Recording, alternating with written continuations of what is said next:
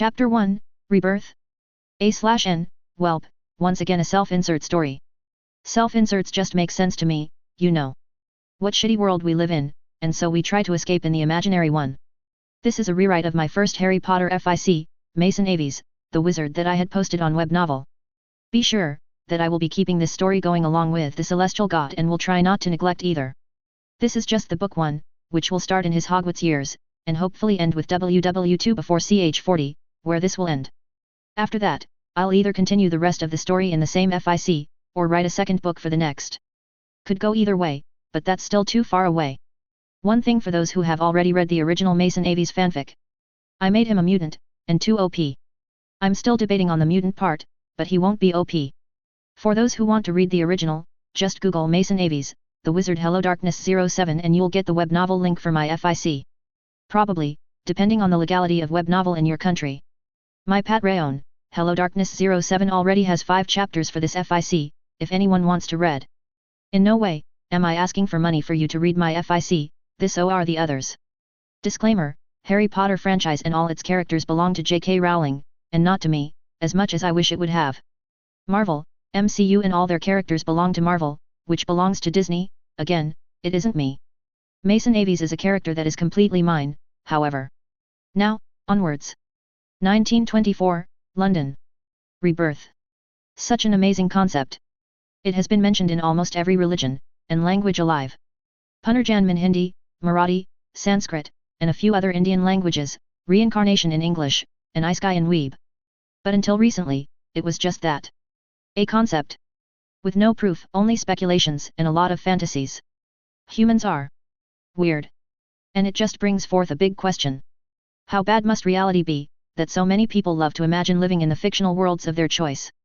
Sometimes, some people would even prefer the fictional, but special, worlds that they hate, over this current reality. But, back to my monologue, I said until recently.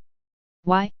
Well, because, recently, just a few days ago in fact, I slept as a 25-year-old Indian man, hopelessly failing in the game of life, and woke up as an orphan 5-year-old boy.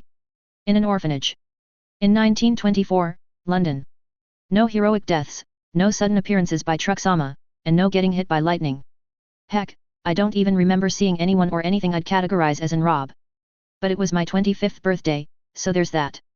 I just slept as one person, an adult, and woke up as another, a child. Thankfully, both sets of memories, of the adult me, and the child me, merged together, instead of one taking over the other. It was like, the child slept, dreamt a whole lifetime for himself, and then woke up, keeping those memories. Which allowed me to instantly understand what both of my personalities went through in their lives. And boy, did I have a bad life before. I came. Confusing, I know. But sometimes it be like that. An orphan living in the Stockwell's orphanage for boys and girls, Mason Aves, I.E. was a really quiet kid. Just 5 years old, Mason didn't have much in the way of intelligence, nor was he especially strong. What he did have, was curiosity. Despite being quiet, he was observant, and curious about almost everything. If he heard, or saw something he did not understand, he would mostly keep it to himself, but pay attention to it happening again. But sometimes, he would ask one of the friendlier sisters about those things. Why do we sleep? Why do we not have these parents that the kids from stories have? Why does Timmy not like me talking to Sister Claire? Why does Tony not like me talking to anyone? Once, he heard Sister Laura, an older caretaker, mention how he was very similar to his mother. And so, for once, he took initiative, and asked questions about her. Turns out, Marigold Aves, his mother, was once a resident of this very orphanage. Brought as a 1-year-old child, by her own father, in 1891, she was practically thrown in Sister Agnes's arms for being useless. Sister Agnes did not know how a 1-year-old baby could be categorized as useful anyway, and neither did the other sisters of the time. The father just left her with her name, Marigold Aves. Marigold was a nice girl, according to the older sisters, Agnes, Laura, and Amelia. These 3 were the only ones remaining from the time Marigold was a baby. When Marigold was a teenager, she went to the local finishing school, and then studied nursing under Sister Agnes, who herself was a member of the National Council of Nurses. Once the Great War began, Marigold, like thousands of other women around the United Kingdom, volunteered as nurses, to help out in the war, in their own way. She was even a proud member of the Queen Alexandra's Imperial Military Nursing Service in the later parts of the war. Once the Great War ended, Marigold returned to the orphanage, to take care of the young. Unfortunately, the good part of her life ended there. One day, in the last days of November 1918, a 28-year-old Marigold came home, crying a lot, and mostly isolated herself. And then, almost 9 months later, on August 28, 1919, Mason Lucas Aves was born. Alas, Marigold died while giving birth to him, due to some complications, having already decided on the name. While the sisters did not inform Mason of why Marigold had returned crying, once I and Mason had merged, I knew. She was raped, and I was the product. It was sad, knowing that you're a product of rape. And here begins the story of Mason Lucas Aves. Me. Mason took a lot from his mother's stories, and most of it was that she liked to take care of others. And he liked that, liked her. Therefore, he decided to try and emulate her. So, he helped the sisters out in taking care of the children younger than him, sometimes older too. He would help them clean up, take care of the chores, etc. He would also read the picture books to the babies, which helped improve his reading, as a fortunate side effect. He also tried to protect the weaker kids from the bullies. Alas, he was one of those weaker kids, and got beat up most of the time. I hit the door. He would tell anyone that asked. But by the face Sister Laura made the last time he gave that excuse, she did not believe it. He did give as much as he got, or tried to, but he was still young, and hence, weak. He wasn't bullied too much, thankfully. His loneliness helped him there too. But one side effect, was that despite the fact that he helped the kids whenever they needed it, and whenever he could, Mason was quick to be discarded by those same kids. Because of their fear of the bullies. Oh, they would play with him, sure. Cricket, football, and even catch. He was allowed to participate. But it was known, that he was not a favorite amongst the kids. But he never gave up trying to become like his mother. It was after one such beating, where he fell on some sharp rocks and got a cut, that he decided. As Sister Agnes, the head caretaker of the orphanage, was bandaging him up, he decided to become a doctor. And he almost never lived to see that day. A few days ago, as he was sitting under a tree, reading a simple book, some of the older kids were playing football in the only ground within the orphanage grounds. Unfortunately, it was not his lucky day. The football, kicked by a 13-year-old boy, hit by its full force, right on Mason's face. While the football hurt by itself, a lot for a 5-year-old, Mason's head snapping back and hitting a knot on the tree behind him, undoubtedly hurt more. He had a headache, for 2 straight days. And then, when he woke up on the 3rd day, he woke up with additional memories. Mine. I was both the British child Mason Aves, and I was the Indian man, Chinmay. And I had to believe it, with all my heart.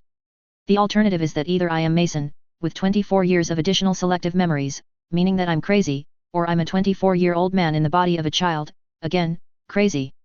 Both of them are not something I can even start believing. So, yet.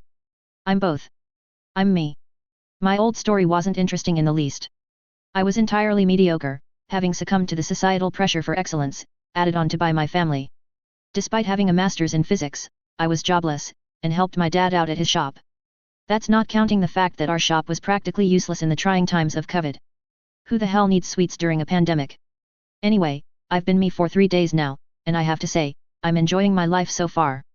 Haven't been bullied these 3 days at least, so there's that. Sure, the times were hard, because of the Great War having ended literally 6 years ago, but our orphanage wasn't suffering much. Mr. Stockwell, the owner of the orphanage, was a small-time noble, but big-time rich. He, along with the very generous people of the British royal family, kept the orphanage stable with enough funds. And there were the various donations too. Books, grains, food, money. People would find a few good parts in their heart a lot. Other than that, the kids in the orphanage, those older than 7, were allowed to seek jobs outside, and half of the wages went to the orphanage's funds. Was it right? No, but these were trying times, you know. What do kids even need the money for anyway? Is what the adults said when I asked once. Back to me, other than helping out during the chores and gardening, I've been just lazing around, reading books. I know that the Great War, meaning the World War I, has ended 6 years ago, in 1918. And if this world is anything similar to my old world, then World War II will begin right as I turn an adult. Giving me an opportunity to fight for the country that's currently enslaving my own. Joy. Like, come on, what are the chances that I will actually be born in one of the fictional worlds and not the past of my actual world? Pretty close to 0, I'd say. But that wasn't my actual problem. I barely know anything about this era. Heck, I didn't know when WW1 ended, or who participated, before I was actually reborn here.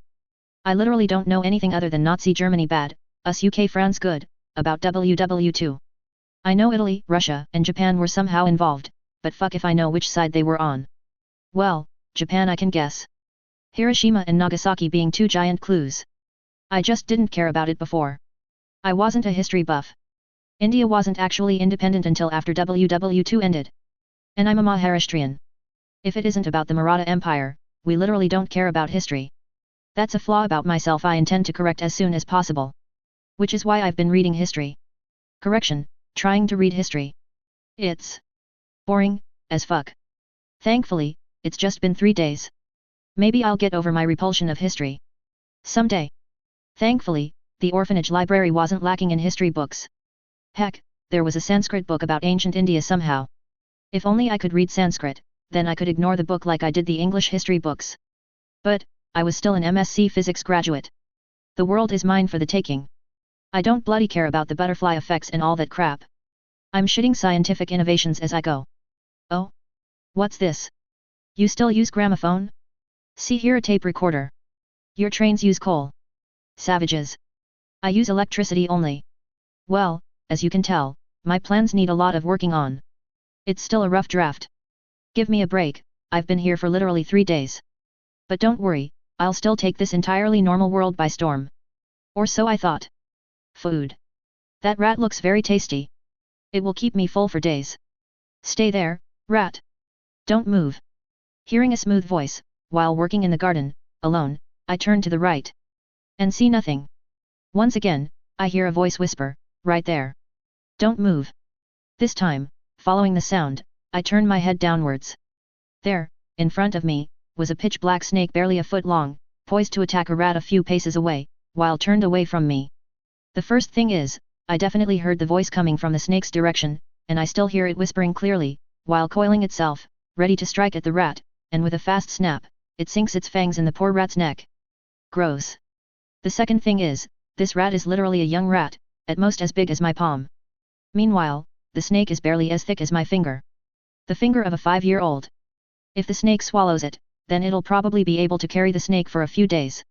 And the main point is, I can hear the snake talking. Snakes.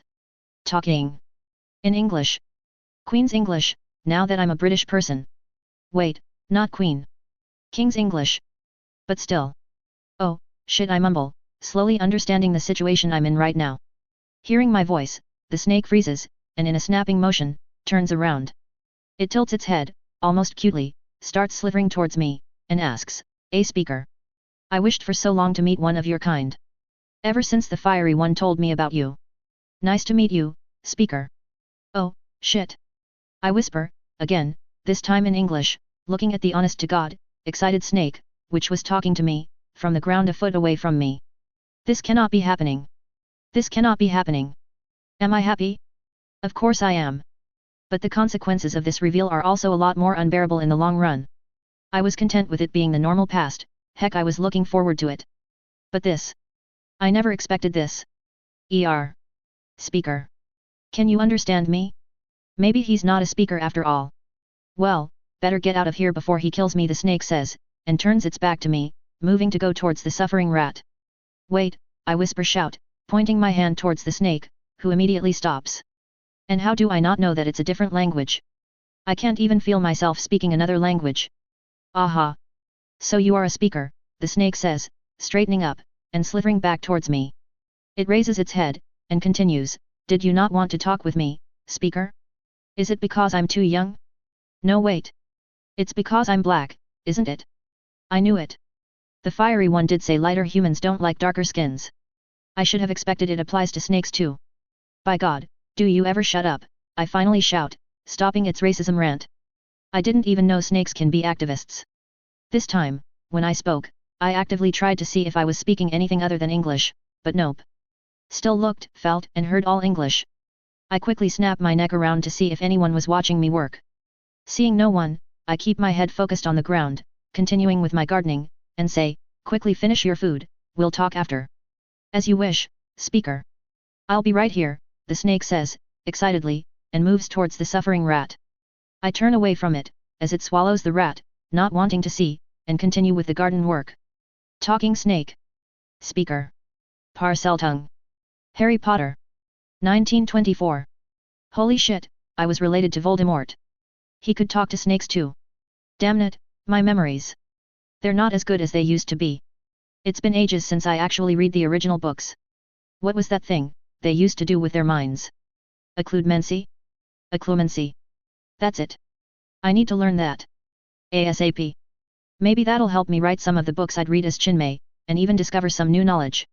The snake finished its eating, more like swallowing, within the minute I was overthinking, and trying not to be overwhelmed, and came and flicked its tongue, licking the back of my hand. I snap out of it, and pull my hand away. Can you not do that? I ask, snapping at the snake. The snake tilts its head, and says, you were daydreaming.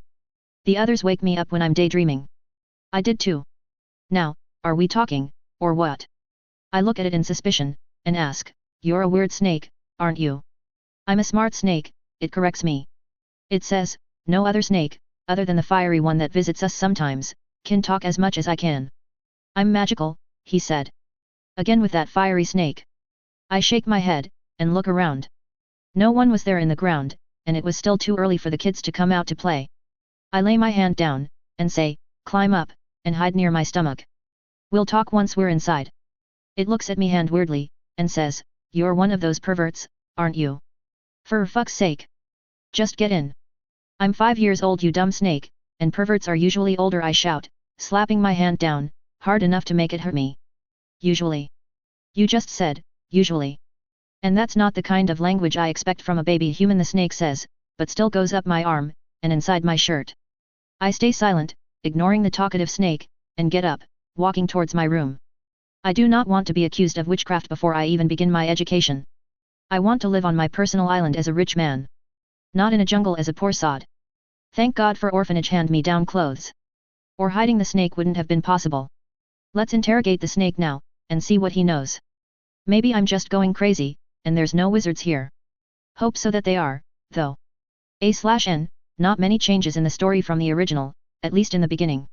Some important changes later will be that he won't be as big of a telepath and telekinetic as he was in the original. There's more, but don't worry. I'll be sure to add some things to balance it out. A little. Wish me luck. Tada. Chapter 2, Visitor. A/N, part1, HelloDarkness07. 2 days, that's how long I kept on with the soft interrogation of Sly, the newly named snake that I picked up after finding out I could understand it.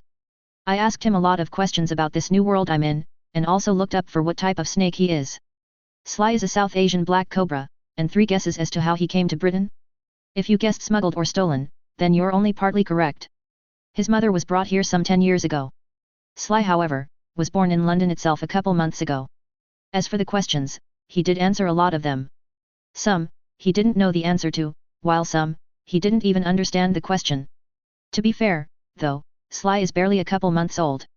This just makes me appreciate his intelligence even more. He can speak way more than I'd expected of a snake. Back to the questions, again, I asked him about magic. He didn't know much, but he knew a snake, the fiery one, who knew much more about magic. I really need to meet this fiery snake. The rest of the questions were useless when asking a 2-month-old snake, so I was just content with waiting until I meet this fiery one. I did ask Sly where he met this fiery one, and he had said that there was a bush somewhere near my orphanage, where snakes gathered. The smarter snakes would share gossips, and general information there. This fiery snake was sort of the unofficial leader of the group of snakes, as he was the smartest, and he was the only source of information on wizards. He would bring whatever news he listened, to the other snakes. So this fiery one also probably understands common English. So, I asked more questions. Turns out, there is a magical community, just like I expected, centered around London, and hiding all over the world. One of these magical humans, I think, had smuggled Sly's mother from South Asia, and used her eggs, or baby snakes, in potions. Sly didn't exactly tell me that, but I gathered it from the things he did tell me. Don't ask. Sly himself only survived by hiding away in the owner's coat, on his mother's advice. After which, when the human left the house, Sly escaped. That was a few weeks ago, and Sly has been living in that bush ever since, surviving off the rats. Well, that ends now. You're living with me now, I say, picking up Sly gently, and looking him straight in his golden eyes. Damn, it's still creepy. At least he's cute. Sly just stares at me, tilting his head, and says, you don't even look big enough to feed yourself, how will you feed me, human? I wave my hand, and say, plenty of rats in the orphanage, Sly. Don't worry. You'll have free rein to travel through the walls. Although, I'd appreciate if you don't appear in front of any other humans. They'll kill you, and then they'll burn me. Probably. I should research when witch burnings stopped, if they did. Priority should be that, to be frank. I still don't trust you, human. I will return to my burrow, and think before coming to live with you, Sly says, after a moment of thinking. What did I say? He's smart, unnaturally so. It's probably something related to magic. Of course. My home is open to you, should you agree I consent, with a nod of my head. There were more questions, burning in my mind, but they'll have to wait until I actually meet this fiery one. Speaking of, could you bring this fiery snake here? Directly to my room is preferable. I have some questions that I need to ask of him. Sly shrugs. How does he do that, and says, I will ask. But the fiery one is a busy snake. He comes to us only once every few days. The last time he came, I was smaller. Nodding, I say, fine. Pausing, I sniffle a bit, sad at having to let Sly go, and say, I'll miss you, Sly. Be careful of humans. Goodbye, human, Sly says, slithering down my hand. Goodbye, Sly. Don't forget, if any other magical snake wants to talk to a speaker, you can bring them here, but only if I'm alone. And one by one. Don't bring them all at once. I won't speak if someone is in front of me, and that can get you killed, I say, repeating it after having told him this yesterday too. Seriously, I did not want any snake dying, simply because it came to meet me at the wrong time. The snake waves his tail to me, and starts climbing down. He says, yes, yes. I know, human. I'm going now. I'll be back. You humans are really weird. And be careful of perverts. Chuckling, I wipe my eyes, I let Sly slide off my hands, only to see him disappear under the wall. Hiding him was a chore for these 2 days. Thankfully, he was small. But the sisters are really too vigilant for being caretakers of an orphanage. I simply watch it go, with a sad face, and start crying. I'm 6, alright, give me a break. My mind, while having adult memories, has hormones of a child's. And I just lost my first pet. I'll miss you, Sly. Wizard. I'm a wizard. Hopefully. Point in favor being that I can talk to snakes, as proved by Sly, even if I cannot distinguish between the snake language and the human one. It all sounds English to me, which is really weird, considering that I could speak to 2 more languages just as fluently. Hindi and Marathi, for those curious. Point against it, is that I distinctly remember that Mara P. Gaunt, who was either a squib, or close to a squib, could also speak to snakes. So I still could be a squib. Speaking of Gaunts, I realized something when I spoke to Sly. My parcel tongue has to come from somewhere. Either my mother's family, or my father's. My mother's father was fairly rich, from what Sister Agnes told me, so it can't be the Gaunts. Which leaves my father. 2 Gaunts. Tommy Boy's uncle, and grandfather. And one of them raped my mum. Uncle's more likely than grandpa, considering that the grandpa must be old now. But can't dismiss him completely, even if Morphin, I think, Gaunt is the more likely rapist. Well, he's dead. He just doesn't know it yet. Even if I find myself to be a squib, I will find them, and kill them. Using muggle methods, like guns, just to spite them even more. And what is it with the Gaunts and raping? Tommy's mother potioned his father and raped him. Or will do it in the future. My father raped my mother. And I don't know who the grandpa raped, but I'm thinking she was related to him. Bloody gits. 9 days later, as I'm on my way to bed after a long day, I see something that makes me, a Hindu, almost scream out for Jesus Christ. There, curled up in the corner behind my cot, was Sly, accompanied by what could only be the fiery snake. It was hidden well enough, under my cot, but unfortunately for the snake, it gave out a small amount of red light. The snake was 3 feet long, and about 2 inches wide. However, its skin wasn't normal. Its skin looked like it was burning, thankfully without harming the wooden floor underneath it. There were a few reddish embers showing through the skin, along with the fire-orange eyes that were staring at me, creepily. Hello, I say, shutting my door and locking it, automatically switching to parcel tongue as soon as my eyes land on the 2 snakes. I still couldn't consciously distinguish between the normal tongue, and the snake tongue, not could I switch without the snakes present. Sly comes forward, and I bent down to pick him up. As he rests on my shoulder, he says, "Hello, human. We meet again. I brought the fiery snake to you, as you asked." "Greetings, wizard," the burning snake says, lifting its head up to my knee level. "That's enough of a confirmation for me. I'm a wizard." Woohoo! Dropping down, I sit down in front of it, legs folded, too excited to think it through, and say, "It's wonderful to meet you, fiery one. I am so excited to meet you, and I didn't think you'd actually come. I didn't even think Sly was going to return, when he was absent for a week. That was a tearful week. The little one told me that he met a speaker, and I did not believe it. I wanted to see you for myself, the fiery one says, and then crawls closer to me.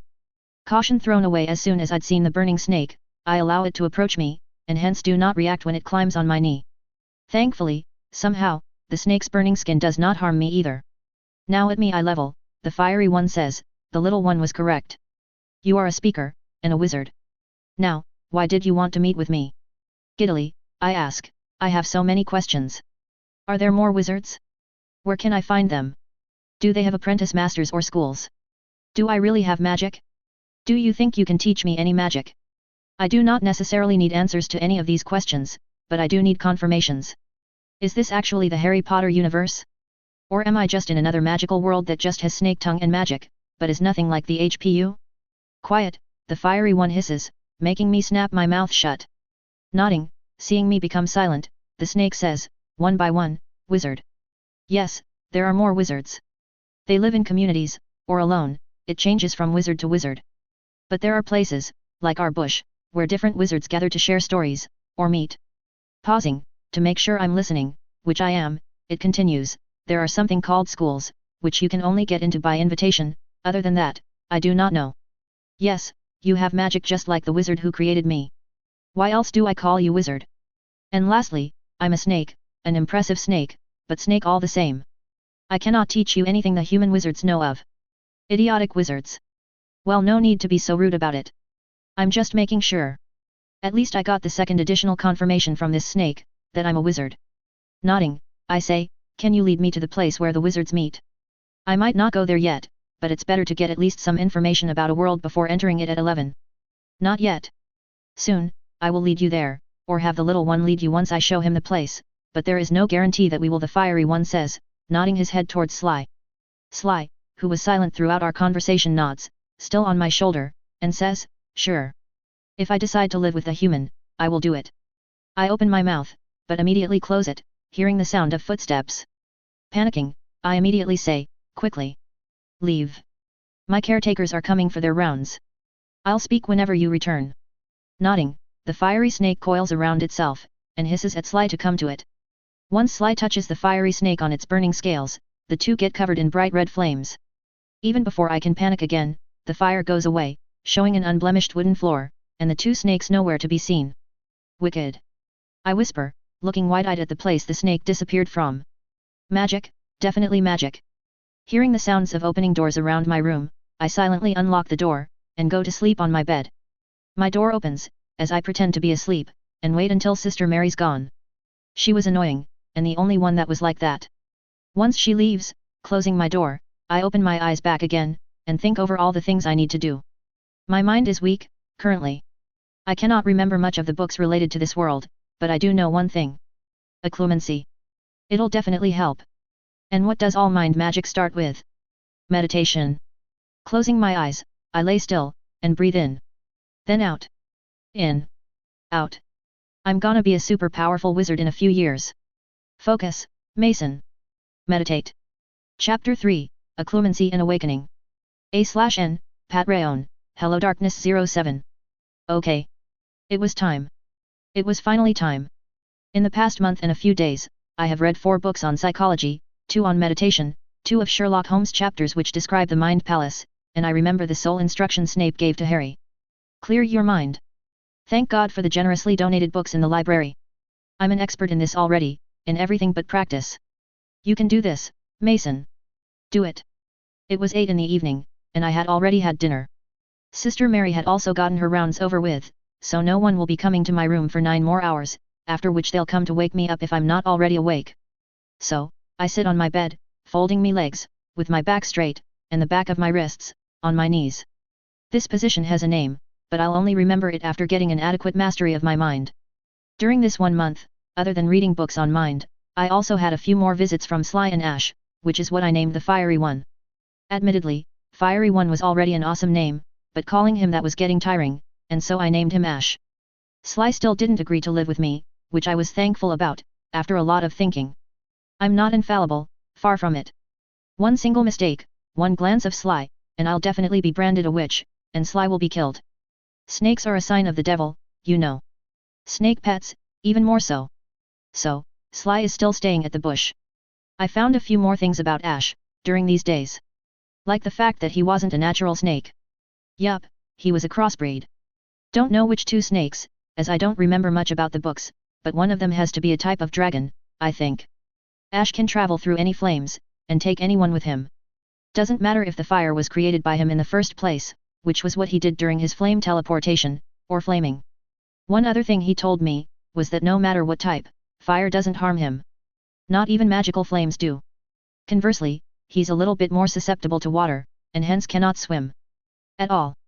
Such knowledge, while impressive when coming from a snake, was still something I could dismiss, considering that I have the entire 7 books, and only 7, in my head somewhere, along with literally thousands of fanfictions.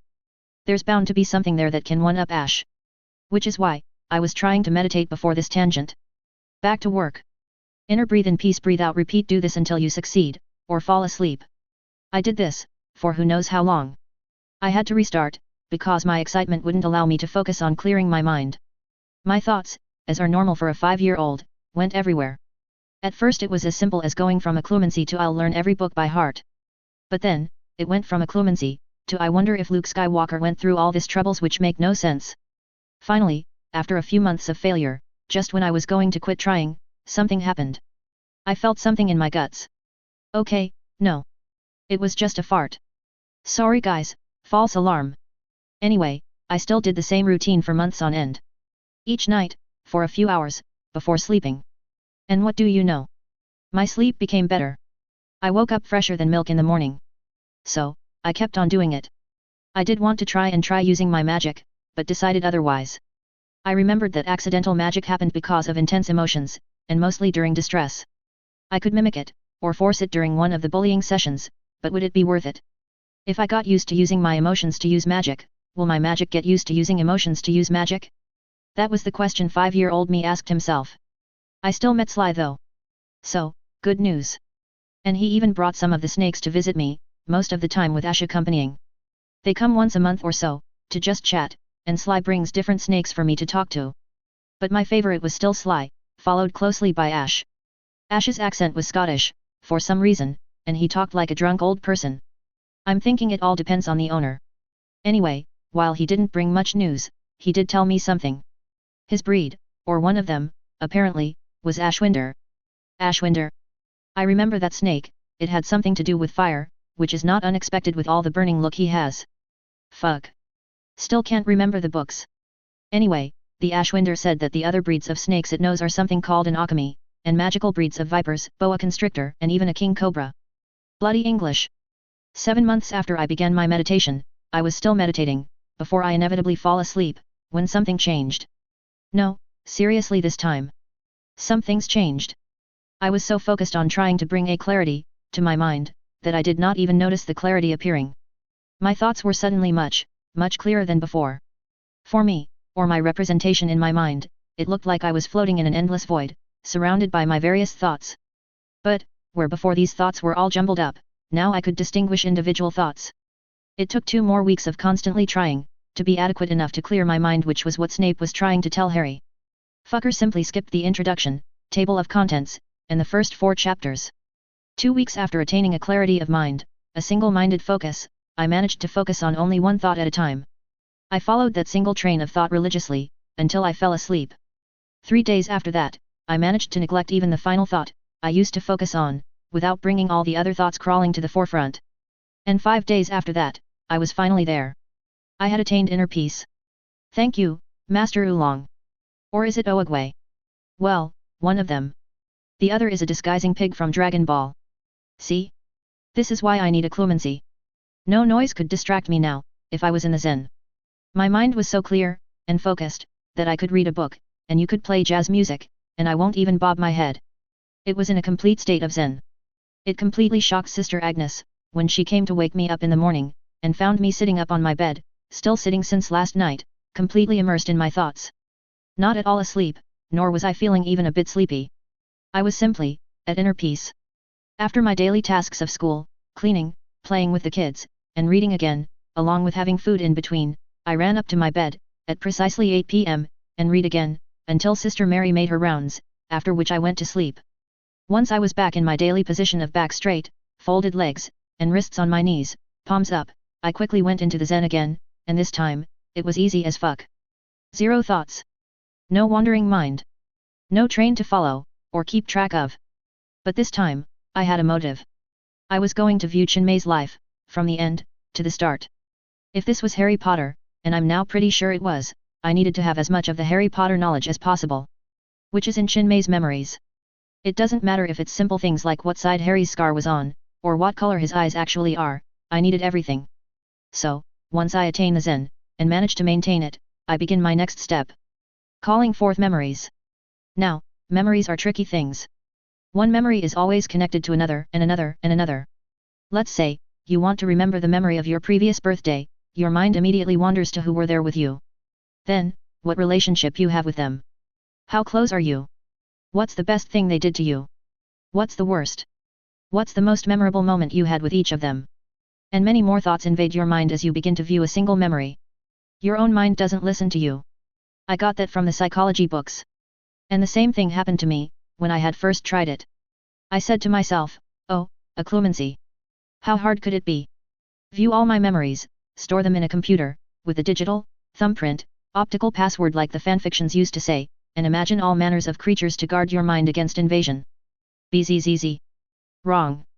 Your mind is not a computer, nor does it necessarily have enough imagination, or capability, to imagine a computer system, and give it different unlocking mechanisms.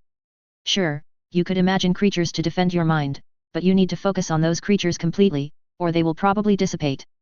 Heck, even memories dissipate as soon as I lose focus, and they're already mine. So, I had to attain Zen first. Once I had that down, I was ready for the next step. Which brings us to now. I slowly imagined an empty shelf forming on my side, while my train of thoughts was empty. Yes, I'm imagining a library. Ha. I'm starting with the basics, just to sort the memories first. Once the shelf was formed, and looked good enough to my inner eye, I pointed a hand at it, and willed it to stay. It took a while, but I could sort of feel it being fixed to the ground. Then, with one eye on the empty shelf, and half focusing on keeping myself in the Zen, I called a memory forward. The memory of me having my first kiss.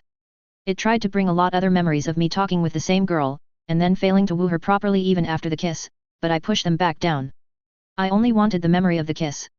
Finally, after an indeterminate amount of time, the memory got free, and I could view it in front of me, like a widescreen holographic TV. Once the memory was viewed again, I slowly moved the memory to the shelf. With as gentle movement as possible, I keep the memory on a compartment of the shelf. And I am shocked. First of all, the memory got turned into a page, which placed itself on the top of the shelf. Secondly, I could remember it. Very clearly. Each and every second, and down to the last detail. I remember how her lips felt, how she tasted. I remember how hands felt on my chest. I even remember the softness of her wonderful. Ahem. You're 6, Mason, control yourself. Ahem, so I remember everything about that incident. So at least I know I was going on the right track. This is one heck of a beginner's luck. Even if I get tired after a while of doing this.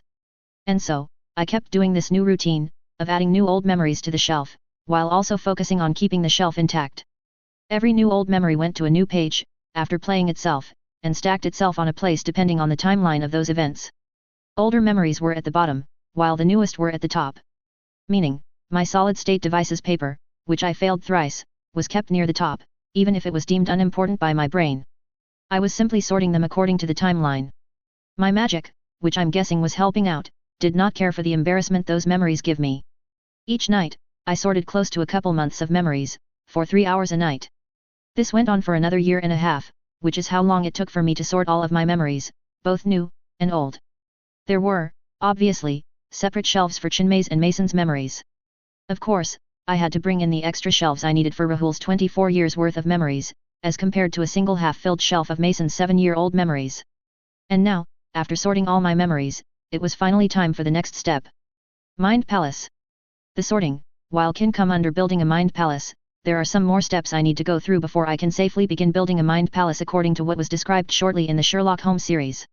If I had begun building it, before sorting and storing my memories in a temporary location, the shelves, I would have had to deal with trains of thought, that were a lot harder to get rid of.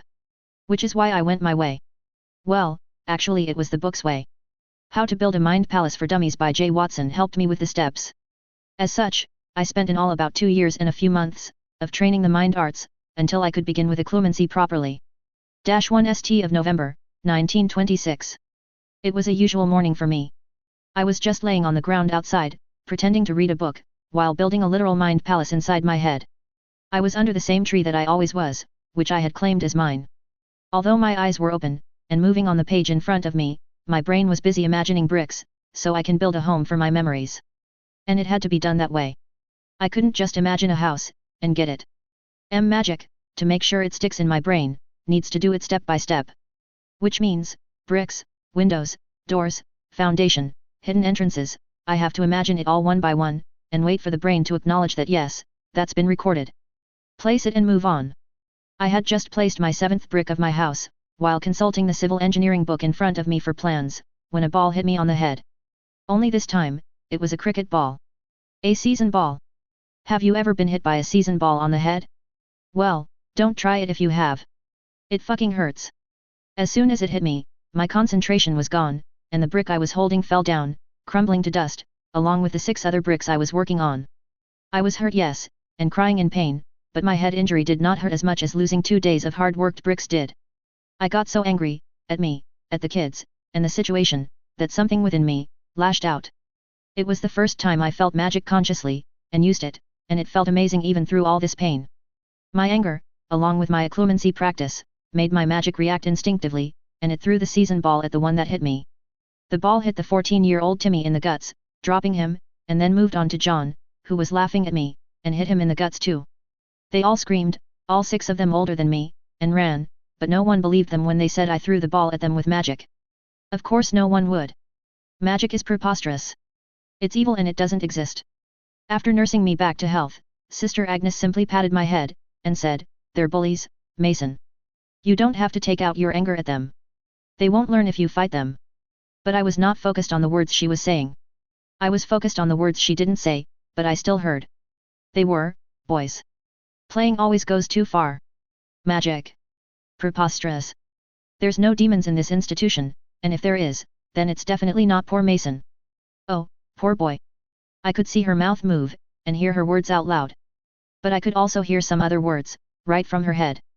Legilimency, my mind supplies immediately, and I clamped down on giddiness, not wanting to pull something in my head wound. Focusing on my zen, I closed my mind off to any and all distraction, even my own, which somehow proved successful in stopping my mind from picking on her thoughts. I shrugged at Sister Agnes, and went back to my room without replying to her statement. I was already a loner, what's one more mark on my lonely record? Once back in my room, I opened my mind up again, to immediate noise. Noise from the next door, I'm going to beat Timmy up tomorrow. Because of him, I had to take spankings from Sister Emma. The one next to it, oh, sweet Laura. I love you. The one across mine, yes, Miss Stockwell. I'll help you come out of the laundry machine. The one above my room, and the one above that. I could suddenly hear noises from all directions, with the 2-room radius. And suddenly it clicked. Legilimency. The reading of minds. I must be some kind of natural legilimens, or something, if I can read thoughts without eye contact. In the next few minutes, I learned how to turn my natural gift, on and off. Which was all I could do, as of yet. I could listen to all the thoughts 25 yards around me in any direction, or I could listen to none. And it was only the surface, current thoughts that I could hear. Not their deeper memories. I didn't even know where to start with that. But this was just a start. I was just 7 years old, and not expected to even know how to listen to thoughts. At least, I could turn them off and on back again. Which was as good a start as I can get. But ultimately, Timmy helped me a lot. He allowed me to feel how using magic felt like, and he allowed me to speed up my mind arts training, as there's nothing more distracting than a hormonal young adult sister, who wants to bang the orphanage owner's daughter. I'll have to do something nice for him, later. I meant Timmy, by the way. A/N, just a few chapters will be edited versions of my original book. After which, I'll write as the plot goes, and not consult the original FIC. Much. Meaning I'll just take the character names, plot line, and a few key details from the original book. Reviews are appreciated, and welcomed. Cheers. Tada. Chapter 4, Progress, finally. A/N, Pat Rayon, HelloDarkness07. 2 chapters today, this is the first one. Keep an eye out. It's been a few months since I awakened what I first called natural legilimency.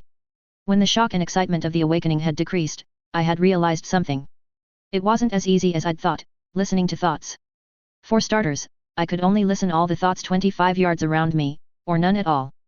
Thankfully, I could also only hear their current thoughts, what they're most focused on currently. But even still, 25 yards full of people thinking loudly, or as loud as minds can get, wasn't as majestic as I'd first felt. It was headache-inducing, and painful as fuck. The first time after the incident, that I'd gone to school, I had spent whole 10 minutes wincing and rubbing my head, when I'd made the mistake of turning my legilimency on.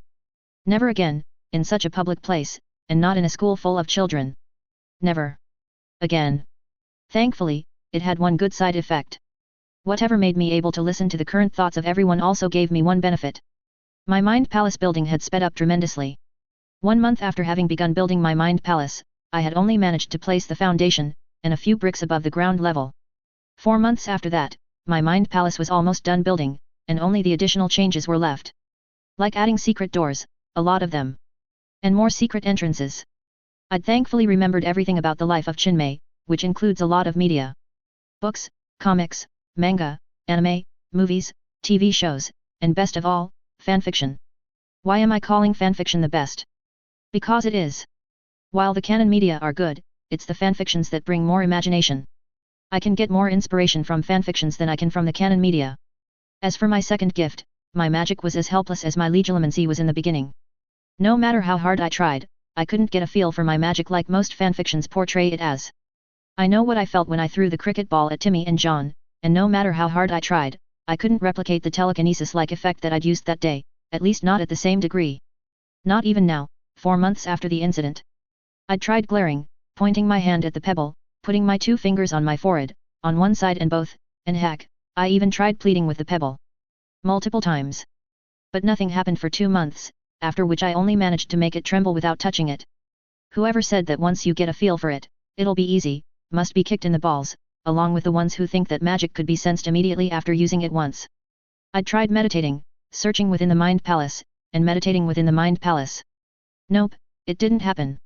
There was no sudden flow of energy, no warmth in my heart/tummy/navel.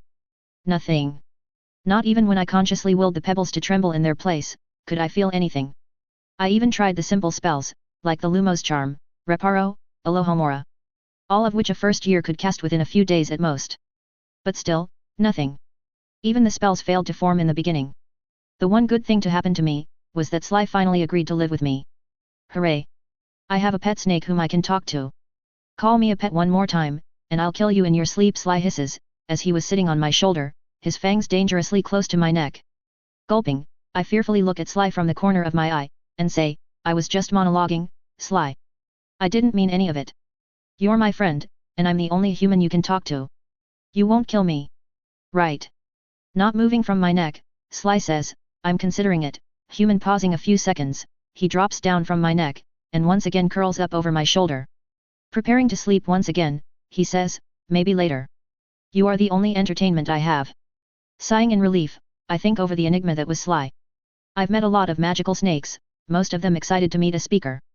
But Sly was definitely the smartest, if I leave out Ash, the Ashwinder. He was also the one who grew the least amongst the snakes. Sly was 6 months old, and he was still just 1.5 feet long, and barely a couple inches wide. Ash was young too, a couple years old at most, but his growth was visible during these months. Sly, not so much. Getting up, I sit on the chair near my desk, and start with my homework. Annoyingly, school was compulsory for everyone from the ages of 5 to 14. Thankfully, it was free, and we had to pay nothing other than for our stationery. This was the era of the Great Depression, you know. If it wasn't for the goodwill of the orphanage owner, we wouldn't have even gotten 3 meals a day. Also thankfully, the school we went to was right next to our orphanage, so we didn't have to take anything to eat with us, the other kids bring potatoes. Us orphans would just come back to the orphanage, have lunch, and then go back to school, to study the annoyingly easy stuff. Except geography. European geography wasn't something I was an expert in. Fortunately, I won't have to suffer this for long. I'll be going to Hogwarts anyway. 2 years later. London, July, 1928. 4 years, it has been, since I had my rebirth, and 2 years, since Sly came to stay with me. I've kept him hidden all this time, with no issues to speak of. My PE friend was as pleasant as he used to be, only bigger now.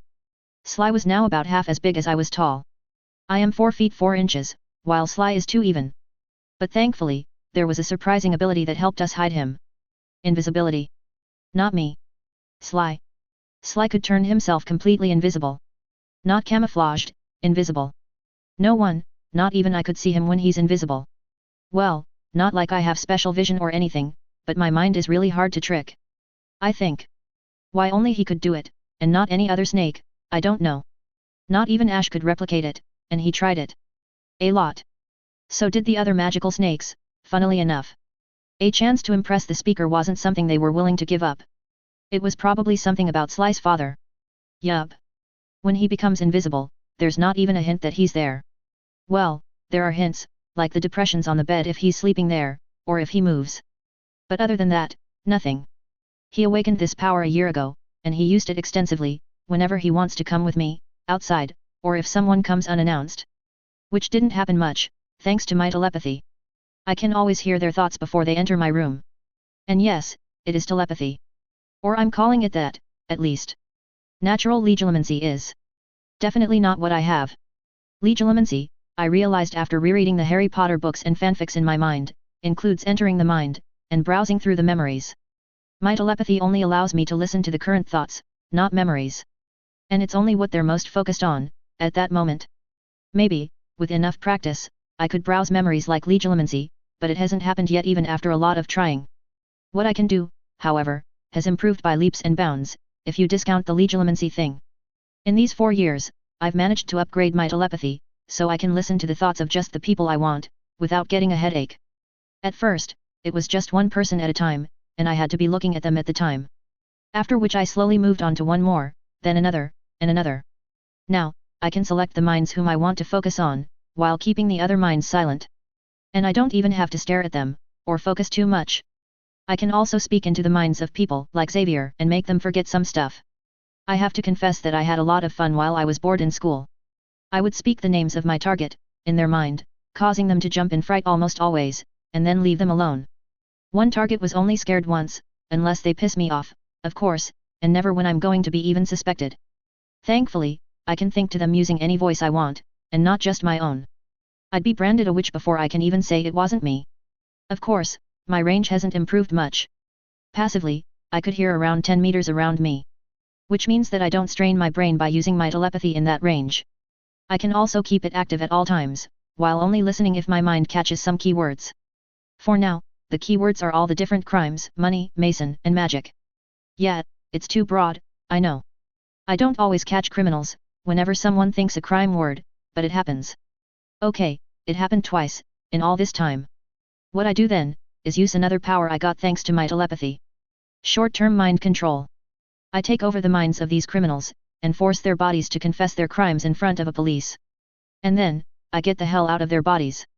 No need to risk being in the body of a serial killer, or God forbid, rapist, and then awaken the legilimency part of my telepathy. Actively, I can increase my range to about 1 kilometer, to search for a specific mind, or while searching in a specific direction. And it almost always strains my mind if I do it for too long, or try to go too far. Straining means I get a headache that could stay for as long as the entire week. But, it is fun, listening to thoughts, even if it's not exactly moral. I don't do it for personal gain, nor do I do it out of any maliciousness. Well, other than the scaring people part.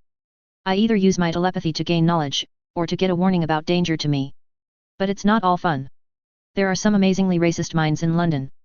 The richer they are, the more racist they are. And there are the truly disgusting ones, like hardened criminals. Well, it is 1928. But at least, this was also a time of innovation. There were some amazing minds in London right now, and searching for physics/maths related thoughts was a good hobby of mine. One of them, at least. It kept my brain active, and stopped it from becoming stagnant when it comes to education. Done with homework for the week, I stretch a bit, and shut the curtains tight. After shutting the window close, I then place my hand on the desk, palm up, and just look at it. It was Saturday night right now, and the time was about 10 p.m., which was way past my official bedtime. But, it was also the only time that I get enough privacy, and peace, to do this. Staring at my palm, I think hard on what I want to happen, using my superb control on my mind to stop all other thoughts. Occlumency, baby. Keeping an image of a big ball of white light forming above my palm in my mind, I whisper, Lumos. A glowing white ball of light forms right above my hand, making me immediately smile. Concentrating again, I will the orb of light to change colors. Blue, green, purple, red, orange, yellow. The orb keeps cycling through those colors, and I keep at it for 5 minutes, which is my current limit of using magic continuously. I had cast my first successful spell a few months after Sly threatened me that day for calling him a pet. Lumos. A spell to create light at the tip of your wand. When I cast it first, the tip of my middle finger lit up for a few seconds, and then it blinked out of existence. That, I took, for magic giving me the middle finger and then laughing at me. At first, I was obviously excited, and then tried it again. And again, and again. Slowly, I managed to gain more control on my magic, and I could now do a lot more. 2 years of such practice later, I could create an orb of light independent of my body, change its colors to be any I can think of, and move it around within a short range of 20 meters. Magic wasn't just staring and saying the spell. You need to have intent, willpower, and magical power too. The wand motions were necessary for some spells, but since I wasn't using a wand, I didn't even try to do that. I didn't know much wand movements other than the ones mentioned in the books. Swish and flick for the levitation charm for one. And so, I didn't try and invent wand motions for Lumos, which was supposed to be the easiest spell to cast. Can't mess what you don't try. Other than Lumos, I could also cast the Alohomora, Unlocking Charm, Wingardium Leviosa, Levitation Charm, the Reparo, Mending Charm, which repairs stuff after physical damage, within limits, the Oxio, Summoning Charm, which obviously summons stuff towards you, and its polar opposite, Depulso, Banishing Charm, which throws stuff away from you. Thank God for occlumency. The Summoning Charm was a surprise to me, as I knew that it was a 4th to 5th year level spell. But, considering that the other spells I could do were also from the charms category, I concluded that I must be a bloody genius in charms. Disregarding the initial failures, that is. What I did just now, was what I do every day. Even if I know that not all fanfics were correct when it comes to magic, I know one thing, both from fanfic, and my own experience. Practice makes perfect. The more you use it, the better you get at it. I did not manage to change colors of my light orb by just sitting on my hand. I practiced daily. Every day, for the last 2 years, I cast all the spells I knew at the time, until I could feel myself get tired. At first, it was just Lumos, and I could barely hold it for a few seconds continuously. I could do it again after that, but the time would be decreased. Slowly, I increased the time to 5 minutes of the spell, after which I need to rest for 2 minutes in the least. I still couldn't feel my magic within me, so I have no idea why only 2 minutes rest was enough. After those 2 minutes of rest I would practice every other spell I knew for 5 minutes each, and then try new spells. So, after resting for a couple minutes, I begin with the next spell on my list. The Unlocking Charm. There was a drawer on my desk, which had a lock and key. I had to nick the key from Sister Mary to lock the drawer, before I could practice unlocking it, but it was easy enough to do when everyone was asleep. Touching the lock with my right palm, I whisper, Alohomora. The expected click sound happens, making me giggle internally, and I use the key to lock the drawer again. This time, since I couldn't exactly cast continuously, I lock and unlock the drawer for 10 minutes, which was still not enough to tire me out, but I stopped there anyway. Don't get me wrong, 5 minutes of continuous casting is all I can do. But, unlocking a drawer takes barely a second, and then a few seconds to lock it back up. My guess is, that if there is a magical core, then it fills back up slower than I use my magic. If there isn't a core, then a human body must have a limit over how long it can channel magic from wherever we get it, varying from wizard to wizard. So, continuous usage, like the Lumos, is something I can only do for 5 minutes before the core starts experiencing strain, and I begin feeling tired. I'm not stupid enough to completely dry out my core if it exists, so I stop as soon as my limit approaches. After 10 minutes of Alohomora, and 2 minutes of meditative rest, it's time for the next spell, the Mending Charm. It was simple for this one. I had a twig that I'd picked up from the ground this evening, before dinner. I break it, and then use the reparo to fix it back up. For 10 more minutes. I haven't succeeded in casting the Diffindo, Severing Charm, yet, so until then, I have to do it by hand. And there are limits to the reparo charm. I cannot fix if more than 30% of the broken object is missing. Up to that, my magic somehow creates the stuff that's missing. But if more than that is missing, then nothing happens. I also cannot use it on anything that was at any time alive. So no using reparo to fix bones, or heal cuts. There are different spells for that, but they're too far above my level for now. After 10 minutes of casting the Mending Charm, it's time for the next spells. All together. For that, I use my pillow, and place it near the door, which is about 5 meters away from my desk. Pointing my palm at it, I do the motion of swish and flick, and whisper, Wingardium Leviosa. Once the pillow starts floating up, I whisper, Oxio. And the pillow zooms towards me. Before it can reach me, I whisper, Depulso. And it is thrown away from me, back towards the door. Again and again, I summon the pillow towards me, and then banish it back, while the levitation charm keeps it afloat. As the 7th minute of holding the pillow afloat, and moving it back and forth again and again, as I begin to become tired, I finally feel it. My magic. In my hand. I could feel it. I could feel it. The pillow drops down on the ground, the charm having been uncast, and the sound of the pillow hitting the floor snaps me out of my shock. Sly. I can feel my magic, I whisper shout, too excited to realize that I've probably woke someone up. Sly, who was watching me from the bed, lifts his head up, and says, Oh? You'll finally stop whining about it every 5th day then, I hope. I pout at him, completely involuntarily I assure you, and say, I don't whine every 5th day. Fine. 2nd day, then. Have you finished with your magic yet? I need the warmth of your leg to sleep peacefully, Sly says, and stretches on my bed. I open my mouth to say, that yes, I'm finished for now, but suddenly my mind hears something else. What in the blazes is he doing up this late today? Disturbing the sleeps of honest working women, I should spank the little brat until he's red. Says the ever-pleasant voice of Sister Mary, thinking furiously to herself. Oh crap. My pillow fell on the floor. Sister Mary lives in the room right underneath mine. And she's coming up. Snapping my head towards Sly, I hiss, quick. Go invisible and get off the bed. Complain about the cold later, Sly, I add the last part when I see him start hissing in irritation. Sly does as he says, knowing that I probably heard someone coming up. Quickly, I lay down on the floor itself, summon the pillow towards me, and take my cover, throwing it haphazardly over myself. Opening my mouth slightly, I shut my eyes close, pushing them slightly deeper to imitate a sleeping person, and pretend to be asleep, on the floor. Thankfully, my homework was closed up, and the twig was kept away before I began with the 3 charms together, so when Sister Mary opens the door, and sees me laying on the floor, right beside my messy bed, I practically hear her make her conclusions.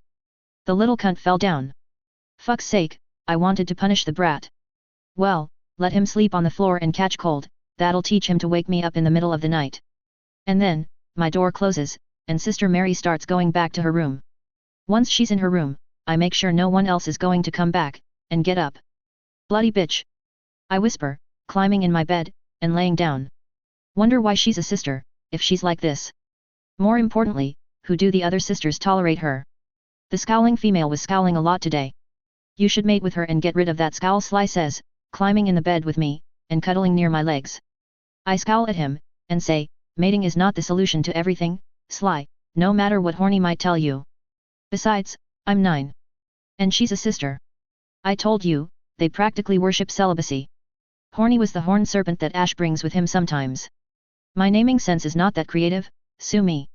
Horny, like his name, is too focused on mating, as he would say. I'm not even 3 years old and I've mated. You're just using it as an excuse, Sly says, purposefully flicking his tongue on my soul. I'm a human, and not grown yet, so it's different. No. Don't say anything. Just sleep, I say, and shut my eyes, thankful that my hissing isn't that loud. I could hiss in a crowded room, and unless someone the room is entirely silent, no one other than those within an arm's length from me will hear it. As you wish. I still say you should mate with her. Size isn't that much of a difference when mating, you know, Sly says, and finally goes to sleep. Magic. I can feel my magic now. How fucking cool is that? Too cool, that's how much. This does bring a smile to my face. A/N, I'm trying to write at least 1 chapter every day, no matter for which of the 2 FICS. But sometimes, it's hard. So, I hope you understand if I don't post more than 2 to 3 chapters per week. Next chapter, whenever it comes, will include Mason getting his Hogwarts letter. I have to ask. I'm going to include MCU, but should I bring in mutants, Fantastic Four, and the rest? If I do, I'll only keep it to the movies, and borrow some storylines from the comics, like I do for the Celestial God. Or should I keep it to MCU/HP? How was this chapter? Thank you for your support. Tada! Chapter 5, Almost 11. A/N, Patreon, HelloDarkness07.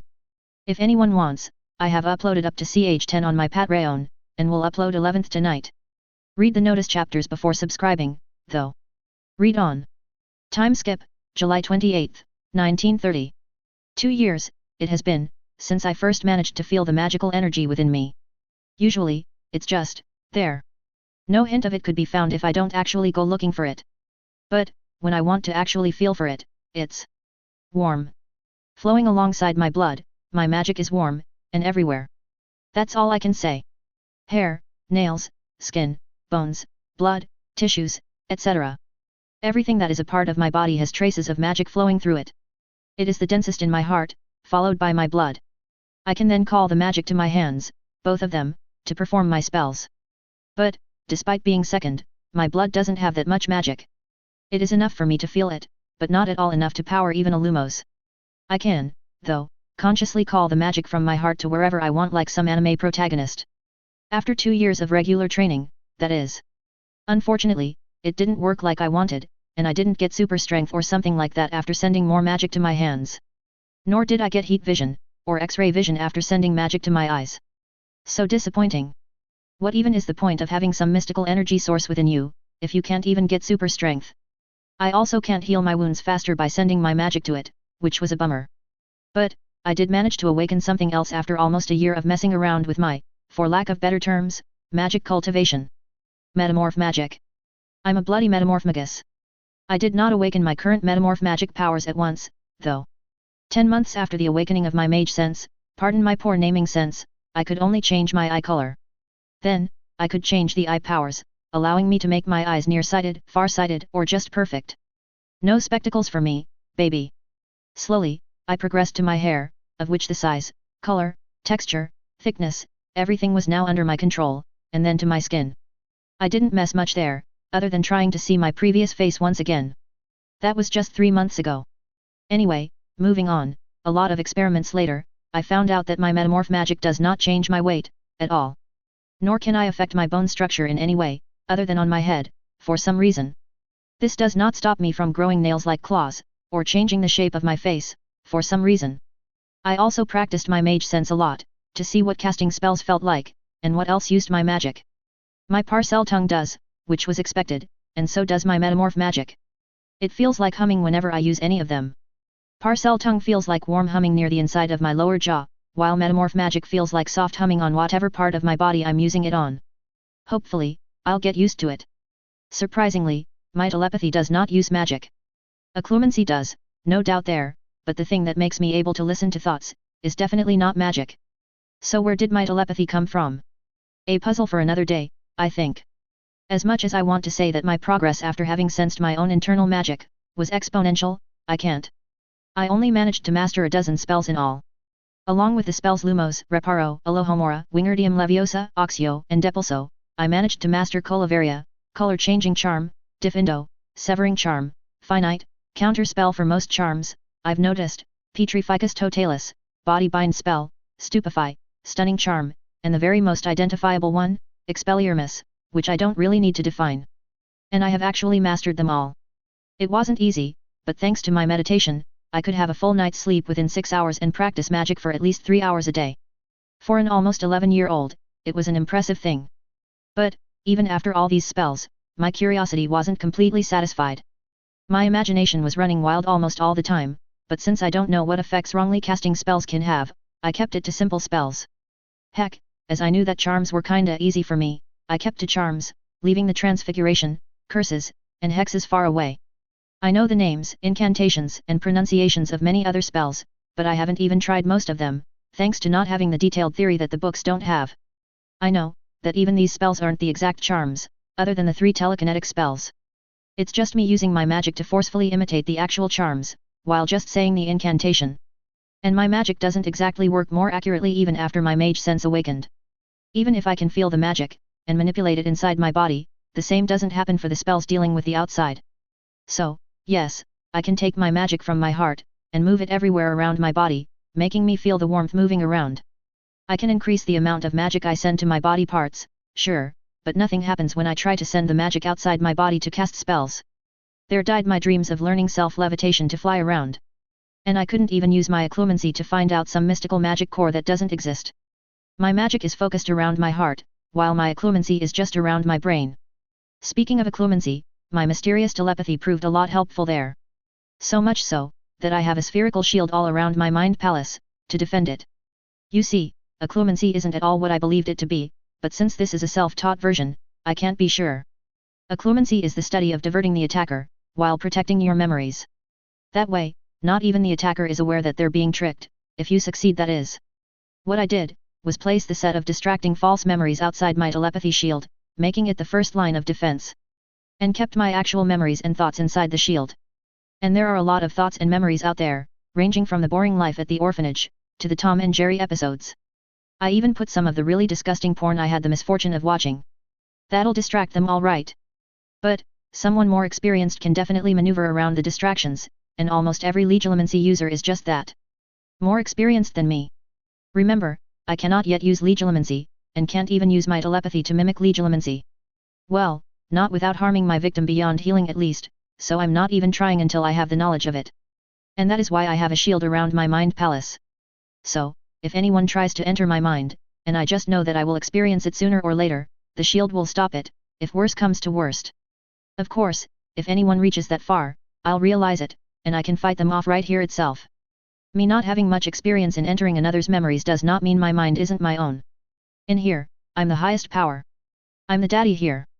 Anyway, right now, I was just laying on my bed, reading Agatha Christie's Murder on the Orient Express.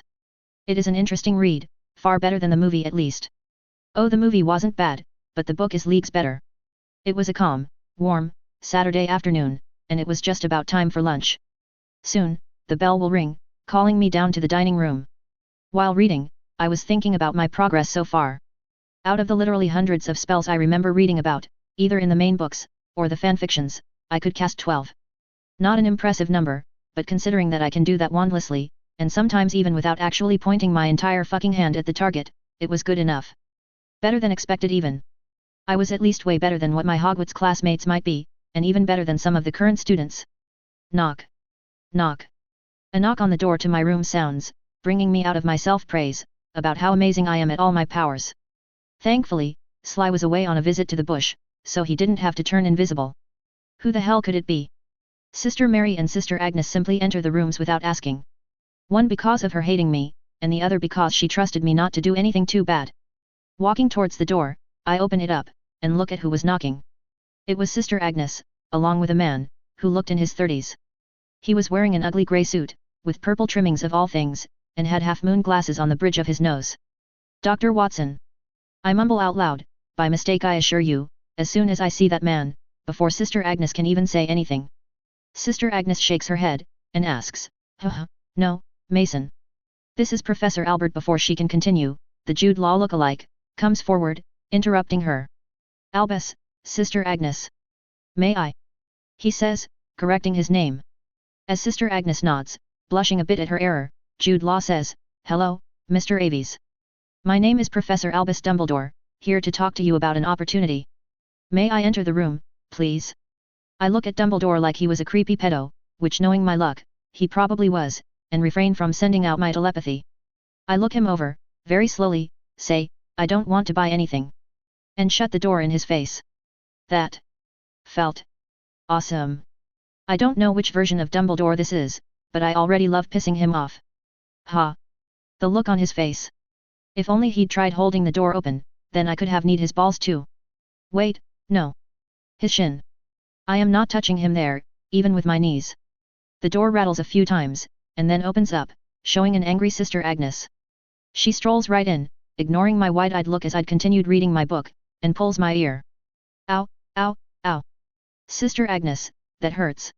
I yell out, thanks to her pulling my ear. Young man. You just spoke to the professor of a prestigious school for the gifted. And you shut the door in his face. Have I taught you nothing? Sister Agnes says, pulling a bit more, making me wince. Okay, all right. I'm sorry, Sister Agnes. I'm sorry. I scream, honestly terrified for my ear. She smacks my head and points to the amused man standing at the door. I scowl at him, and say, I'm sorry you look like a hobo. It's my turn to be amused, while Dumbles is scowling at my disrespect. Sister Agnes simply raises her hands to show she's serious, while glaring at me, so I backpedal, and say, I'm sorry, Professor Albert. You wanted to talk to me? What for, may I ask? Dumbles simply raises an eyebrow, and his lip twitches upwards a bit. Hey! Maybe he's not an evil Dumbledore. But I'm still staying careful. Plus he hasn't tried to read my mind yet. That's a point in his favor. He strokes his beard, which was not even close to being as impressive as the HP movie Dumbledore had, and says, again, my name is Albus. You called me Dr. Watson. From Sherlock Holmes. I nod, and say, you simply look like the image I have of Dr. Watson. Exactly the same. Well, except for. I just vaguely point towards his clothes. That. While better than what the movies showed, he did not fit in. He was wearing a grey suit, with purple trimmings, a purple hat, with stars on them, purple boots, and thankfully, plain black tie. Ah! Dumble says, and nods. He looks towards the glaring Sister Agnes, glaring at me that is, and says, Sister Agnes. May I speak to young Mr. Aves? Alone if you please. Sister Agnes hesitates, and looks towards me. I nod and smile brightly. I say, don't worry. If he tries anything I'll scream stranger danger. I have my whistle here too.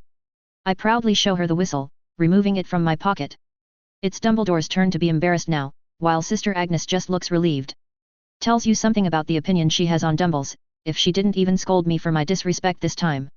She nods at him, and walks out while saying, if you need anything at all, I'll be down in the kitchen, preparing tea. Dumbles nods, while I wave at her. I won't bore you with the details. Dumbledore spoke vaguely about magic, and then showed me the proof of its existence by waving his plain black wand and transfiguring my bed into a tiger, and back. I was confused for a second, wondering why he didn't have his iconic naughty wand, and then remembered that he hasn't won it yet. Then he explained about Hogwarts School, the subjects taught there, expectations from students. He also mentioned the Muggles once, explaining what they are when I questioned him so. I acted all kinds of surprised, and shocked at the appropriate moments. I even got an A. What the fuck is that? When he showed me a transfigured hippogriff, while throwing my pillow at it. Obviously, he explained only briefly, along with, you'll learn all this, and more, when you get to Hogwarts. But, you should know that this kind language is not allowed there. So of course, I agreed, and accepted the Hogwarts invitation letter from him. I stare at it, and keep staring at my name, and the Hogwarts logo. Mason Lucas Aves. Room number 22. Second floor Stockwell Orphanage, London. How many years have I waited for this? 30? 35? More? Probably. I've been waiting for this letter ever since the first movie came out. So, math. Opening the letter, I briefly read it, and then switch it for the list of things I'll have to buy. And then, I frown. Where will I even get all of this? How will I pay for this stuff? I mumble out, because that's the only thing that's bugging me. I don't have money. We don't get pocket money, thanks to the US stock market crash last year, and I wasn't about to work on someone else's farm for £1 a month or something. And I don't think goblins will appreciate me messing with their heads.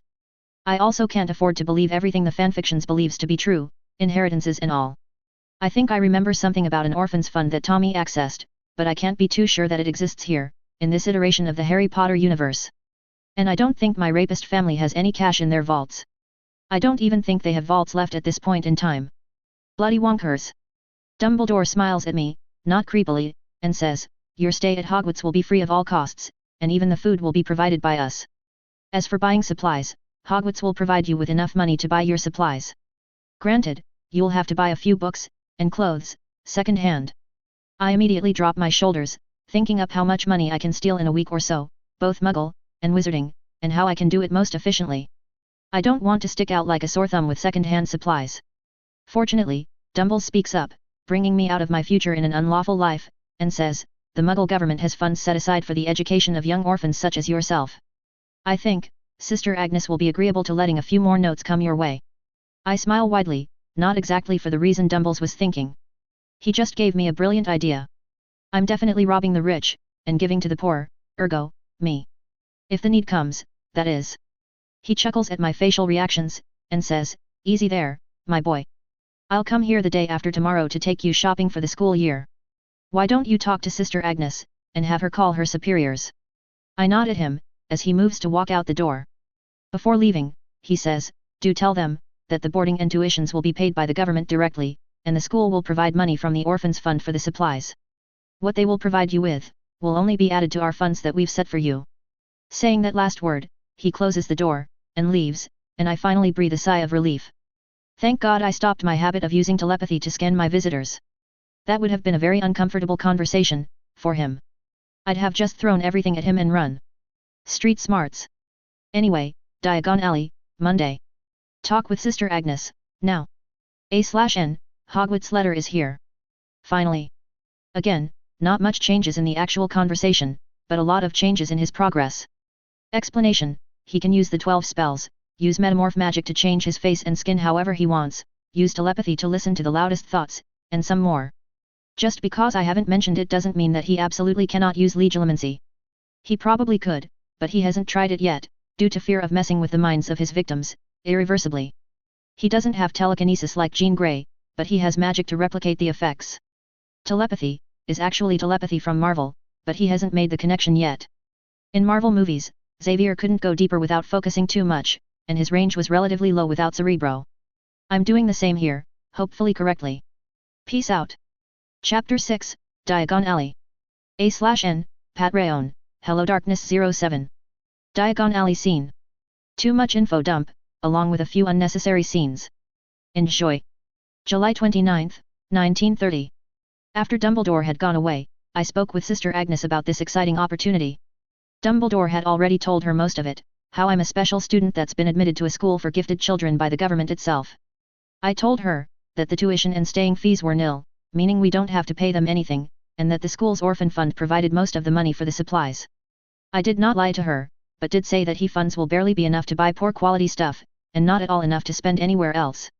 And since I am a favorite of Sister Agnes, she agreed to talk with Mr. Stockwell on my behalf, to apply for some extra funds. You see, the orphanage is funded by the royal house, and the number of charities aren't any lesser despite the hard time our country is going through. That is what allowed us to live happily, if not frivolously. And even after all that, the greedy Mr. Stockwell would still manage to save more than quarter of the funds that he was responsible for, which then mysteriously disappeared. Everyone knew about it, but since he so graciously allowed us all to live here, no one said anything. Well, at least his daughter's hot. So, when Sister Agnes said she'll talk with him, I took it to mean, I'll convince him to part with more than enough money, don't you worry. She might not look it, but she's scary.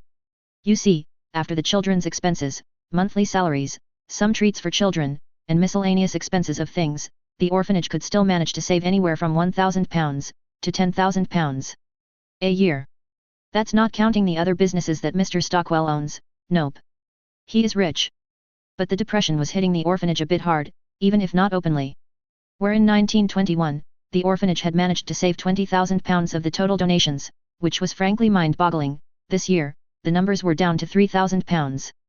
But, old Mr. Stockwell had kept most of that money aside, so that the orphans have something to fall back on. And, so he can evade taxes. But I don't particularly care about that.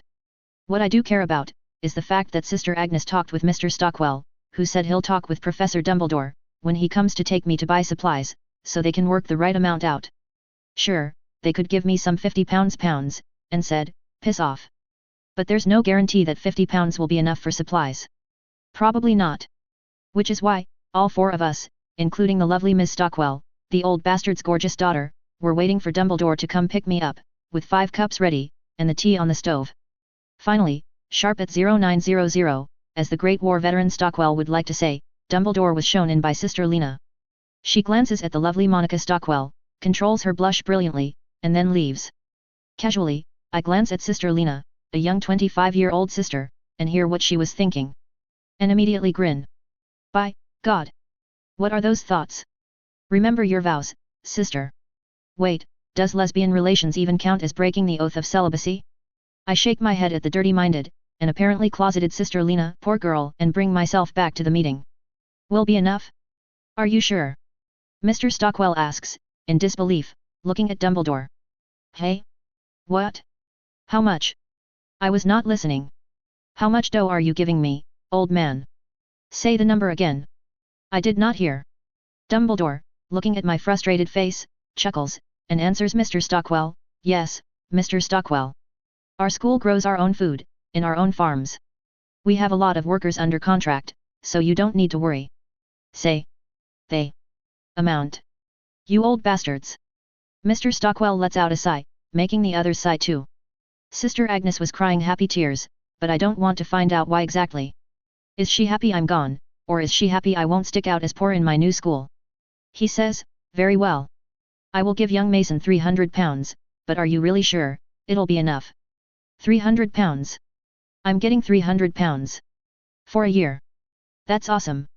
Now I know why he's so worried. 300 pounds, while being way more than enough for me, is very less for the adults. Plus, they probably expected something like 1,000 pounds or 2,000 pounds per year, just for supplies. Heck, I expected they'd give me 20 pounds. I can make do with 300 pounds. And I'll steal some from the rich snobs if I'm desperate enough. My practiced summoning spells will have to be used somehow, you know. I look at Dumbledore, who says, well, it's not my decision to make either way. The average amount needed for the supplies for our school is 600 pounds for the first years. The school provides young orphans with 550 pounds, so most of the supplies are easily bought, albeit second-handed. It gets a little bit easier, and cheaper, for the next years, as a lot of supplies are reusable. So, yes.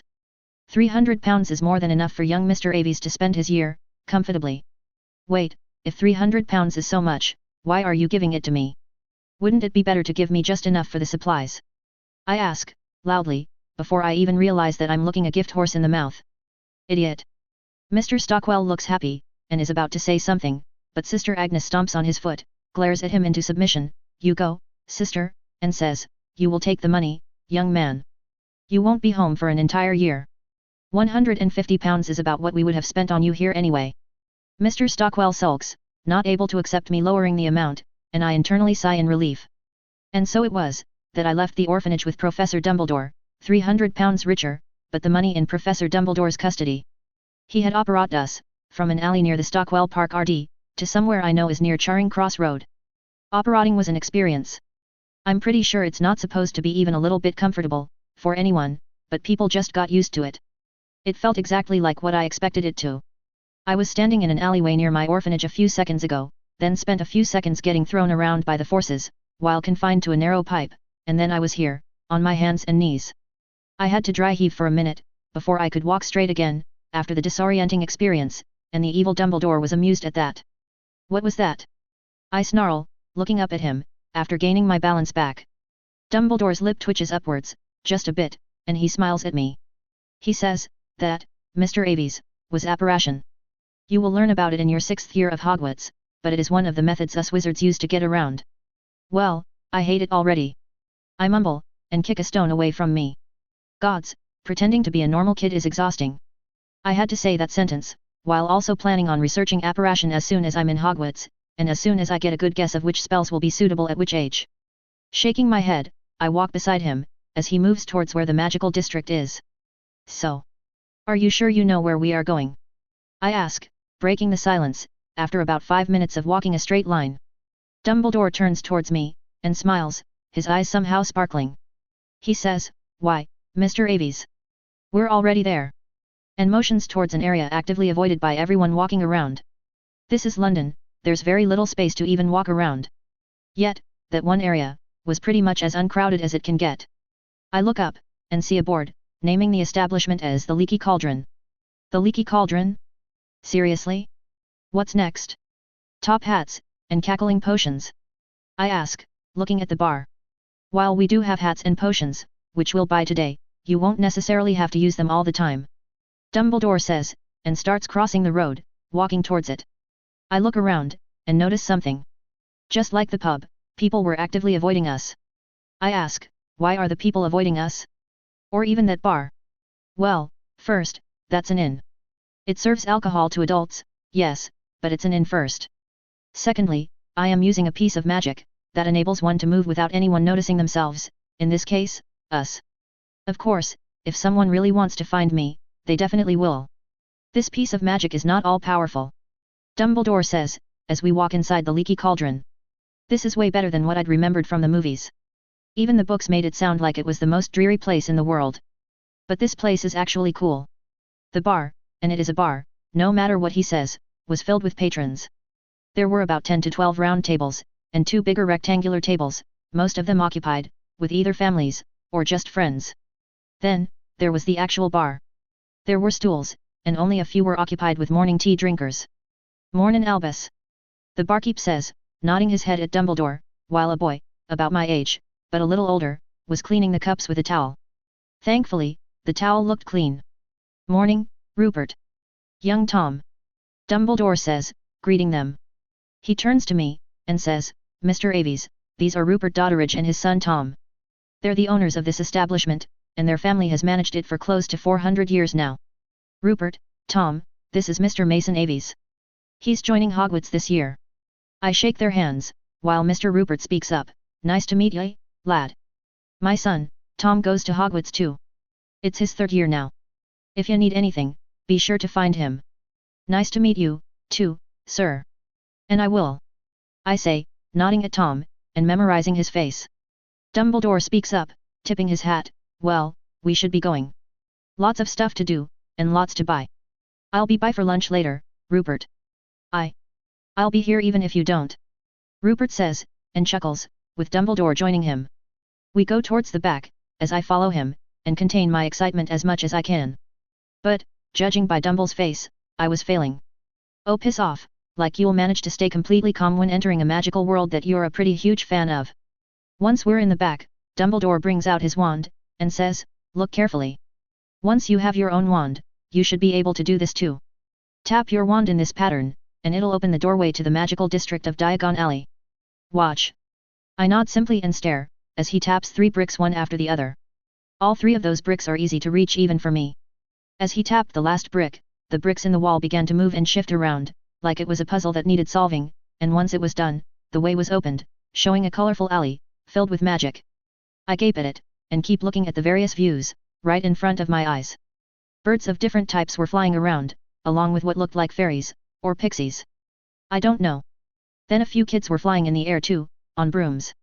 I laugh at that, wondering what possessed them to make brooms the vehicle. On the ground, there was a cobblestone path, of all things, which split up and led everywhere. Bookstores, pet shops, artifacts, bags, clothes, everything, and more. And it was just at the entrance. I still had to actually walk in. Welcome, Mr. Aves, to Diagon Alley. Dumbledore says, waving his hands like he just did an amazing presentation. Well, he kinda did. This is beautiful. I whisper out, looking at everything. And it is beautiful. Absolutely amazing. He begins walking, so I speed up to follow him, all the while looking at the different shops, trying to see everything. I also did not remain idle. I knew, this was the first of the many chances I had to try and see if wizards can detect my telepathy. So, I widened my mind, and kept my telepathy contained to 30-meter diameter, so I can hear only within the alley. My passive range was just about 50 meters now, but slowly increasing. 20 meters of range increase wasn't much, but it was enough for me, for now. I purposefully avoid going anywhere near Dumbledore's mind. Say what you will about him, from what I know, he's definitely not a weak wizard, and definitely has a strong mind. Nope, not risking it. My first victim turns out to be a simple man, buying something in the jewelry store. Yup, Diagon Alley has a jewelry store. So, I focused on his mind, and went in. Nothing. Literally nothing. No, I heard his thoughts pretty clearly. I meant nothing was in my way. I literally had an open door to hear everything. He was going to propose in a few days, and wanted to buy a ring for that. Good man. Good luck, mate. Next victim, the lady selling fish. She was going to swindle the rich-looking lady, and get more money than the fish was worth. Well, what can you do? Business. Only 12 mines, in the 40 I tried to listen to had something even resembling a shield. But even those shields were not enough to stop me, obviously. I went inside their mines, and came out, both undetected. Cool. Either occlumency is a tough art to master, no one learns it anymore, or I'm severely overestimating wizards. Can't make conclusions before actually studying occlumency, which I will, only by the wizard's methods. By now, we had reached the steps to Gringotts, Dumbledore unaware of my jaunts through mines. How do I know? Psychology, bitches. If he'd have even suspected I was doing something with the people's minds, he would have reacted. It could have been something major, like blowing up at me, or something minor like twitching hands, and a passive mental scan. He did none of those, so yes, I'm sure he did not detect what just happened. And it was barely a minute-long jaunt through the mines. I did not stay inside their mines, I just heard their loudest thoughts. Anyway, we walk inside the Gringotts doors, and then come to another set of doors. Hey! This was not in the movies. This is from the books. The Dumbledore is from the movies, Gringotts building from the movies, but this door from the book? Wonder what type of world I'll find this one to be. This second set of doors had the vaguely threatening poem we all know. I read it, as I'm a normal human being, and we enter the bank proper. The bank lobby looked like a bloody reception lobby of a 5-star hotel. There was gold everywhere. Probably just golden-colored stone or something, but still. It shone brightly. As we walk inside, on both sides of us were high dais-like tables, with what I recognize as the goblins from the movies sitting behind them. They obviously used high chairs, so they can use the dais properly. I can't help but notice that the chairs were just high enough that wizards had to just look up a little to talk to the goblins. Absolutely crafty. There were about 20 of them on both sides, and one right in front of us. There were boards on their daises, with their names, position, and what the purpose of coming to that particular goblin should be. A few I read were inheritance tests, validity tests, key renewal, general inquiries, currency exchange, money withdrawal, and many more. The one in the middle was the one that dealt with money withdrawal. There were a few goblins, for subjects related to loans, either taking them, or paying for them. There were even a few goblins for buying and selling stuff, including houses. And the one which I was most interested in, but no one else was, funnily enough, was miscellaneous services. That was so vague, that even I, an almost 11-year-old, knew that it was something that's not supposed to be known openly. So mercenary work and all would probably be found there. Oh, how my mind is itching to try hearing the thoughts of the goblins, but since my very passive telepathy doesn't catch anything, I'm assuming that they have at least some protection. So, I kept my wandering mind to myself. Don't want to die on the first day in the wizarding world because there were some laws about reading minds in Gringotts or something. There were even about 20 to 30 goblins standing near the walls, some of them moving between the podiums. They were probably the runners, meant to guide the patrons to their vaults, or go take a message to the higher-ups, or something. Along with that, were just as many guards, armor, and all, and a few trolls. How they control the dumb trolls, I have no idea. Dumbledore walked us towards the right side, third from the one in the center, where the currency exchange podium was. The line was only 2 people long, and it looked like they were both together. So it took us barely a minute to exchange the £300 that Mr. Stockwell had given us, and get 75 galleons, 9 sickles, and 18 nuts, G75, S9, K18, with the current exchange rate of £3.97 per galleon. Along with the G150 that the school gave for me, that makes me worth G225. Nice. Not enough, but I'll manage. Right after I understand how much a galleon is actually worth. Yes, I know it's worth £3.97, but what can I buy with it here, in the wizarding world? Do books cost like G5 each? I don't know. And I have to wait to find out. And so, after me snickering at the goblin saying 18 nuts, Dumbledore says, I will need a pouch with it, please. 5 sickles. The goblin says, and immediately takes 5 silver coins from my stack, and offers Dumbledore a small pouch. I look at the pouch the size of my fist, and then at all the coins kept on the dais. Turning towards Dumbledore, I ask, are you sure it'll be enough? Won't we need, I don't know, 25 more of those pouches? The goblin opens his mouth, and moves his hand to take some more of my money, when Dumbledore waves his hand at the goblin, stopping him. He says, there's no need for that. 1 bag will be enough. Bloody goblin wanted to take my money and give me 25 more pouches. Okay, be careful with what you say here. Got it. He then turns to me, says, watch, Mr. Aves. And waves his right hand. In one single file, all the coins lift up from the podium, and start going into the pouch, and keep going, until all of those coins vanish into the bag. Okay, first of all, brilliant. That was unexpected, but not unappreciated. Wandless magic. Like mine, just with more flow. So at least I was going the right direction with my own training. He hands me the pouch, which I thoroughly examine from all directions, and says, that pouch has an extension charm cast on it. That means, the space inside the pouch is much bigger than the size of the pouch itself. This one is yours. Take care of it. I nod, and whisper out, brilliant. With my eyes wide. Sure, I've used my spells, and telepathy, a lot. But this was an extended space. A new spatial dimension. The laws of physics inside the bag are definitely different than the ones outside it. It's amazing. Still amazed, we walk out, to begin our shopping. I mean, my shopping. 1 hour later. Okay, I know I'm excited for Hogwarts, but this is too much. I've been either walking, or standing, for an hour now, and I'm tired. First we went to get a trunk, because wooden trunks are awesome, and easier to enchant than those muggle suitcases. I spent 10 minutes in that shop alone, choosing a trunk for myself, while Dumbledore gave advice. Finally, 10 minutes later, I walked out with a simple trunk, made of wood, and a lock so no one but I can open it. It cost me G37. £148 for a trunk. Dumbledore disapproved, but I didn't budge. Security is important, you know. And it's not like I bought the gold-embroidered 13-compartment trunk, or the kitchen trunk. Anyway, after wasting 3 more galleons on a book bag, we went to the clothing store, where I wasted another 5 minutes just for them to take measurements and send me out. They'd called me back in an hour, to collect my uniform. That uniform cost me G50. Well, 50 for the whole collection. 3 sets of uniform, 2 pointed hats, a winter cloak, and 2 sets of plain black robes for everyday use. It was a good sale. For them, that is. Next, time passed smoothly, collecting the telescope, cauldron, files, and everything I might need for potions, including the ingredients, dragon hide gloves, and scales. Scales? Scales? I was a millennial who used digital weights for literally everything, and now I'm going to be using scales. Oh, how the mighty have fallen. The next stop was Flourish and Blots, where we got the first year set, and I also added a few more books that I liked. Introduction to Runes, History of the Whole Wizarding World and Not Just Britain, and yes, that was the name of a book. After adding these books, my new pouch became lighter by a whopping 30 galleons. A rip-off, I tell you. Fantastic Beasts and Where to Find Them was a book that I immediately tried to read, but Dumbledore closed it and put it in my trunk with the rest of the stuff. He said, "You can read that at home. For now, let's get your shopping over with." And yes, all of that stuff fit in my trunk.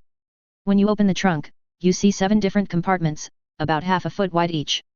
When you insert your hand in any one of those compartments, the specific compartment extends to cover the whole trunk's space, and only that much. As I said, it was expensive, but not too expensive. And now, finally Dumbledore says, "Let's have lunch before continuing. You look tired." I have been, for the last half hour, but thank you for noticing, Professor. I say, snarking at him. Dumbledore ignores the snark, and says, "You're welcome." And sits down on a seat outside an ice cream parlor. Ignoring his annoying behavior, I sit down in front of him, dropping my trunk next to me. Thankfully, it felt lighter than it actually was, due to one of the enchantments on it.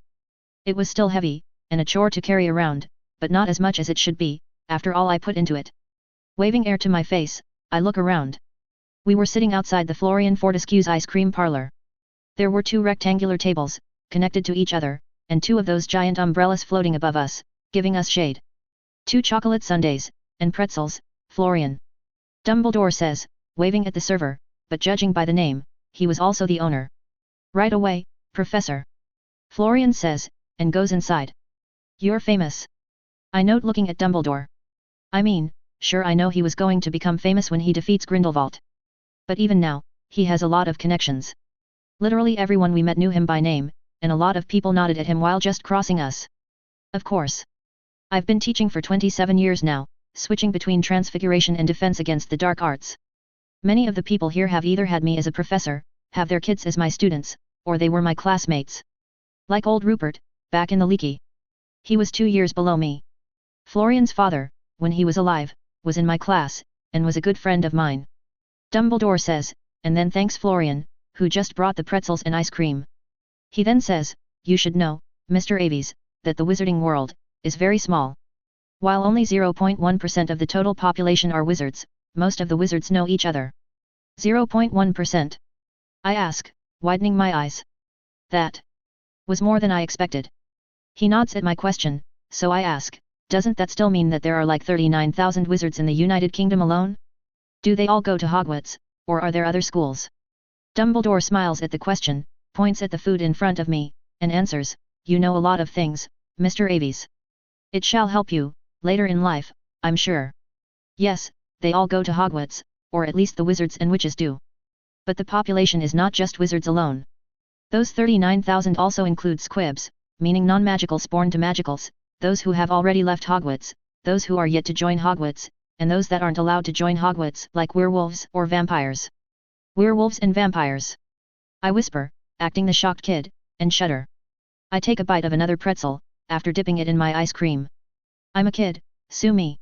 He continues, "That leaves some 400 to 600 children, between the ages of 11 and 18, who go to Hogwarts each year, with each class having an average of 70 students. But the number varies due to various factors."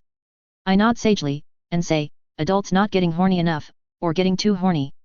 Dumbledore, who was eating a big bite of his sundae, like a monster, spilled it all out in shock, some of it even going in his nose, and starts coughing. He wipes his nose, and the tears in his eyes, and says, "Quite. I'd like to repeat that this kind of language is not allowed in Hogwarts. You will be punished if caught using such words." I shrug, not caring either way. I'm not going to be using my adult language in front of kids. Bigger kids, probably. But not 11-year-olds. We finish eating the sundae, and pretzels, with Dumbledore paying for them both, and then I drag the trunk, walking beside Dumbledore. He says, "Now, time for your wand. After which, we'll go look at pets." "Do you need a pet?" I understand why he asked. I only have Muggle guardians, and even that's from the orphanage. They're probably not allowed to know about magic, or he'd have told them. So I can't get an owl. As for the others, I don't even want to get a cat, or God forbid, a toad. I already have Sly, who is definitely not my pet, but I don't want to mention him. Don't want to color his opinions before I even know for sure that he isn't an evil Dumbledore. I shake my head, and answer, "For now, no. If I need one, I'll simply get one. Let's go get my magic wand." In barely a minute, we reach the door to a posh store. The name board outside says, "Ollivanders, makers of fine wands since 382 BC. So what did wizards use before that? Someone else's wands? Staves? I'll find out later anyway, but the question will eat at me again and again. Dumbledore opens the door, and waves me inside, while he stays outside. That confirms it. Wand selection is a private affair if not even teachers stay there. Wonder why Draco's mom went for him. I walk in, to a twinkle of a bell. Hey? Shouldn't it have rung when Dumbledore actually opened the door? Whatever. Magic. I'm coming. An old voice shouts from the inside. I shake my head and walk forward, waiting at the front desk. Barely a few seconds later, an old man, that looks disturbingly similar to the Ollivander from the movies, is standing in front of me, staring creepily in my eyes. "Mr. Aves." "Yes. I did not expect to see you here." The old Ollivander says. "You know who I am." I blurt out, taking a couple steps back. I did not feel him entering my mind, so how did he know my name? And what did he mean he did not expect to see me here? Ollivander chuckles and says, "Of course. I knew your grandfather, when he was alive. Harrison Aves. 11 inches, aspen, phoenix feather. He brought his first wand from me, you know. As for his father, well, my father handled the shop then." Okay, this just got weird. My grandpa, my mum's father, was a wizard. I did not expect that. I thought he's just a noble that was ashamed of his bastard child or something, and not this. And I realize why he didn't raise her. Most probably, he abandoned my mother because she was born a squib, bloody bastard. I'll kick him when I see him, without hesitation. Ollivander looks at me again, creepily, and offers his hand. He says, "Gervase Ollivander. Pleased to meet you." I shake his hand and greet back, "Mason Aves. Pleased to meet you as well." A question? What happened to my grandfather? Where can I find him? Gervase looks outside, at Dumbledore waiting patiently with his back to us, and says, "Well, he died. Some 30 to 35 years ago. It was an accident. The Auror said something about your uncle experimenting with fiend fire. Unfortunately, no one survived the event, and even their house burned down. You should visit the goblins later, if you want more information. Them or the Ministry's Department of Inheritances." I nod, and speak up, "One last question. How did you recognize me? Do I look similar to him, or something?" Gervase chuckles and says, "No, my boy. And be thankful about it. You look like your uncle. Your uncle had his mother's, your grandmother's looks. Harrison was as ugly as they come." He laughs at his own joke, making me even more creeped out. Seriously, laughing at the looks of your dead friend? Right in front of his grandson? Granted, the man was probably a right bastard, as he abandoned my mother, no matter the reason. But now, I have a new short-term aim. Find out what actually happened to my family. What luck! My father's side of the family is batshit crazy, and all made up of rapists, while my mother's family died in a fiend fire accident. Or was it? I need to find out. Let's get to it then. Gervase says, rubbing his hands together, and then pauses. He looks behind himself, and shouts out, "Garrick! Come here, you lazy cunt! Match this young wizard with his wand." A loud thud is heard, following which, a man in his 20s or 30s comes out of the back room, rubbing his head. Garrick Ollivander. The one who gave Harry his wand. Hey! He grumbles something, to which Gervase slaps his head, and then says, "Ha! Get used to it. Who will do this once I'm gone, Garrick rubs the sleep out of his eyes, and looks at me. His eye color, which was brown just a moment ago, turns silver, and his stare turns creepy. Your eyes. That's how you match wands. I shout, triumphantly pointing at the wand maker, and turn to Gervais. Got you, you old bastard. Creep me out with your creepy silver eyes, will you? He glares at Garrick, making him sweat, and say, I did not mean to do that, father. That was a mistake. Your birth was a mistake. Gervais states, gritting his teeth. Apparently that was a bigger secret than I thought. I just hope they don't obliviate me or something. Damn. I raise my hand, making the two look at me, and say, if it makes it any better, I'm not going to tell anyone, nor am I planning on opening a wand shop. Although, I wouldn't say no to a lesson or two. Gervais grunts, says, we'll think about it. And waves Garrick to move on. Garrick clears his throat, and looks at me with those creepy eyes again, and says, which is your wand hand? I raise my right hand, and barely hold myself from jumping in surprise, as the measuring tape zooms in, measuring the length of my hand, fingers, the distance between each finger, my height, and literally everything. Thankfully, the tape kept it PG, and did not try anything with poor old me. I let the tape work, and see Garrick going around the store, picking a few boxes, and building a stack in his hands. Once he's done gathering about a dozen wand boxes, he says, that's enough. And comes back. Either the tape was to keep me distracted, or it was to determine the length of the wand. I know Hagrid had a 16-inch wand, while Harry's was 11. So there's definitely some relation. Garrick drops those boxes on the front desk, and opens the one on top. Without actually touching the wand, he offers the box to me, saying, Elder, Dragon Heartstring. 10.5 inches. Rigid. I gently pick it up, but don't feel anything special from it. So I look at Garrick. He motions impatiently, and says, give it a wave. I wave the wand, and a pulse of magic erupts from the wand, shooting at the vase, and breaking it. No, not that one. Gervais says, calmly sipping tea. You think, old man? I snark, that wand scared me. Garrick hands me the next wand on his list, acacia, unicorn hair, 12 inches, and I break the lights this time. 60 wands, and close to half an hour later, Garrick brings out another set of 10 boxes. The first 3 don't react, while the 4th one breaks the window. The 7th one, I feel something. As soon as I pick it up, I feel warmth, the feeling of home, happiness, belonging, coming from the wand in my hand, making me smile. It was an amazing feeling, and I instinctively knew that this was the wand that chose me.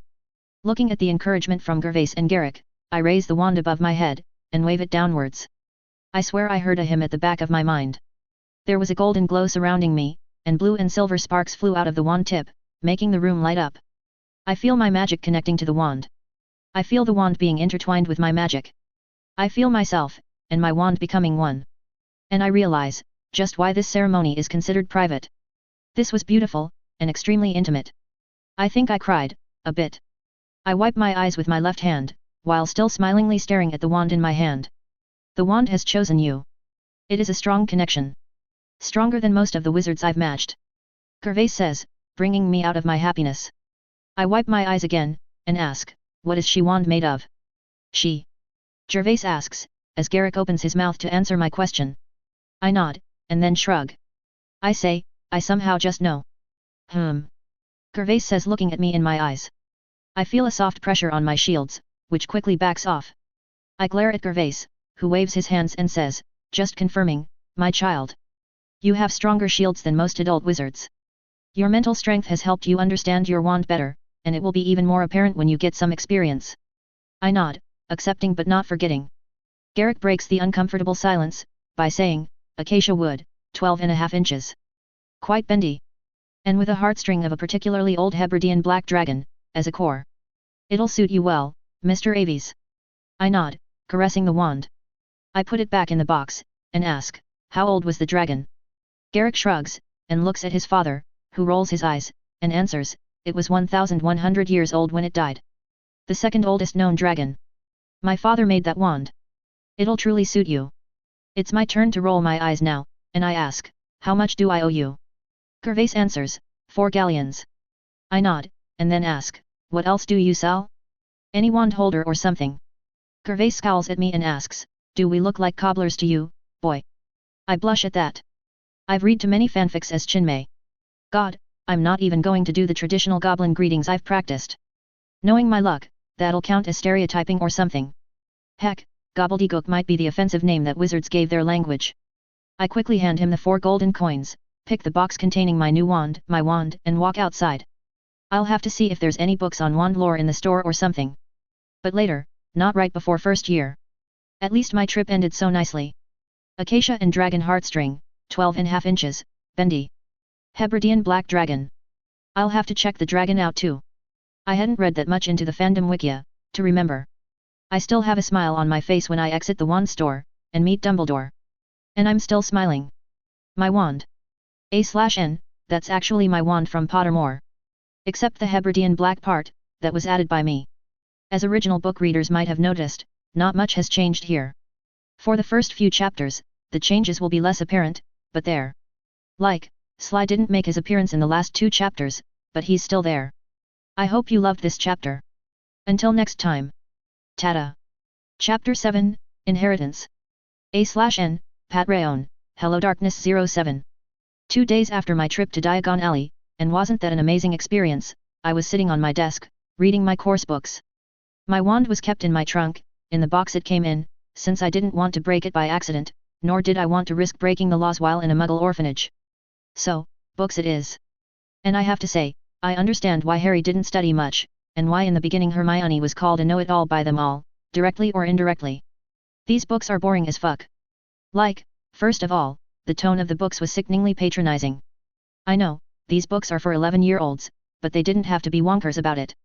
Of the 15 books I bought, of which 11 were course books, only 3 were not condescending. 3 out of 15. Secondly, you had to read these books in a particular order to understand anything. Well, not for me, because I have actual experience under my belt, and know a lot about magic from my memories, but for an average child? They might just give up because they didn't read in the right order, and so, didn't understand. I mean, I understand that books need to be read in series, but you could at least tell that to the children, can't you? Like, Magical Theory by Adalbard Waffling had to be read first, because it actually explained what magic is, and how spells worked. But, this book was the most patronizing book in my small collection. It also contained boring laws and all that literally all magical spells follow. So, yeah. I'm still reading it, but I'm not happy about it. From what I did read though, my hypotheses were mostly correct. According to the book, there are 4 components to a successful magic spell.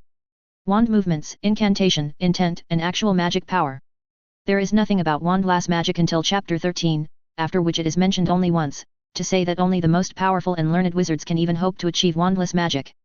I call bullshit, given I can already do it and I'm definitely not one of the most powerful wizards. After ch 14, the laws of magic starts, for 17 more chapters, which is what I was still to read. I sigh, turning the page, knowing that I have to finish this book, fast, so I can start with the rest. Like fantastic beasts and where to find them, or magical drafts and potions. Hearing something, I look underneath the table, to find Sly coming out of the hole in the wall. Sly. You sure took your time coming back, I say, smiling at him in greeting. Sly climbs the chair's leg, and onto the desk. He glances at the books, and asks, "You went to that wizard's place without me?" To be fair, I had no choice. A professor of my new school came to take me shopping, and you weren't here, I point out. And he was gone for 5 whole days. What kind of non-pet does that? Sly turns away from me, but I know he isn't upset. He's a snake, so emotions aren't his thing. He feels emotions, but he doesn't take anything too seriously. He then asks, "So, you got the letter then? You're going to that school?" I nod happily, and say, "Yup. We're going to Hogwarts." "We?" I look at him, and pat his head. As he hisses at me in warning, I say, "Yup, my dear friend Sly. You're coming with me. Unless you have an issue with staying with me, that is." Sly stares at me, his golden eyes narrowed, and then nods. He says, "Fine. Somebody will have to keep an eye on you, anyway. And Ash has too many duties here." Well, at least the name stuck. Snakes don't usually have names, not even for themselves. But, when I named them Ash and Sly, the names stuck. Good to hear, I say, looking amused. I can practically see the excitement within him. He was also excited to go to Hogwarts, knowing how majestic the place is. The bastard snakes had refused to take me to Diagon Alley before, despite having promised before. But that didn't stop them from going there themselves. Sly went there years ago, and like Ash, spied on people to hear about Hogwarts. But the dick didn't tell me anything. Other than the letter will come sometime around my 11th birthday, nothing. Did you find anything in those books of yours about us snakes? Or speakers? Sly suddenly asks, getting over my shoulder and looking down at the book. I shut the book down, and say, not that book. There is another which mentions speakers, and a lot of the books mention snakes, granted not all of them in the right way. Heck, the potions book describes how to use snakes, in a lot of creative ways that I hope Sly never finds. That'll break his heart, knowing what happened to his family. Taking the history of the whole wizarding world and not just Britain, I open the table of contents, and search for the relevant chapter. Finding it, I open the page, and point at a wizard in that picture. The wizard was bald, and ugly by today's standards. But, he had an impressive beard, and wore clothes that at least looked expensive. In his hand was a wand, about 10 to 13 inches long, while in his neck, was the infamous locket. I say, this is the speaker who helped found the school I am going to be studying at. They say that he had a pet snake that was the strongest of them all, but it is just a speculation. For some reason, the actual Hogwarts, a history book does not show his face, and neither does the normal history book. Granted, they didn't contain the pictures of the other founders either, so there's that. I could take him. Strongest snake, my tail. Wait a few more years and I'll show you strongest. Sly hisses in equal amounts of pride and anger, making me snort. Sure you will, Sly. Sure you will, I say, keeping my amusement away from my face. But, I do wonder. The basilisk must still be there, right? Should I seek it out? I know where it is, and Tommy hasn't even started his terror yet. Heck, he probably hasn't begun terrorizing the kids yet, seeing that he's just about 3 right now. I'll decide when I'm there. But for now, I'll have to read as much as I can. Let's just hope that the books in the library aren't like this one. Opening the Fantastic Beasts book, I set it on the table, for Sly to look at the pictures, and continue with reading Magical Theory. This is gonna be a long, long month. About 2 weeks after the trip with Dumbledore, I was once again walking towards the leaky cauldron, only this time, with Sly on my shoulder, sitting invisible to all the eyes. Are you sure they won't see you? Goblins aren't humans, you know, I ask, thinking back to the bold claim Sly had made just 3 days ago. Invisible even to goblins, is what he claimed to be. Sly snorts, looking around at the humans, and says, I have been there before, human. I've even been inside the caves of theirs. I shrug, and say, hey, just being careful. I don't want to offend them or anything like that. Well, at least not on the first meeting itself. Later meetings will depend on this one, obviously. Walking inside the leaky cauldron, I wave at Tom, who was manning the bar, and say, Mornin', Tom. Good morning. Mason, right? You came here with Professor Dumbledore? Tom asks, looking a little unsure about it. Nodding, I say, got that right. Just off to the alley. Do I go directly, or should I have to tell someone or anything? Hey, that's a genuine question I had. Okay. They need at least some security to make sure that this place remains private, but accessible. Dumbledore could have just been given a blanket permission or something. Tom chuckles, and points behind him towards the ever-open door that leads to the alley. He says, just go right down that door. You don't need permission or anything, unless you want to come here after 9 p.m. Pausing, he asks, you did come here after telling your guardians, right? I look at him in indignation, and say, of course, I did. I'm not that irresponsible. He sighs in relief, and says, just making sure. You can just walk to the back then. Remember the bricks all right? I wave at him, and as I walk towards the back, I say, yup, sure do. That human asks too many questions, Sly says, once I'm at the back, staring at the wall. Taking the wand, my wand, from inside my sleeve, I say, he's just afraid of sending a runaway inside without informing anyone. He's still new at the business, Sly, don't mind him. Tapping the 3 bricks, I once more marvel at the phenomenon that is magic. Even after all the spells I can already do, this all looks amazing. First things first, let's go to Gringotts. I have a goblin to meet with, I say, remembering what Ollivander Sr. told me. Harrison Aves, my mother's father, was apparently a wizard. He's dead, but I just hope that he did not die penniless, and left me at least something. Some money would be appreciated, but what I'm hoping for, is knowledge. If this meeting goes well, that is. Money can only get you so far in the wizarding world. Malfoy was rich in the books, and he still got arrested for his crimes anyway. If I become too strong, and someone tries to frame me or anything, I can just escape. I had no plans of becoming a Dark Lord, Light Lord, Grey Lord, or even get turned into a scapegoat. So, knowledge. Walking inside the 2 doors of the bank, I walk to the goblin manning the inheritance and legitimacy test dais, and stop, waiting for him to look up, or down, considering that I'm shorter than the chair he's sitting on. I wait patiently, and do not move around, no matter how much my 11-year-old body wants to. I don't know how he'll react to getting interrupted in his work, but I'd rather not risk it, thank you very much. 5 minutes later, he looks up from whatever he was doing, bends down over the dais to look at me, and asks, "What can Gringotts help you with?" I nod at him, while looking up at him, and state, "I wanted to know about my family. I'd heard they are dead, and so, I would like to make some inquiries about it." "Family name?" the goblin asks, looking bored, but at least not angry. Maybe that patience test did the trick, or maybe it's just how they talk. "Aves. My name is Mason Aves. My mother's name was Marigold Aves, and from what I know, her father was Harrison Aves," I say, giving the extra information, in case he needed it.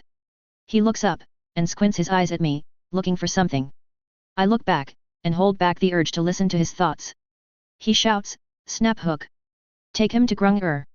Tell him we found a possible heir." Snap Hook, one of the runners standing near the wall, runs towards us, and bows to the higher level goblin. Turning to me, he says, "Come," and starts walking towards a hallway. Despite being literally 3.5 feet tall, this little bugger has a fast pace when walking. Even I have to walk faster to keep up with him, and I just know that this Snap Hook is enjoying it.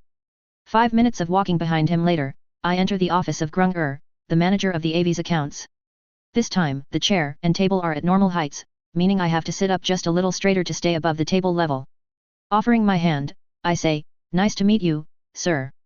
He doesn't even glance at my hand, and just keeps staring at me. After what felt like hours, but was probably just a few seconds, Grunger grunts roughly, and says, "So, you say you're an Aves and are entitled to the vaults that I look after?" Nodding hesitatingly, I say, "Well, I am an Aves, Mason Aves.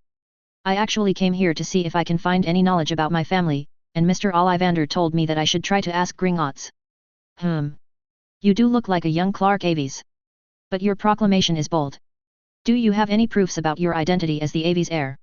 Grunger asks, still staring at me. I shrug, and say, "I was raised in an orphanage, Mr. Grunger, and I always knew Mason Aves to be my name. It was only when Mr. Ollivander told me to come here for inquiries that I did. I can bring my birth certificate, and my mother's identity proof if your wish." Grunger snorts, and starts ruffling some papers on his table. "Well, not paper, parchment." He hands one plain, normal-looking piece of square parchment to me, and says, "Bleed on the parchment, and prove your identity." I take the parchment, and just stare at it. How do I? I might not like it, but I do have to maintain an image of a normal 11-year-old. And normal 11-year-olds don't know wandless severing charm. Grunger sighs, and hands me a pin, silver in color. Taking it, I prick my thumb. This time, I don't even have to pretend that this hurt, due to the fact that the damn thing actually hurt me. Gritting my teeth, I hold the now holy finger above the piece of parchment, and count the drops falling down. As soon as the 7th drop drops, Grunger snatches the parchment from me, and starts staring at it. Ignoring the urge to glare at him, I take out a handkerchief, and hold it around my bleeding finger. I should really see into a way to increase my rate of healing somehow. Magic has unlimited possibilities, so there must be something there. About half a minute of comfortable silence later, Grunger places the parchment on the table, allowing me to finally see what was written on it. I gasp, reading the names on the parchment, written in blood red color. Just 7 names were there.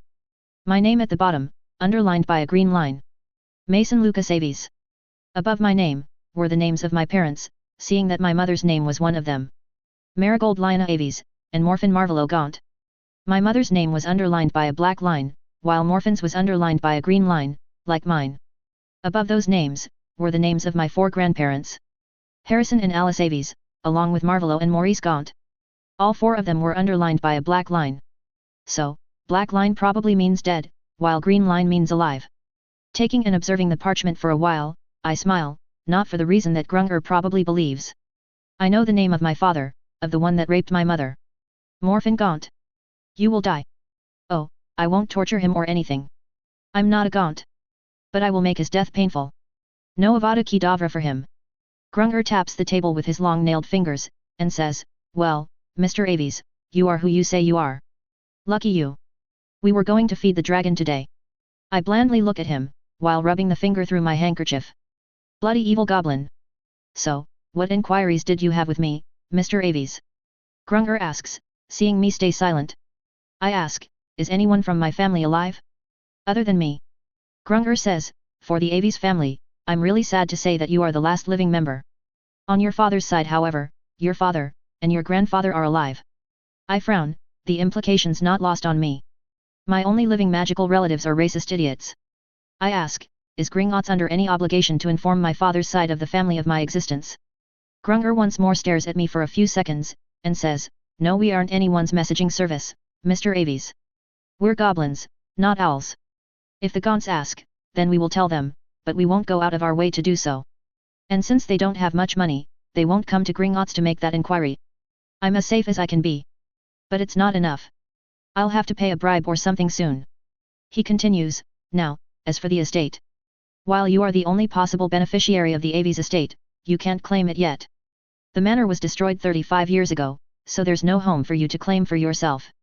There is a trust vault, that was originally set up for your mother before it was found out that she's a squib, but never reabsorbed, so that vault has been directly passed on to you. I nod, listening, and ask, how much do I have access to? And when will I be able to claim the lands in my vault?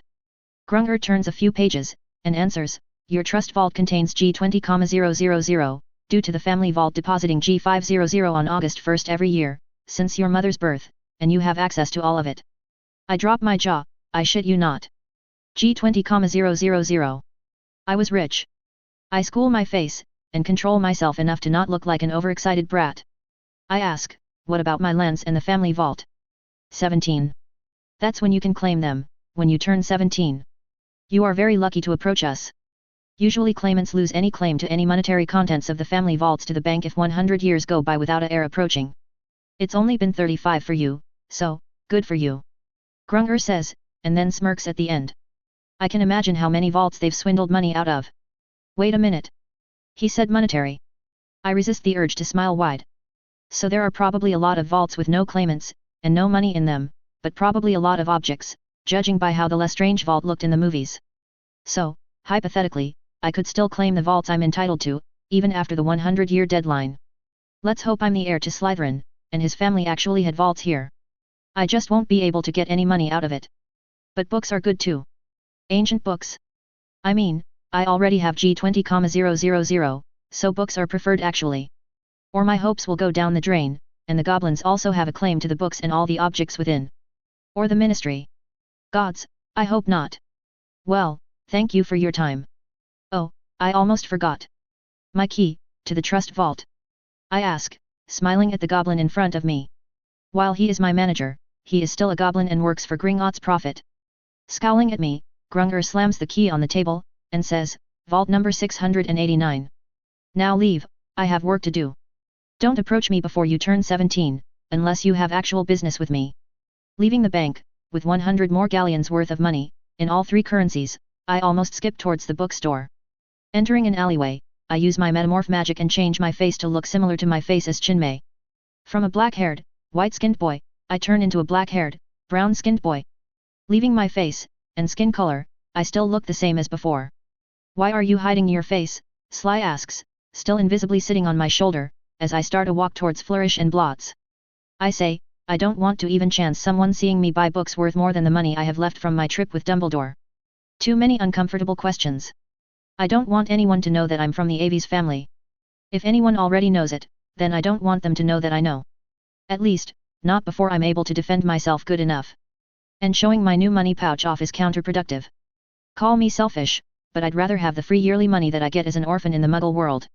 Plus, I'm not exactly sure why, but my family's death sounds suspicious. All of them died in a fiend fire accident? Really? All of them? And not a single soul survived by operating away or something? Yeah, I don't buy it. But well, what can I do now, other than not show off my heritage and die like my family? In the bookstore, I buy a few books way above my current knowledge level. Wands and their course Gerald Ollivander was one that was really a surprise. I didn't think the Ollivanders shared knowledge like this. It had nothing about actual wand crafting, no. But it had the knowledge of what ingredients can and can't be used as wand cores and what woods work how, as wand woods. Truly marvelous. This Gerard Ollivander wrote down a whopping 1,000 animals, and which of their body parts can be used, along with the most common woods. Acacia wood, which my wand is made out of, are usually very picky. They don't just bond with anyone, I was special. They were so picky, that once bonded to a wizard, it won't show its true strength unless the wizard is truly exceptional. I'll see if I am in the future. Also, acacia wands don't work for anyone other than their wizards. Meaning, if another wizard stole and tried to use my wand, the magic simply won't work. I love my wand. I truly do. Along with that one, I bought a book written by Fleamont Potter, detailing the preparatory stages of each potion and its ingredients. So, what potion making actually is what I'd learn in that book. There were a few more books, like the Pure Blood Directory, and I bought them too. And then, once my curiosity is satisfied, I return back home, to my orphanage. London, September 1st, 1930. After a very boring, study-filled month, the day has finally come. September 1st, 1930. The day of the train. After a short 20 minutes bus journey, while pulling my trunk behind me, I was standing in front of a normal-looking pillar, just staring at it. Thank God that I had the trunk shop owner add wheels to the trunk, or I'd have looked like an idiot. Sly was sitting on my shoulder, invisible, and was staring at the wall along with me. What now? Why aren't you just going through that magic thingy? Sly asks, licking my ear with his tongue to get my attention. Annoyed, I flick him on the head, ignore his indignation, and say, I have waited for this exact moment for a very long time, Sly. Way more than even you know. I need to savor it. 5 minutes later, and after a lot of students have passed through the wall, I finally square my shoulders, and walk through the pillar, pulling my trunk behind me. Finally, Sly exclaims, and starts looking around at everything, just like me. It wasn't much, platform 9 end. It looked like a normal train platform, with a single train standing on the track. In the far right was a wall, that had 3 fireplaces. If I didn't know about flu, I would have been really confused. Along the platform, many families were saying their goodbyes, and meeting with their friends. A few students were grouped together, and I could see even from here, that inter-house friendship is really rare. There was still half an hour, before the train leaves, so I glance at the wizards in their robes, and board the train. Keeping the trunk in the overhead rack, I pick out the potions book, the Potter one, and start reading. Sly looks at the book too, although he can't read, and gives completely helpful comments once in a while. Why the hell would they cut a frog? Just swallow it whole. Your necks are so wide, and you still cut frogs before eating them, Sly exclaims, momentarily making me twitch.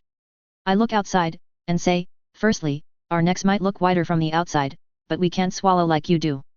We need to chew first, and chewing an entire frog is not possible for us. Secondly, this is for a potions recipe, and not for eating, Sly. We don't eat frogs. Pity. That frog looks tasty, Sly says, and once again stays silent, allowing me to read. Oh, this is going to be a long journey, isn't it? A/N, only some parts were taken from the original version this time. Reviews and comments please. Tada. Chapter 8, A Friend, and Sorting. A/N, part1, HelloDarkness07. Well, a bad news. My mom has contracted COVID, and is currently in isolation at a COVID center. She isn't serious, thankfully, but we didn't feel like taking the risk. She's currently on meds, and we won't get to see her for a few more days at least. I and my family also tested, but the results came negative. I'm telling you this, because I'm currently not in the mood to write too much. This is frustrating, and feels so sudden. I have already written up to chapter 13 on part1, so you'll get at least those chapters as soon as I'm able to upload them here. But, the updates won't be quick, unfortunately enough. Just wish us luck, and pray everything becomes alright again. Thank you for your support, and read on. Hello, can I sit here? A voice brings me out of my focused reading, as I was ignoring Sly's constant hissing comments. I was sitting alone, in a compartment in the back of the Hogwarts Express, reading the book called History of the Whole Wizarding World, and not just Britain. It is an interesting read. I look at the person who disturbed my reading, and look them up and down. While they're wearing trousers and a button-down shirt, I'm pretty sure that's a girl, or at least born a girl. I nod at her, and say, please, come in. The girl walks inside, dragging a trunk behind her. Obviously, like the gentleman I am, I help her with putting it in the rack above, right beside my own. I offer her my hand, and introduce myself, Mason Aves. She takes my hand, shaking it quite firmly, and says, nice to meet you. My name's Darla White. White. Not a surname I recognize, from even the book about known purebloods. So probably Muggleborn.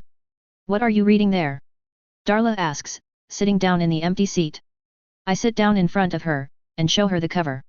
I say, History of the Whole Wizarding World, and not just Britain. It's a good read. The author knows his stuff. Darla looks at the cover, and nods. She says, I haven't got that one. Where are you from? She looked curious, and a bit talkative, so I answer, London. It was a shock, I tell you, when Professor Dumbledore came and told me I have magic. Oh. You're like me then. You have no one magical in your house too, then.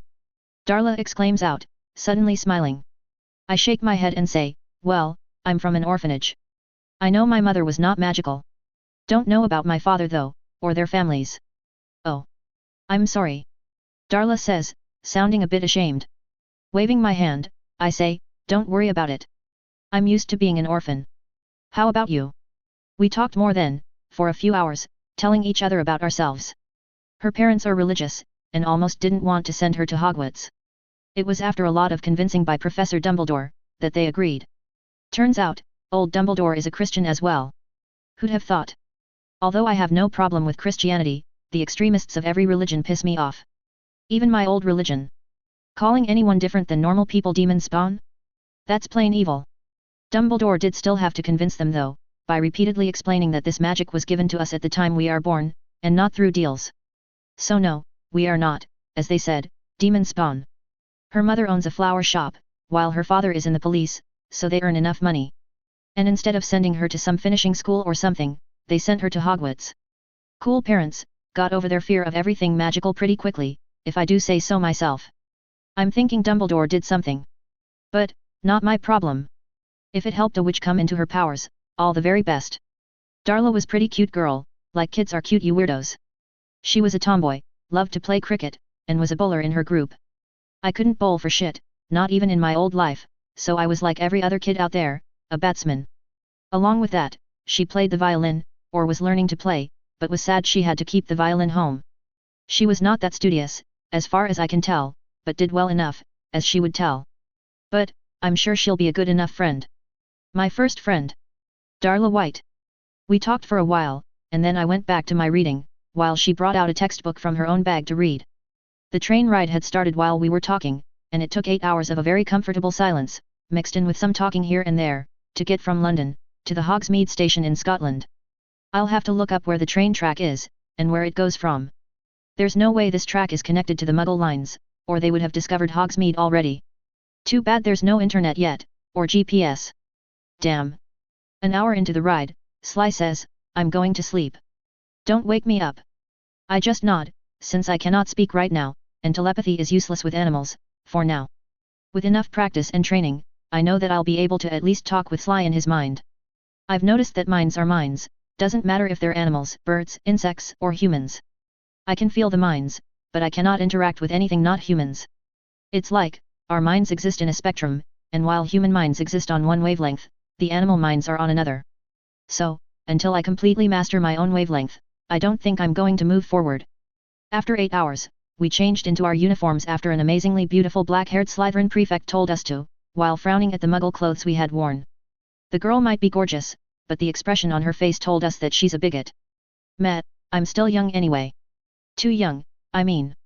Thankfully, Voldemort was a 4-year-old kid, so the racism, while there, was nothing serious, hopefully. While changing, as Darla was outside the cabin, I wake Sly up to a lot of his hissing. I say, get inside and sleep in your pocket. I won't wake you after this. I'd had the tailors add an extended pocket on the inside of all my robes, in my chinmay face, to avoid warning anyone. The pocket was extended on the inside, allowing enough space for a 3-foot-long Sly to sleep comfortably in. It still touched my belly, though, so Sly will have warmth enough for his sleep. As Sly crawls inside, once again grumbling about me, I allow Darla inside, and we once again speak a little while eating the candies I bought for us. FYI, never eat any bean from the Birdie Bots every flavor beans. You'll regret it. Doesn't matter if some flavors are actually good, you'll still regret it. Anyway, during the whole ride, I'd kept my telepathy to myself, for a couple of reasons. First, it's a bad habit to have, listening to everyone's thoughts. I mean, I'm not a goody two-shoes, but still, I might get too dependent on it. Secondly, they are kids, teenagers at the oldest. Their thoughts are literally either disgustingly childish, or about how horny they are. I'd rather not experience it, thank you very much. So, I'm keeping my telepathy usage down while in the school. Unless I really have to. Or there's a good enough reason. Anyway, after the boat ride with the keeper of keys and caretaker, who did not bother introducing himself, we met with a female professor near a big door. She told us to wait there on the stairs, and went back inside to probably get them all to prepare for us. What do you think? Do you know how we're sorted? Darla asks, getting worried. There were a few kids making up theories of their own. Ranging from solving a riddle, a quiz, to fighting different animals, including a dragon. Why do you think Hogwarts' motto says don't tickle a sleeping dragon? I'm telling you mate, we have to fight a dragon. The kid exclaims, sounding a lot afraid than the compatriots hearing it were. Shaking my head, I whisper, I don't think it'll be anything harmful. We're children, and no wizard parent looked worried at the station. It's probably something small, like a test or something. Or just random selection. Darla sighs, probably realizing my logic, and nods. She says, you're right. I hope. Knowing that the children here are focused on a single topic, sorting, I decide to try telepathy on them. Until now, even the occlumency of the adult wizards wasn't able to stop it. Although, those wizards definitely weren't amongst the strongest, so I'm still not trying anything on Dumbledore or any of the teachers. But the kids are currently distracted themselves, and I won't go deeper. Call me two-faced, but I'm still curious about my telepathy. And I don't think I can train my telepathy without actually using it. This qualifies as a good enough reason, I think. So, getting in, I'll listen to their thoughts, one by one. Then, I'll go in just deep enough in their minds to know their names, and get right back out. Don't want to mess up experimentations on children's minds.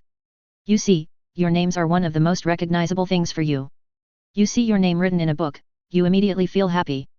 You hear it, you immediately try and find who called you. Heck, sometimes you try and find someone even if no one's there. So, while I think that trying to force legilimency through my telepathy will have a chance of making anyone brain dead, taking their names from their subconscious probably won't. I hope.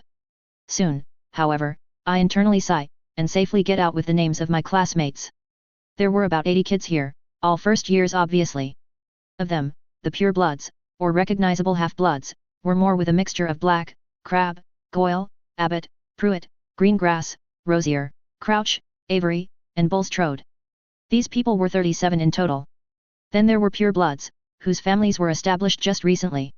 Means they were the descendants of Muggleborns, or immigrants, but technically, pure bloods. These were few, only 7. Then came the half-bloods with no noble name. Like a kid named Albert Jones, whose parents were both Muggleborns. Kids like those, numbered 22. The rest, 14, were like me. Either Muggleborns, or orphans. And there were 3 orphans, including me. Right at that moment, a few ghosts came in from the side, talking about something I did not hear. My main focus was one ghost, who looked disturbingly similar to my mother. Literally, it was like looking at my mother's ghost, if it wasn't for the very old-looking gown the ghost was wearing. There were 3 other ghosts, 2 male and 1 female. One male was fat, very fat, and if my guess is correct, then it's the Fat Friar. The other was lean, and looked like a fighter. But he was also covered in blood. The Bloody Baron. The last ghost was female, and was plump. She has a kind smile on her face, and I do not recognize her from anywhere. The 4th ghost, the one I think looks similar to my mum, was different.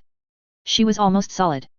While the 3 were a translucent white, and floating in the air, the girl was darker, whiter, and she was flying, staying a few feet behind the 3. Yes, I can sort of feel the difference.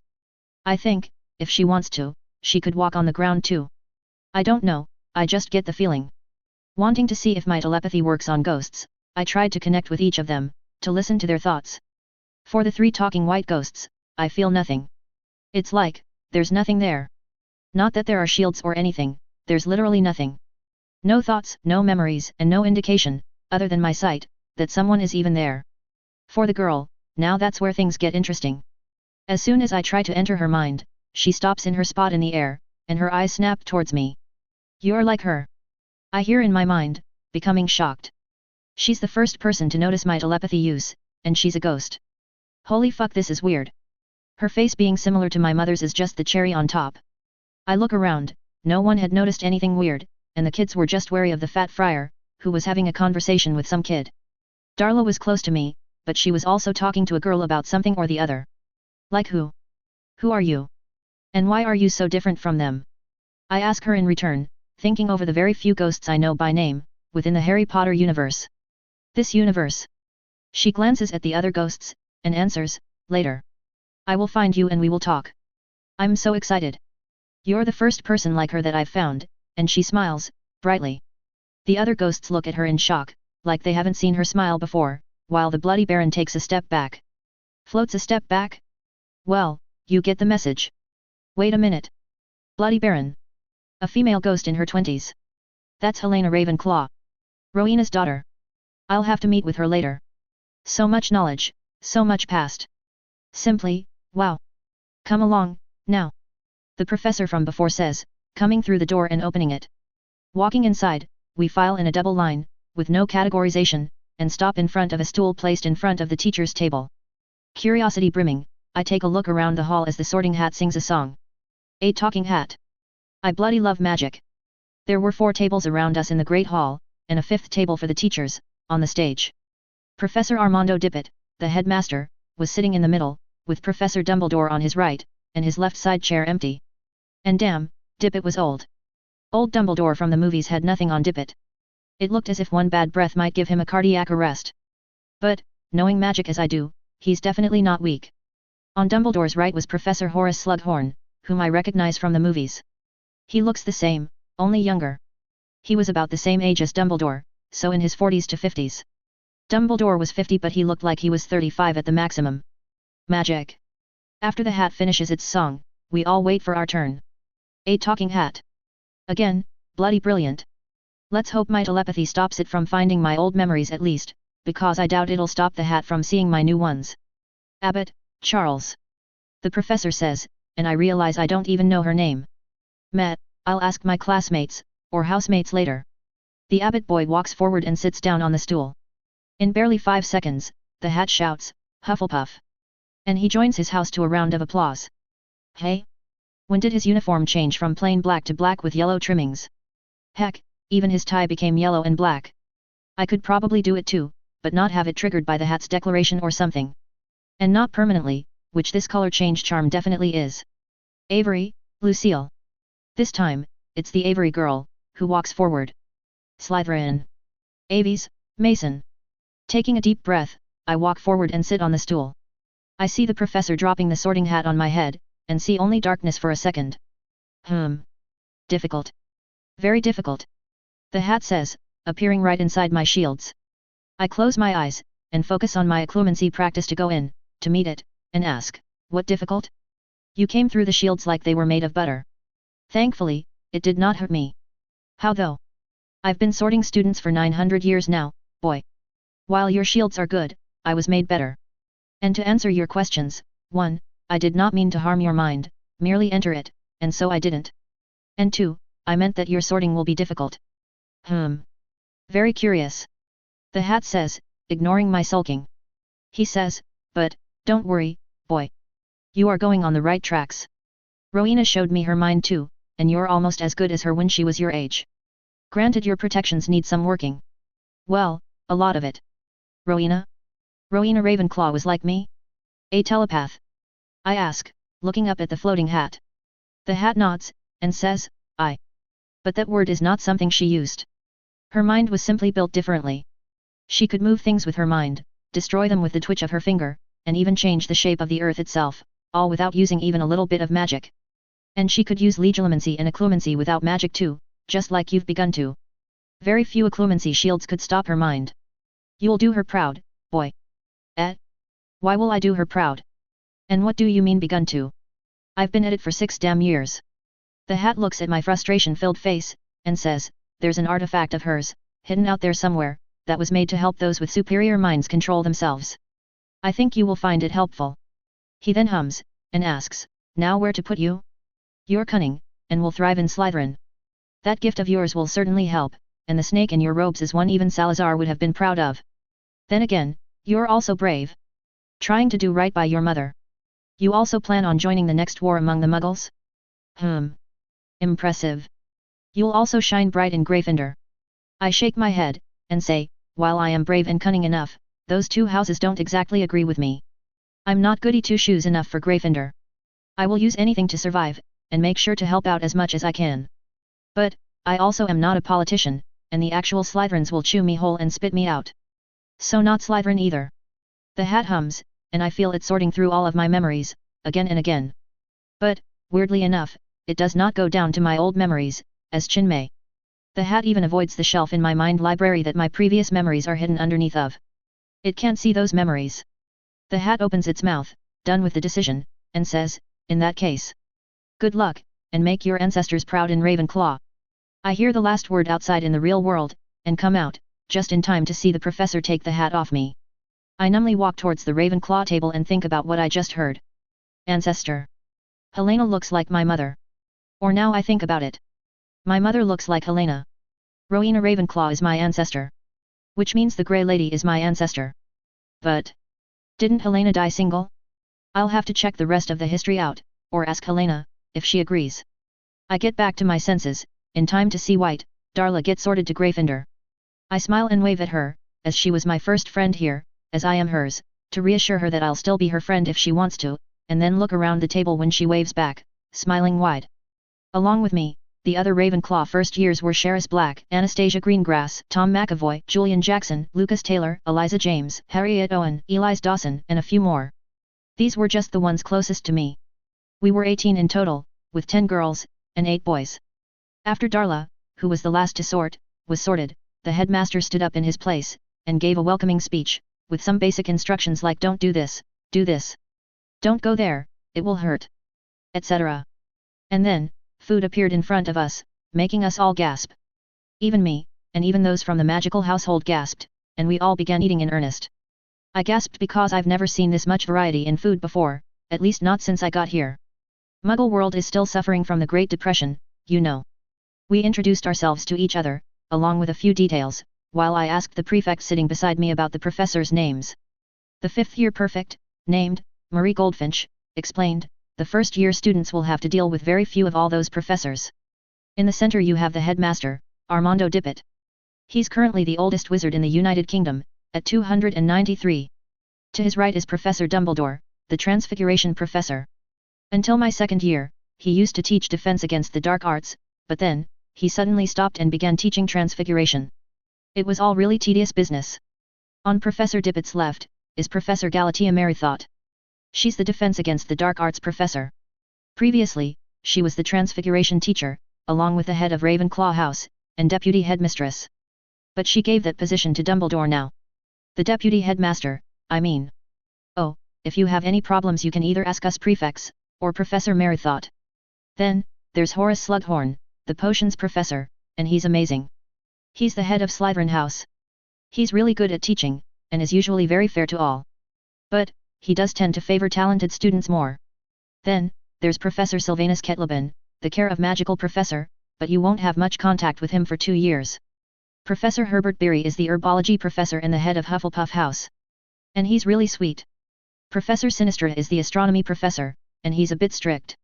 The others you won't have to worry about much. Lastly, there's Og, the groundskeeper, and Old Pringle, the caretaker of the castle. They're squibs, but you better not insult them for that. They have a tendency to get really creative with punishments. We all listened to his introduction to the teachers, and looked at each professor. Professor Merrythought, the one who was there with us when we were sorted, looked really serious, and strict. We all will have the most contact with her, being Ravenclaws. I pick up the sweet dish, which was chocolate cake today, and eat it, after the dinner was over. It was a well-balanced meal, if you discount the pieces of fried chicken legs. They alone ruined the healthiness of the meal. Anyway, after the dinner, we all follow the 5th year prefects to the Ravenclaw Tower, and I memorize the path we took. Thank you eidetic memory. After many staircases, and corridors, we finally came to a stop. I was in the back, with Tom, staying silent. Tom was a great guy, in the sense that he talked very less. Heck, he only spoke whenever someone talked to him first. The prefects had us stopped in front of a door without a handle. But there was an eagle-shaped knocker. The male prefect, something Vern, knocked it, which led to it speaking. It asked a riddle, which Anastasia Greengrass, a blonde kid, answered immediately, before the prefects could, and then the door opened. Keeping the door open, the female prefect, Marie from before, points at the door and says, "This is the entrance to the Ravenclaw common room. You have to answer the riddle, like young Ms. Greengrass just did, and only then will the door open. If you can't answer it, you'll have to wait for someone to do it for you. Now, come on in." We all enter after her, and she shows us different points about the Ravenclaw common room. Right in the middle of the common room was a marble statue, depicting a woman. Rowena Ravenclaw. She looked similar to Helena, and my mom, but only a bit. Her statue also showed the diadem she wore, which the hat hinted might help me with mastering my mental powers. To the right of us, was a stairway, that led upwards to something I couldn't see from down here. There were also a few photo frames, moving ones, that might help if there's an emergency, to call for someone.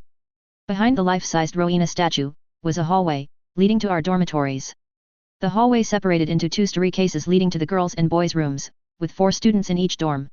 Each year had 1 floor for themselves, and the tower, being small enough, contained the year dorms, and their bathrooms, on each floor. I shared my dorm with Tom McAvoy, Lucas Tyler, and Julian Jackson, while the remaining 4 boys went to the other room. Our trunks were already near our beds when we got up, so there was no fighting over where we will sleep. The beds were kept at a healthy distance, so that we didn't feel too crowded. And on the right side of each bed, was a table and a chair for study purposes. There was a lamp on top of each table, while the beds had curtains around them, charmed to block most of the noise. But, if someone was calling for them, the enchantments were temporarily disabled. Same for when a danger approaches the occupants of the room. It was mentioned in Hogwarts, A History. It was already 10 p.m., so as soon as we changed out of our newly blue, and bronze-lined black robes, into pajamas, we went to sleep. Well, they went to sleep, I waited until they slept, using my telepathy to listen to their thoughts. Dreaming people don't focus on one thought, but their minds are still active. Too active in fact, for me to hear anything properly and make sense to it. So when their voices slowly disappeared, one by one, I understood that they were asleep.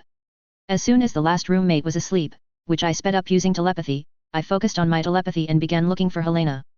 It took a while, but since the distance wasn't much, I found her quickly enough. "Ghost lady?" I ask, speaking inside her mind. The ghost jumps in her place, but then relaxes.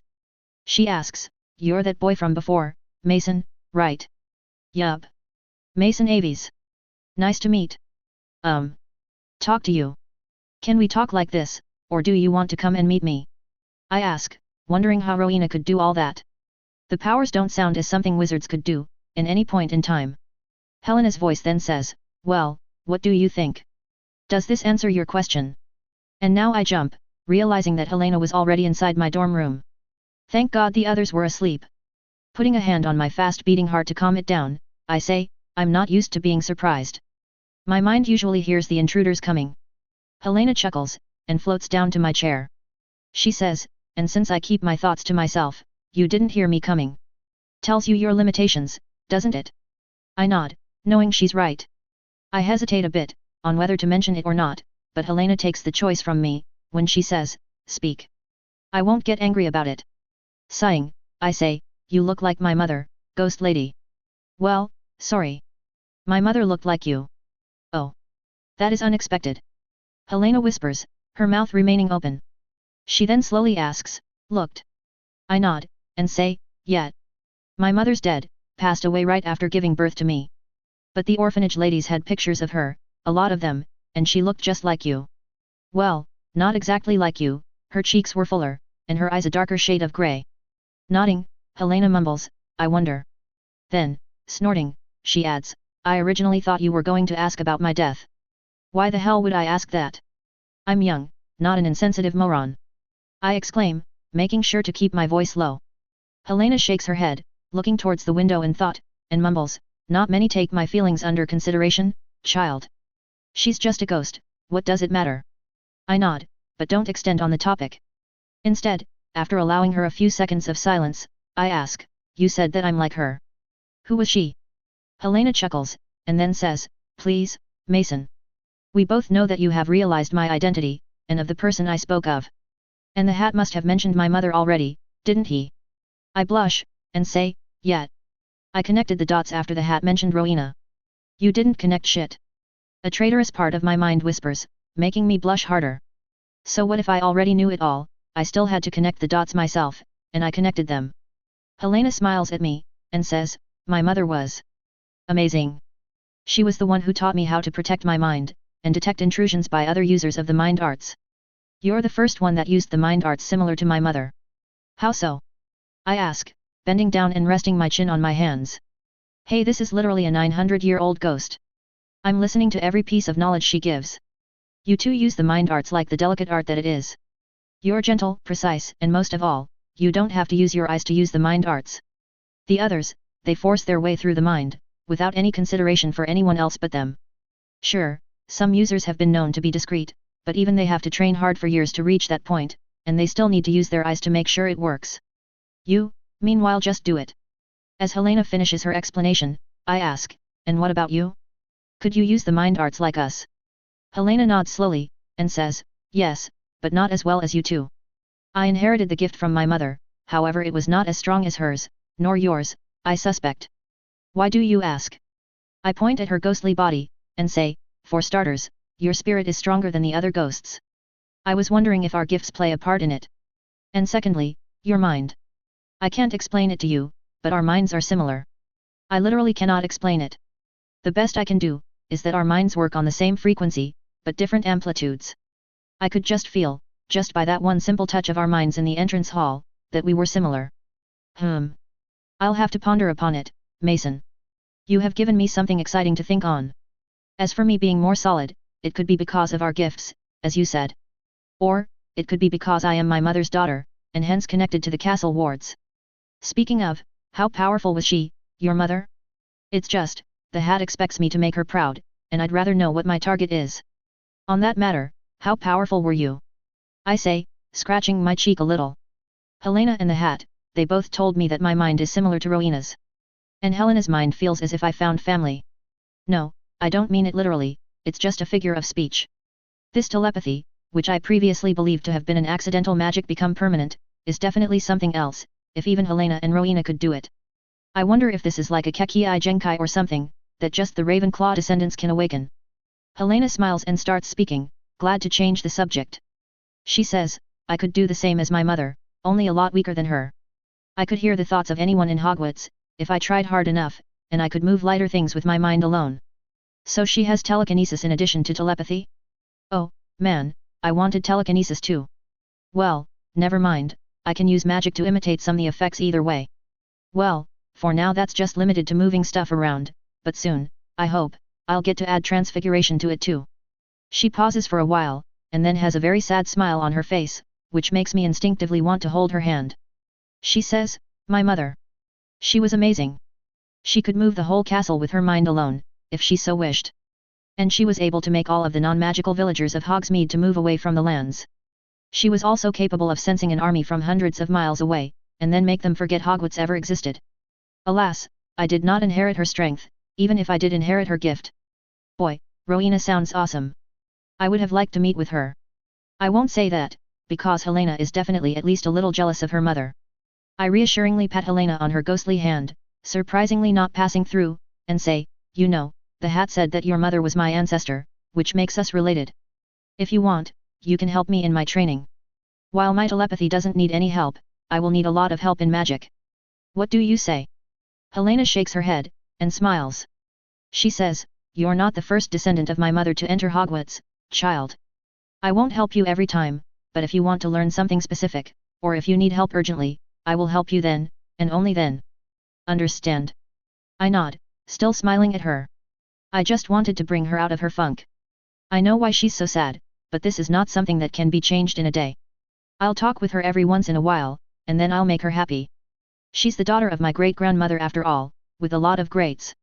I'm still not sure that she's my ancestor. I'll save the diadem from Tom's hands this time.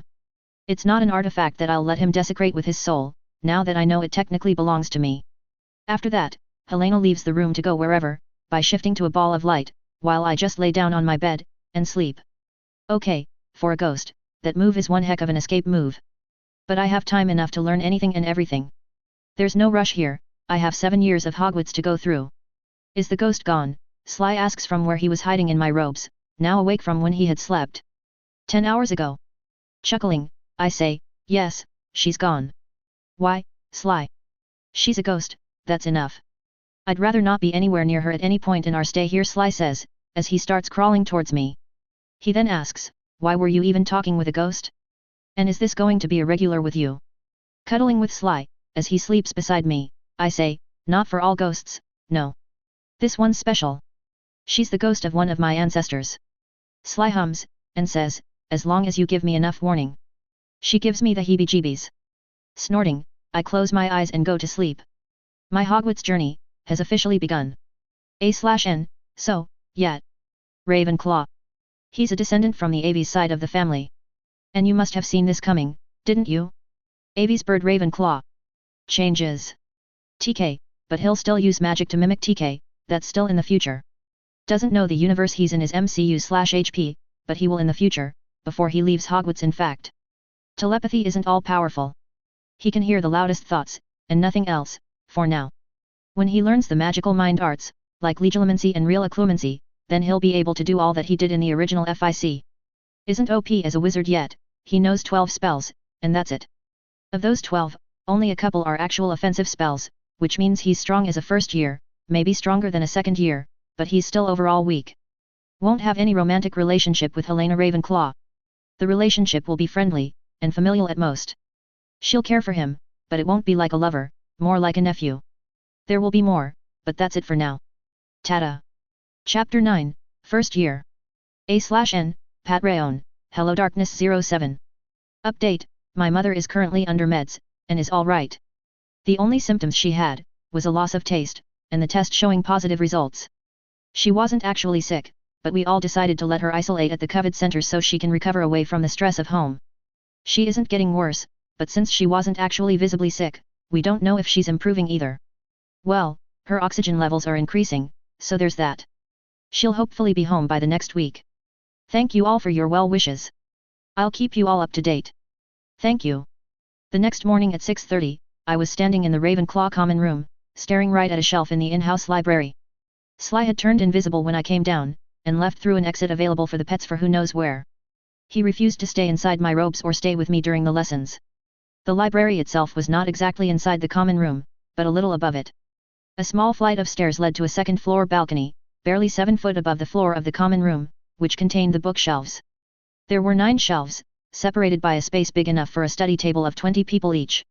Surprisingly, the size of the library was bigger than the size of the common room, but it perfectly fit within it. Shaking my head at this confusing feat of magic, I turned back to the shelves. 7 of them were clearly labeled for each year of Hogwarts, along with the 2 shelves for miscellaneous stuff. On those yearly shelves, the compartments were further divided according to the subject matter. The first year shelf only had our school study material, and so did the second year's, along with a few novels. Surprisingly, I could see a big Sherlock collection, along with all the Jules Verne books. The third year onwards, however, there were additional compartments for subjects that weren't offered in classes, but were safe to learn independently by those ages. I was staring at the last 2 shelves, and just reading what subjects were available to study, even if it is probably just a basic understanding of it. Ah, you're already up. The voice of an older person, than me, makes me look back towards the stairs leading to the library. It was the male prefect from last night, the one who led us here. Verne, right? I ask, holding my hand out to the prefect. The 15-year-old shakes my hand, and says, "You got that right. Julius Verne. Pleased to meet you." My eyebrows twitch involuntarily, and I ask, "Your name is Julius Verne? Really?" The prefect smiles widely, and says, "Ah, yes. You know Jules Verne. Our surname's the same as the author, and my father is a fan. So, naturally, he named me Julius to mess with people." "Hey," I say, because what else can I say to that? I still say, "I hope you are his descendant or something." "My name's Mason Aves, by the way." "I know, and I'm not a descendant, I mean. I checked," he says, and then turns towards the shelf I was observing. "So, it is possible to check for ancestors then? How did you check for that? Is there a spell?" I ask, showing my curiosity on my face. He says, "Well, you can go to Gringotts or the Inheritance Department in the Ministry and have a genealogical record made. They use your blood to find out any ancestors up to 1,000 years ago." I widen my eyes, and whisper, "Holy fuck. Yeah, drop those dreams, mate. There are no vaults in Gringotts left by our ancestors or anything. Hell, Jules Verne was a muggle, who just had an amazing imagination. I'd thought his books were a sign of his magical heritage, but no. Completely muggle." He interrupts, and shakes his head. Before I can ask anything, he says, "You had the same face I did when I found out about it. I too, went in hopes, that at least one of my ancestor must have left a vault full of books behind. Most of the vaults were claimed by the closest relatives of the time immediately, or sold in an auction if they managed to open it. But, who knows, you might just get lucky. And I suggest you go to the goblins. It's 10 times more expensive, but they keep the records to themselves, so you don't get hounded by reporters or something." That must be second-hand instructions. I'm going to definitely take the genealogy test, or whatever it is. I then ask, fine, now what can you tell me about this library? Julius smiles knowingly at the topic change, but still explains how the library is set up. He says, well, as is obvious, books are sorted by year, and then subject. Ravenclaw House is the only house in Hogwarts with its own, private library, so be careful who you give these books to. Whenever you take one book out of the shelf, your name is noted down magically on the records book over in that corner. I glance at the corner, and sure enough, there was an halfway open book with a quill placed in the middle of it. For the first 2 years at least, you won't be allowed to take anything, but the magazines, from these 2 shelves. Julius says, pointing the miscellaneous shelves out. He then points the compartments in the shelves one by one, and says, alchemy, beginner's warding, healing, enchanting, rune crafting, curses, rituals, all these have study materials beginning from the extreme basics, to just over 7th year level. The rest of the stuff is in the restricted section of the Hogwarts library. And don't even bother trying to sneak a book out, your names will be registered as soon as you take a book out. It was when he said that I realized that I'm no longer the only person listening. Tom McAvoy, Sherris Black, Anastasia Greengrass, and a few more of the first-year Ravenclaw students were standing behind me, listening patiently. I listen carefully, as he explains some more stuff, like how alchemy needs us to pass our owls in potions, runes, arithmancy, and transfiguration, all with at least an exceeds expectations, e.e., to gain access to even the introductory book. There were similar restrictions for the other subjects, other than healing. That just needs the school healer's permission. Soon, once every first year was gathered, and it was time for breakfast, Julius and Marie guided us back towards the Great Hall, with our book bags. They showed us recognizable portraits, or statues, or doors, so that we can make our way reliably to and from the Great Hall at least. Marie says, for the first week, we will be guiding you to every class, and back, so that you have enough time to memorize the way. After that, you're on your own, so better pay attention. I was walking side by side with Tom, who whispers to me, you think we'll have classes today? I shrug, not knowing it, and ask out loud, Ms. Goldfinch. Will we have classes today? And if so, what subjects? Marie doesn't even bother looking back, and says, we all will have classes starting today, of course. It's Tuesday. As for the subjects, you'll know it when you get your timetable, which you will during the breakfast. There you go. I say, having found the answer to his question. During breakfast, we have our first meeting with Professor Merithot, our head of house. Since the first years were seated at the end of the table, nearest to the teacher's table, Merithot was walking one by one, talking to everyone individually at least for a few seconds. It wasn't much, just a small conversation about our summers. When she comes to me, she hands me the copy of the timetable, and asks, everything settled okay, Mr. Aves? I nod, smile at her, and say, yes, Professor. I slept almost immediately after getting on the bed. Good, good. What subjects are you most looking forward to? She then asks, skipping the summer question, probably knowing that I'm an orphanage resident. I say, not one in particular, Professor. I've already read all my books, so any practical lesson is something I'm looking forward to. As she narrows her eyes at me, I say, that doesn't mean I won't pay attention in theory. It's likely that I've missed something, and the lessons will help me correct it. Professor Merithot nods, and says, good. I don't want to find you slacking in any of the classes, Mr. Aves. And then she leaves towards the next students, leaving me to return to my breakfast. Eggs and toast, along with a glass of warm milk. Turning to my left, I see a conversation taking place over the recently given timetable, so I pick up my own copy to look at it. Boy, this is a light timetable. There wasn't a fixed time limit for each subject, but the entire academic day, so to speak, amounted to just 4 hours, not counting the breaks. Potions was twice a week, Monday and Thursday, each of these classes 2 hours long.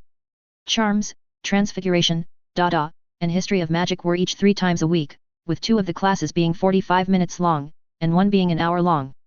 Don't know what for, though. Astronomy was once again, only 2 days a week, Wednesday and Friday. The Wednesday class was a theory class, 45 minutes long in the afternoon, while the Friday class was 2 hours long practical, at 10 p.m. Since weekends were off, it was manageable. Herbology had a 2-hour practical class on Wednesday, while the theory class was on Monday. And finally, on every other Monday evening, there was the flying lesson for an hour. It won't be the next Monday, but the one after that, and so on. Damn, this is light. I mumble, looking at how low the school hours actually were. 4 hours per day? That's it. The biggest day was Wednesday at 4 hours and 15 minutes. I think this is great. Anastasia Greengrass says from beside me. As I turn towards her, she says, remember, this is just classes. They'll expect us to do our homework, study additional information, and practice the spells. Good point. I accept, since I had completely forgotten that I'll be expected to do homework. Joy. Sighing, I ask, which one are you most looking forward to? Greengrass smiles widely, which throws the fanon-colored image of the Ice Queen Greengrass family out the window, and says, I love charms. My father is an enchanter, and I've seen him work it. How about you? Same. Along with transfiguration, and potions. Those two subjects sure sound exciting. I say, feeling it good in having a normal conversation. From in front of us, Sheriff Black sniffs, and says, what does a Muggleborn even know about magical subjects? I don't take offense to it, because she's literally 11, and answer, magic might be new to me as a fact, but as a myth, I've known it my entire life. Seeing the stuff from the books I used to read, in the real world, is an excitement of its own. Plus, as I told the professor, I've already read all my books, so I have at least some idea of what I'm going to learn this year. Sheris opens her mouth, probably to try and insult me again, but Julius, who was sitting on my other side, says, that's enough now. We're ravens. The only thing that concerns us is knowledge, and definitely not people's ancestry, or lack thereof.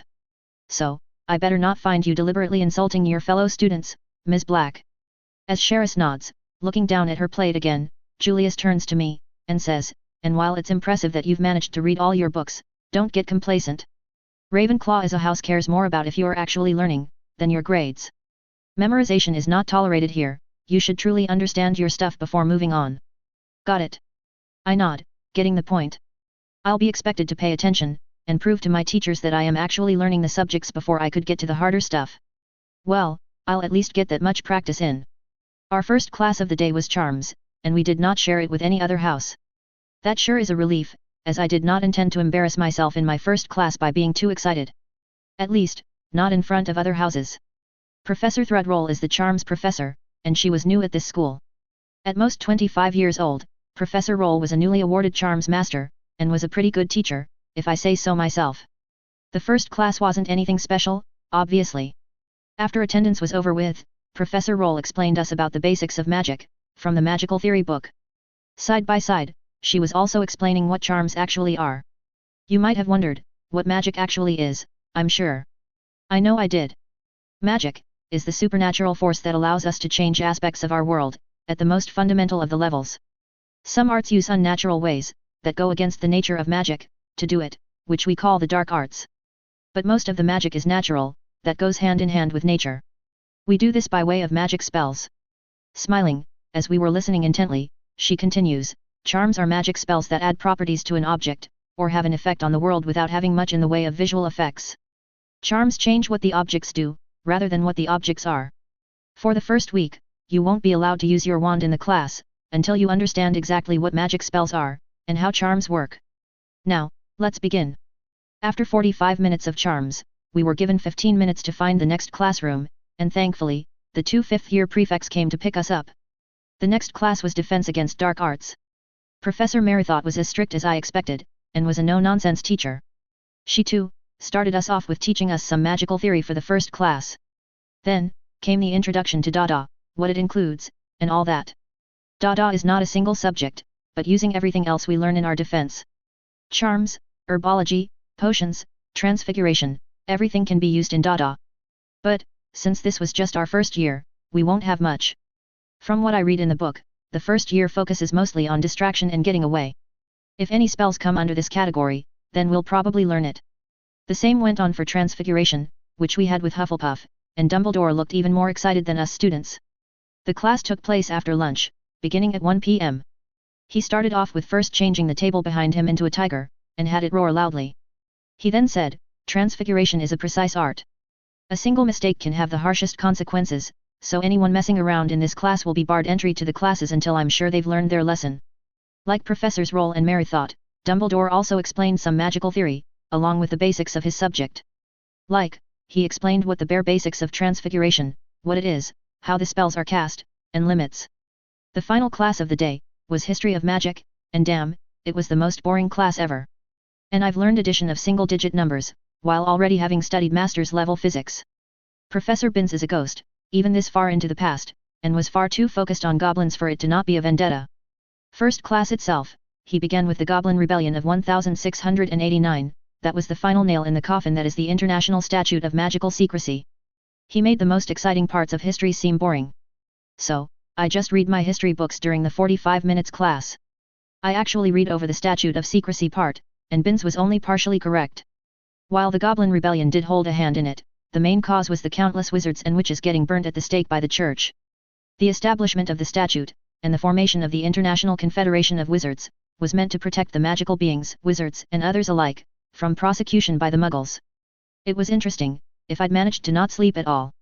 And so ended our first day at Hogwarts. The next day, came herbology, which was held at sharp 9 in the morning. The class was held in a classroom near the greenhouses. Again, the prefects guided us there, as they did for every class yesterday. Surprisingly enough, we shared the classes with Gryffindor. I was happy to meet with Darla again. Sure, we shared a few waves, hellos and byes in the hallways, and in the Great Hall, but talking wasn't possible as we didn't have much time yet. So, until the professor came, we spoke a bit, about the classes. She was happy in school, and had already made a couple friends amongst her dorm mates. But, we had to stop when the professor came to start the class. Herbert Beery is a cheery sort of guy, and enjoyed his subject. He began his lesson by saying, "Good morning, lads, lasses. Sit down." Usually, Wednesdays are reserved for practical lessons, but since this is your first class of herbology, ever, we'll start with a long lesson.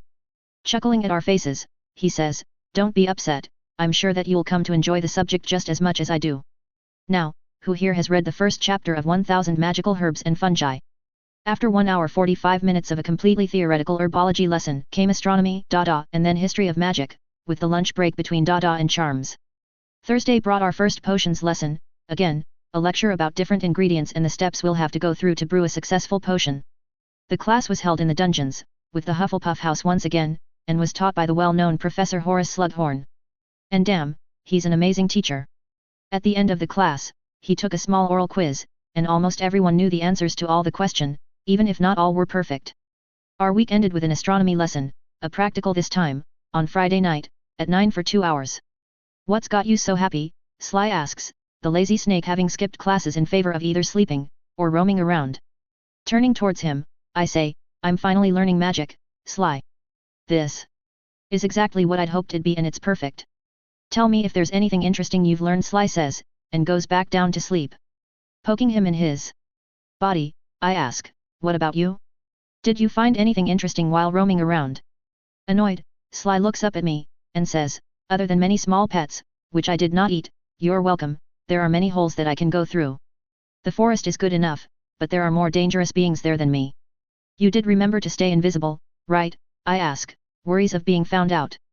While he can't stay invisible forever, and he refuses to anyway, I can't allow him to be seen by any teacher.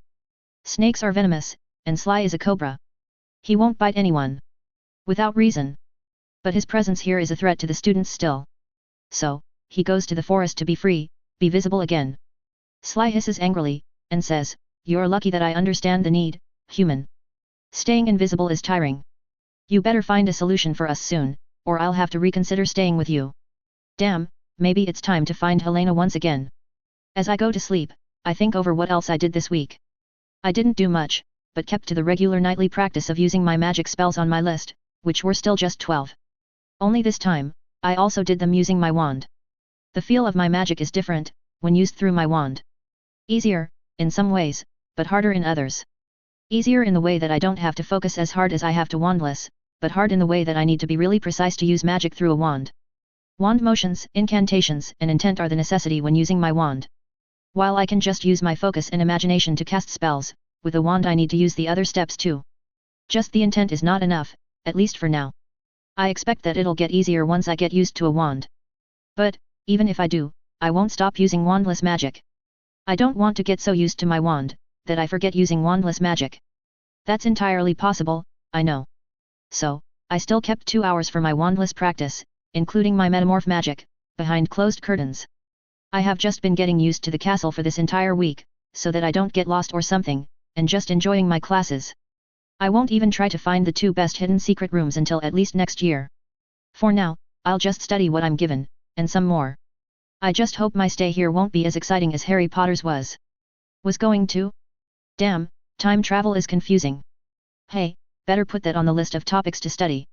A/N, I'll skip to the summer probably, but I still don't know what the pace of the Hogwarts years will be.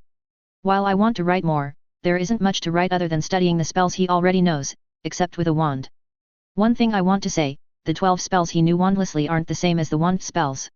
You must have read something like will magic, or intent magic or something, it's something like that. His magic is doing its best to fulfill his expectations of what the spells should do, and does it. That's why he'll still have to try hard to do the spells with a wand. He'll slowly get better, but it won't be enough to have him master 6th year spells in 1st year or something like that. Also, Sly won't be a big part of the story. He's just there. He's a lazy snake, who just wants to roam and sleep around. That's it. Anyway, Tata. Chapter 10, Black. A/N, part1, HelloDarkness07. It was almost Christmas now, with the holidays starting in a few days. I was sitting in the library, wanting to spend some time with Darla White, my first friend in Hogwarts before she leaves for Christmas. My first term at Hogwarts had gone on well enough, I suppose. Nothing eventful happened, not even on Halloween, to which I was eternally thankful.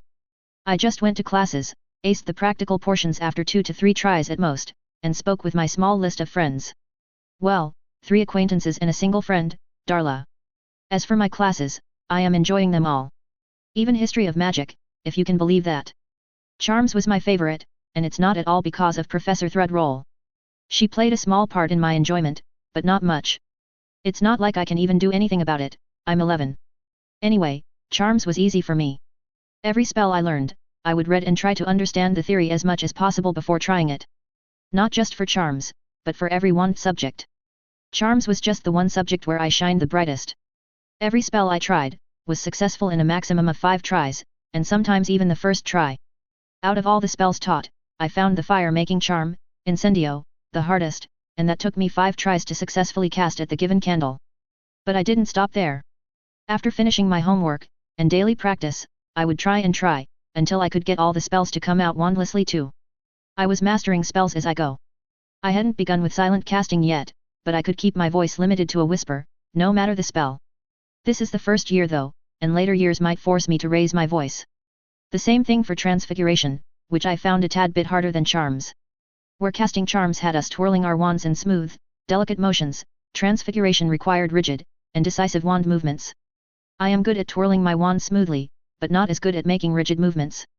I think that my last few years of casting only Charms has had an effect on my magic too. Charms are easier for me, while Transfiguration spells are harder. That was even more surprising, considering that I'm a bloody metamorphmagus, and should have been a master at this subject. Transfiguration isn't just waving my wand around an object and turning it into something else. You have to have sufficient magical power to force the object to change, focus on the transformation, including the final image, and also say the incantation right. And boy, are the incantations confusing. There are different incantations for different types of transfigurations. Even under inanimate to inanimate transformation, which is what we were going to learn for this year, there were a dozen categories. A few for when the original is of the same volume as the end result, a few for when the original is of higher mass, and a few for when the original is of lower mass. Among them, spells are further divided according to the actual mass the initial object has, and then according to the actual mass of the final result. The spells also depend on the actual mass of the object, the expected mass of the end result, and the difference between them. For now, we were just going through objects with same, or similar mass. For example, the matchstick to needle transformation, the first spell we learned, at the beginning of October. This might tell you how much theory Dumbledore first had us learn, before even beginning the practical. Before every new spell, Dumbledore would first take at least one full class to explain it, with us taking notes.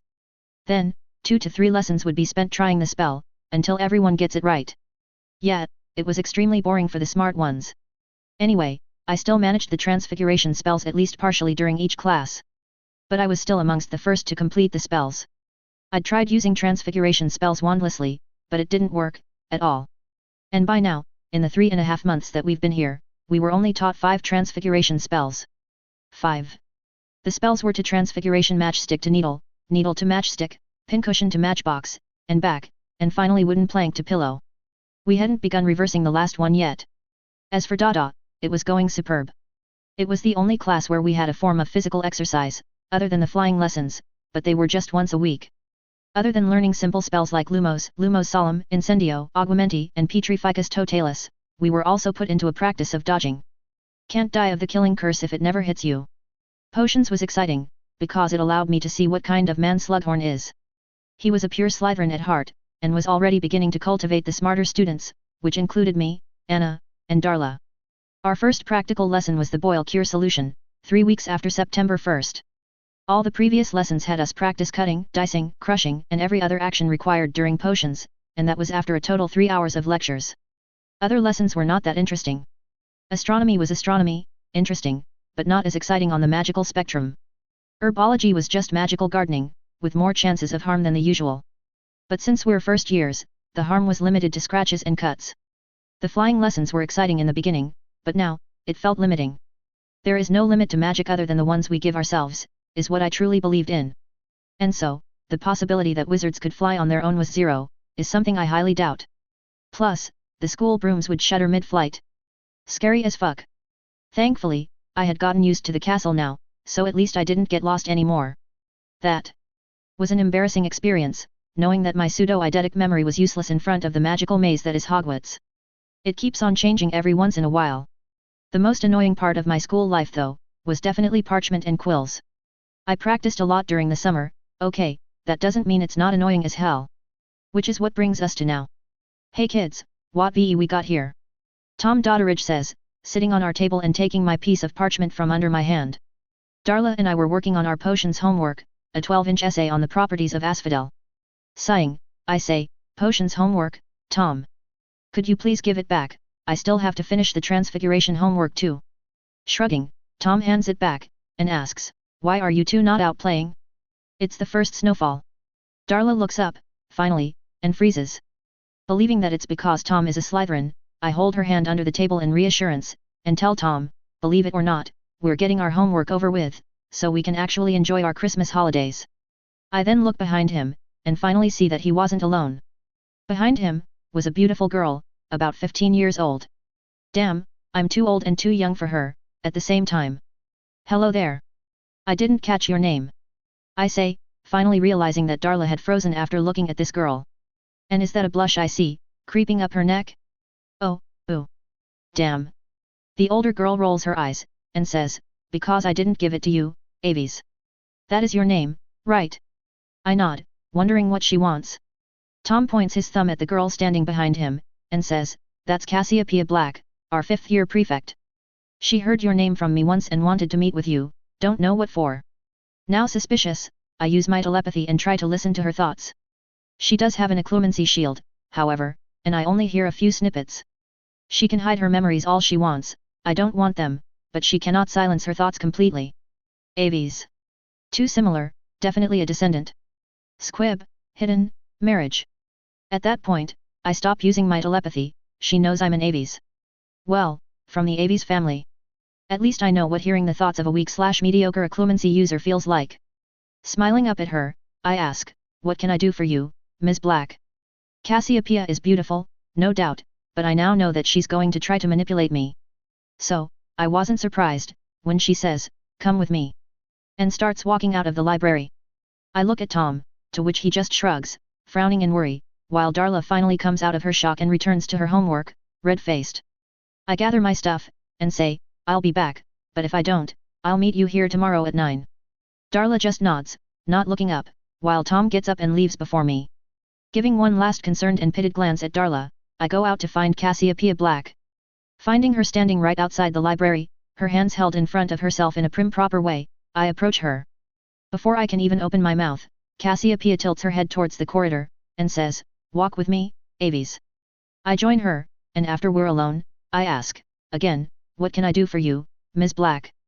Cassiopeia scoffs, and says, are you always this polite? Are you always this rude? I ask, ignoring the politeness comment. Dumbledore knows how polite I am, ask him, lady. Cassiopeia smiles, stopping in an empty corridor, and says, well, at least you have some cheek. Good. And it's not about what you can do for me, but what I can do for you. Sighing, I ask, very well, what can you do for me? Cassiopeia brings her hand to my cheek, and runs her nail over it. Shivering, I step back, as she whispers, a lot of things, Aves. A lot. Okay, get to the point, lady. I say, gritting my teeth at my hormones, and bringing my bag in front of me. Why in the hell, did I have to start puberty this early? Smiling amusedly, Cassiopeia says, I have an advice for you, in return you'll owe me a favor. Yeah, I don't want it. I say, and start walking back towards the library. Owing a favor to a member of the House of Black, is not something I'll ever do, let alone someone as crafty as Cassiopeia. I remember her, from the fanfics. If she's even half the manipulative bitch the fanon version is, then I'll be screwed 5 times over before I even pass out of Hogwarts. Suddenly, my hands snap to my side, and I freeze into place. The Petrificus totalis. This bitch. I can't even open my mouth to yell. I did not say you could leave, Aves. Cassiopeia says, and now she sounds annoyed. With the twitch of her wand, I float up into the air, and towards her. It is only now, that I noticed something. There aren't any portraits here, so even the headmaster is blind. Damn it, she's crafty. Pointing her wand at my head, Cassiopeia whispers, "Conf undo. Legilimens." At first, it calms my mind, and I wonder what I was doing. It was very confusing, everything. Who even am I? Next, I feel something slowly invading my mind. What is a mind? It was a light, that was slowly entering through the useless rabble that was outside what looked like a dome.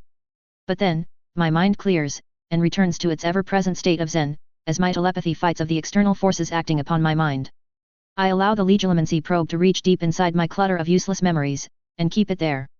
Meanwhile, I follow it to its source, and enter the mind of my attacker, Cassiopeia Black.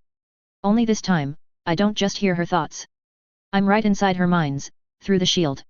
It was as if I was physically there, but my experience in my mind palace building told me, that I was currently inside her own mind palace, no, just a mind world. She didn't actually build anything.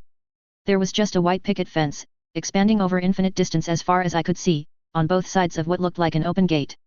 I was standing inside the door, and on the other side of it, was my own mind. This was just a small representation of me. As for her mind world, Cassiopeia's memories were spread all around, with no noticeable pattern to them. For fuck's sake, she hadn't even sorted her memories. What kind of occlumency is this? If this is the official wizarding mind protection, then I'll be terribly disappointed. Having no idea how long she'll stay ignorant of my presence here, I start my work and focus on my telepathy. Within a single moment, my telepathy finds out where everything is in the clusterfuck that is her mind, and take it within me. One by one, pages appear from everywhere around the messy mind world, and enter my head. As they do that, I see them getting thrown all around my mind palace, and just shrug. I'll sort them later. You see, I take my privacy very seriously. Someone trying to manipulate me with words? I can handle that, this is just how the world works. Everyone manipulates everyone. But using legilimency on a first year? Along with a confundu's charm to disorient him first? Yeah, I take offense to that. Not much, since I use telepathy on an almost daily basis too, but I do take it, when the first year is me. Well, I'll copy all of her memories as compensation. She's a black, she's bound to have knowledge of some secrets. In the middle of my job, I hear Cassiopeia's voice inside my head say, "You'll walk back to the library, and study with the Mood Blood. When you leave Hogwarts for the summer, you will go to Gringotts and ask for a complete genealogical record, and then bring it to me. You also owe me a big favor, that you'll feel you're magically bound to fulfill, which I'll call in when I wish." Okay, this is just messed up. Barely a moment after Cassiopeia finishes her hypnotic command to me, I feel myself slipping, and let go. Thankfully, I'd taken all of her magical knowledge, and almost half of her personal memories before I somehow lost my hold. Mind works faster when you're actually there, plus I'm literally a telepath. My mind is just different. Now knowing what the hidden command is, when I wake up and find myself alone in the corridor, I start walking towards the library. All the while, a camouflaged Cassiopeia kept on thinking how this was going to be so profitable to her, oblivious of her loud thoughts, and foiled plans. As I enter the library, I sit back down beside Darla, and silently continue with my homework. Meanwhile, in my mind, a small representation of me starts sorting the newly acquired memories and knowledge. I don't hate Cassiopeia now, since I did have some satisfaction by stealing her secrets, but I won't ever trust this girl. Not a chance. At least, not entirely. But for now, I'll focus on sorting through the clusterfuck that is Cassiopeia's mind. "Hello, Mason." The soft voice of Helena Ravenclaw says, as she appears through the wall. Today was the second day of the Christmas holidays, and I was the only person in the first-year Ravenclaw boys' dorms. In the entirety of Ravenclaw House, only 17 students had stayed in the castle, while the others had left for their homes. If those 17, 7 were the 7th and 5th year students, preparing for their eventual newts and owls, while the remaining 10 were just there to have some fun. Looking up from my book of spells, I stop scratching Sly on the head, and nod at Helena.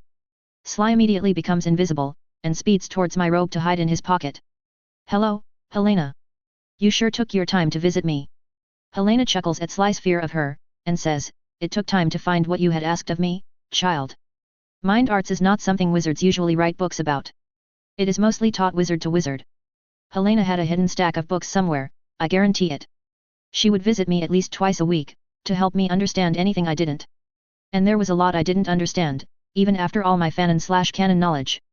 But that wasn't the point. When I'd first realized that Helena could still touch things in the physical world, unlike the other ghosts, I'd asked her for her help on enchanting something for Sly, to help him stay invisible, indefinitely, without causing him discomfort. Helena had disappeared for a week, after which she had returned with a book, an actual physical book, with the title Enchanting Leather Without Runes, by R.L. Solemn. The book was written in bloody 1432. 15th century book, in mint condition, and Helena said, I found it hidden within the library books. I call bullshit, not to her face, but I do. Don't want to look a gift horse in the mouth. Which is a really weird phrase, now that I think about it. You should always look a gift horse in the mouth. The Trojans learned that the hard way. After a few days of memorizing the book, and a week of practicing the spells required, I enchanted a very thin strip of leather, that I found lying around in an empty classroom. The leather belt was then tied around a struggling Sly, who then immediately became camouflaged. It wasn't true invisibility, like Sly's own gift was, but it was like the disillusionment charm, which I was still practicing. But, it was enough to give him breaks in between. More days of re-enchanting, and Sly could become camouflaged whenever he wanted, and become invisible if he so wished. He could also stay in that camouflaged state however long he wanted to, which could get really annoying sometimes. Anyway, after the debacle with Cassiopeia, where she used Confundu's charm and the legilimency spell on me, quite unsuccessfully, I might add, I'd asked Helena for help in finding a book on occlumency and legilimency. No matter how much I'd tried, I couldn't replicate the wonderful phenomena that is entering someone else's mind world. Listening to thoughts and entering the mind world are completely different. And I couldn't do it now. Which I suspect, is because I don't have a legilimency spell to follow like last time. Which is why, I was going to learn the magical mind arts, occlumency and legilimency, properly, in the wizarding way. And now, 4 days after I had asked her for help, Helena returned, seemingly empty-handed. From experience, however, I know that her gown can still hide stuff, including books and daggers. Ghostly daggers. Brrrr. Anyway, I say, so. Did you find anything? Helena rolls her eyes, annoyance clear on her face, as she says, yes, I found a book. Be lucky that I want your mind to be more secure, for my sake if not for yours. I poke my tongue out at her, and counter, I know you like me, Helena. You can't hide that. Helena chuckles, and she did actually like me. But she was keeping her distance, probably because I'm mortal, while she's a ghost. Helena then puts her hand in a fold on the side of her gown, into a hidden pocket, and takes out a book. Well, a tome is more accurate, judging by the absolute unit that is the book. The book was thick, almost 5 inches thick. It had a hardcover, with black leather finish on it, and there were at least 2,000 pages on the book. On its front, the title was written in gold embroidery, saying, The Complete Mind Arts Compilation. I have no idea what this means, but judging by the title, this book is definitely detailed. Helena throws me the book, which I catch with my hands and chest, and drop back into the bed. It was that heavy. She says, before you start, you should know, that you cannot show this book to anyone, under any condition. You also have until the end of holidays to finish reading all of it. So, she'll take this book away too then. To be fair, she wouldn't have a secret stash if everyone knew of it, and could read it. Thank you, really. I say, completely sincerely. This book was precious, and I know it. Helena nods, and says, I know that your mind allows you to memorize the entire book, but I'd appreciate it if you take it slow. Don't try the stuff from the later chapters until you've mastered the first ones. I roll my eyes, and say, that much is obvious, Helena. But I appreciate the Christmas present. Helena chuckles, and turns her back to me. As she turns into a silver glowing ball of light, which is unique to her I've noticed, she says, enjoy your Yule, Mason. And enjoy the tome. I wave Helena goodbye, and immediately discard the book of spells. I have just 10 days to read this entire book, while not seeming suspicious to the teachers. Shoy. Is she gone yet? Sly asks, for the 10th time in the last 5 minutes. I turn towards the robe, and say, yes, Sly. She's gone. You couldn't even stay silent when she was here, could you? What's the issue? She cannot hear me, Sly says, as he curls up in the corner of my bed. I say, I can, you idiotic snake. It was annoying the first time, and it was annoying the last. Who are you calling idiotic, you two-legged dumbass? Sly hisses, angrily rising up with his hood spreading around his head. Before the argument can get even more heated, a flash of light is created right in front of me, which makes me hide my eyes. As the light starts receding, I hear the hiss of my second favorite snake say, so this is the wizard school. Not that impressive. Ash, I and Sly yell at the same time, both of us excited to see him after so long. Sly and Ash hug a little, after which Ash climbs my leg and sits on my knee. He says, hello, wizard. Are you enjoying yourself? Nodding, I say, yes, I am. And so is Sly, even if he won't say it. But he also misses the other snakes. There aren't that many snakes in the forest outside. I can speak for myself, human, Sly hisses, an annoyed tint to his voice. I know he isn't angry, that was just one of the occasional arguments of ours. Sly flicks his tongue out a few times, and says, unlike you, Ash, I cannot vanish from here to there in a moment.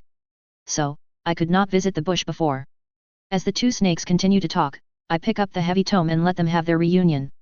In snake years, Sly has known Ash for years more than me, even if the actual difference is just about a month or something. I'll give them their space. But now, mind arts. Not just mind arts, the complete mind arts compilation.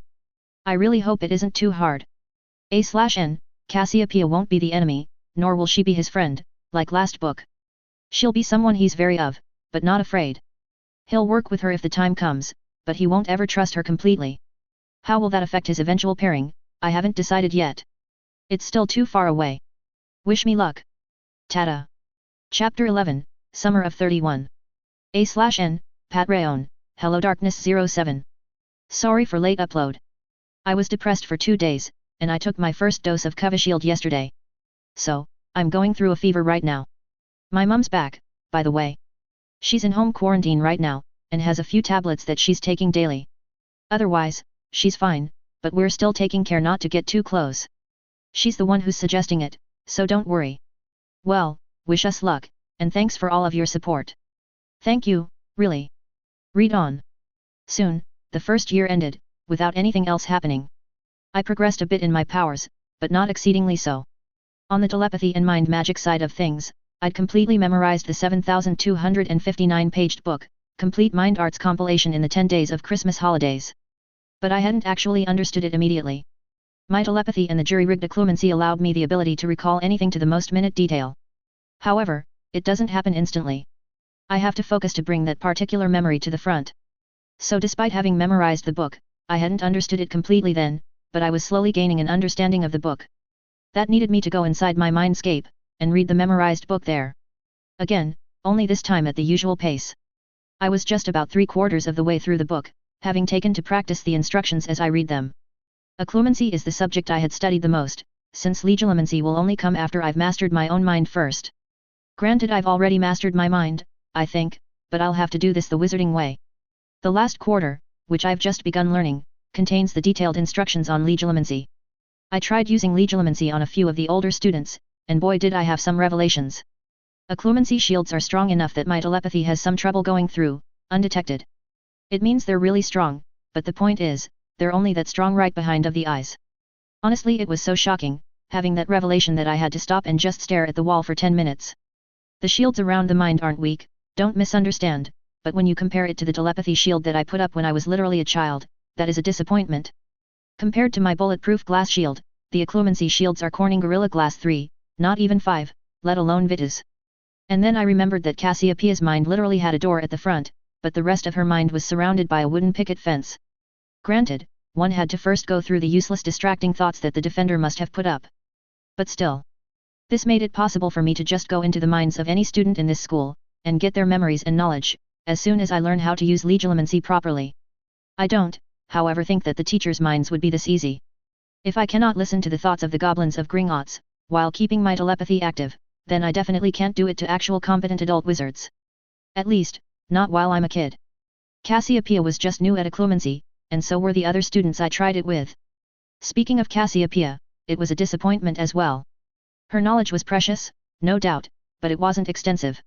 It was her memories, only the last 5 years of which I have, that was impressive. Her cousin Arcturus is the current heir of the Black family, and she was literally his favorite. So, he shared a lot of the main family's knowledge with her. Good for me, but it's not that extensive. She knew a few dark curses, which I'm definitely not using this soon, and more than a few protection spells, which were appreciated. At least I was now able to stop anyone else from reading the books Helena would sometimes bring me, which were of a level suitable for a first to second year student. And I can now cast a privacy ward if I so wished. Surprisingly, privacy wards give a form of invisibility. The spell I learned from Cassiopeia's mind created an illusion around you, that made everything you want invisible, silent, and odorless. But it was also easy to detect, and remove. Even a finite incantatum works, for fuck's sake. As for my magic, my progress was just as fast-paced as when I was in the orphanage. Along with the spells I learned in the classes, I also tried to learn a few additional spells. Like the Stunning Charm, Stupefy, the Snake Conjuring Spell, Serpent Sortia, and the Disillusionment Charm, Silo. These were the most impressive of the spells I've learned that were beyond the first-year syllabus. I got all 3 of these spells from Cassiopeia's mind. Well, I already knew Stupefy, but I had to learn it the proper wizarding way someday, right?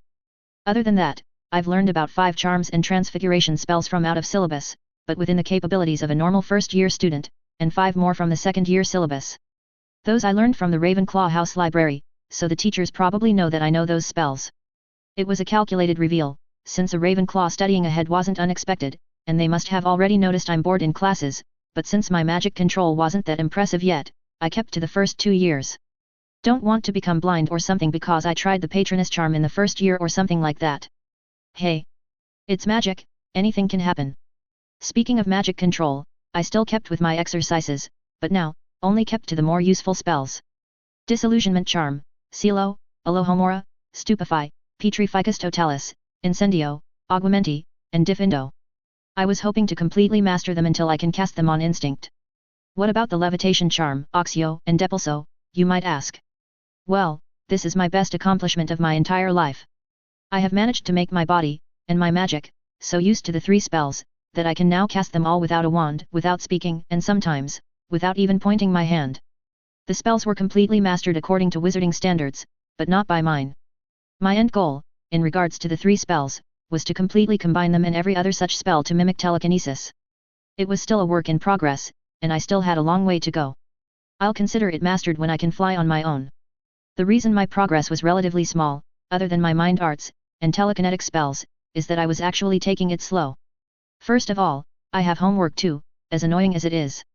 Plus, I have to complete the exercises for 3 wand subjects, and read up on 2 non-wand subjects, herbology and potions. Secondly, I literally have 6 more years inside the castle, I have no reason to speed things up too much. So now, after my exams were done, and the end of the year feast was over with, I was sitting in a train compartment, with Darla in front of me, waiting for the train to start. Beside Darla, was Anastasia Greengrass, who had somehow become better friends with Darla, than with me, her housemate. They had met through me in the first place, when we had gotten together to study in the library. And beside me was an empty seat. Sly was once again sleeping inside my robe, preferring to sleep through the journey. Hey, Mason! Tom says, walking into our compartment and sitting down beside me. Nodding at him, I ask, what happened to James and Lucas? Tom scowls, and says, they brought their Gryffindor friends in and began arguing about Quidditch. Again. As if we don't tolerate it enough in our dorms. Darla snorts, and says, you say that, but imagine sharing a common room with 100 Quidditch fanatics. It gets really annoying, the way they get so excited, and shout over a sport. I dryly point out, you're one of the Quidditch fanatics, Darla. You were literally yelling at your team's captain for losing the match last month. In the Great Hall, that too. Doesn't mean it's not annoying when someone else does it. Darla says, not bothering with denying the accusations. Hey, even I love Quidditch and flying, but I don't, and can't, speak about it every time I'm free. I also don't know why they're all so bloody obsessed with the professional flyers. Tom says, defending Quidditch a little. Good thing he mellowed out a little. At the beginning of the year, he barely spoke 1 sentence per day to us. Now look at him, seeking us out so he can talk freely. I snort, and just shake my head. Sure, flying is wonderful. Even if a broom is the one to support us, there's a sort of freedom in flying, which we don't get to experience outside of our flying classes. Thank God, flying lessons will continue on for the next year too. Only the first and second years have flying lessons. The others are expected to just use their brakes to fly around Hogwarts grounds, if they need to. Back to the point, despite somewhat liking flying a broom, I did not like Quidditch much. I was a dude who played basketball, and seeing Quidditch, where the players literally carry the ball, quaffle, close to their stomachs, right to the goals, was blasphemy for me. I watched the games, but would internally scream in outrage the entire time. Soon, the topic turns to our exams, and Darla shakes her head and asks, "How the bloody hell did you manage to get O's in every paper, without studying a single page?" I look back at her, confused, and say, "But I did actually study." "Not for the exams, you didn't. You were practicing some other spells, playing chess with Goldfinch and her group, or reading that Charms magazine the entire time." Tom points out helpfully. The Charms magazine was what I would pick up whenever I wanted to read the Occlumency book in my mind. Chess was just a hobby that I crossed over with. Nodding, I say, "You're right. But did you know that every day, I would practice my spells? Without breaking the pattern, I would practice every spell, go over every potion, and even read through all of the notes before going to sleep.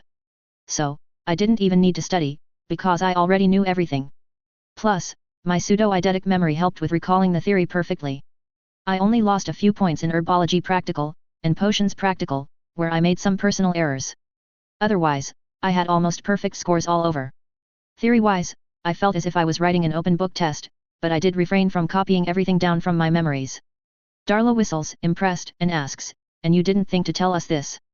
Hey, if I'd have told you to study 3 hours after dinner, every day, you'd have stopped talking with me," I say, leaning back.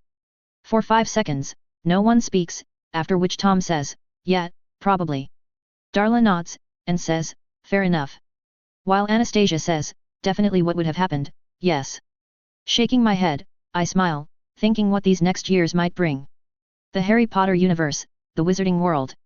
Who would have thought, this would be my next great adventure, to quote the young old coot. Once back at the orphanage, I was suddenly bored and back to my pre-Hogwarts schedule. Waking up, helping out in chores, taking care of the new baby that was found abandoned, etc. Only now, I didn't have school to take up 6 hours of my time. Plus, the food had gotten worse, somehow. I will definitely make use of my fortune here at least. My mother was raised here, died here, and gave birth to me here. I owe them this much. But, I can't give them money, or the children will see only a fraction of it. I'll give an anonymous donation of food and clothes. That'll be alright, I think. With that decision made up, and kept on the TDL, I return to my desk, to draw a sketch on the slate, while my mind is busy reading the Legilimency part of the Complete Mind Arts compilation. I'm not good at sketching, never was, but it helps relax my mind. It takes me about 10 days of reading 10 hours a day, for me to finish the book, and about 20 more days of mental conditioning later, I decide to try the Legilimency attack. Well, not exactly. I'll use my telepathy to try and replicate the Legilimency spell. What is Legilimency? It is the use of magic to go through someone else's memories, and visual thoughts by use of eye contact. What is telepathy? It is hearing the loudest thoughts of other people around you, without using eye contact. At least, it is the definition of my current telepathy. So, my thought was, can telepathy be used offensively, like Legilimency, by using the practices of Legilimency? And can Legilimency be used by using a telepathy probe as medium? My mind is my own, and I can control my magic inside my body pretty well. So, can I do what I want to? Only one way to find out. It was dark outside, the clock having crosses the 12 AM mark some while ago, and I am sitting on my bed. I've found that while I can use my telepathy in any position, it works best, and has the longest range, when I'm calm, meditating, and sitting down. Once I'm calm enough, and in the Zen, I expand my mind and search for a victim. If I fail, then there's a chance that the mind will become a vegetable. So, I don't want to try this on good, honest, respectable people. Which still leaves me about 80% of London, to be honest, but I'm not going to experiment on them either. I'm looking for the worst of the worst criminals, who wouldn't be missed much. It doesn't take me long before I hear the trigger words that immediately bring my focus to him. His mind was pretty loud, when it says, "Ha! That bitch cried a lot, but it was worth it." The screams even set the mood. While he didn't think the word rape, the intentions were what triggered my telepathy into finding him. And now, I have him in my grasp. All his thoughts were mine, and boy were they so many. He's a criminal, from what he's thinking, and a crook in one of the many gangs that plague London in these harsh times. In the 2 minutes that I've listened to his thoughts, he's killed 17 people, robbed houses, raped women multiple times, and took part in kidnappings. I scowl, and think, yeah, I think I'll have to fail this one. It will be quite painful for him, in fact. So unfortunate. Thinking back to my experience in Cassiopeia's mind, and all the mental training I did in this last month I've been here, I mentally call out Legilimens, just for the sake of intent. As my telepathy already had a hold on his thoughts, my magic goes through it, instead of the eye contact necessary, and I tear through his meager mind shields and land in his mindscape, which makes me confused enough to call up his memories of any mental training. Oh, he wasn't a wizard or anything like that. He was just trained to resist torture, for some reason, which resulted in a paper-thin shield around his mind. If a normal human practices enough, they can even stop normal telepaths from looking at some particular memory they want to hide. But this one's just a beginner, and not even that when compared to me. Just like what happened in Cassiopeia's mind, pages start coming from all over his goon's mind, forming into books. Only this time, I don't send them to my own mind, but keep them in front of me.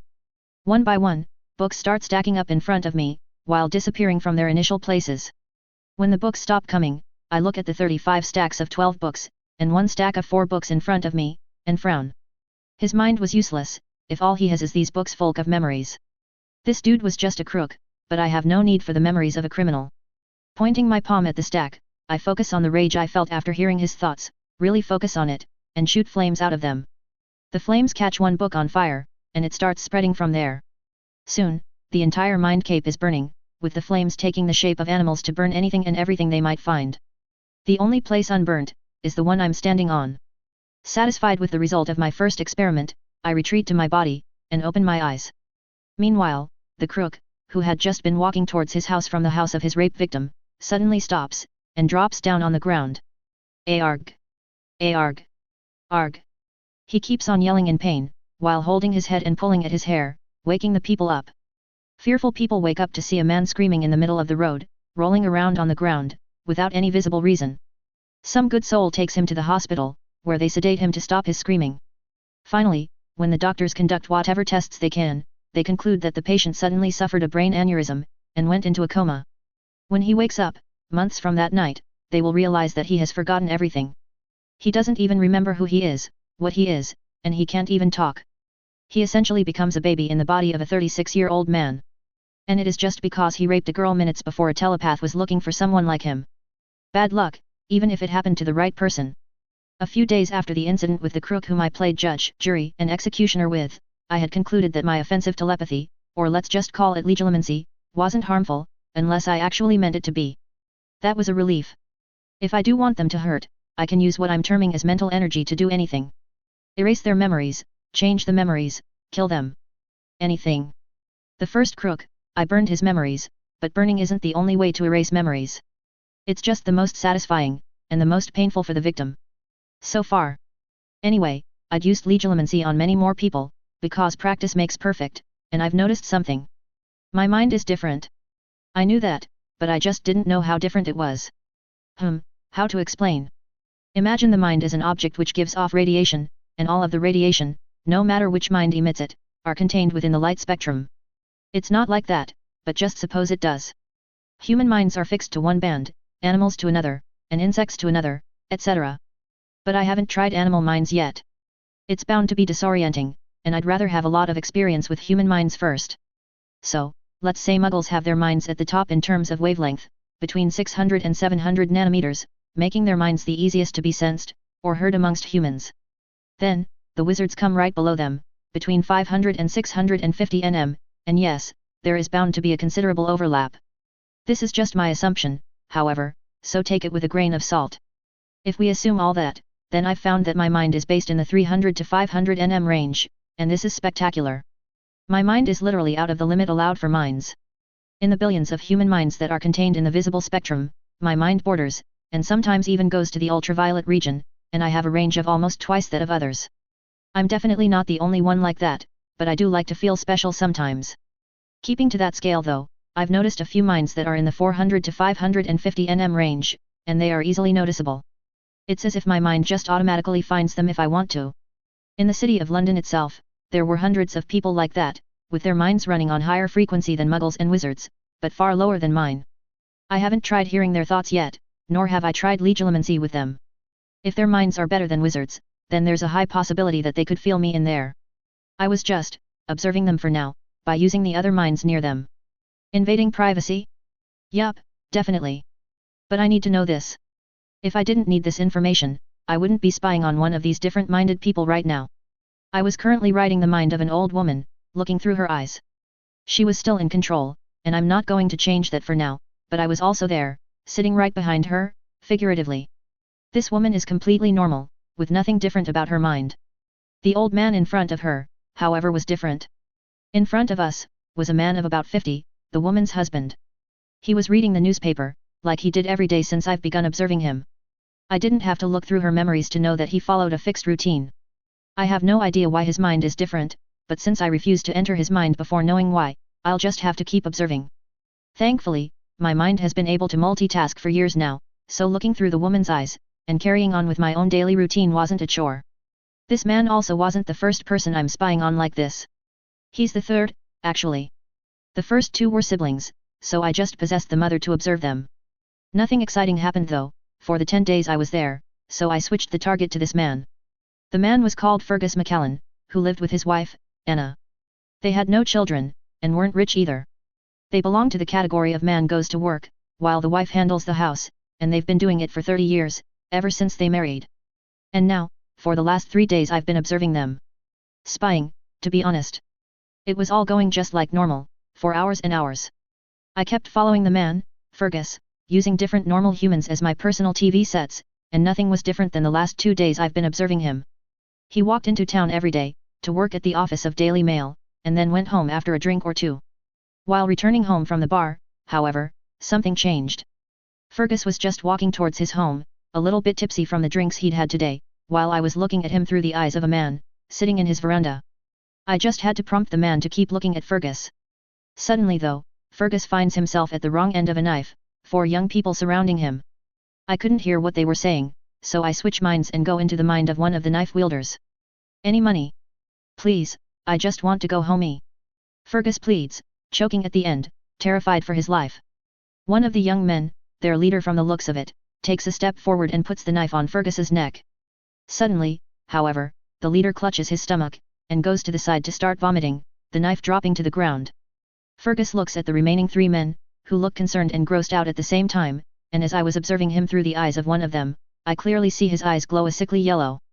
Suddenly, I feel the need to vomit, and get up, instinctively coming out of the crook's mind and running towards the toilet. But after having vomited for a full minute or so, thankfully reaching the toilet before doing it, I lean on the tap, looking at the mirror. My eyes are red now, and wet, thanks to all the vomiting. Even after washing my face, I still felt the effects of whatever happened. What the fuck was that? I mumble, still feeling a bit sick. Whatever Fergus did, made me feel sick, and the effects still haven't gone away completely. Mason? Are you all right? The concerned voice of Sister Laura asks from outside the door. Rinsing my mouth once again, I say, I just felt sick, Sister Laura. Last night's food mustn't have agreed with my stomach. Am I all right though? That is the question. I don't remember anything like this in the books, nor the thousands of fanfics I've read. At least, not the ones pertaining to Harry Potter universe. If there was something like this, I'd have known. Oh, other media definitely had something or the other like this, but by just one example I cannot make a solid decision. Sister Laura says, very well. Come down to Sister Agnes's room once you feel up to it. She'll look you over. Opening the door, I smile at Sister Laura, and say, I will. I need to lay down for a bit. And that's nothing on the vomiting. I need to know, what kind of world did I get myself into? A/N, well, I'm adding X-Men, but only the movies. He won't be meeting anyone until the Age of Apocalypse happens, though. All other movies before that one, chronologically, are focused on just US of A. Last book, my revelation about mutants was hella fast. Like one paragraph he was a telepath, and then he immediately knew he was a mutant of Marvel. That's not realistic. No one will make that jump even after having the exact talent known from some other fandom. The first instinct will be, I have this power in this other universe. Sweet. So, yeah. He's now realizing, slowly, about where he is. Thank you for your support. Tada. Chapter 12, Evolution. A/N, Patreon, HelloDarkness07. I haven't set the pace of this story yet, and am currently writing 4th year. Hopefully, Chapter 20 to 25 will begin with World War II, but I'll tell you again when I've actually written that much. Thank you. Read on. 3 weeks after the vomiting incident, I had come to a conclusion. Fergus has a power, that much was apparent, sort of like me. He isn't a telepath, and neither is he a wizard. He just had a power. This power allowed him to make anyone feel sick. He basically causes anyone he glows his eyes at to vomit uncontrollably, for at least 5 minutes. I know from personal experience that it can last full 5 minutes, once it gets hold. Doesn't matter if you weren't physically there. I didn't observe him much, but I did finally decide to try and look into his memories. Turns out, Fergus could do this since he was 15, but he was afraid of being branded a witch, or a demon. So, he kept it hidden, and didn't train in it, at all. He only caused the accident that day, because he panicked and used it on instinct. Counting this time, he had barely used his power for a grand total of 50 times. In his entire life. After that, I went back to the mother of the siblings I observed, to see if the mother could remember them doing anything weird. Nothing had happened weird with them, though, while either of the parents were around the two. So, then I went to the next target, and the next, and the next. Only this time, I was more desperate for answers, and went through many of their memories. For most of them, even adults, they hadn't ever used any power that might classify them as weird. But some were like Fergus, and me, I suppose. One lady could bring life back to dead plants, or help them grow, which is damn useful in the current years. Another lady has complete control over any water that she touches. But she has to touch the water to control it, which is a bummer, to be honest. A man, who was 90 years old, could smell and hear things from very far away, and he had used it to rob people back in his day. And one man could lift more than 10 times his own weight. There were many more, that I found in the 6 days that I was scrolling through Stan Lee's superhumans in real life. They ranged from as useful as super strength, super speed, to as useless as always know when some food is going to go bad, or the power to detach your limbs. It ranged from useful as fuck, to useless as fuck, and there was no fixed pattern to it, as far as I could see. Right now, I was in the mind of someone I've spent the last 10 days observing. Why so long, you might ask? Because this is the one power amongst all the 47 people I've observed, that I could actually benefit from. The 27-year-old man named James Snow, could learn to read, write, speak, and understand any language within a few minutes at most. I discovered him purely by accident, but once I found his amazing brain, I did not leave. I know, okay, I know, this is wrong, and so much immoral. But this was too good an opportunity to pass up. I had copied his memories within the first day itself, like I did to Cassiopeia. And, his mind was way better organized than hers, making it a lot easier for me. 13 languages, including Sanskrit, and I had the memories necessary to learn to understand it. But I wanted more. I wanted to know how he does it. How does a human brain learn to completely understand a new language within minutes of just staring at it? I need to know this, so I can understand what is happening here, in this world. So, I stayed with him, doing my damned best to make sure I don't give myself away, somehow. For 9 days, I've been studying the way his brain makes the connections with the language, and I can say with full guarantee, that I have no idea. It is on the 11th day, that something happens, different from the daily routine he'd gone through. James was walking through the town of London, shopping for some groceries, when he encountered an unusual scene. 5 men, about in their 20s, were surrounding an old Japanese woman, who was terrified out of her mind. They were yelling at her, throwing slurs again and again, and just bullying her. People did see all of that, but most of them ignored the scene, content with minding their own business, while the few that did try to get in between were discouraged by the knives the men were wielding. So no one was there to save her when she was pushed to the ground by one of the men, when he tried to take her purse. James, however, was the son of a police officer, and knew a thing or two about fighting. Within half a minute, he had the 5 men running with their tails between their legs, and helped the lady stand up. She repeatedly said, "Arigato gozaimasu," for more than a few times, and then spoke some sentences in Japanese that neither he, nor I understood. At first. Suddenly though, it was like a button was pressed in my mind, and I understood everything she was saying. She says, "You have been very helpful, young man, please come with me. I'll give you some sweets as thanks." Obviously, she said all that in Japanese, but I fucking understood it all. I didn't know Japanese beyond the few phrases I learned from subbed anime. Fuck the dubs. Chuckling, James answers her, in Japanese, accepting her offer for snacks, while I smile widely. I think I have what I came from. Slowly, I retreat to my own mind and open my eyes in my own body. Just to try, I call up an episode of Naruto Shippuden from my mind, to see if I actually understood it. Pain vs Naruto is one good fight, one of the best, I think. And sure enough, I can completely understand every sentence in the episode, even without looking at the subtitles. Just as an experiment, I take a notebook out from the drawer, and pick a pencil. Slowly, I try to draw the character for Chi, and my mind draws blank. So, I can only understand Japanese speaking now? Well, this is a bummer, but at least better than nothing. I mumble, and then pause. Can I speak it though? With a shrug, I open my mouth, and start. What? The fuck? Hell yeah. I can speak Japanese. Wait a minute. Did I just copy a gift? Or did I just learn this one language because of being in James's brain at the time? Only one way to find out. The Sanskrit book on ancient Indian history is still waiting for me in the library. Soon, the months passed by, and the Hogwarts letter came to me via a small brown owl. It was cute, but I don't see the appeal in having an owl as a pet. And Sly didn't appreciate me not allowing him to eat it either. Why do you even care? It's not your bird, Sly asks, as I slap his head when he tries to jump the poor bird. Taking the letter, I just throw the owl out of my window, and say, the school will know that the bird went missing near my house, and I don't want them snooping around any more than they usually do, and it's already annoying, having to hide my talents whenever a wizard is close by. I'd occasionally seen a wizard or two in the region, who stood too rigid and vigilant to be anything but warriors. It was their vigilance that gave them away, ironically enough. Plus, they stood right around the corner every Wednesday since the holidays had begun. I think they were here to make sure I'm alright, and that I don't break the statute of secrecy by some accidental magic. They were probably also there to detain me in case I break the decree for the reasonable restriction of underage sorcery, but there's no way I'm using my wand while no one's watching. I know from experience that wandless magic isn't counted in the decree, as I would have been arrested hundreds of times before if it was. But I didn't mind them much. They were here to protect me, and if they even think about harming me, I'll hear it anyway. They weren't that good at mind arts, and their puny occlumency might hide their memories from me, but not their thoughts. Telepathy rules. As I look at the book list, I think over the new development that had shown itself after that day in James's mind. A second gift had awakened in my mind, or I guess, James's own gift had been copied in my mind.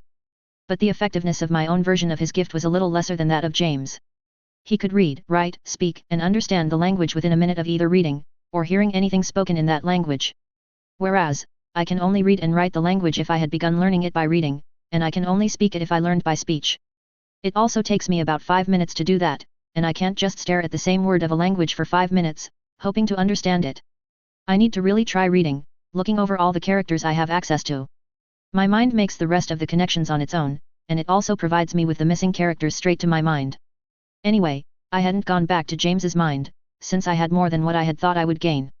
I wanted to learn languages from his mind, and he literally gave me his entire gift of languages. He deserves his privacy now. It looked tasty, Sly says, bringing me out of my thoughts, showing that his thoughts were still on the blasted owl. Rolling my eyes, I say, I can still see the bird you ate yesterday, in your gut. You have no need to feed yet. Sly flicks his tongue, and lays back down. He really is lazy, isn't he? Gods, what kind of pet did I get? Poking him softly, I say, I'm going outside to the magical district. You want to come, or would you rather sleep? Sly just waves me goodbye with his tail, making me lightly chuckle. Yup, lazy. Climbing down the stairs with my Gringotts pouch in my pocket, my expanded backpack on my back, and my wand in my sleeve, I seek out Sister Agnes, and ask, can I go out to London? I was hoping to go buy my supplies. Sister Agnes happily nods, and pats my head. She says, sure, go on, but be back before 6. It was 10 a.m. now, so the curfew is way more than I expected. But, she is happy right now. You see, in the beginning of July, the orphanage received an anonymous donation in the form of sacks of grain, boxes full of bread, a dozen chicken, fruits, vegetables, some spices, and a few boxes full of new clothes, including innerwear, and some toys. God bless the wizarding world. Despite the official exchange rate being £3.97 per galleon, the actual value of the galleon is much, much more. And they aren't even going through a financial crisis. There are farms within the wizarding world, for almost all types of grains, fruits, and vegetables. And if they don't have anything, they just trade with other magical countries. And it didn't even cost a fortune for me to buy all that. One sack of wheat, weighing 25 kgs, cost me a little shy of 15 galleons. So, for buying all of that, taxes, and paying the goblins of miscellaneous services to do everything, including muggle delivery, I had paid only 3,000 galleons. I won't be able to donate every year, obviously, but I should be able to do it if the times get too tough. But, the look of happiness on Sister Agnes's face was totally worth it, not counting the various other smiles flashing all around, and the excitement the children had at getting new stuff. Heck, some kids even volunteered to take care of the chicken, because that was something new for them. As I walk towards the leaky cauldron, my thoughts once again go to James, Fergus, the completely normal kids, and me. The ones who had gifts, powers, had gotten them after experiencing extreme emotions. Alliteration. Some of the gifted had gone back to live normally, some tried to use them openly and were chased out of their homes, while some turned to the life of criminals. What the man with detachable limbs could do in the mafia, I have no idea. For so long, I wondered, where my telepathy came from. Because I know it's not a product of my magic granting me wishes. My magic, and my telepathy are completely different, I know that. And then, I spent 11 days in James's head, witnessed him use his power, quite closely, and awakened my own tiny gift in languages. While a good side effect, it wasn't the most important detail. The people awakened the powers while either angry, afraid, or really distressed. And I know of a universe, that is not my own, where stuff like this happens. Sure, accidental magic also happens during emotional distress, but they weren't wizards. They're muggles, completely. And so, I'd come to the conclusion. Marvel mutants. The most likely answer to my question was that the universe I'm in right now is the Marvel universe, which also has Hogwarts. Don't know which Marvel universe though. And really God? A crossover universe? Couldn't you have just dropped me in just one of them? Now I have to worry about surviving from thousands of threats instead of just the 2 Dark Lords. Voldemort is a kid, right? Can I just get a rope and? Nah, too dark thoughts, Mason. This ain't DC. I hope. I barely know anything about DC. So, yeah, mutants. I'm a mutant wizard, and so were Rowena and Helena Ravenclaw. But what Marvel universe? Aren't there like thousands? I only know the most about the movie 199,999. The rest are just glances of Wikipedia pages, or fandom articles. Well, at least I won't be caught off guard by anything. I've read a lot of useless trivia about Marvel on the fandom, and hundreds of fanfictions. I'll survive, no matter what. I think. Soon, I reach the leaky cauldron, and after a nod to Mr. Dodderidge, Tom's father, I go towards the back. Tapping the necessary bricks, I smile at seeing the amazing phenomenon that is the entrance. Really, I have magic, and telepathy. What am I even afraid of? It's not like the threats are going to drop down on Earth tomorrow. There's literally decades for that. Heck, I might even be dead before that. Hope not, but still. Shaking my head, I banish the thoughts for now, and go towards Gringotts Bank. Once inside the bank, I walk towards the money withdrawal goblin, and wait for my turn. When he looks down at me, I pull the key to my trust vault out, and say, I need to take money out of my vault. The goblin takes the key in his hands, and boy are they pointy, and then examines it properly. He then says, Master Grunger has informed me that you're expected in his office, Mr. Aves. Grabnail will take you there, and then to your vault. With that, the goblin runner called Grabnail runs towards me, and with a single come, starts leading me towards Grunger's office. Wonder what he wants. As soon as I'm seated in front of Grunger, he slides me a piece of parchment, and says, sign it. No way I'm doing that before reading it. What do you think I am? A moron? So, I read, and immediately facepalm. I'm a moron. I should have realized that either Hogwarts, or Dumbledore himself will know that I have money now, and am no longer a broke orphan. Well, I am an orphan, just no longer broke. Fucking idiot. Here I was, confident in my ability to see through any plans anyone can come up with, and Hogwarts bowled a googly. The parchment basically was a form for the return of the funds I'd gotten from the school last year, and an acknowledgement that I am able to fund my schooling myself. Stingy wizards, couldn't let go of G125? Rereading it, and once again for good measure, I sign the form with the quill Grunger provided me with, and mumble, stupid wizards. Which also counts me right now. Grunger just grins, and says, us goblins have been saying that for centuries now. Good to see a wizard finally come to senses. I scowl at him, and ask, anything else? Or can I go on to my business? Grunger just points me towards the door, which opens to show Grabnail waiting for me. I follow Grabnail towards the caverns, and wonder, does this mean everyone knows? Or is it just the higher-ups of Hogwarts, and possibly the Ministry? Damn, the probability of this news getting to my family's killers, if they actually died by murder, and not just killed themselves in a faint fire accident, just increased exponentially. Fuck. Soon, I begin buying the items in my school list. I had put a budget of 100 galleons on myself, knowing that this second year won't have as many purchases as the first year. I already had a telescope, cauldron, gloves, trunk, bag, and my hat. I just needed to buy new robes, thanks to my growing body, stationery, and my books for this year. It is as I was buying my second year books, and seeing if I find anything interesting, that I hear her coming. Oh my, what a coincidence. I wonder if he's been to Gringotts yet. Cassiopeia Black, the manipulative, mind magic using bitch, thinks to herself, her thoughts loud as ever to me. I keep moving, reading the titles of the books I was browsing, when she interrupts me, this time, not by her thoughts. She says, "Hello Aves. Already done with your shopping?" I still, and then look up at her, looking annoyed at being interrupted, and judging by her twitching eyes, she caught the annoyance. I put the book I'd taken out back in its place, and say, "Yes. And I'm leaving now too." I had already paid for my books, and was just shopping for some extra stuff, so I could just walk out and there would be no issue. Oh, but what's the rush? Have somewhere to go to? An appointment at Gringotts, perhaps? Cassiopeia asks, leaning down as she stops me from going. Looking in her eyes, I feel the legilimency probe, and allow it to show her the sight of me walking out of Gringotts. I turn away from her and finally notice that there was another person standing there, trying quite awkwardly to seem unbothered. Looking at the girl behind Cassiopeia, I say, "No, I was just going home now." Cassiopeia sees me looking at the girl, who was most definitely another member of the Black family, and says, "That's my sister, Doria. She'll be starting Hogwarts this year." Doria smiles nervously, and says, "Nice to meet you, Mr. Aves. Cassiopeia mentioned you a few times, you know. Mostly about some vault or..." "Doria?" Cassiopeia says, sternly, as I just snort. Doria's a cute kid, and looked fairly similar to Cassiopeia. Curly black hair and grey/blue eyes seem to be the theme here. Most of all, she's not at all manipulative like her sister, from the looks of it, and even her thoughts confirm that. She's just nervous about meeting new people, which is understandable. "Nice to meet you too. And what's this about a vault, Cassiopeia?" I greet Doria, and turn to Cassiopeia. Cassiopeia has a glint in her eye at that, and says, "I don't know, Aves. You tell me." I put my finger on my chin, and say, "Nope. Nothing comes to mind. Anyway, nice to meet you, Doria. I have to go back home for lunch. Goodbye."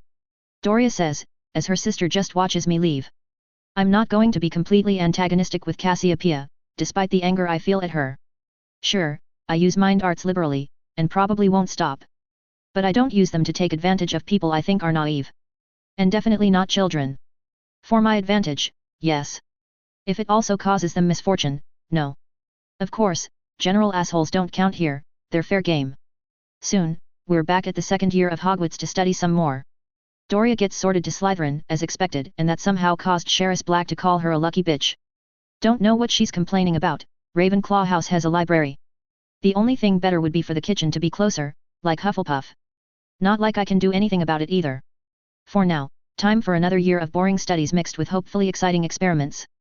I wave at Cassiopeia during our first dinner back, smiling cheekily.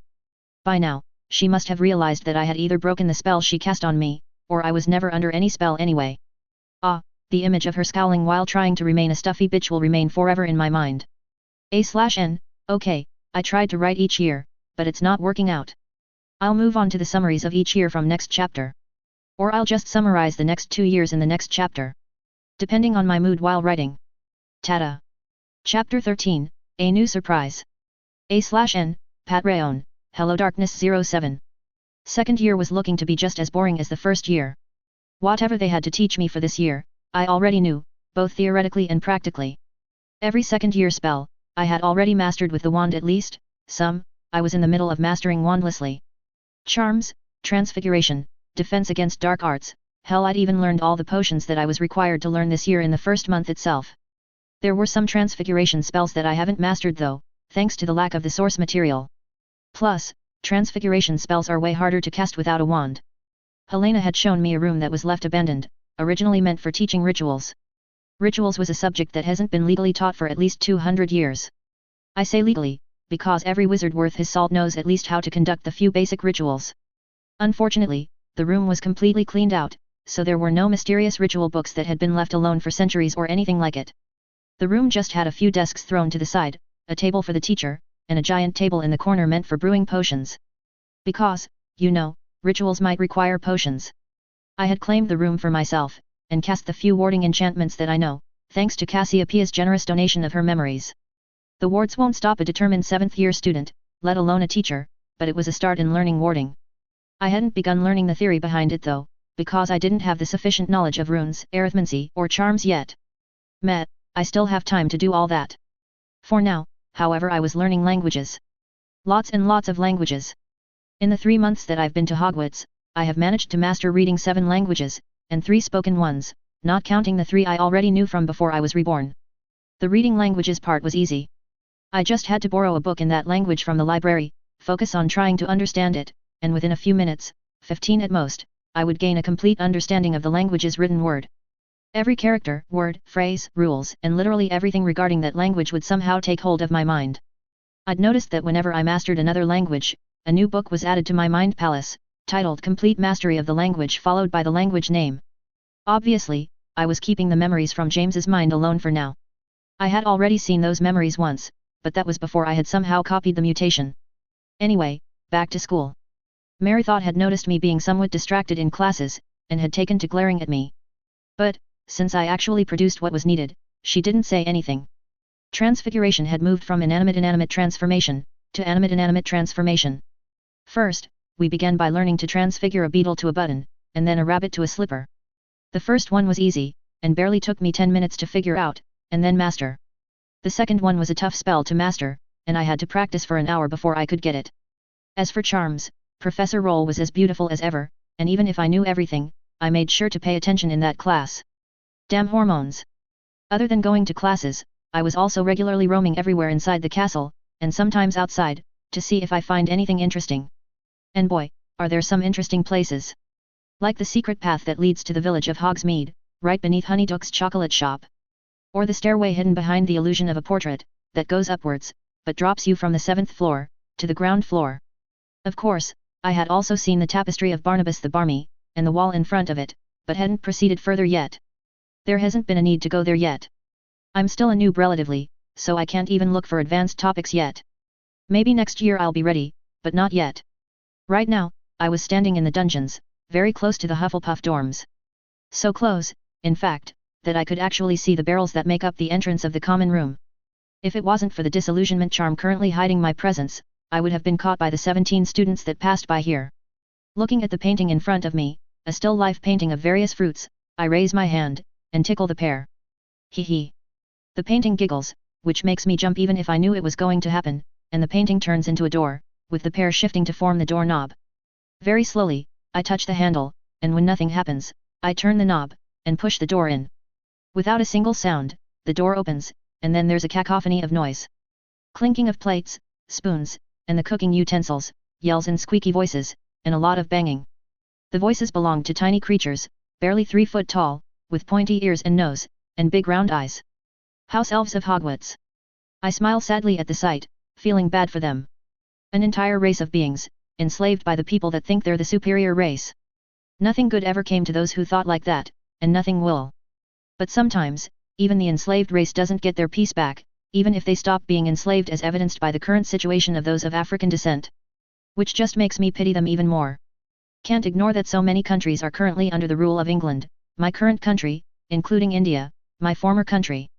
I shake my head, since I can't even do anything yet. One of the house elves, a being with a tattered pillowcase around its body, and green eyes, finally sees me standing at the door, looking at them all, and freezes. It then drops the bowl it was transferring somewhere, and yells in squeaky voice, "You shouldn't be here." I raise my hands, and say, "I'm not here to cause any trouble, I just heard about the kitchen and wanted to see it myself. Sorry, I'll let myself out." As I take a step back, still facing them, I see the one that I just spoke to still once more, and widen its eyes. It speaks in a distinctly female voice, as it asks, "You say sorry to Dippy?" To house elves. And then, the elf begins to cry, loudly. This gathers the attention of the other house elves, who look at me weirdly. Well. Fuck. I'm going to try and free them, aren't I? If just a sorry can cause them this many emotions, then the situation can't be good. Patting Dippy the house elf on her head, I grimace when she flinches, and say, yeah. Dippy, right. As she nods, sniffling, I continue, "I just wanted to meet the ones who do everything for us. I read about the house elves in my books, you know." "Yous did?" Dippy asks, wide-eyed. And now, even the other elves had stopped what they were doing, preferring to watch us talk. Nodding, I look all around, and say, "Yeah. Many books wrote about you, about house elves. I wanted to thank you, for everything you do around here. Cleaning, cooking, repairing stuff, and even Professor Binz's homework. I think people appreciate you a lot less than they should. I also think that they shouldn't be enslaved in this day and age, and freed immediately. But I'm not going to say that before knowing more about how they came to be enslaved in the first place. Dippy smiles widely now, her eyes once again tearful, and says, young sir is too kind to Dippy. What can Dippy be calling you, young sir? Damn, this language will take some getting used to. And I don't think my language mutation will help here. Smiling at Dippy, I offer her my hand, and say, my name is Mason, Dippy. You can call me that, if you wish. Dippy looks at the hand with fascination clear on her face, and whispers, Dippy can shake Mr. Mason sir's hand? Like an equal. Considering that she's better at wandless magic than me, her calling me an equal is an insult to her. But, baby steps. I nod, and say, this is how people introduce themselves, isn't it? As Dippy shakes my hand, I smile at the exhilaration emitted from her, and the shock shown on the faces of other elves. Yup, I'm rescuing them, even if it takes me literally years to do so. Enslaving is bad, and it's way past time. Wizards also know that. Where did you get so much cake? Darla asks me as soon as I bring the box full of cake out of my expanded bag. I take one out, hand the box to Tom, and while winking at Darla, I say, a secret. Anastasia hands the box back after all four of us have one piece each, and says, as long as you don't harm any of the books here, bring as much cake as you want. Darla snorts, and says, he loves books more than you do. There's no way he's harming a single book here even by mistake. I chuckle, realizing that it's true. We were currently in the library, working on our homework. Darla was the sole Gryffindor amongst us Ravenclaws at this table. She wasn't studious, nope, but she liked us as friends, and this was one of the very few hours we get for ourselves. Sometimes, her friends from Gryffindor would join us, Mary Pruitt and Bernadette Jones. Jones is a Muggle-born like Darla, so they had bonded over being on the same boat. Pruitt was just too friendly and they couldn't resist her charm for too long. But, I was also her first friend, and the one she spent the least amount of time with, which is why at least thrice a week, we got together. Sometimes, Tom and Anna would be with us, when we were focusing on homework. Other times, it would be just the two of us, and we would roam around or just relax. A few days later, when Helena makes her weekly visit with a book on charms, I ask her, what do you know about house elves? Do you know how they were enslaved? Helena hums, floating down to sit on my chair, and says, I'm afraid not. House elves have existed for as long as I can remember. Even when I was alive, they had existed for hundreds of years. Why do you ask? I look at the cover of the book she gave me, the title reading Basics of Enchantment in Anglo-Saxon, and say, I was just curious. I met them today, and the little people made an impression on me. I think it's just better to keep my goals to myself for now. At least, until I'm able to defend myself properly. And Helena, no matter how much she might help me, is still a witch, and a ghost. She might find it offensive to her culture, if I don't explain it all properly. Helena chuckles, and says, yes, the elves of Hogwarts have always been an amazing breed. Auntie Helga made sure to buy any and all elves she could, to bring them here, and also frequently asked the freed elves if they wanted to work here. They get a lot of work, good quality food, and we get to rest from all the work. I just frown, the casual talk of buying elves baffling me. Shaking my head, I drop the subject, knowing that this is not an argument I'll win right now. Plus, it's not like I don't have any time to complete all my goals. There's literally years, even with the summer's revelation about the universe. Mutations, honestly. Well, at least I won't be without any advantage in this universe. A minor talent with languages? Yup, I'm mastering runes. ASAP. The next couple years pass by before I even know it. My second year passed just like my first, with no problems whatsoever from Cassiopeia, beyond the glares she sent in the beginning. I'd thought that she would try something or the other after I didn't listen to her, but she didn't. She just stopped bothering me altogether, but she did try and sweet-talk me a few times a month. Well, thankfully, even if my hormones might disagree, I was too young to do any of it. And then, she passed out of Hogwarts last year, so there was that. However, Doria did somehow make her way into our group, to the open chagrin of her cousin Cheris, who was also my classmate. According to her, the fact that I managed to not fall prey to Cassiopeia's flirting was an impressive feat and that prompted her to befriend me. She was trying to be manipulative, with a lot of the students, but unfortunately for her, she's just too damn bad at it. She scares other students, just like Cassiopeia, but she hasn't gotten the trick to asking them to do stuff for you. In my third year, our classes had a sudden jump in difficulty. Charms had gotten more fun too. We learned the Scourge spell which cleaned up the ectoplasm that ghosts create, if they stay in one place for a long time, and the freezing spell, Glacia. Transfiguration had us move on to inanimate to animate transformation, which was way more difficult than the animate to inanimate transformation. Making a dead thing mimic life has to be one of the most astonishing things I've managed in transfiguration class. Same with every other subject, we were doing more written work, and our work had gotten harder. Except for history, but that was a fee period, as far as the students were concerned. As for electives, I selected ancient runes and arithmancy. Sure, I could have selected care of magical creatures too, but I didn't think that the subject is entirely necessary for me. I can just read the books later, if I need the subject. Runes was the most disappointing subject in the entire curriculum.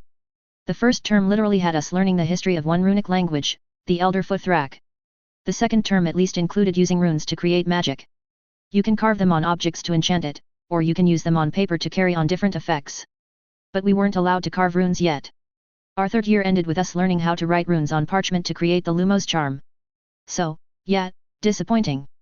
Unfortunately for me, my language mutation did not work on runes, no matter which type they were. Nordic, Futhrak, the Lost Greek runes, and even the runes of Atlantis. My mutation either doesn't recognize them as languages at all, or it has limits. Could be either, but the result was still the same. But, I had other avenues, like actually studying them, which I was using. It's not like I had a shortage of time. I slept 6 hours a day, did my homework within an hour, and had classes for 4 hours. Even with all the goofing off I did with my group, I was still able to have a few hours for independent studies. As for arithmancy, it has quickly become one of my favorite lessons in Hogwarts, right behind charms and potions. Arithmancy is the study of numbers, and how they relate to the world. With the right variables, one is able to predict the future itself, so yeah, pretty damn interesting. There are complicated number charts, formulae, and even theorems, in arithmancy. Obviously, just like every other subject, I was studying ahead in this too. It was too interesting not to. I had also memorized the COMC book, and would read it in my mind, during lessons. And so, another year had ended, with me learning a few more secrets of the castle. I was currently at Hogwarts, in the room of requirements, while Sly was showing me a new gift he awakened. I'd discovered the room at the start of my 4th year, when I was just roaming around. Pure coincidence, I tell you, that I just happened to walk across the same patch of wall 3 times. I'd spent the last few months getting intimate with the room, checking its limits and all. The room of requirements can become anything the user wishes, that is true, but it also has limits. The dimensions of the room are not limited, I can literally create a beach within the room and it'll go on and on. But, at some point, I find myself back on the original position, but I don't even know it when it happens. Then, once I'm inside the room I created, I cannot change it completely. I can change minor things about it, but nothing major. To do that, I'll have to walk out of the room and repeat the process again. I also can't summon anything from the room of hidden things to any other room. I also can't change the room of hidden things in any way, not even to organize it. Lastly, the room cannot bypass the laws of magic. So no food, living beings, or potion ingredients can be summoned to the room. I still have to see if there are more limits, but I have time. Seeing Sly excitedly hiss, I bring my attention back to him, and ask, "So, what is this new magic you've awakened?" Sly looks pleased with himself as he says, "I learned yesterday that I can also do this. Which you can't." With that, he closes his eyes, and suddenly, a pitch-black horn forms over his head, pointed at the tip. Thinking that was it, I open my mouth to congratulate him, but then suddenly stop. Sly was floating in the air, swimming as if the air was water. "How the fuck is this possible?" I whisper in shock, looking at the flying snake in front of me. He has no wings, but he was literally defying gravity. "Wait a minute. You're a horned serpent." "Like horny," I exclaim, finally realizing what his second parent was. "As if. I'm far better than horny," Sly says, flying forward and coming to a stop in front of my face. The way he flies looks like he's swimming, using his tail to move himself forward. Amazing. I hold my hand forward, and as he climbs down on my arm, I say, "True. He can't turn invisible like you can. You two must be of different types or something." Horned serpent, I really should have realized when he first became invisible. Very few snakes can do that, but when Horny didn't show that power, I dismissed that talent as really rare. But now, after seeing him fly, and form the horn on top of his head, I'm sure. Sly is a horned serpent. Damn, he's going to get hella big, isn't he? I know. I'm awesome. "Bow to me," human Sly says, straightening up in pride. I snort at him, and silently, and wandlessly cast the levitation charm on my clothes. As I float above him, I say, "See, I can do it too. You're not that special. Sly hisses in annoyance, and floats back down. Amused, I remove the spell on my clothes, and fall down, thankfully landing on my legs. The levitation charm can be cast on clothes you're wearing, however it can't be cast on the person. And even if it looked like I was flying, I was fixed to just one spot, without moving either forward or backwards. The levitation charm just levitates, and doesn't allow me to actually fly. Not even using other spells like Depulso will push me forward.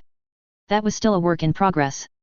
Tempest, I whisper, summoning the misty clock above my right hand. Damn, it's almost 7. I should go before anyone tries looking for me. You're coming? Dinner's about to start, I ask, looking at Sly enjoying flying. Sly ignores me completely, so I leave him to his fun, and leave for dinner.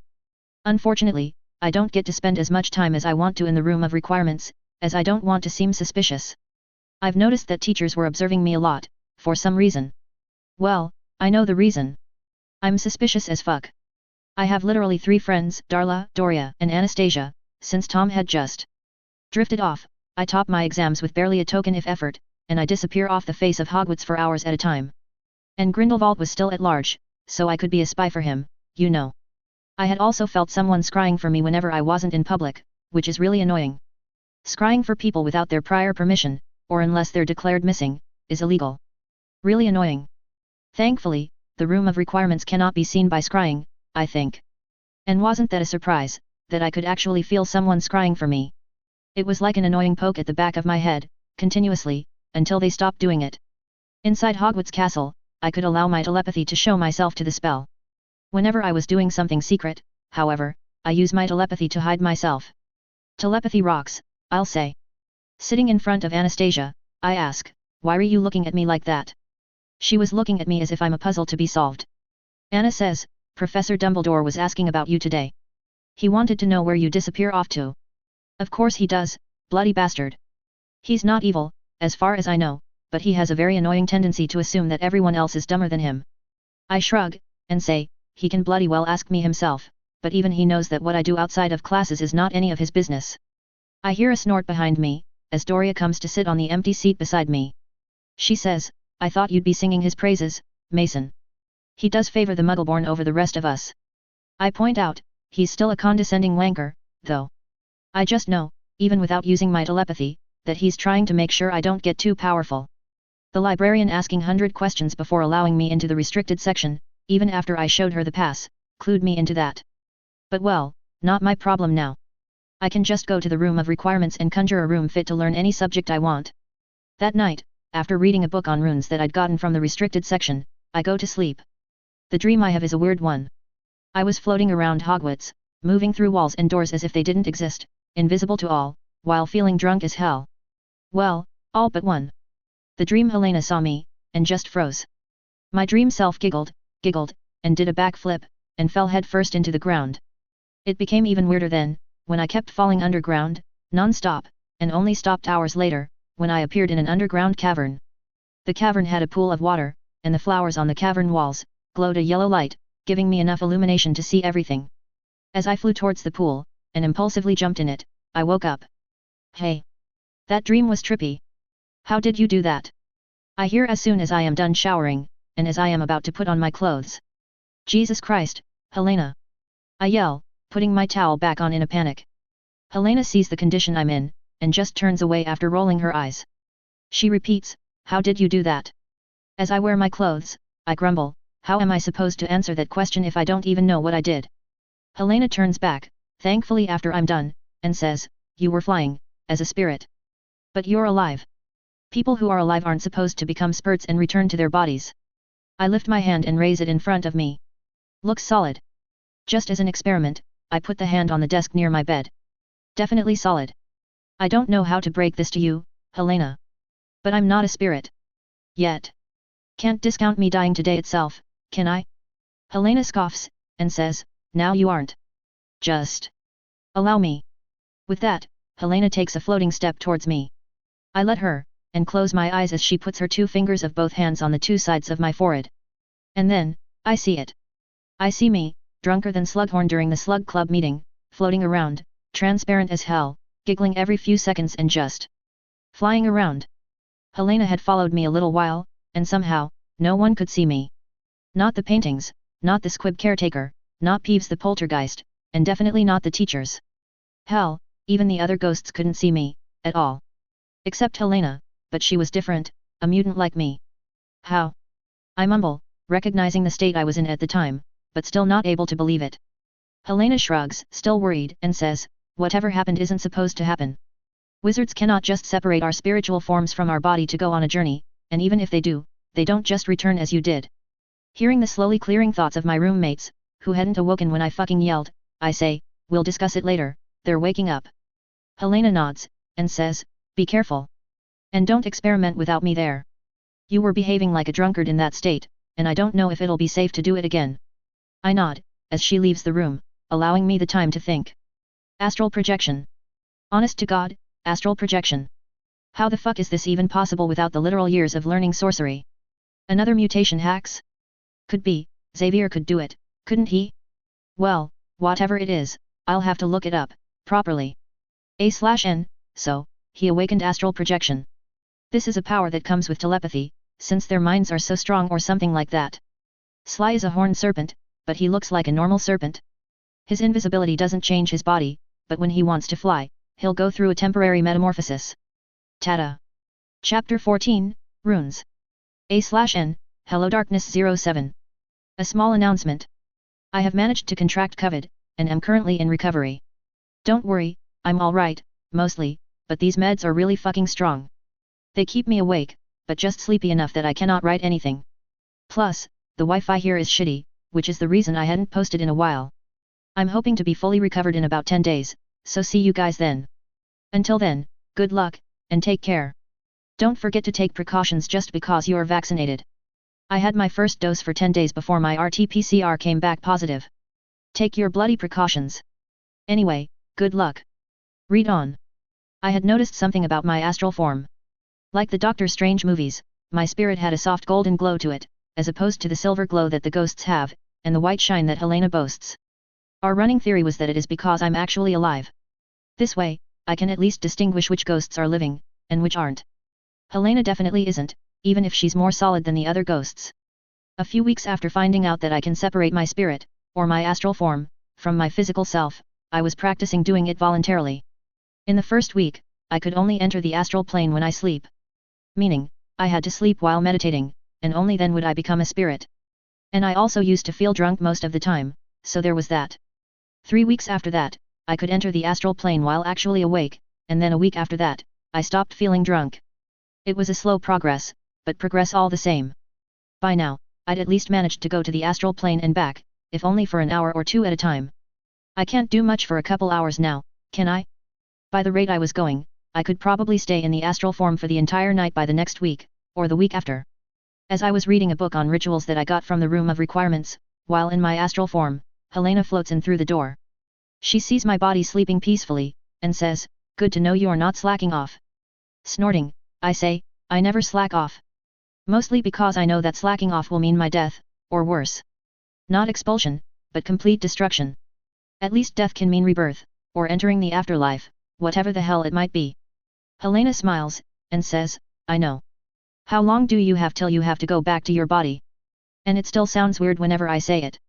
I look at the time on the pocket watch I found in the drawer, and say, about an hour and 15 minutes. Why? I expected it, but it was still disappointing to find out that I cannot use magic while in the astral form. Not even a simple Lumos charm works, let alone a relatively complex Tempest charm.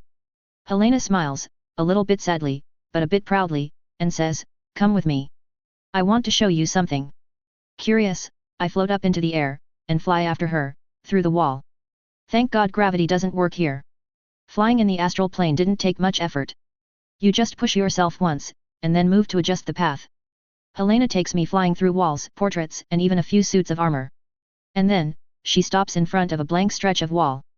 Since I wasn't actually used to flying this much, I'm a bit out of breath. I ask, why are you showing me this? I already know about the Room of Requirements, you know. Helena chuckles, and says, what you've seen, although an impressive piece of magic, is just the tip of the iceberg. Wait, and see. As I absorb what she just said, and the come and go room is just the tip?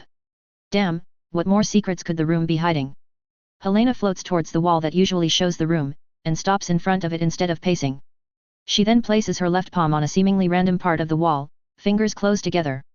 Pausing a second to allow me to watch, she taps her right hand's index finger on the patch of wall right above her left middle finger. Then, one by one, Helena taps the wall in 16 more spots, seeming random to me. She then slowly whispers to the wall, "Helena Ravenclaw, daughter of Rowena." And then, the wall shimmers the way it always does, and shows a plain wooden door. Helena turns towards me, and says, "I really hope you remembered what spots I tapped, because you will have to do the same."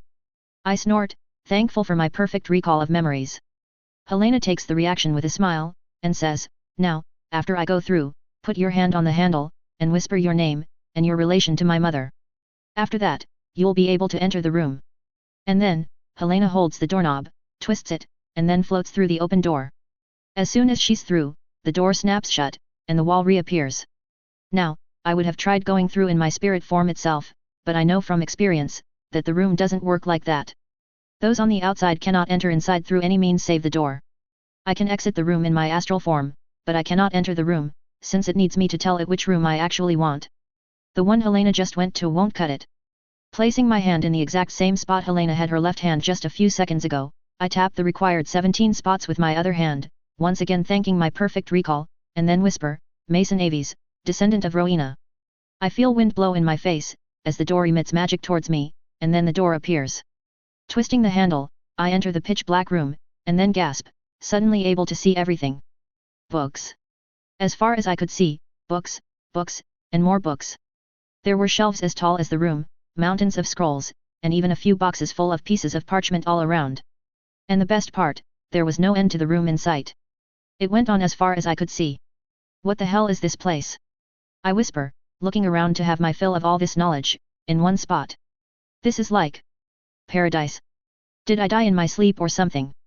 Helena looks at the books with fascination in her eyes, and says, "This is my mother's legacy. Her library." I turn to look at her, and see her staring at a book with sadness clear on her face. I let her have her time, and browse the books closest to me. Greek, Latin, Anglo-Saxon, Norse, Egyptian, there were books in many different languages, but they were sorted. The ones on my left related to household spells, while the right one contained memoirs of different wizards. All of these books were probably one of a kind, or really, really rare. I think a few must be even banned outside the room. But the weirdest part was, I recognized some books. Some of them were as new as 50 years old, while some looked to be literally 1,000 years old.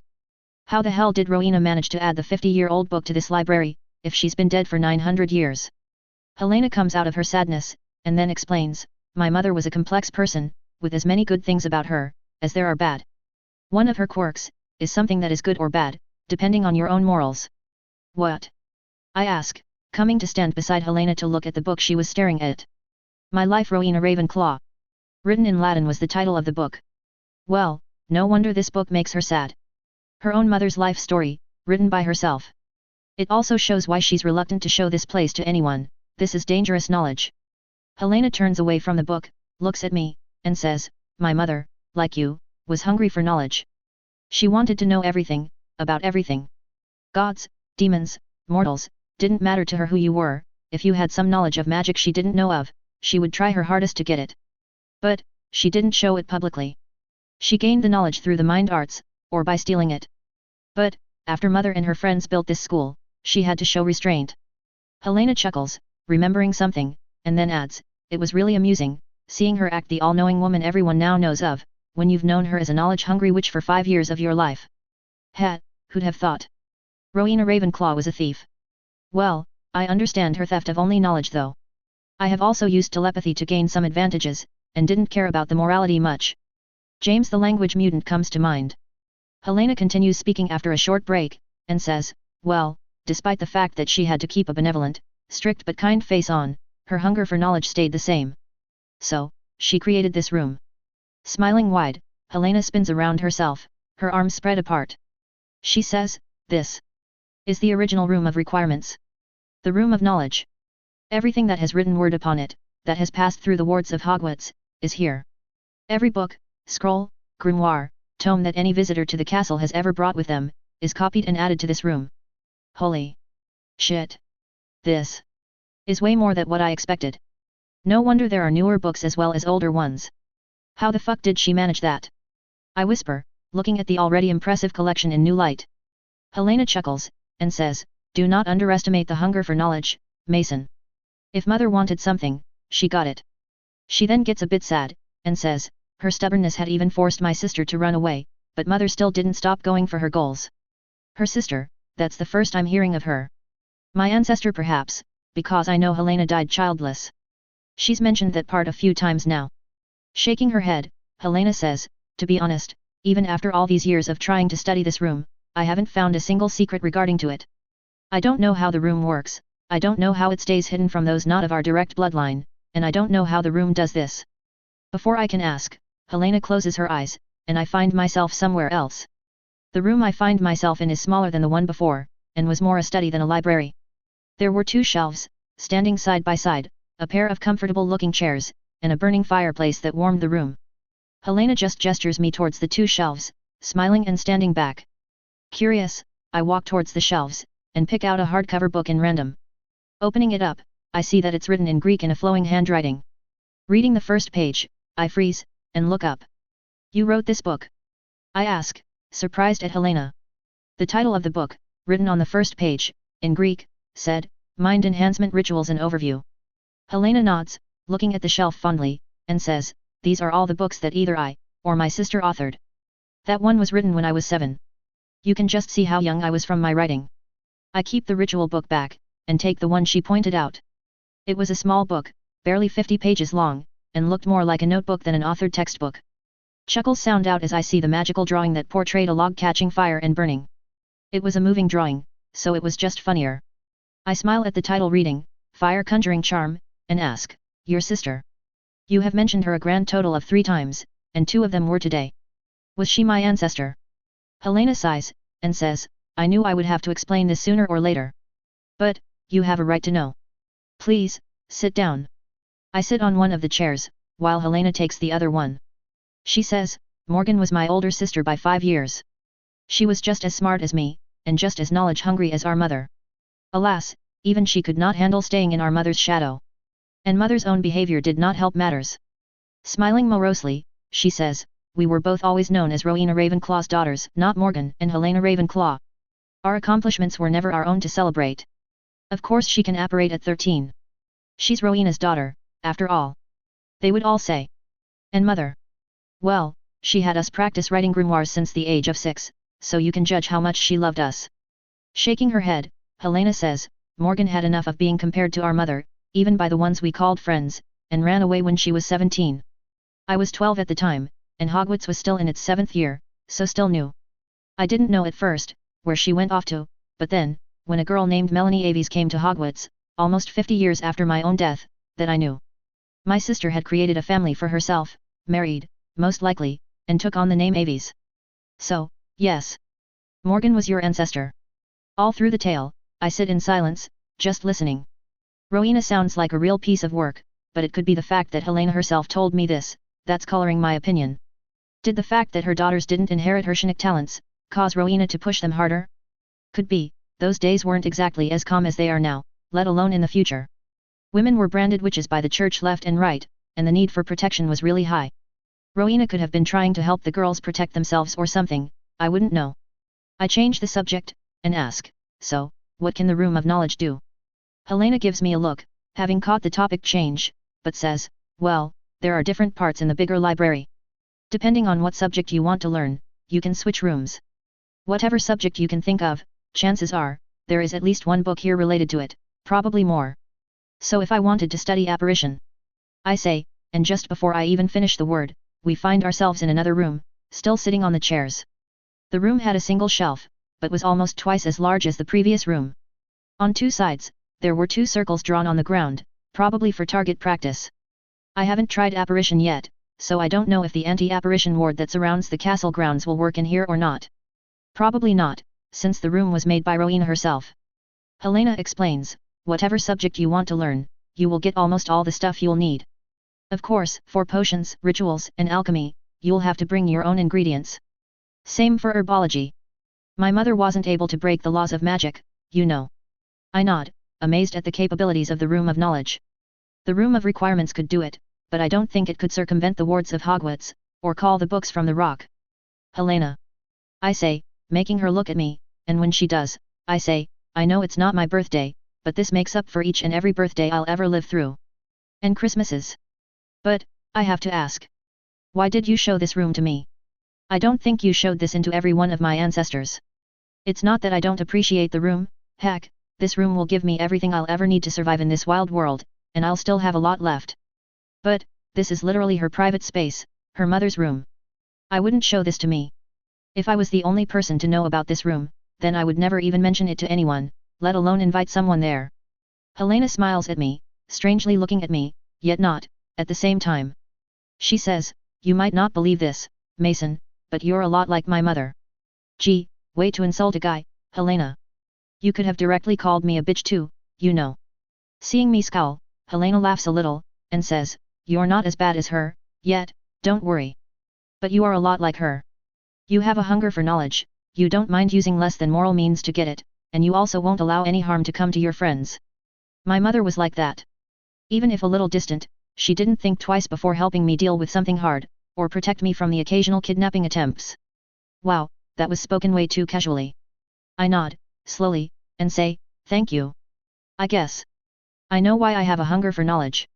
Before, I wanted to make a life for myself, be actually successful in life.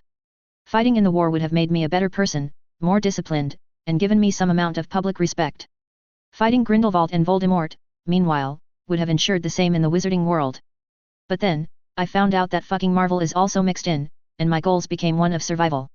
Could I survive as a simple wizard at the level of, say, Severus Snape? Hell, no. I'd die by the hands of the wannabe sorcerers themselves. So, the hunger for survival, for knowledge, was so I can better myself. Train better, improve my body, and just get to relax later in life, without fear. Helena then asks, do you think you can finish reading the entire room of knowledge within these 3.5 years you have left? Snorting, I say, not a chance. But I'll figure something out. Now, I'll have to leave to my body now, but I'll be back soon. My astral projection just took over everything else as the first priority. Spending entire nights here? Yeah, I'm doing it. I still have 3 years anyway. The next few months, I spend almost all of my nights in the room of knowledge, in the astral form, studying runes. You see, I had to do the unlocking thing on the wall just once, while in the physical form, and I could just enter it after just placing my hand upon the wall the next times. But, when I go there in my astral form, I have to do the entire tapping sequence each and every time. Thankfully, it barely took a minute, so I wasn't wasting too much of my time. So, yeah, runes. They're not easy, that much was apparent even in the beginning, but I underestimated just how complex it was. And my mutation doesn't even allow me to master them within minutes. How unfair. I'd memorized most of the different runes, and their meanings that I'd found in the introduction books in the room of knowledge. But using them was a lot harder than just writing what you want to happen and hope for the best. There are 3 main varieties of runic script: early, or common, Germanic, Teutonic, used in Northern Europe before about 800 AD, Anglo-Saxon, or Anglian, used in Britain from the 5th or 6th century to about the 12th century AD, and Nordic, or Scandinavian, used from the 8th to about the 12th or 13th century AD in Scandinavia and Iceland. But, there are other varieties that are variants of the main 3. Like, Nordic runes evolved into the Halsinge runes, Manx runes, and the Stungnar runes. They are somewhat similar, but have different meanings. All in all, I had memorized about 5,000 runic letters, and their meanings, and was just beginning to use them in casting magic. Runes are the letters of the old languages that have been used for so long, that magic has seeped in them. Any wizard, or sorcerer, with a good enough concentration and knowledge of runes, can use runes instead of spells to create magic. A group of runes creates a runic array, and a group of runic arrays creates a rune cluster. Rune clusters are what makes magic possible using runes. If I had waited to go the normal school speed, I would have passed out of Hogwarts with learning just the first year spells in runic format. But now that I'm studying individually, and with the help of this room, I can hopefully master runes completely before 7th year. Alas, it's really hard to get the right results.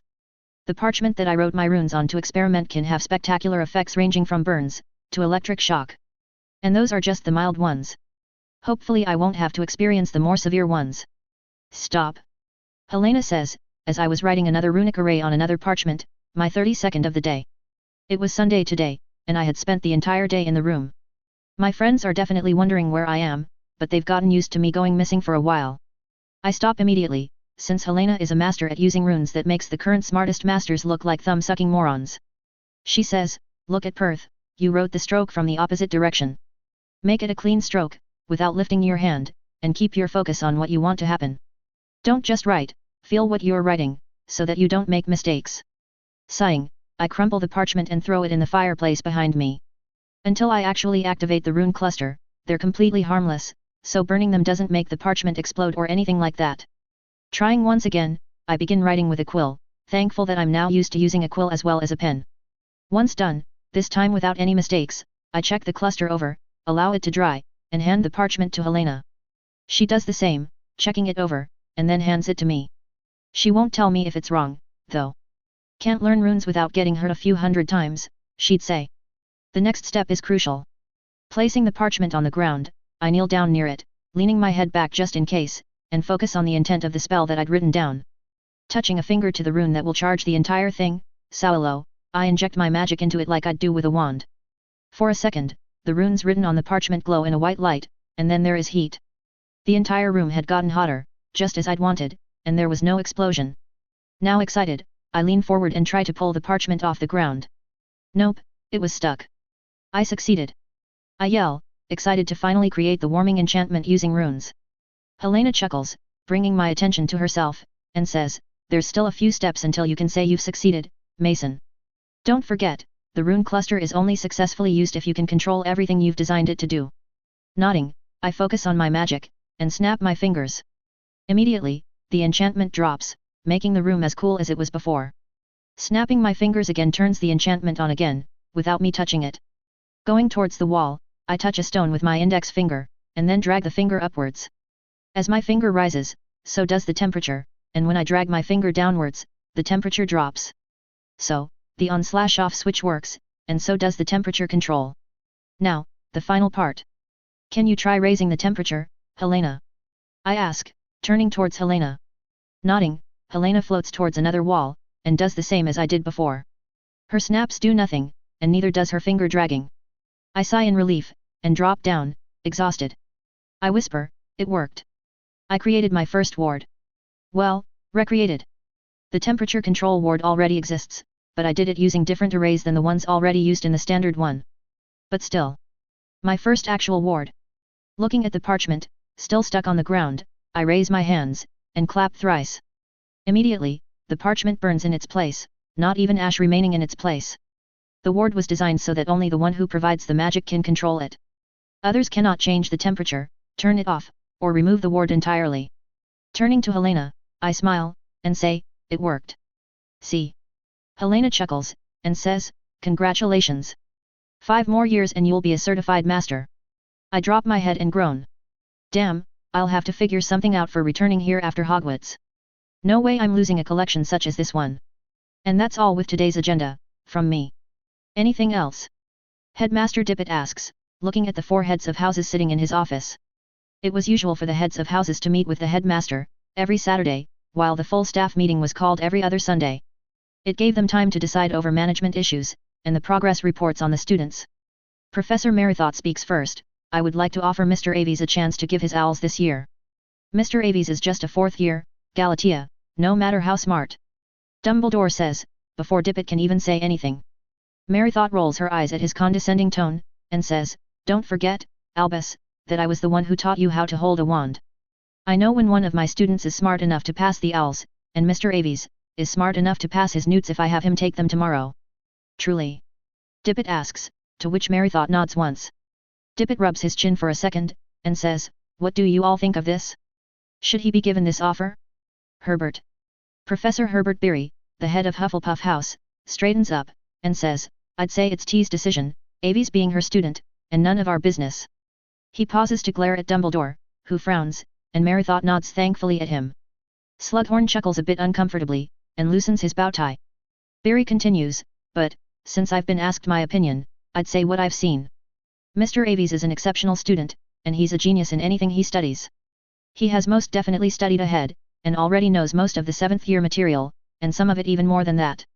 That said, he doesn't show any interest in herbology beside the plants that might be used for potions and healing.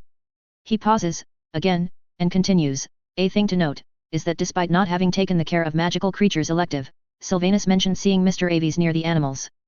He particularly enjoys spending time with hippogriffs, thestrals, and the nifflers. Dippet nods at the detailed explanation, and turns to Slughorn. He asks, Horace. Slughorn gets excited, glances at Dumbledore, and starts rambling praises, genius. I'd say he could take the newts in potions, right now and still pass with distinction. He is simply an amazing student, and even helps others sometimes, if he notices anything wrong. But, like Herbert said, he does seem to favor healing.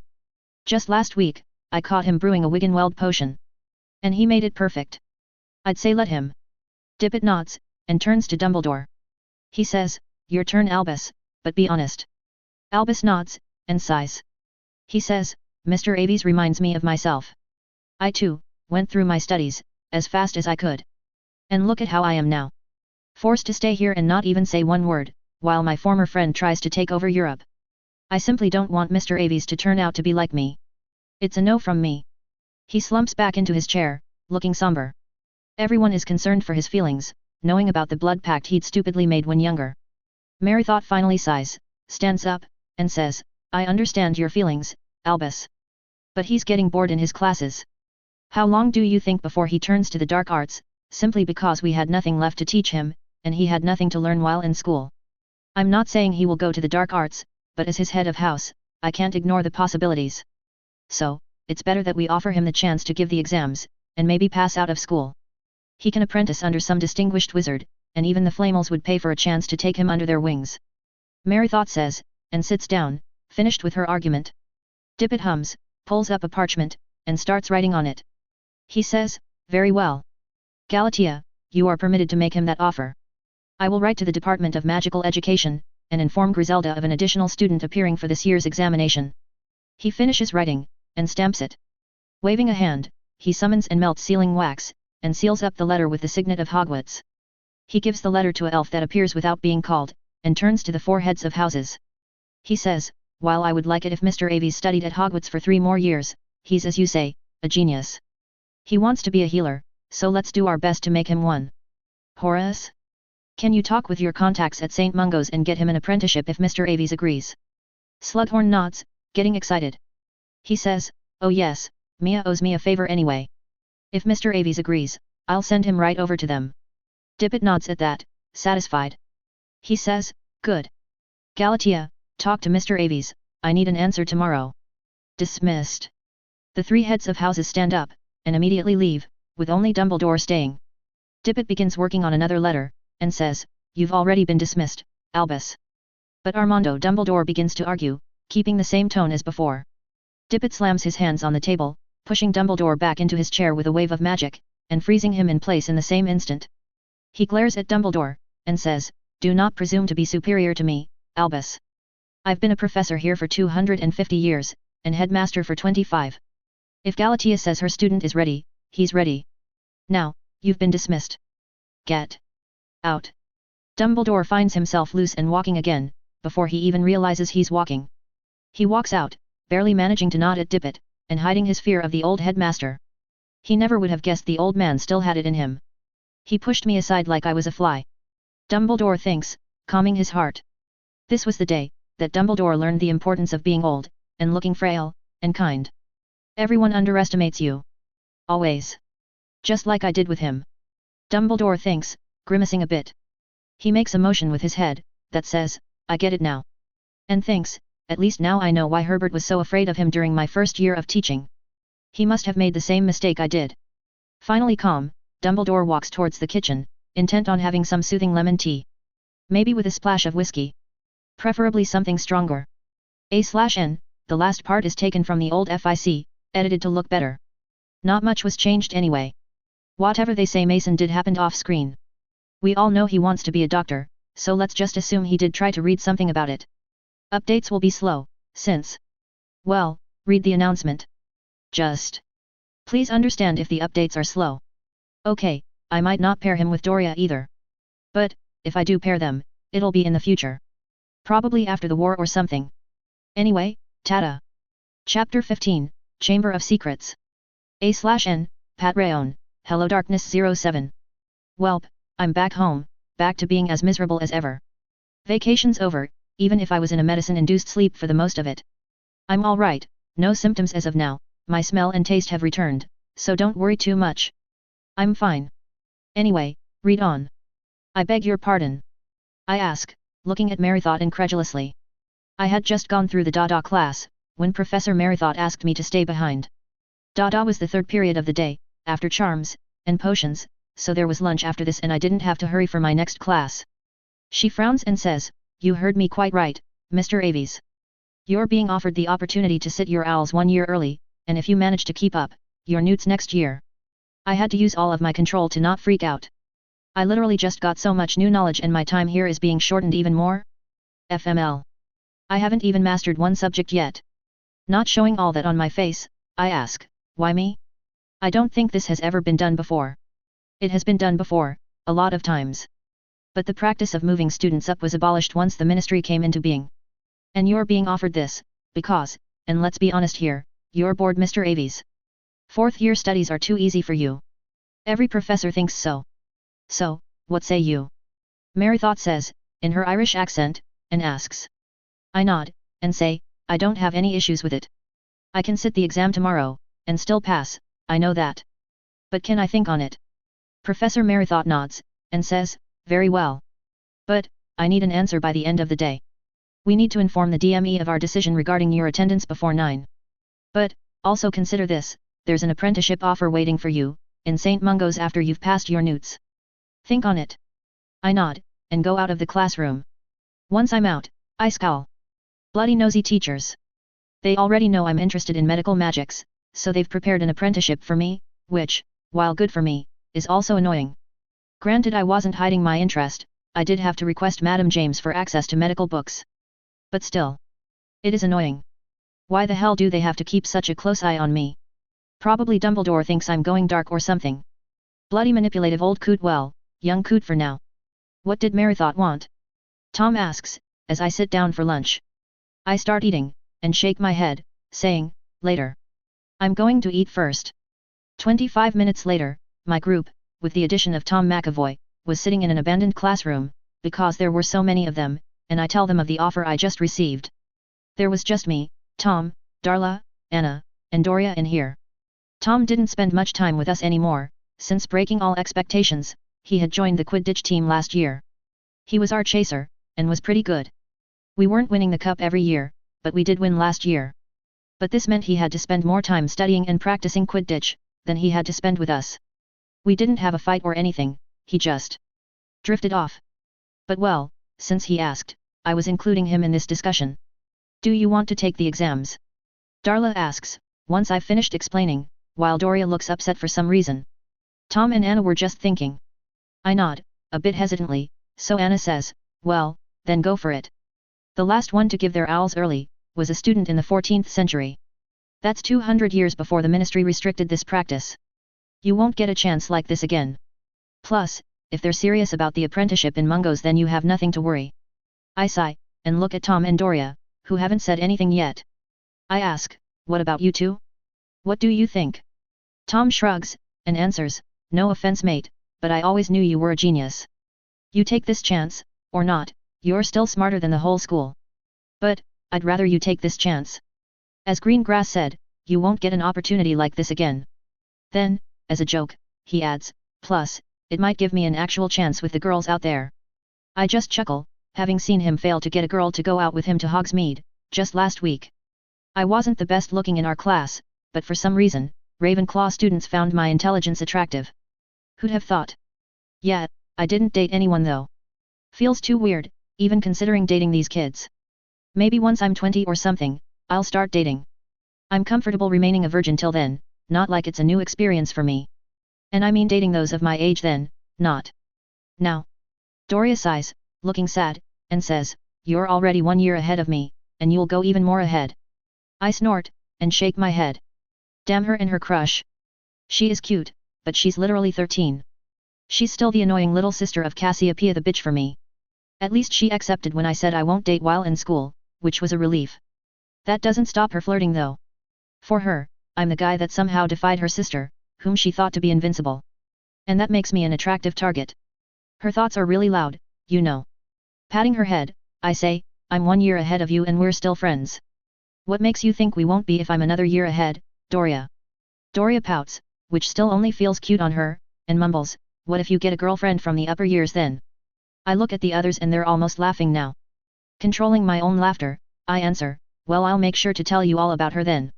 Each and every detail. Not leaving a single thing out. That does it. Doria blushes red, while Darla and Anna laugh at her expense. Tom just shakes his head, and mumbles, is he blind or is he doing it on purpose? I wink at Tom, who chuckles, and hug Doria close. Purely platonically. While this opportunity for passing out came out of nowhere, I can still take advantage of it. I'll have to take care of the room of knowledge sooner now. Damn, what can I even do?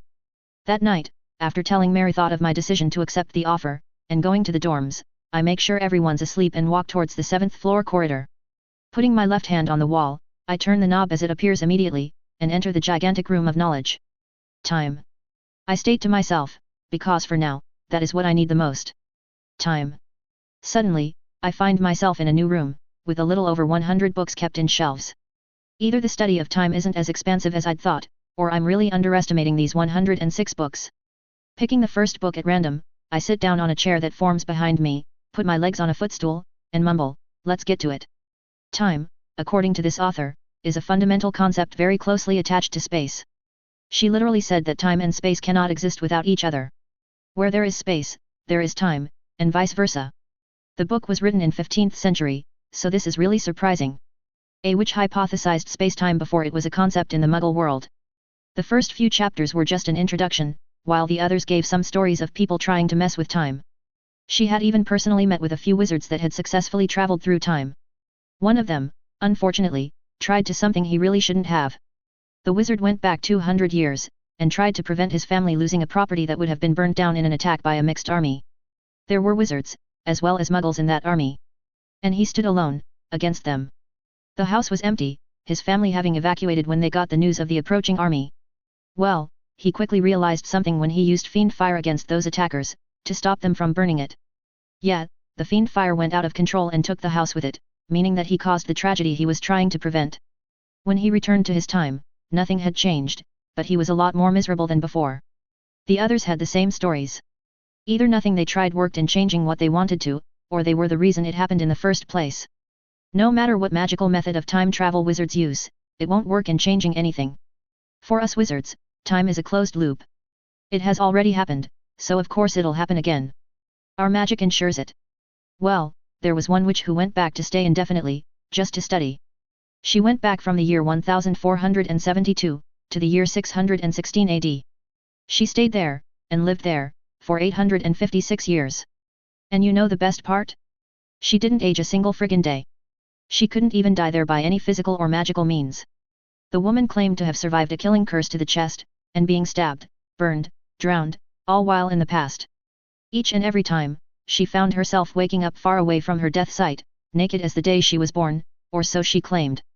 Sure, she could be lying, but what's the need?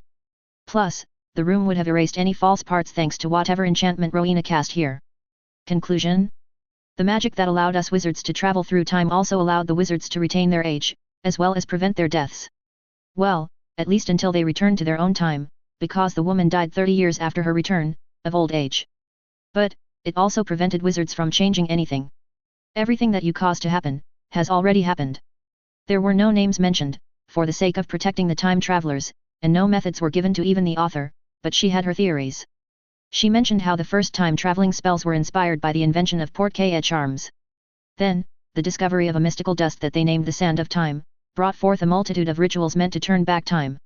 Obviously, no ritual was shared with other wizards, since the time was not a very happy, or safe one. The author of the book didn't know of any other methods of time travel that'll allow for a change to happen, and what effects it'll have on the timeline, but I know. The time stone can definitely send someone back in time, and change it. Then there's the quantum time machine that the Avengers built in Endgame, that definitely changed time. These two did not, or as it will not, follow the closed loop of time travel. They literally changed a lot of things, to a lot of consequences, that I wasn't alive to see. Speed reading the first book takes me barely 15 minutes, and I keep it back, knowing just a little bit more about what time is. Time is rigid. It follows a single timeline, according to magic, and no one can change what's already happened in the past. You can go back, observe events, but you cannot change anything. Heck, you can talk with the people of the past, but nothing you do will change anything. It has already happened. There's bound to be loopholes, probably depending on the methods of time travel, but I'll have to keep reading to find them. Maybe in other books in this room, I'll find something that'll allow me to time travel. Until I know what methods they used, and where I can find them if they're not in this room, I'll have to keep on reading. A few days later, the month of March starts, which brings with it an increase in workload. I had been given time off from my classes, so that I can prepare for my exams. I took this to mean that I had more hours to do my own research in my different projects. There was the time room, which I was learning every Monday and Tuesday. Runes came next, for 3 days, and the weekend was for anything I want, which is usually looking through the room of hidden things for hidden treasures. Just an FYI, I did not find much. I had spent this entire day in the school library for once, studying up on the patroness charm. Hey, if I'm being forced to sit my owls, I'm impressing the examiners as much as possible. Being able to cast the patroness is something that'll show my charm's genius. You know, just in case the healer/doctor thing doesn't work out. I am keeping my options open. When night came, however, I exited my dorm, with a skip in my step. I was finally going to do something that I had delayed for as long as possible. The mythical Chamber of Secrets. Well, not so mythical, since I know it exists. I'd even confirmed it once by sneaking into the second-floor girls' bathroom, obviously at night, when it isn't in use. Which is where I was now. Invisible, thanks to the disillusionment charm I'd cast on myself, and with a subtle telepathic field around myself that discouraged anyone from looking too closely. This wasn't a new development, but I realized that I had it, embarrassingly late. The passive mode of this ability allowed me to seem like I belong there. I could be standing in the middle of this bathroom, in the middle of the day, while girls are using it, and no one will find it wrong. Obviously, I don't use it for that. I'm not that desperate, nor that immoral. Plus, this ability is not infallible. Like the Notice Me Not charm, which Dumbledore had used during our trip to Diagon Alley, if someone was really vigilant, or really tried to find something that didn't belong, they can definitely see through it. Which is why, I had an enhanced mode of this ability. The Forget-Me-Not mode, as I called it. Inspired by the mutant of the same name, that I remembered reading about, I purposely use my telepathy to make people's minds completely ignore my very existence. They don't see me, hear me, nor do they smell me. Completely broken, if it wasn't capable of being defeated by the simple use of the mind arts. Anyway, entering the second-floor girls' bathroom, I first use my telepathy to listen if anyone's there. Hearing no thoughts for at least 100 meters, I approach the tap which I'd checked out before. Like the book said, one of the taps didn't work, at all. It didn't matter how many times they tried to repair it, both magically, and physically, the tap didn't turn on.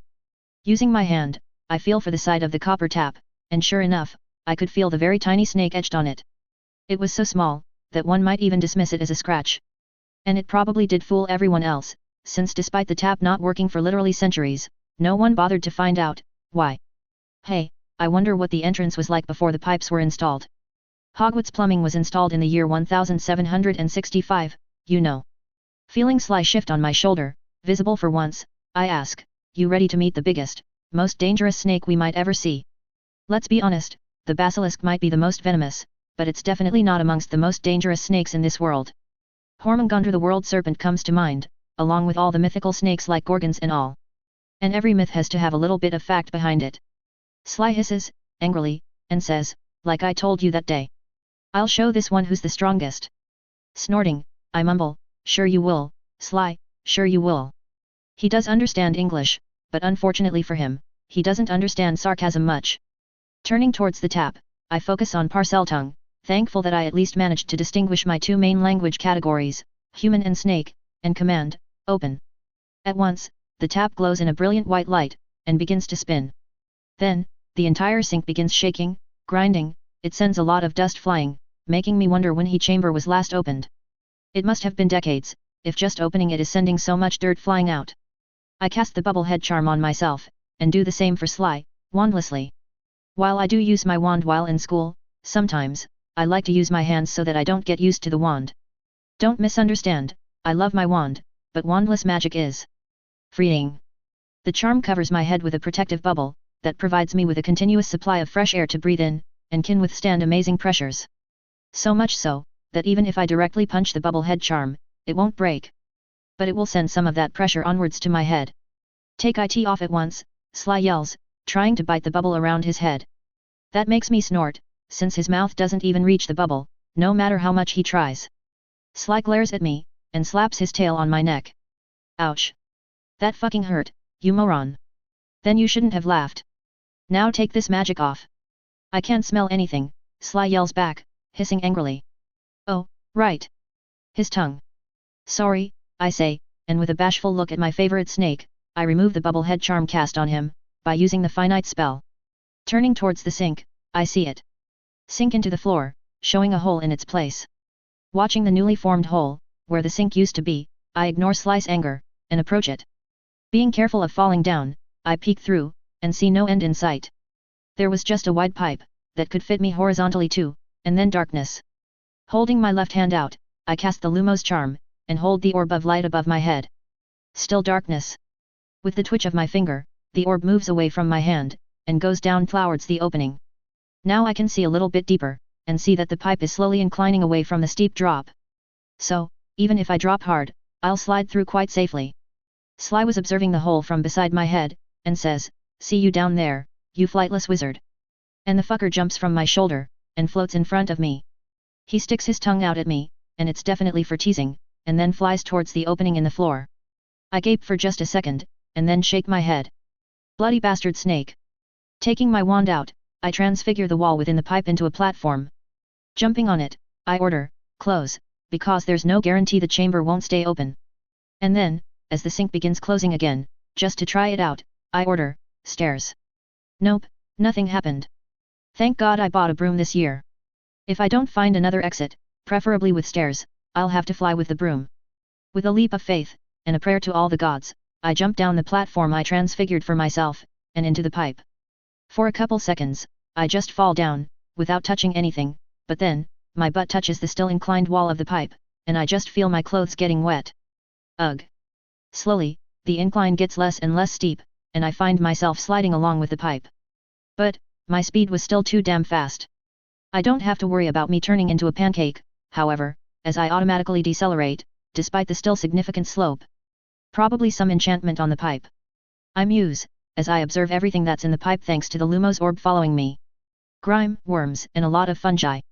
And my shirt and trousers would have been covered in all of it, if I hadn't cast the impervious charm on them as soon as I'd felt the first wetness. There were also more pipes, branching out from this one. But none of them were as wide as this slide. They were at most half the size.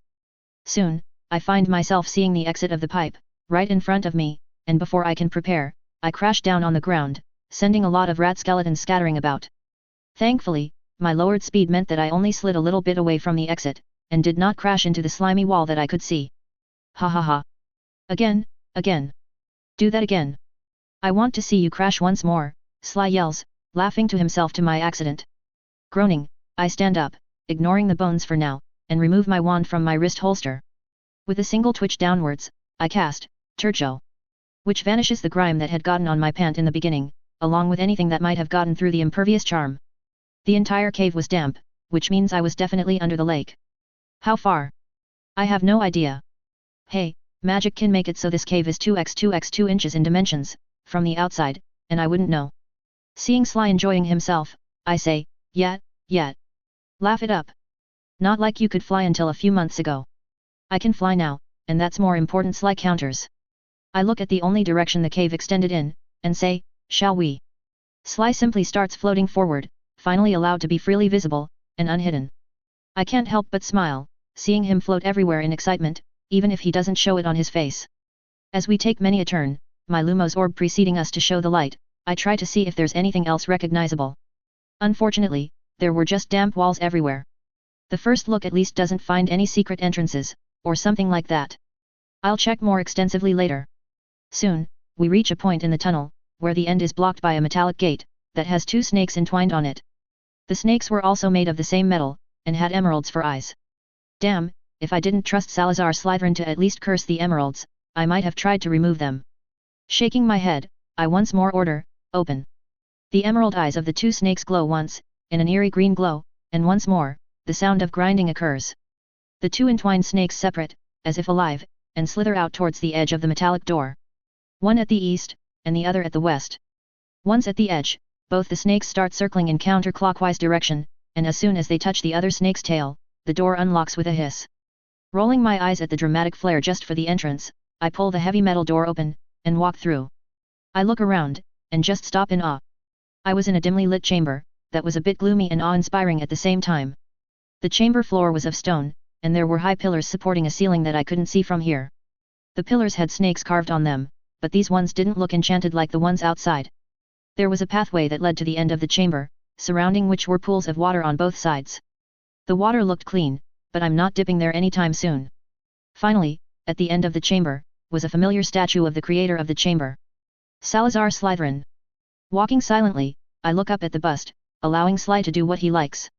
Standing about 15 feet high, the statue was made only of his head. It wasn't anything noticeable, but since I knew his mouth opened to allow the basilisk an entry and exit point, I could see the place where it might detach. The mouth was also just a foot above the ground, so I won't have any trouble going in. Will just opening the door call the basilisk? I don't actually want to meet it, since I have no idea how I might be received by it. Wouldn't know unless I try it, right? Open, I command, looking at the mouth of Salazar Slytherin. This feels weird, no matter how I phrase it. Damn Salazar, and his weird ego. Unfortunately, nothing happens, even when I repeat the order a few times. Sighing, I say, 4? Hogwarts 4? Greatest of the Hogwarts 4. Nothing. Hey, it was worth a try. Not like I only have 3 tries before my access gets locked or something like that. Tom Riddle could have been arrogant enough to assume that the only possible password is "Speak to me Slytherin, greatest of the Hogwarts 4" while the password was just the last word. Looks like I'm going to have to say this. I mumble to myself, and then order, "Speak to my Slytherin, greatest of the Hogwarts 4." At once, the familiar grinding sounds, making me wonder how long it took for Tom Riddle to figure the password out, and how he did it, and the statue's mouth slowly opens. But that wasn't all. With the opening of the mouth, I hear what sounds like a giant being moving inside there. Sly immediately flies towards me and settles down on my shoulder, both of us staring at the opening. Remembering that this is a basilisk, I run backwards a few dozen steps, to the other side of the chamber, and close my eyes. I ask Sly to do the same, and wait. I don't have to wait too long, before a soft thud sounds, as the basilisk falls out of the mouth, head first. It was about 50 feet away from me, so I barely hear the first hissing whispers. It starts crawling towards us, and then I hear it: food. Kill. Rib. Tear. Blood. Food. Stop, I yell, stopping it in its place. Still with my eyes closed, I say, "We are not food. We came here to speak. I'm a descendant of your master." I hear a hiss of annoyance, as the basilisk says, "Food.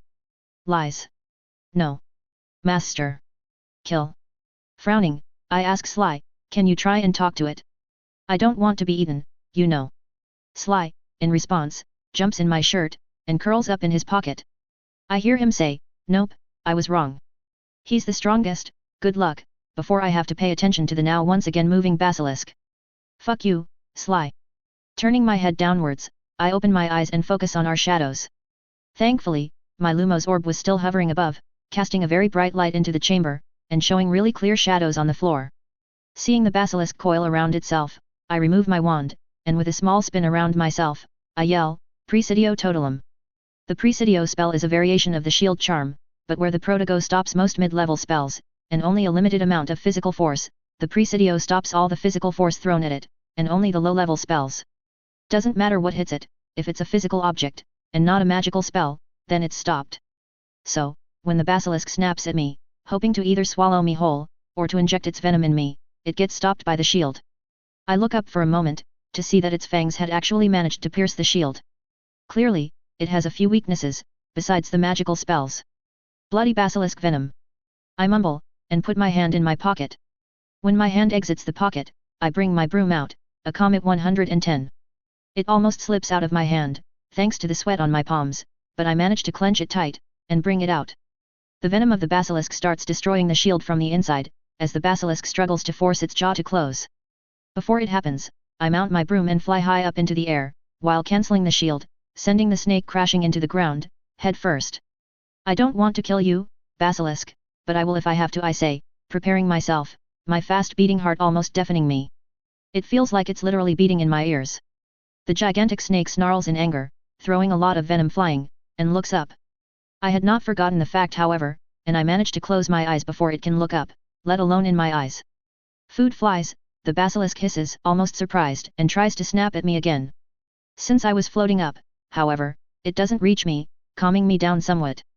So be it, I say, resolved to do what needs to be done. The basilisk is old, 900 years in the least. I am definitely reluctant to kill it, since it's the only snake of its kind, I think.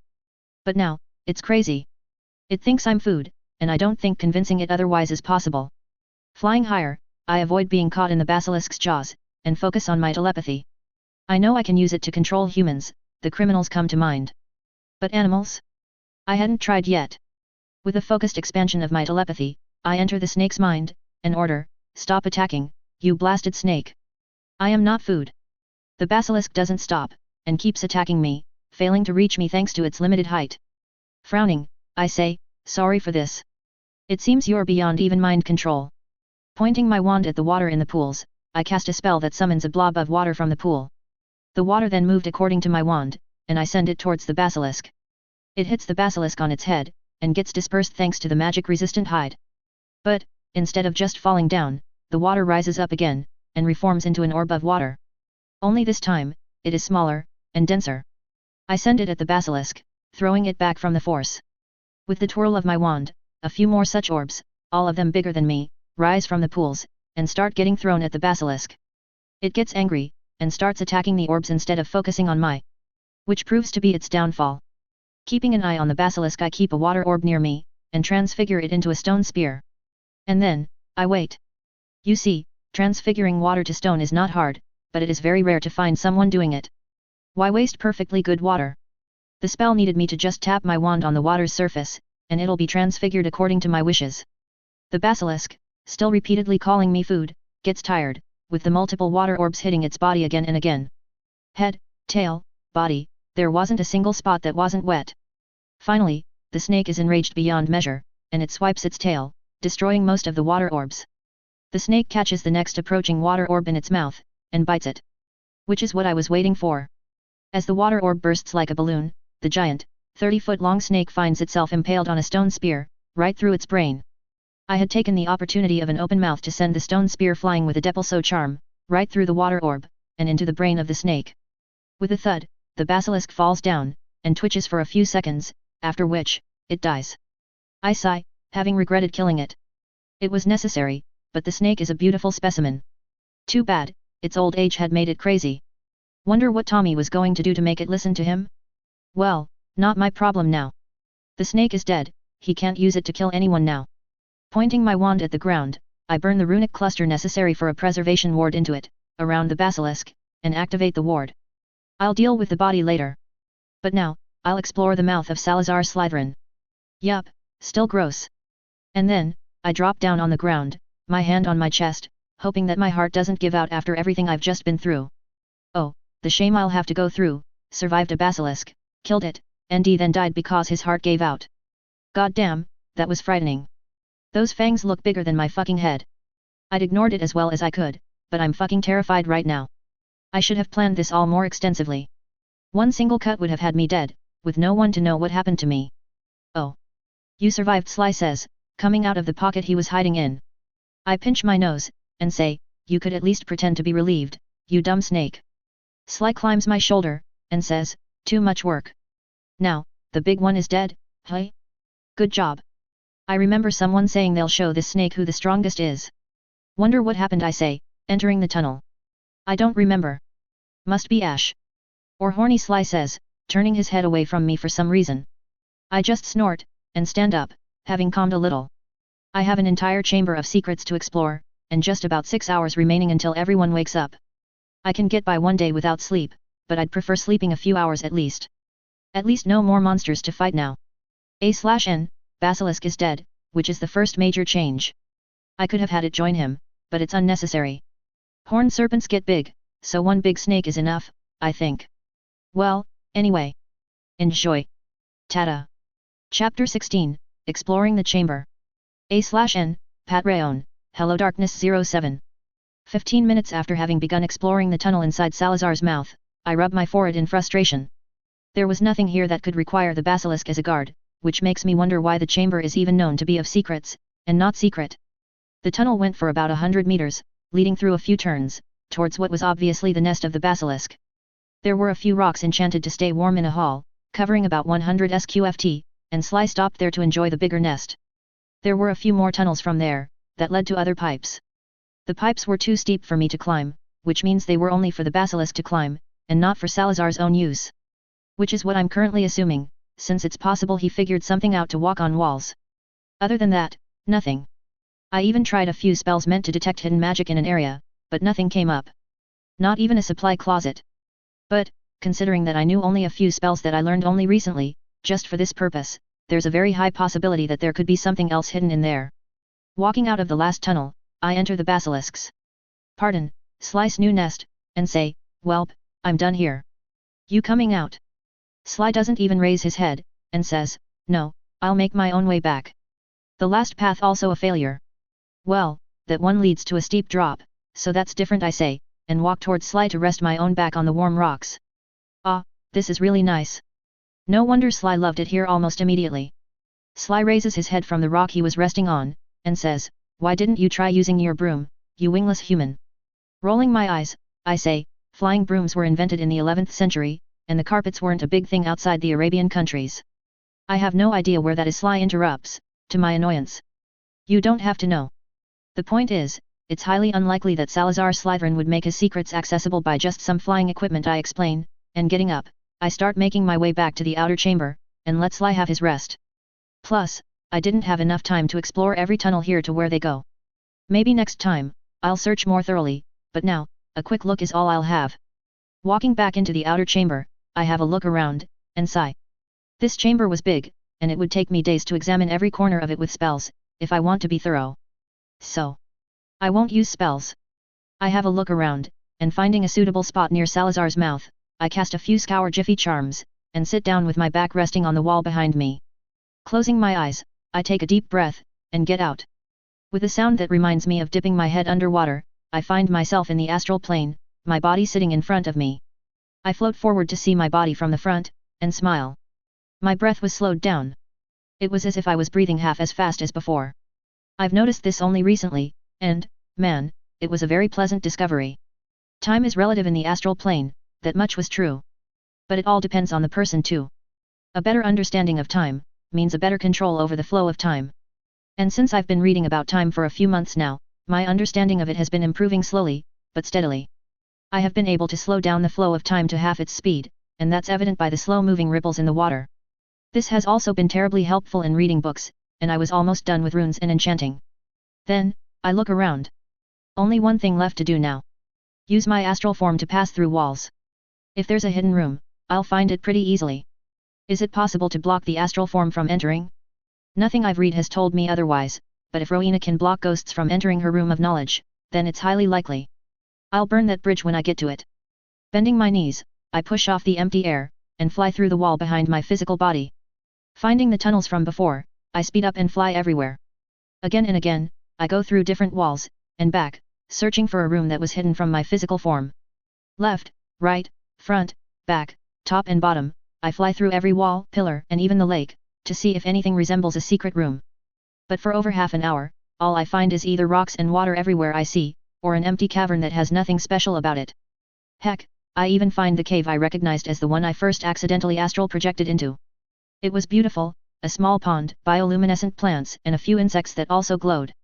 They all were definitely magical, but it's better for them to be left isolated in their ecosystem. Don't want to destroy it, or myself, by changing something.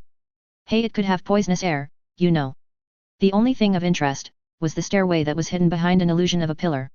It took me over 3 minutes of flying to find that it just leads to the dungeon's 2nd floor and the 7th floor. As I was checking near the statue of Salazar Slytherin, I am stopped suddenly, and quite forcefully, by a solid wall. Ow! I wince, rubbing my head. That shit hurt. Slowly, I raise my hand forward, and tap the rock in the exact spot where I hit my head. Still solid. Moving my hand a bit to the left, I tap it, and see my hand pass through it. A few more taps reveals that there was a small patch of the rock, about 1x1 foot at most, that was solid to my astral form. It was placed about a meter above Salazar's head, which means about 25 feet above the ground. Well, at least I found another secret. With a whoosh, I dive back into my own body, and open my eyes. Smiling wide, I get up, get rid of the kinks in my body, and summon my broom. Open, I say, after reaching the height of the solid wall. Welp, that was a bust. Speak to me, Slytherin. Greatest of the Hogwarts Four. Still nothing. Salazar Slytherin. Slytherin Salazar. Pure blood. Godric's a bitch. Oh, for fuck's sake, just let me in, you old cunt. Finally, this gives me a reaction, and a click sounds from the rock. With that, the rock changes its form from a rough rock, to a plain wooden door, at most 2 meters in height. Seriously? I whisper, shocked at all this, and astonished at the password. Opening the door with my hand, I close it once again, and see it change into a rock once more. A few more tries allows me to know what the exact password is. It's let me in, you old cunt in Parseltongue. Salazar was creative, that much is apparent. But I wonder what inspired this password. Keeping the door open, I float back down, and go into Sly's nest. Seeing him still lazing on the ground, I say, I found something possibly interesting, Sly. Wanna come? Sly sighs audibly, and drops down from his rock. Slithering towards me, he says, can't even let me have a few minutes of rest, can you? Always, Sly come here, Sly go there. Learn to be independent, human. Yet. We both know you want to see it too. Now, get on I say, and offer him my hand. Scoffing, Sly starts floating in the air, and swims out of the nest. I follow after him, and once more mount my broom.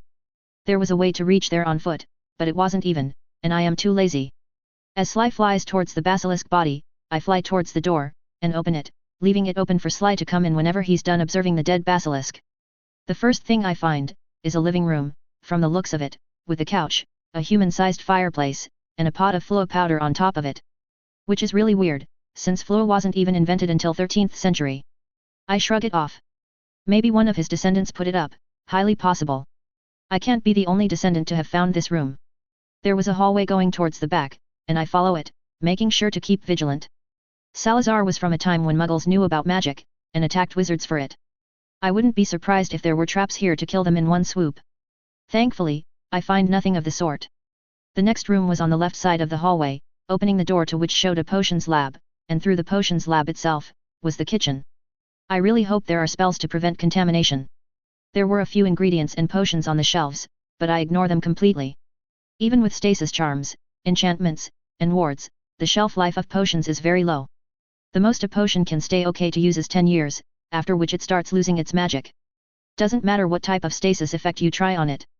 Then came a ritual chamber, which was highly appreciated since I actually planned on going through a few rituals. I haven't decided which yet though, since I still have time.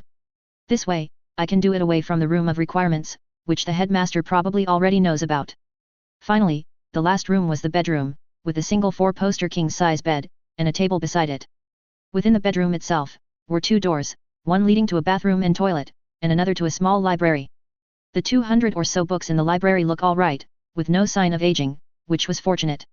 Walking closer, I squint my eyes, and sure enough, the shelves had a lot of Norse runic schemes carved. At least the preservation wards work on books. Ignoring the bed, I wave my wand at the bedside chair, and cast a few Scour Jiffy charms, just to be safe. And then, I start looking over the books. Taking a random book in my hand, I look at its cover, and frown. There were just squiggles on the cover, with no pattern to denote an alphabet. But I could read all of it. Not read, but understand? I have no idea how something like this could be possible, to be able to hide knowledge like this is amazing. It's like, the book was enchanted to be seen in only squiggles and lines, and read by a select few people. Probably Salazar's own descendants, or something. Is this an actual written language, or is this just the effect of an enchantment to protect the knowledge? The first book was about rituals, but it was too complex for me. So I pick another book, and another, keeping them back almost immediately. Well, the entire library was too complex for me right now. I'll have to visit this library again, after mastering the basics. Keeping the latest book back in its spot, owing to my lack of completely understanding the material, I pick the next book, and freeze. My journey in learning the mystic arts of Camartage, the title of the book said, written in the same script. Welp, this was unexpected, but not unappreciated. I thought the wizards and sorcerers, if they actually existed in this universe, would have been ignorant of the other's existence, since I didn't find anything related to it in the library. But this disproves it. Gemino. I whisper, casting the copying charm on the book. This creates another physical copy of the book, which is similar to the original in encryption. Wonderful. I wonder if I'll be able to learn how to do this. Gemino was originally a curse, but a few decades ago, a charms master managed to create a charm based on it. It was useful as hell, but most of the stuff found in the current market is charmed to resist the spell. Those books cannot be copied that way, they just turn out blank. Thankfully, Salazar was from a time before that. Putting the book in my pocket, I remove my pocket watch, and see that it's 4 AM right now, and I need to go back. I'll have to sleep a couple hours at least. After which, I'll have something to entertain me. Chuckling, I have a once-over, and finding nothing, walk out. Sly was still near the basilisk's corpse, now on the ground, staring at it. I ask, what are you staring at the snake for? Sly says, thinking. How long would it take for me to eat it? Shrugging, since I already know that snakes are cannibalistic in nature, I answer, a long time, Sly. Well, it isn't going anywhere, so you can just return later and eat it, one piece at a time. Here's hoping he doesn't become too fat. Sly slowly nods, and then turns away from the basilisk. He then climbs my shoulder, and says, I'm glad this one's dead. He was a threat to my title as the superior snake. You're a good pet, human. I just shake my head, and ignore Sly. I don't mind it, since I have a new subject to learn. Het. Mystic arts and Salazar. Who'd have thought? Mystic arts. Sorcery. Magic. Only this one, even muggles are capable of learning. This made sure that wizards either hated them, or left them alone. Salazar first learned about these sorcerers in the year 786 AD, when he was just about 40 years old. No, he wasn't born in 8th century, but he was born in the year 920 AD. What does this tell us? Yup, Salazar Slytherin was a fucking time-traveling wizard. This is getting old right now. He had figured out how to travel through time through a ritual he created himself.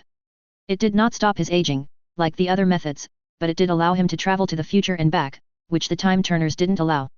Time turners, and the spells that came before it, could only be used to go to the past, and not the future.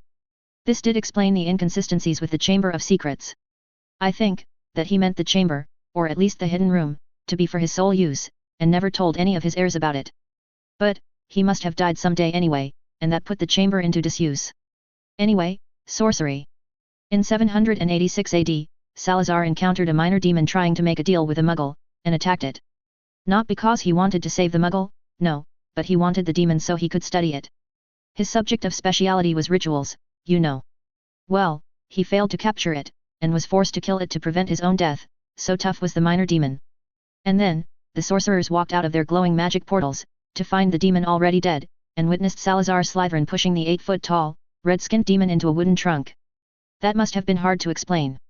They allowed it, is all he wrote in regards to the demon.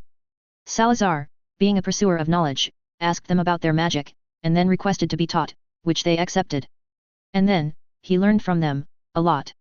He stayed with the sorcerers, at Camartage, for 10 years, and then left for his own time, with new knowledge in tow. Amongst the knowledge he brought back, was something he devised by himself, for his students, which was going to be really helpful for me. He devised a ritual, that will allow his students to begin learning the mystic arts. Mystic arts can be used if one has access to at least 2 of the 3 kinds of magic.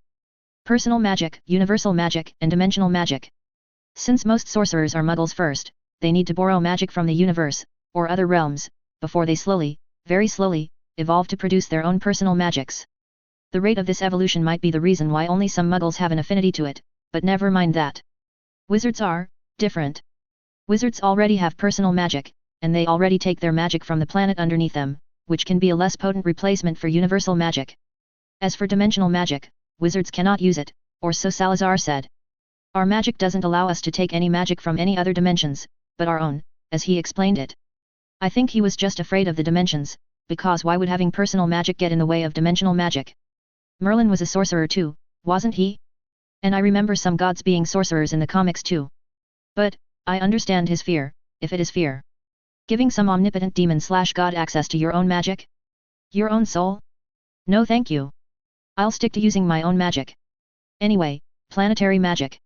Since it doesn't actually count as universal, wizards, like muggles, need to go through an initialization ceremony to ensure their connection with the universe. A stroll through the dimensions, which you generally need a master for. Traveling through the dimensions, no matter how briefly, ensures that your connection to your own universe is strengthened. But it's really easy to get lost in the realms, and for someone else to capture us mid-transit. A master ensures our return to our universe, and they can control where we go. Salazar's ritual was a replacement for the master. It will anchor us here, and make sure we don't go into realms too dangerous for us. Well, he did try the ritual on a few of his students, and it worked. Going through with the ritual allowed them to learn the sorcery spells that they couldn't do before. But it did change a few things, just like it did for Salazar himself. The universal magic began changing their magic, evolving it. Their sorcery spells had no effect, but their wizarding spells, ooh boy. Salazar said that just the connection to the universe had a startling effect of doubling the potency of his magic. Every spell he tried, he had to tone back his efforts because he would always overload the spells. Wands still worked, since they evolve with the wizard, but his control was a bit shot. A minor setback, in the grand scheme of things, I'd say. Which is why, I was back in the Chamber of Secrets, the next Sunday. Only this time, I was in the ritual chamber. Helena was with me, due to my own insistence. Hey, a runes master is a necessity when dealing with rituals like this. No way I'm risking a mess up, because I wasn't observant enough. Helena sighs, looking around, and says, Sal was always so secretive about this chamber. Even 900 years of haunting this castle didn't allow me to see this. Thank you for this chance, Mason. I shrug, pausing in my rune drawing, and say, hey, I might be his descendant, but you actually knew the guy. I felt that you of all people. Souls. Should visit this chamber at least once. Helena smiles, and says, still, I appreciate this. How far along are you? I focus back down on the floor, and continue drawing runes with a brush, while using crushed charcoal, mixed with the ink of an octopus in a 1:4 ratio, as the ink. I say, almost done, just half a circle left. Helena had already checked the ritual circle over, and had deemed it risk-free. But it was to be expected, since Salazar did claim to specialize in rituals. There wasn't a need for a potion for this ritual, but I did need a single ingredient. Cannabis. A medicinal plant, that has uses in various potions that mostly deal with the mind, or the spirit. For those who don't know, the plant is marijuana. It is also used in the Wiggenweld potion, which is used to reverse the effects sleeping potions, and a few healing potions. Guess weed is the answer to a lot of things. Finally done, I step back, and allow Helena to examine it. She takes her time, a few minutes of it, and then finally nods. She asks, did you do the strokes in the correct direction? Nodding, I say, I memorized it and then practiced writing, like, 50 times, Helena. I did not mess it up. Are the circles of the correct dimensions? She then asks. I roll my eyes, already having checked the circles before even beginning the next part, and nod. Helena then nods, and says, very well. Now, we wait. Sighing, I take my clothes off one by one, keeping them outside the ritual circle. There was a square around the ritual circle, meant to signify the isolated part. Nothing magical other than the ones taking part in the ritual are allowed inside the square. Even Helena will have to stay there. It was a bit embarrassing, being naked in front of what amounts to a great aunt, many times removed, but she was literally 900 years old. Plus, it was needed for the ritual, so yet. Here I am, sitting in the middle of the ritual circle, with a glass bowl in front of me, with a single cannabis flower within. My wand was in my right hand, and my left hand was poised above the activating rune array. There was a clock hanging on the wall in front of me, showing the time to be just 11:59 p.m. As soon as there's just 3 seconds till midnight, I snap my wand, silently cast Incendio in the bowl, slam my hand on the activation rune and chant Ostend me I regno et detrahut me indomum suum. At exactly 12 am, my hand slams down on the ground of the ritual chamber, activating it. There's a brief flash of pain, which makes me gasp, coincidentally allowing the smoke of the burning cannabis to enter my mouth, nose, and eyes at the same time. And then, I feel a pull. Before I can even react, I feel my astral form get separated from my body, and thrown at very high speeds. I don't see my body anywhere, but I do see Hogwarts underneath me, getting smaller and smaller, as I'm pulled further, and further away from it. Whatever was pulling me away from Earth, keeps taking me up towards the skies, and doesn't stop. The pull was too strong, and it took me high up, above the ritual circle, and through the walls and wards of Hogwarts, all within a single second. Fucking hell! I shout, at the speed with which I am being pulled. And I can feel every moment of it. I keep going up, and up, until I reach space, and even then I don't stop. Thankfully, I don't feel the need to breathe, nor do I feel the effects of the lower pressure, but the movement is still enough to make me sick. I am almost ready to hurl, when I finally stop right in front of the sundae. I could see the surface of the sun, burning just a foot in front of me. Funnily enough, I don't feel the heat, nor do I get overwhelmed by the light. Is this actually real? I whisper to myself in astonishment, as I try and touch the sundae. Before I can touch it though, I feel another strong pull, and I find myself thrown through various tunnels. First all black tunnels, then green and black tunnels, and then they become even more colorful, becoming rainbow-like. All the while, I'm screaming in excitement, at the roller coaster ride I'm experiencing. As scary as this is, I can feel my blood pumping. Finally, I get out in a void filled with colors, and again start speeding up. This time, I can see clearly, as a few different colored magic strands float towards me, and enter my body. Purple, gold, green, yellow, blue, red, white, and even pink. All those colors combine, and surround my body, making a cocoon. It sort of reminds me of the dragon scale from Dragon Tales. Scene changes, again, and I'm now going towards a burning star, or is it just our sun? As I'm about to touch the sun, a tunnel opens up right in front of me, swallowing me whole. And then, there's an unpleasant itch. I feel my body being destroyed, and reconnected, again and again, but somehow, I don't feel any pain. What I do feel, along with the itching, is some more magic entering my body, and settling down within my heart. The next scene, as I screamingly exit the disintegration tunnel, is one I recognize. The quantum realm. I see organisms bigger than our buses, but which are actually subatomic. I see energy blasts happening a few miles in front of me, and I keep staring at them. This feeling of power, along with the feeling of content, is amazing. I could sit here all day, and just watch. It is awesome. But, I can't. I have a home, people to get to. Doria, Darla, Anna, Helena, Sister Agnes, Laura. I need to get out of here soon. Immediately, I am pulled once again, and crash through a mirror, which I recognize as the mirror of Aves. I come out, and look around at only my own reflections. The whole place was surrounded by mirrors, and reflective surfaces. Is this the mirror dimension? I am pulled once again and pass through one of the mirrors, entering a place so bright, I had to squint my eyes to see. There was yellow light, and fire everywhere. Just being here for a few seconds felt so refreshing. I feel that I can take this energy for myself, and then live for millions of years. This feeling ends as soon as it came, and I find myself in the polar opposite of the realm from before. Where that one was bright, this one is dark as hell. Is this hell? It is dark. Oh, I can see colors, but the way the colors look to me, I only had one word.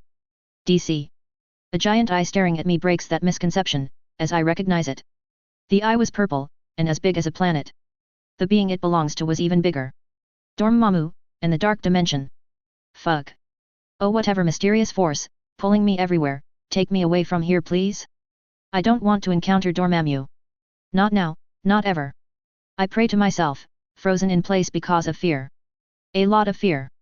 Dormammu doesn't do anything, though, he just keeps staring at me with his giant eyes. Does he even see me? I'm literally smaller than an ant for him, right now.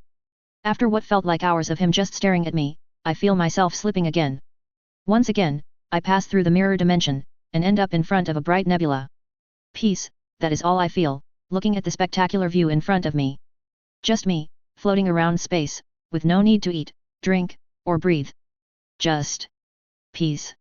I then feel myself being pulled once again, and before I can even object, I find myself in front of different places. Planets, stars, asteroid belts, everywhere I go, I stay for barely a second, before the mysterious force pulls me away. I even see a planet with a giant face on its surface, before finding myself facing what's definitely a white giant sun.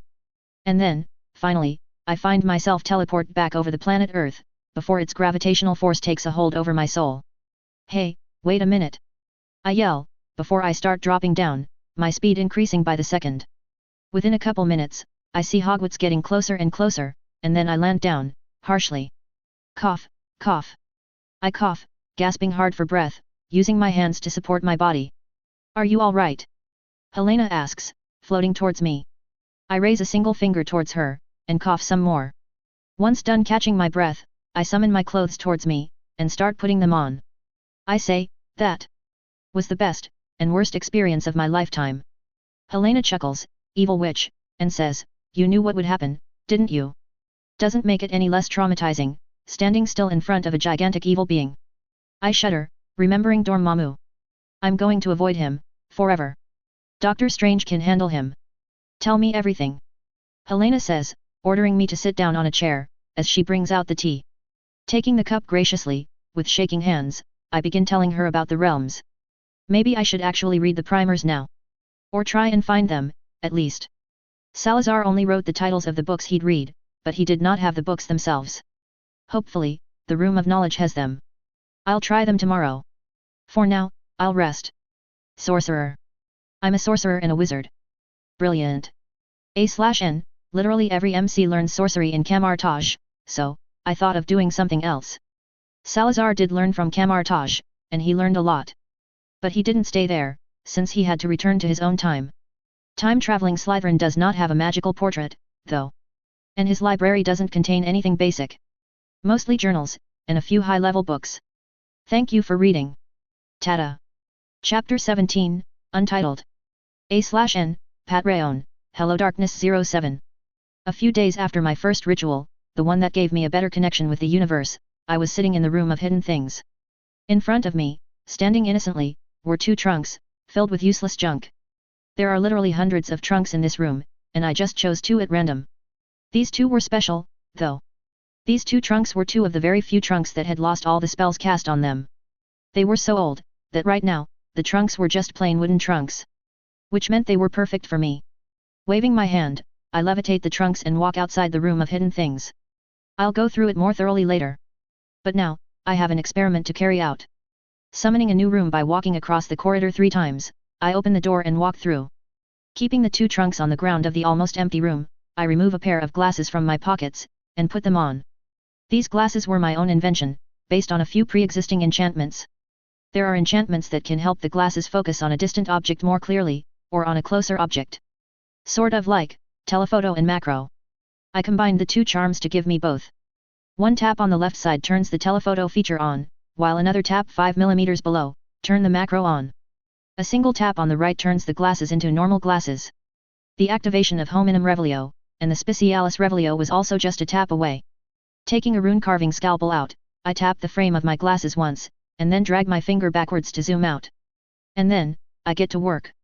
You see, in these few days, I had finally finished reading everything the Room of Knowledge had, on runes. I was about halfway through the time room, but I'm just a couple weeks away from finishing that too. After that, I'll have to experiment to learn more about time. Anyway, runes. Runes are amazing, and that's me saying after reading just a few languages worth of it. God knows how many runic languages we've actually lost forever. I'm not a master yet, at least, not at the level of Helena, or the wizards of old. But, by today's standards, I'm as close to a master as I can get, without earning an actual mastery. And it's just my experience holding me back. I had already finished designing, and verifying the rune scheme I was going to use here, using arithmancy. If my prediction holds true, and if I do everything right, I'll have 2 trunks, connected internally. An hour later, I put down the scalpel, and remove my glasses. Rubbing my eyes, I stretch a bit, and then check the runes once again. Both the trunks were entirely identical, and now, even the runes were the same. Taking a step back, I let a breath out, and spread my legs. As I bring my arms closer together, wrists touching, I focus on my connection to the universe, believing with all my heart that I can do this. And then, with a snap, I separate my arms and bring them in front of me. When the arms separate, I smile. On my palms, were 2 Tau mandalas, with Sanskrit writing floating in circles, glowing an orange glow. Not losing my focus, I slowly step towards the trunks, and tap my left hand on one trunk. The trunk glows for just a moment, and the runes flash orange, as the Sanskrit writing on my hand transfers over to the trunk, and gets absorbed completely in the wood. Similarly, I place my right hand on the other trunk, and watch the same happen. This way, I don't have to worry about the enchantments losing power, since the universe itself is powering them now. I turned my artifacts into relics. Almost giddy now, I open the left trunk, and seeing just darkness inside, jump in. I had full faith in my enchantments, so I didn't worry. Without prompting, my Lumos orb floats out of my body and gives me light, as I land on a hard ground barely 10 feet after the jump. Looking up, I can still see the ceiling of the room I was in. I'll have to add some stairs, or a ladder later. Then, I turn around, and see that I was in a corridor, similar to the ones in the school. Cobblestone made up the ground here, in looks at least. I simply pick a direction at random, and walk forward. Within a few seconds, I reach a dead end, and look up. Sure enough, I could make out tiny pinpricks of light coming from up.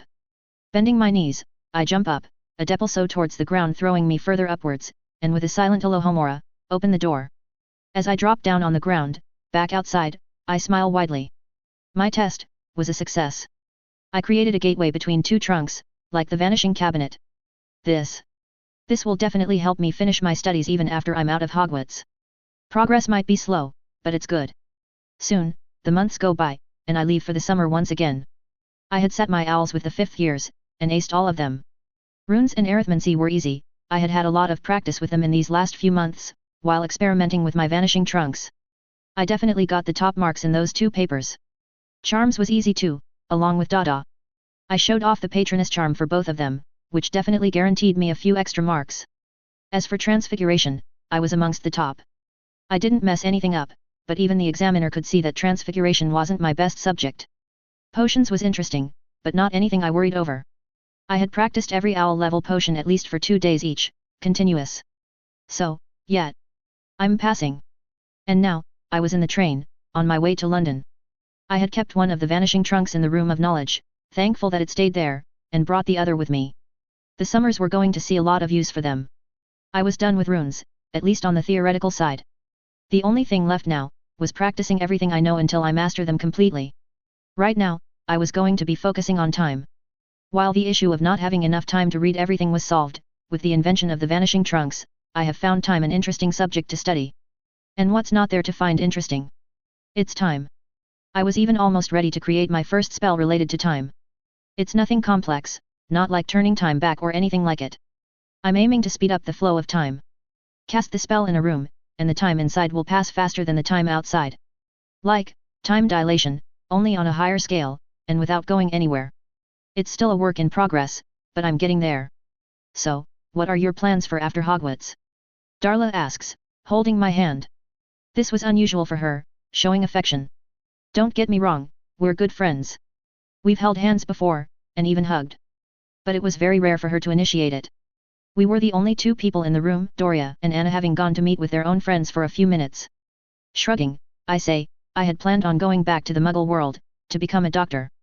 But now, Slughorn has offered me an apprenticeship at St. Mungo's, which is a really big deal. So. I'm still thinking. Why? Darla looks up, and I finally see how upset she looks. Her eyes are tearful, as she says, you were my first friend, you know? Even when I was in primary school, I didn't have any friends. And now, even you'll leave school, 2 years early. I'll miss you. Smiling softly, I hug Darla towards me, and say, you're an idiot, Darla, if you think just because I won't be in school with you, that I'll stop being friends with you. You're my first friend too, and I won't just leave you. Plus, you have Doria and Anna and what's her name? The Pruitt.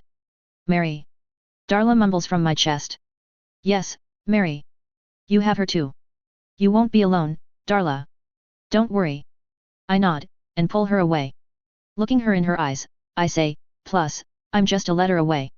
1 letter, and I'll come meet you during Hogsmeade weekend. I can sneak in during classes, too. You know I can. Darla smiles at that, knowing that I have many ways to sneak out and into the castle if I want to.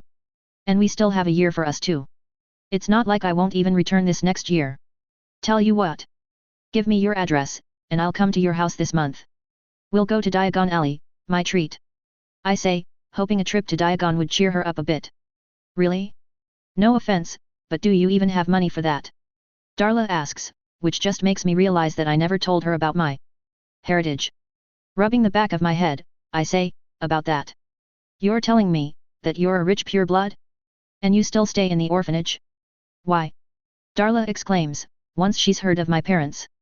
She's 14, almost 15, so I forgive her for the narrow-minded thought. I shrug, and say, I don't mind the orphanage. It's the only home I've known. The extra money is a help, sure, but I can't just abandon my home, Darla. Darla nods, accepting the answer, and says, sorry. So. You're rich. I nod, and explain, not as rich as the Blacks, not even close. But yes, I'm rich enough to live out the rest of my life in luxury. My children won't have anything left for them, though, if I do that. You know I love you, right, Mason? Darla asks, twirling her hair, and batting her eyes at me. I scoff, and say, stop that. Your family, just don't make that face again. Darla is gay, I'm sure of that. But I don't think she wants anyone to know that.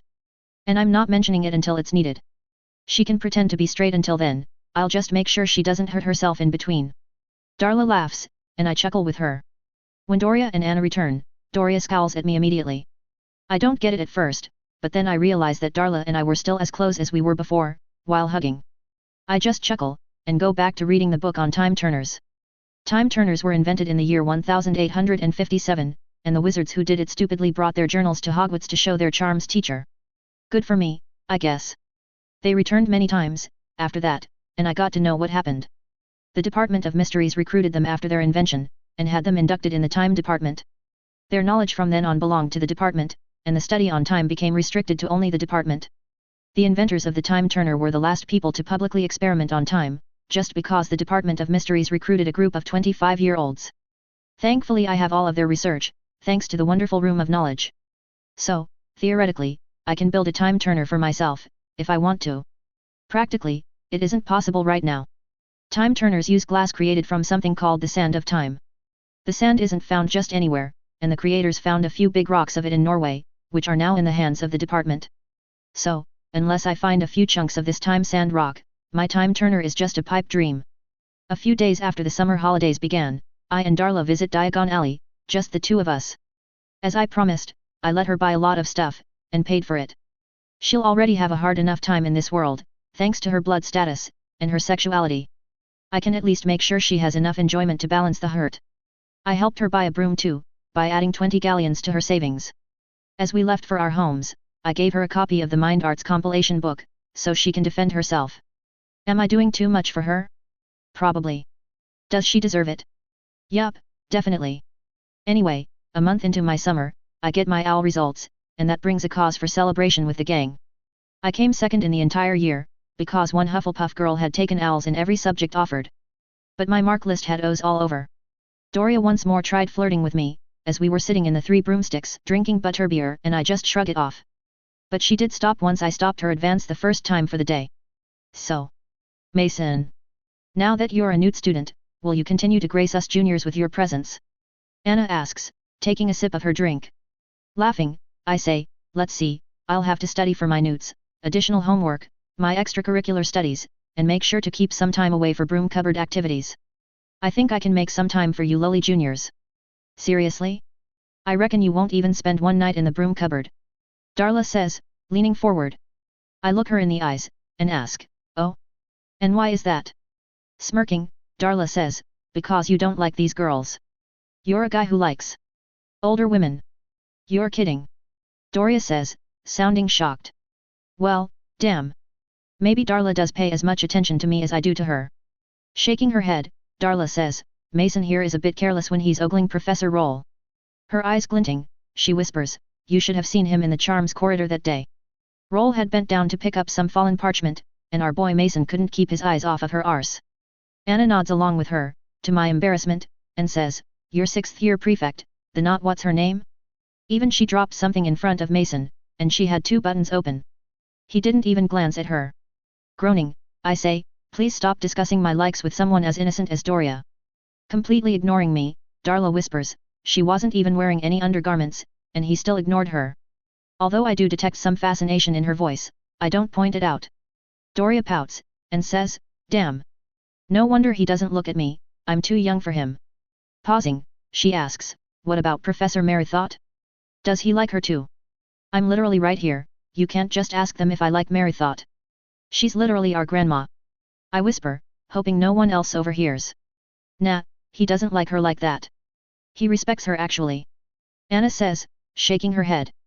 I just sigh, wondering when they decided to just ignore my celebrations and keep embarrassing me. Glad to hear you respect me, Mr. Aves. And allow me to say, that I'm thankful your eyes don't wander when talking with me. We suddenly hear, making us all freeze. You didn't cast the privacy charm. Darla furiously whispers to me. I whisper back, just as furiously, I didn't feel the need to, because we weren't discussing my lack of love life before. Oh, I'm so screwed. Doria whispers, while Anna is just frozen in her place, both of them looking behind me. Thanks for the warning, Anna, Doria. Stop that, now. Ignoring a lady is considered rude, don't you know, children? Merrythought says, her voice making us sweat now. Slowly, I turn back, and see Merrythought standing behind me, along with Professor Beery, the herbology professor and the head of Hufflepuff House. Good morning, Professor. We all call out in unison, our voices clearly forced. Surprising us, Professor Merithot smiles, while Barry just chuckles in good nature, and they both sit down at the table next to ours. Celebrating Mr. Aves's results, I presume? Professor Barry asks, while Merithot starts talking with the waitress. Nodding, I say, yeah. Got straight O's. Thank you for giving me this opportunity, professors. The three girls sitting at my table, meanwhile, become silent and focus on the snacks in front of them. Merithot waves her hand, and says, nonsense. You deserved the chance, Mr. Aves. Your marks are your own. What subjects are you going to take, may I ask, for your New Year's? I shrug, and answer, I haven't decided yet, but I'm thinking of taking most of them. The only ones I might drop are history of magic, and astronomy. Good, good. But I hope you'll keep your studies up just as diligently as you did these 4 years. Professor Merithot asks, raising an eyebrow. I nod rapidly, and say, of course, Professor Merithot. Wouldn't dream of letting this opportunity pass by just because of my own negligence. Merithot stares at me for a few seconds, and then stands up, Barry right behind her. She says, very well. I'll leave you to your celebrations. And Ms. Black? Maybe next time, don't ask such stupid questions. At least, keep them limited to places no one can overhear you. Doria, who had tried to remain unnoticed, groans silently, and says, yes, Professor. The professor hums, and then leaves for another table, giving us a measure of new privacy. Immediately, I remove my wand and cast a few privacy charms. One for sound, one for recognition, and another for lip reading. I slap my face, and say, thank you Darla, for embarrassing me in front of my head of house. Hey, I wasn't the one who asked if you liked Merithot. Darla defends herself, smiling a bit, although I do sense her nervousness. But you were the one who spoke up about him ogling Roll. Doria points out, before I can. She then gasps, and whispers, you think Merithot will tell Roll about this conversation? I scoff, and say, we'll find out soon enough. If I survive my first charms class next year, she didn't mention it to Roll. Anna just snorts, and asks, can you imagine, though? She might not kill you, but every time she bends over, she'll be thinking of you. Doria has a horrified look on her face, while Darla laughs openly, now not afraid. I shake my head, and say, not in the way I'd want, Anna, never in the way I want. Soon, we finish our food and drinks, and I pay for all of it. It was my treat, you know. And then, we all leave through the flue. Darla and I go to the Leaky Cauldron, from where I take the bus home, while Darla takes a different bus for her home. All in all, it was a good day. Chapter 18, Patroness. A/N, Patreon, HelloDarkness07. 2 chapters today. This is the first one. My 6th year of Hogwarts. Well, 5th year of learning, but the 6th year of the Hogwarts curriculum. It had begun with just introduction to Newt level classes, and in the middle of December, we had begun speeding things up. It was February now, and my 6th year was just a few months shy of ending. My last summer had gone just like usual. Only this time, I used the vanishing trunks to move between Hogwarts and my orphanage, learning different things. I brought the trunk with me, obviously, since I don't want anyone to find it and use it. The rock won't stay hidden if anyone does. Granted, the protection spells might delay them some, but there's nothing like a perfect defense. Other than the Fidelius charm, which I can't cast yet. So, yeah, I learned a lot. I finally managed to create my first time spell. Well, I modified an existing time spell, but same thing. It's just as exciting. The original spell was one I had learned to study for 5 to 6 hours inside the room, while only half an hour passed outside. Damn useful when I had to study different sorcery primers from the Room of Knowledge for 9 hours a day, and still have 6 hours of sleep. That was an enchantment ward, called the Time Slowing Ward, and was basically a charm that you cast on the room you want to affect. My own spell was a runic ward combined with a charm. The runic scheme had to be carved in metal, and worn around any single body part. But the thing is, the metal ornament had to be enclosed, and not stay open. I had found a set of gold bangles, uncarved, in the Room of Hidden Things, after a lot of searching, and used them for the ward. A really weird thing to lose in Hogwarts, really. The owner must have really gotten punished when they returned home. Carving runes wasn't hard, I just had to heat the scalpel a lot and cast a metal softening charm on the unenchanted gold. 11 errors, and 4 melted bangles is all it took for me to carve the runes perfectly on the bangle currently around my left wrist. The bangle was too eye-catching though, and the runes visible, so I covered it by rolling a strip of leather around it, and shrunk the bangle till it fit perfectly around my wrist. I could have carved runes on the inside, I suppose, but I didn't exactly mind doing so on the outside either. I'll figure out a way to completely hide it later, though, or improve the enchantments. Once the time slower is activated, it makes you twice as fast as everything else. Or everything else moves half as fast as you. So, it's practically useless in public, unless you want to be known as a speedster or something. But, for learning, it is a godsend. It can also be used in parallel with the time slowing ward, meaning I got 10 hours every half hour.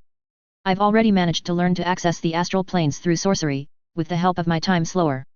My telepathy allowed me to only enter the astral plane, travel to places, and stay awake without needing to sleep. Sorcery, however, allowed my astral form to do a lot more than that. Searching for specific magical signatures, possession, and entering dreams of other people. I could also now use my magic while in the astral form, which happened only after I connected with the universe. Plus, I was now learning to bring my astral form in the physical realm, although it'll only be for a short while. Before that happens, though, I'll need to master the mirror dimension, for which, I'll need a sling ring. Slytherin, for some reason, didn't have an alternative for the sling ring, or if he does, I haven't read about it yet, even if he did say that after some time, wizards can stop using them. Which still meant I had to actually use one before getting used to the feel of creating portals. Yet, it's on the back burner for now, since I don't want to be stuck in the mirror dimension, even astrally, without a sling ring on hand. Portals will be handy too, I'm sure of it. So, my personal magic was currently limited to astral projection, mind arts, and the now slowly developing telekinesis. Yup, my constant use of the Oxio, Depulso, Wingardium Leviosa, was finally getting paid off. The control over those spells was slowly, but surely evolving. Soon, in a few years, I won't even have to cast the spells to use the spells. Meanwhile, for the universal energy, I was just practicing different spells for sorcery, and hand-to-hand fighting. The second was needed, because a lot of spells were actually dependent on my footwork, hand gestures, and my physical form. The strength of my shield depended on how well I can hold a physical shield to defend myself. Unsurprisingly, this also makes my wizardry spells better, who'd have thought. But it wasn't just shields I was using. There were other mystic spells to create weapons like whips, swords, fans, threads, chains, etc. Then there were the elemental spells, which don't summon elements like wizarding spells do, but they can help you manipulate the elements. There are actual spells that can conjure the elements, but that's only possible if you make a pact with another dimension related to those elements. Yet, no. I'm definitely not doing that. Like Salazar wrote, a wizard's magic is his own. Another being cannot be allowed to access it. And I agree with it. I'll use my own magic, and the magic of my own universe. Other than that, if I do somehow end up becoming the ruler of an entire dimension, then I'm using only that dimension's energy. Sidorak, Ragator, and the rest can depend on the sorcerers to use their magic. Finally, there was transmutation, but I was waiting to completely master the other sorcery spells available to me, before trying transmutation. Plus, I think, learning wizarding alchemy before that will be helpful. There were a lot more spells, rituals, and other practices in sorcery, but most of them depended on getting magic from other dimensions. And we all know how I feel about that. Along with that, however, I was trying to learn something else. Apparition. The magical art of disappearing from one place, and reappearing at another. Every 6th year student has the option of taking the apparition classes, and the classes start in February. Luckily enough, age is not a constraint here, at least now. So, just being in a Newt level class is the requirement for taking the apparition lessons. Which means, despite being just 15, I couldn't be barred from apparition lessons, thanks to their own laws. Granted, I couldn't apply for a license until I turned 17, or pass my Newts in at least one subject, which immediately makes me eligible to emancipate as an adult wizard. But that was okay. There's no way I'm waiting another year to learn teleportation, so obviously, I elected to take those lessons this year as soon as the notice was put up. You sure they'll let you? Anna asks, incredulously, seeing me sign my name on the sheet. I shrug, and say, there's nothing in the laws that prevents me from taking the lessons. They can, however, prevent me from having a license before I turn 17. Right, and they're not exactly stupid enough to have a wizard capable of apparition go out there without a license? Which means they'll be forced to give you a license too, if you pass the test. Anna says, and shakes her head. The need for apparition license is twofold. 1. It allows you to legally apparate wherever you want, other than the places specifically warded against it. And 2. It helps the ministry determine which one of the license holders was there near a magical crime scene. The license given to you can track your apparition, if the ministry tries it within a few minutes. After that, the trail goes cold, and the spells fail.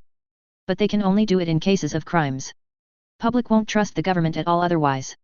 There's an entire sub-department in the Department of Mysteries, that works together with the DMLE to track apparition in cases of crime. So, no robbing banks by apparition when you have a license. They can, and will track you down. And refusing to get a license isn't an option. The punishment for operating without a license is 5 years in Azkaban, along with a 5000G fine. That's if they catch me, you might say, but don't forget, they have time turners and an entire army of Aurors. That's not even mentioning that splinching in Muggle areas incurs even more fines and punishments. I put my 12 galleons in the pouch provided for the apparition lesson fees payment, and say, the only thing the ministry might try, is making sure that I don't pass my test this year. But they're not stupid enough to fail me without any cause, so they'll have to find a valid reason to fail me. Well, that's assuming that they allow me to sit my newts this year. If I don't pass my newts, I'm not an adult, and I don't get to even try the test. Which means, I'll have to convince Merithot that I'm ready to sit my newts this year itself, skipping another year at Hogwarts. Should be easy, given my OWL results. Anna just shakes her head, and goes back to writing on the parchment in front of her. We were currently sitting in the Ravenclaw common room, on a table near the walls. Looking at the parchment, I ask, what are you working on? Sighing, Anna says, Roll gave us an assignment, to write 9 inches on the Patronus charm. I've gotten 3 inches, and I don't know enough about it to write more. The Patronus charm. You're hoping I teach it to you, aren't you? I say, seeing Anna discreetly look at me with her quill just poised over the parchment. Anna just pouts, seeing me smile in amusement, and says, can you blame us? You haven't even told us what your Patronus takes the form of. Aha! So, it's not just you then. Doria and Darla too. I ask, because of course it's them. Shrugging, Anna says, we offered Sheris, well Doria did, but Sheris refused to study under a privileged cheater like you. I blink, and then snort. Sheris Black is a Ravenclaw, the same age as me. She had taken the offered time turner to study all the classes in the 3rd year, and managed it pretty well. But in 4th year, she was forced to give it back after some psychological issues she faced. Not getting enough sleep was one of the major reasons for that, along with her snapping at a teacher out of frustration.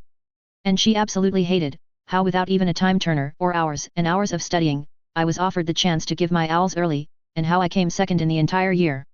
My marks were at the top in every subject I sat, but I simply did not bother with Muggle studies, divination and care of magical creatures, which ensured the Hufflepuff girl came at the top. God forbid, she burns herself out again, and blames me. Anyway, when's the assignment due? I say, deciding to finally let them in on some of my secrets. Next Monday. Anna immediately answers, straightening up. Looking around, I ensure that no one's paying attention to us, cast a simple notice me not on us, and say, come on, I'll show you something. Ooh. An adventure. I feel like a Gryffindor right now. Anna says, whispering to stay silent. Shaking my head, I start walking towards the Gryffindor common room to get Darla. On the way, I stop in an empty corridor to Anna's curiosity, and call out, Dippy. Almost immediately, a loud crack of apparition sounds in front of me, and a pillowcase wearing house elf stands in front of me. Dippy the Hogwarts house elf. Young Mason Sir calls for Dippy. Dippy says, happily looking up at me. My heart aches for her once again, at how much the wizards have messed with their psychology. My studies haven't gone well, when it comes to house elves. Not even Rowena knows about how they came to be. Bending down, I pat Dippy on her head, and say, thank you for coming, Dippy. I wanted to ask for a small favor, if you will. Dippy rapidly nods her head, excited, and says, Dippy always be ready to do small favors. What can Is be doing for young Mason Sir? Anna giggles, which I ignore, and say, I need you to send a message to a girl in the Slytherin common room. Doria Black is her name, and she should be in the 4th year dorms, or the common room. Can you do it? Dippy nods again, rapidly, and bangs her fist on her chest. She exclaims, of course. Dippy be sending the message secretly. Sighing, I say, thank you, Dippy. With the wave of my hand, I summon a piece of parchment from my bag, and with another wave, cast a spell to write on it. Come to the 2nd floor girls' bathroom. And wait M.L.A. Handing the note to Dippy, I see her apparate once more, and marvel at how powerful they are. Wizards have been trying to stop their apparition for centuries now, and the only one successful was whoever built the Azkaban prison, which no one now knows how it works. Nothing wizards tried ever worked in stopping the elf apparition, not even the darkest of the wards. Well, they do harm the ones who aren't allowed in, always very darkly, but they can't be stopped. Anna's voice brings me out of my fascination, as she asks, since when do you have a house elf? I thought they'd all died in the fire that killed your family. I correct her, and say, Dippy isn't my house elf. She's a free elf, who has bonded herself to the castle of Hogwarts. This is only the 2nd time I've ever asked her to do something for me. You're a weird wizard, Mason Aves. Anna says, shaking her head, and starts walking a gait. While better than most, Anna still has some prejudice against elves. She thinks of them as servants, and nothing more. Racist, yes, but she's mostly a product of her raising. I'll change her opinion, slowly. About a minute later, Dippy pops back in front of us, to tell us that she delivered the message, along with the order, young Mason sir be coming to eat dinner tonight. To repay the favor. I really need to teach her how favors actually work. She just asks me to spend time with the elves. I just nod, and agree to it, as Anna looks on in open amusement. Soon, we reach the Gryffindor entrance hall, and stand in front of the portrait that hides the common room. The lady in the portrait looks at us two Ravenclaws in distrust, and asks, "What is it?" Anna takes a step forward, and says, "We're here to meet our friend, Darla White. She's in the 5th year." Narrowing her eyes, the lady turns around and walks away from us, going deeper into the painting. Soon, she returns, and a few seconds later, the portrait opens. Darla steps out, sees us, and sighs. She says, "I won't even ask how you found out about the entrance, bloody Ravenclaws." As we begin walking towards the stairs, Anna snorts, and points her thumb at me, and says, "This one here's hiding a lot of things, it seems." "Did he agree to teach us?" Darla asks, ignoring me, even if I was standing in between them. I say, he can answer for himself, and yes, I did. "When's your assignment due?" "Wednesday." Darla nods, lifting her shoulders in an apology. After some small talk, we reach the 2nd floor girls' bathroom, and see Doria standing there waiting for us. I cast another notice me not around us, and wait for the bathroom to become empty once again. Say what you will, but Myrtle's death would have been really helpful in keeping this bathroom unused. Hope she doesn't die this time though. While waiting, Doria asks, "So what are we waiting for? You aren't going to perv in there, right?" I look at her with disbelief, and say, "No. Gods no. Where I'm going to take you has its entrance inside the bathroom." They look at me as if they don't believe me, so I say, "I promise. I'm not being a pervert. If you say so." Doria mumbles, while the two nod in acceptance. Bloody hell, what's taking those girls this long? Sighing, I extend my telepathy, and without entering their minds, prompt the subconscious minds of the girls inside to leave. One by one, the 3 girls leave the bathroom, and the bathroom becomes empty once again. Entering it, I go towards the main sink, while the girls look on in curiosity. Since they are not that close, they don't hear me whispering in parcel tongue to open the entrance, and only see the sink sinking into the ground. "What the bloody hell is that?" Darla exclaims, seeing the tunnel. Smirking, I say, "Follow me and find out." And then, without any warning, I jump into the tunnel, happy to hear 3 simultaneous yells of my name. "Mason!" The 3 girls yell, a lot of fear in their voice. Within a few minutes, I drop down on the cushioned ground at the end of the tunnel, and look around. I'd changed this cave a lot since the first time I'd found it.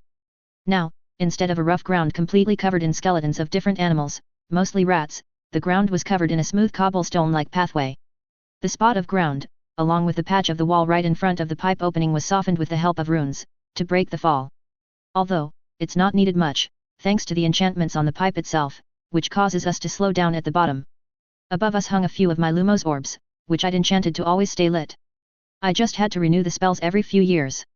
I'd done nothing to the walls, other than the initial softening and cleaning, because they did set the mood somewhat. Soon, I hear the screams of the 3 girls, not of fear, but of exhilaration, and they exit the wall with a slowed down speed.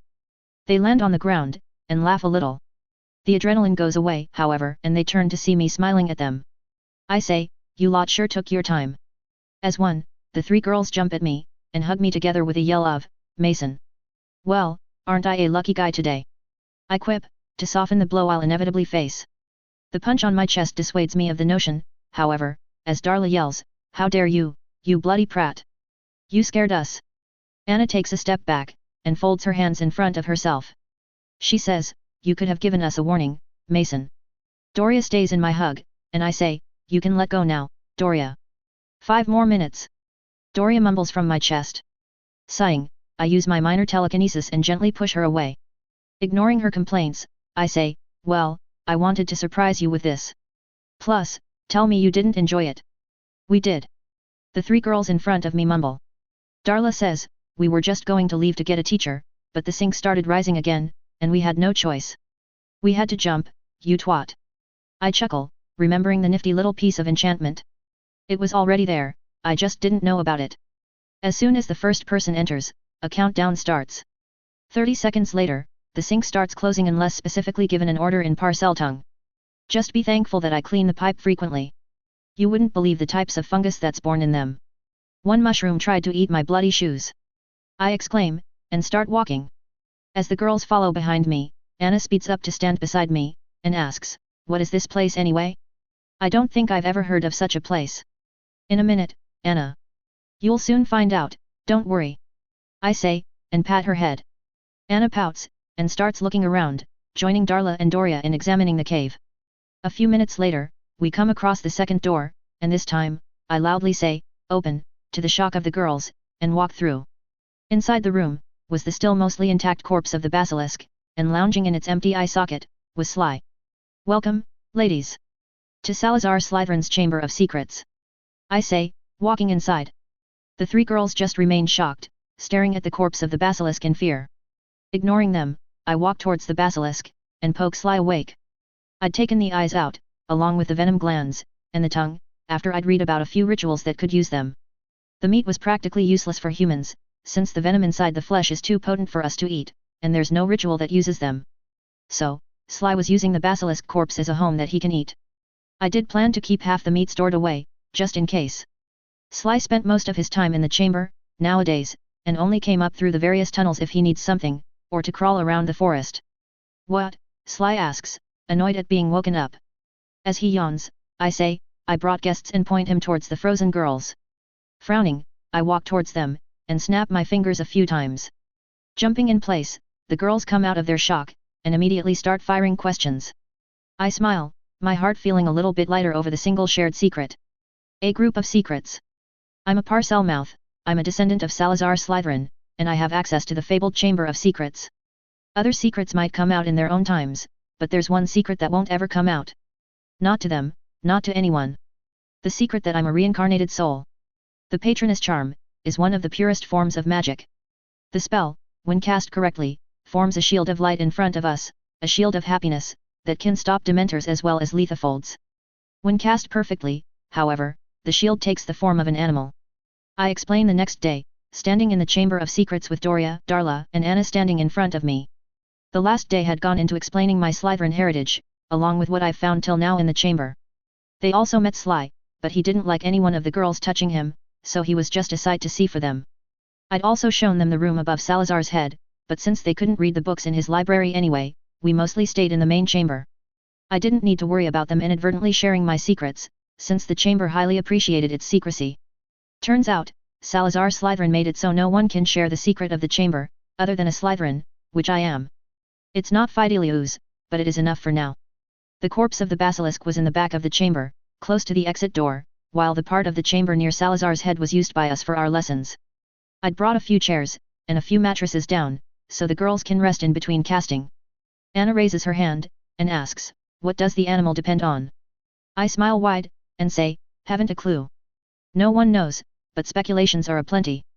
Some say it depends on personality, some say it depends on what we think will protect us, while some say it depends on our spirit animal, our potential animagus forms." Waving my wand, I focus on a happy memory, a very personal one, and chant, "Expecto Patronum." Immediately, the tip of my acacia wand glows white, and a glowing white mist starts coming out of it.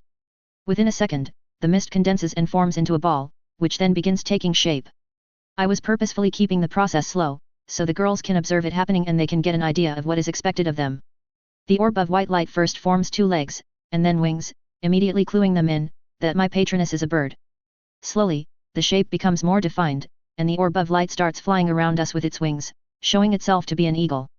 My patroness eagle had a white head, and breast, while the top was completely grey, although on the darker side. The underwings were black, and its eyes were golden. White-bellied sea eagle was the breed. The eagle screeches a high sound, and looks around for any threats to itself, or its caster, me, and then finding none, comes towards me. I raise my hand to allow it to land, and smile. I turn towards the girls, and see them looking just as fascinated with it as I am, and say, "Just being in the presence of a patroness is enough to bring a tiny bit of happiness to everyone, as you can feel." Seeing them all staring at my eagle, I gently dissipate it, and ignoring their disappointment, I say, "You all can learn how to do that too. It took me 3 days to learn it, and then 2 more to master it.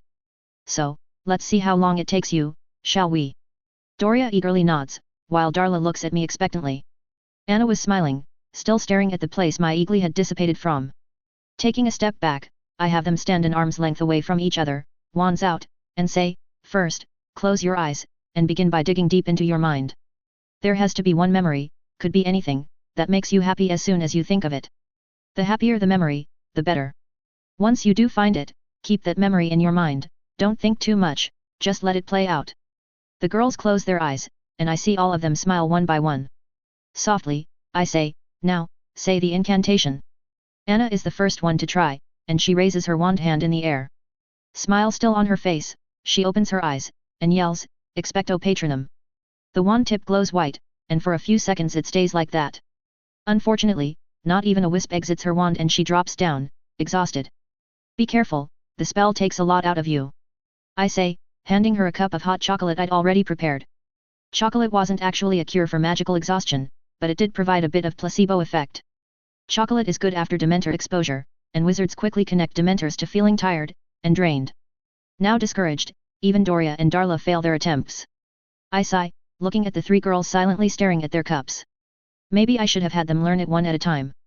That day, I have them try 2 more times, both of which only cause their wands to glow at the tip, and then take them back up through the stairs. I do have them meditate at night, so they can calm their minds, and tell them that the spell is difficult. Doesn't mean there's a reason to discourage yourself. The next day, Anna and Doria manage to produce a transparent wisp of smoke, but Darla still stays stuck on the wand glowing stage. The day after that, Anna produces a shield, but no matter how much she tried, it didn't progress from there. Already knowing the solution, I say, try another memory, maybe something happier than this. It should immediately fill you whole being with happiness. The next day is Saturday, where Doria manages to produce a shield, while Anna's patroness stays in the shield form. Although, it did look like it will start taking shape soon. Seeing them have another go at it, I say, remember, this isn't a test. Many adult witches and wizards fail to cast this charm. Heck, many aurors can't cast this spell, and they're the ones protecting us. But don't let that discourage you, ladies. If I, a 15-year-old can do it, you can do it too.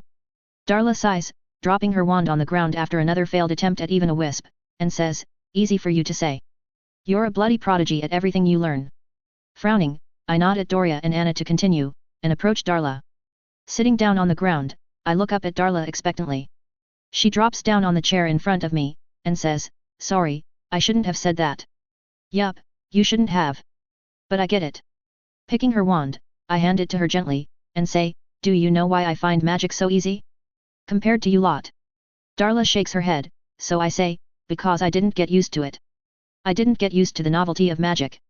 What do you mean?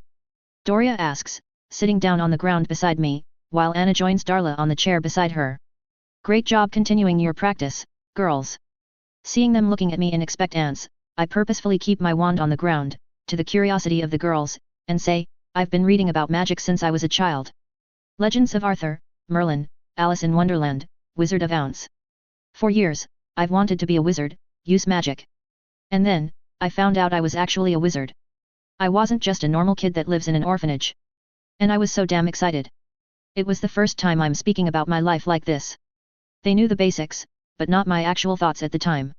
I say, but then, I found out that magic isn't all it's cracked up to be. There are rules on how spells can't be cast, rules on what can't be done, and rules on what shouldn't be done. And you know what, most of them are actually true. Food cannot be conjured, nor transfigured out of anything but food. There's no coming back from the killing curse. You can't create permanent matter out of nothing, etc. Smiling, I say, oh but there's so much more wizards are entirely wrong about. Like the fact that only the most powerful, most learned wizards can use wandless magic. You must have learned that, right? The girls nod, to which I smile. I'm nowhere near the strongest wizards, heck a newly anointed auror with barely any training can outperform me in every way, when it comes to magic. Nor am I the most learned, because obviously, there are teachers who have forgotten more magic than I have ever read about. I say, and see them nod once again. Standing up, I ask, so how is it that I can do this then? Without any prompting from me, the water from the pool behind me rises into the air, scaring the girls into standing up.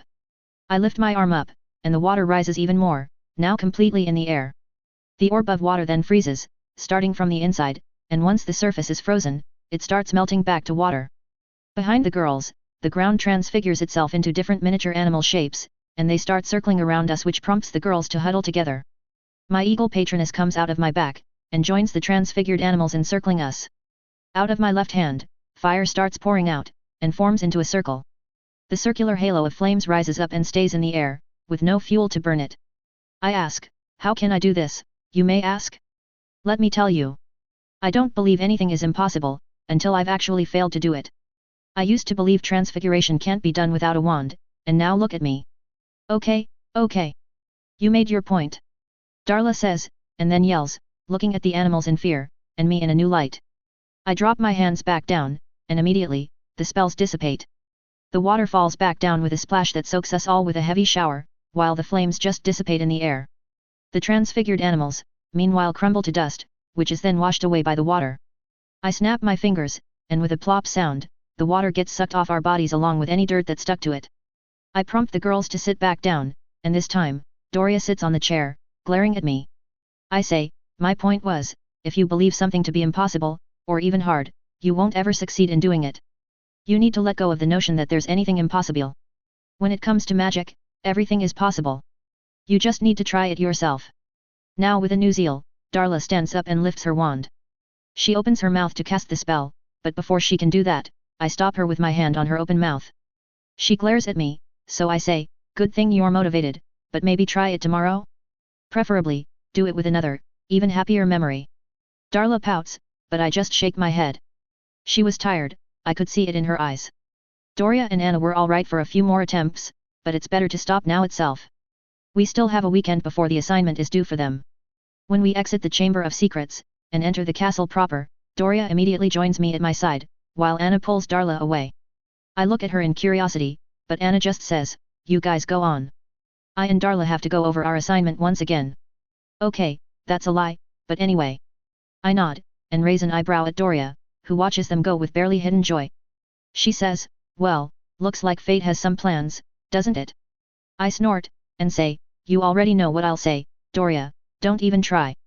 Doria pouts, but drops the subject. Instead, as we start walking towards the Slytherin common room, she asks, I was always curious.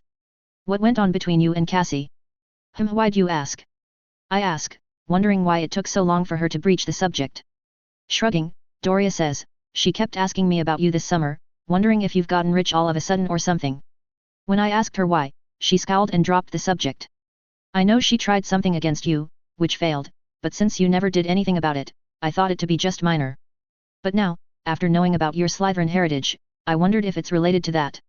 I shake my head, thinking if this is the new plan of Cassiopeia. Try and get her sister to find something about me. I trust Doria not to share my secrets, and Cassiopeia is not the kind of girl to try the mind arts on her own sister though, so maybe I am actually safe. Still, better start the girls on mind arts training, Ravenclaw style. I say, Cassiopeia tried to manipulate me, not with talks, but with spells. It failed to take hold on me however, and I managed to fight her spells off. That's illegal. Oh my god, if father, or God forbid, Uncle Sirius finds out, she'll get thrown out of the family. Doria exclaims, slapping her own forehead and holding her head in frustration. I drily point out, I hardly think Sirius Black will punish your sister for using mind arts against a Muggleborn.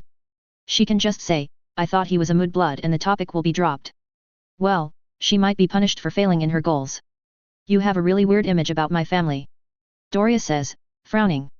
Well, I did get most of it from Cassiopeia's mind, so I wonder how Doria remained so sheltered. I say, I am a Ravenclaw, researching is my thing. And after Cassiopeia tried that shite with my mind, I sought everything related to your family. No offense. Doria shakes her head, so I continue, your sister didn't like that I defied her orders, and I didn't appreciate her trying to mess with my mind. But, since I was a little first-year student at the time, I let it go. And since what she did was a crime, she let it go, in case I told anybody. She did try to obliviate me, but obviously, it didn't stick. I shrug at the end, in a what can you do, manner. Doria looks at me in disbelief, and asks, my sister's obliviate charm, failed on you? What the fuck did you feed your brain? Knowledge, lots and lots of knowledge. Oh, and learning meditation helps. My mind cannot be messed with, without my knowledge. And I know that to be a fact. I boast, with some additional fake pride thrown in. I'd originally planned a soft revenge against Cassiopeia, but Doria began seeking me out at the time, and then the teachers began looking too closely, so I had to drop it. Not like I haven't done something like this to others, although not to someone so young as me. She'll get her due, but not yet. For now, I'm just happy with learning at Hogwarts. Chapter 19, Smith.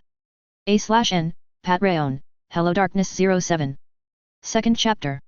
The next day, when we gather in the Chamber of Secrets again, Darla is the first to try the Patroness charm. Curiously enough, she first throws a look at Anna, and then raises her wand. Taking a deep breath, Darla closes her eyes, and we see her smile wide, her face slowly reddening. Okay, now I'm definitely curious. Expecto Patronum.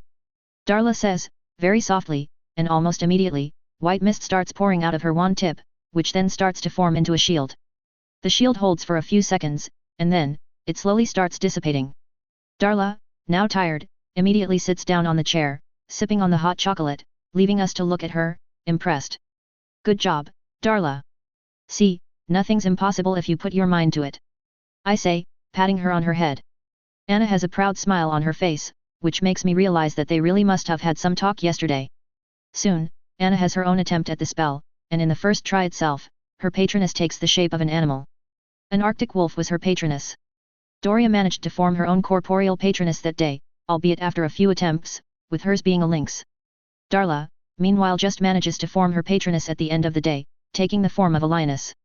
When we leave the chamber that day, Anna and I walk Doria and Darla to their house common rooms, and start our walk towards the Ravenclaw common room. While walking, I cast a privacy charm around Anna and I, and ask, did you force Darla into anything she didn't want to do? Anna snorts, and mumbles, oh, trust me, Mason. Darla wanted to do a lot more than what we did. Sighing, I say, Anna. In a warning tone. Anna stops in her place, making me stop too, and looks up at me. She crosses her hands in front of her, and says, what, Mason? You think that I will force myself on Darla? How low do you think of me, Darla is my friend, she needed help in remembering a good memory, a happy memory, and I gave a new one to her because her family didn't give her enough of them. Is there anything else? I keep staring at Anna for a while, and then just drop my head. I say, I apologize, Anna. I was out of line. Damn right, you were. Anna says, none too quietly. Nodding, I say, Darla is my friend, my first friend. I don't like her getting hurt. And she already has it hard in the Muggle world because of what gender she likes. I don't want her to face the same problems here. And you think I don't? Mason, it might be hard to believe, but I don't like just boys. I like girls too, and I will have to hide it from everyone for the rest of my life. Like it or not, wizards and Muggles agree on this one thing. Anna says, and starts walking towards the common room alone, leaving me to think. Same-sex relationships aren't common in the wizarding world. I'd go as far as to say they're rare. They don't openly get cursed at or anything like that, but everyone always looks at them differently. Anna has it a little bit easier, since she's a bisexual, by her own statement. But I don't think anyone would like to hide half their identity for their entire life. I care for Darla, a lot. But even I can admit that I was a dick to Anna right now. Sigh, I'll have to talk to both of them. A few days have gone since that incident, and I apologized to Anna, once again. Along with that, I spoke with Darla about her sexuality, and told her that she has a home with me, if things don't go right with her parents. Well, as soon as I have an actual home that is. She cried, we hugged it out, and then I teased her about getting it on with her secret crush. Right now, I was in the potions lab, with Professor Slughorn standing in front of us. I was with the 7th year students, listening to him talk. Newt classes don't divide the students by the houses, since so few of them managed to get into the classes. My own class just had 15 students, of all houses. Usually, I do this at the start of your 7th years, but some things had come up, which caused me to postpone this. Slughorn says, happiness oozing from his body. How one person can be so smiley, God knows. Pointing at the 3 cauldrons sitting in front of us, he says, these 3 potions are all above your level, but you should be able to recognize them if you've read chapter 79 as I told you to. Now, who can tell me what this first potion is? The first potion was easy, and just by looking at it, anyone should be able to identify it. The potion was a gross green in color, and even without being on the fire, bubbles were erupting on the surface. Polyjuice potion. That's the polyjuice potion, Professor. Some girl from Gryffindor says, without raising her hand. Slughorn claps a few times, and says, wonderful, Ms. Tofty. Take 5 points for Gryffindor. Although, I'd appreciate if you raise your hand first. Soon, the other 2 potions are also identified, as a Mordentia, and the Wiggenweld potion, which I identified. I'd already managed to brew it a lot of times, one of which I allowed Slughorn to see. Hey, I might not have planned my early graduation, but I did plan to be in as high image as possible, when it comes to the Slug Club founder. The Wiggenweld potion is a cure for all sleeping potions, and it is also the only known cure to the draught of living death, and the draught of peace, both of which put the drinker in an unbreakable sleep.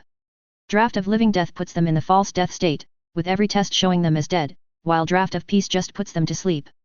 After that, came the part I was looking forward to. A fourth cauldron, sitting inconspicuously behind Slughorn. The sly smile on his face, when the same Gryffindor from before pointed at the cauldron told me that he was waiting for someone to mention it.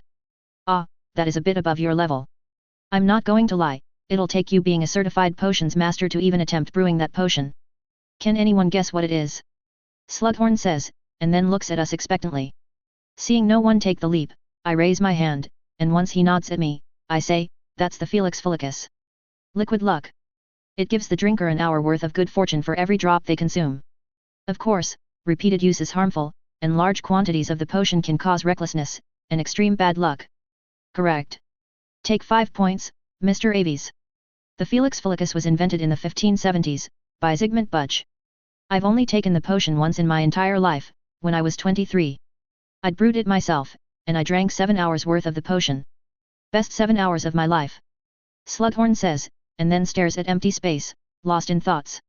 Someone clearing their throat brings him back, and he says, ahem, yes. Sorry for that. Today's task for you, is to brew the draught of living death. The best attempt at the potion will win them a single vial of liquid luck. But be warned, the use of Felix Felicus is banned in any form of competitive sport, as well as your exams. So, I better not find out you've used it to cheat in exams. Now, you have 1 hour and 20 minutes. You may begin.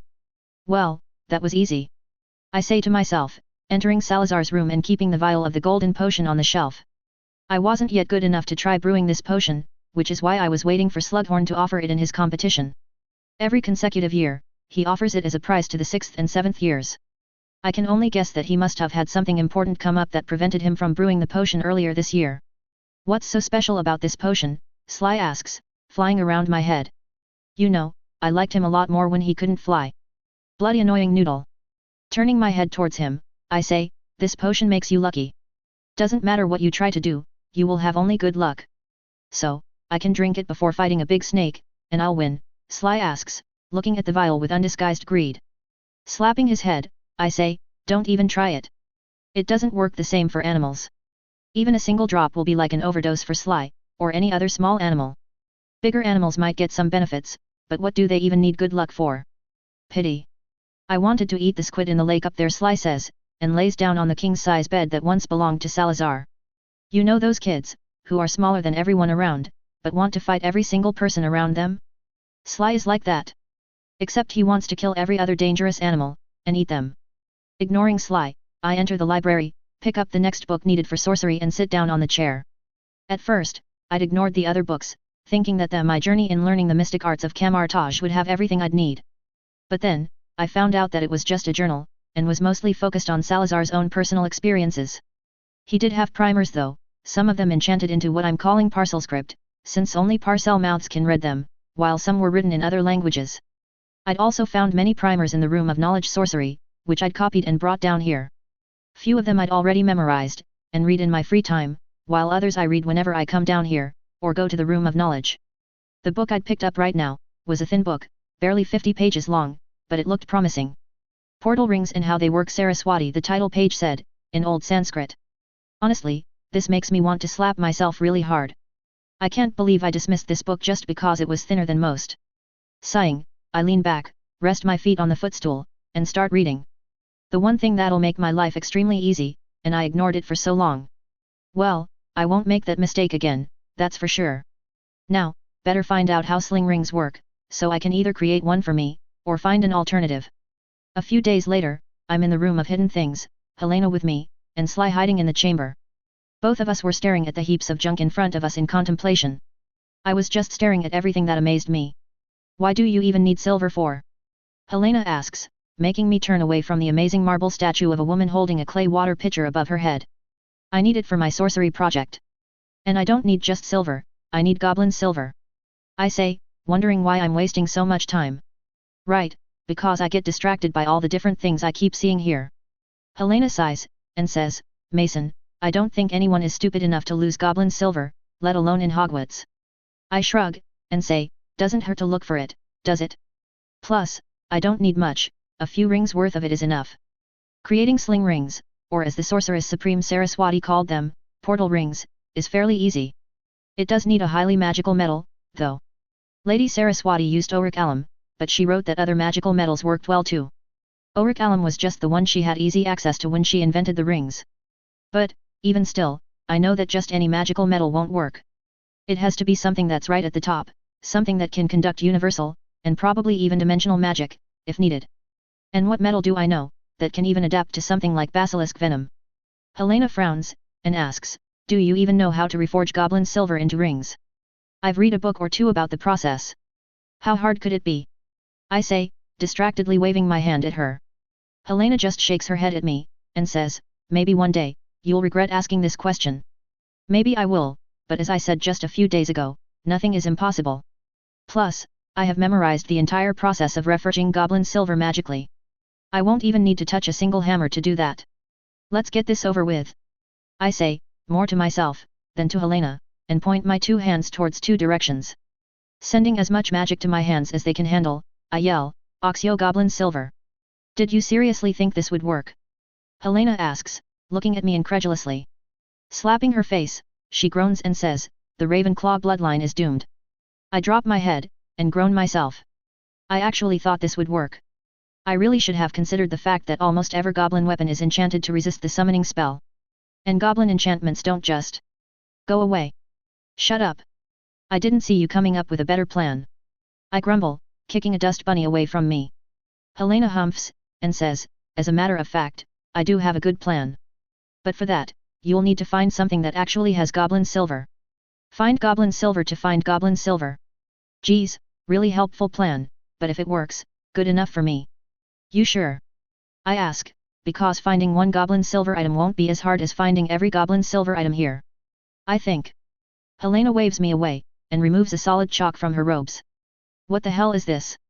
She's a bloody ghost, and she has a solid chalk in her gown? She begins writing runes on the ground, and says, yes, find me a single goblin silver piece, and I'll give you everything that's in this room that has it. Don't get your hopes up, though.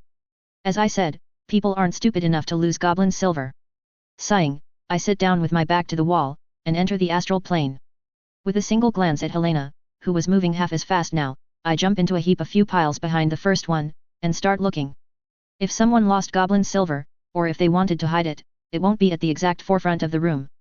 20 minutes and 7 piles of different junk later, I return to Helena with a single broken armor plate, made of goblin silver. The armor plate was just a couple inches big, and had a crack right down the middle. It also had brown blotches of blood, which leaves no doubt that it was purposefully hidden here. Someone took a school fight really seriously, methinks. By now, Helena had finished writing the runes on the floor for whatever she wanted, and was waiting for me. Taking the armor plate from me, she says, go back to your body. I need your blood. Excuse me.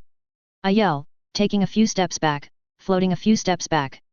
Helena rolls her eyes, and places the armor plate in the center of the rune scheme. She points at one rune, and says, don't be a Jessie.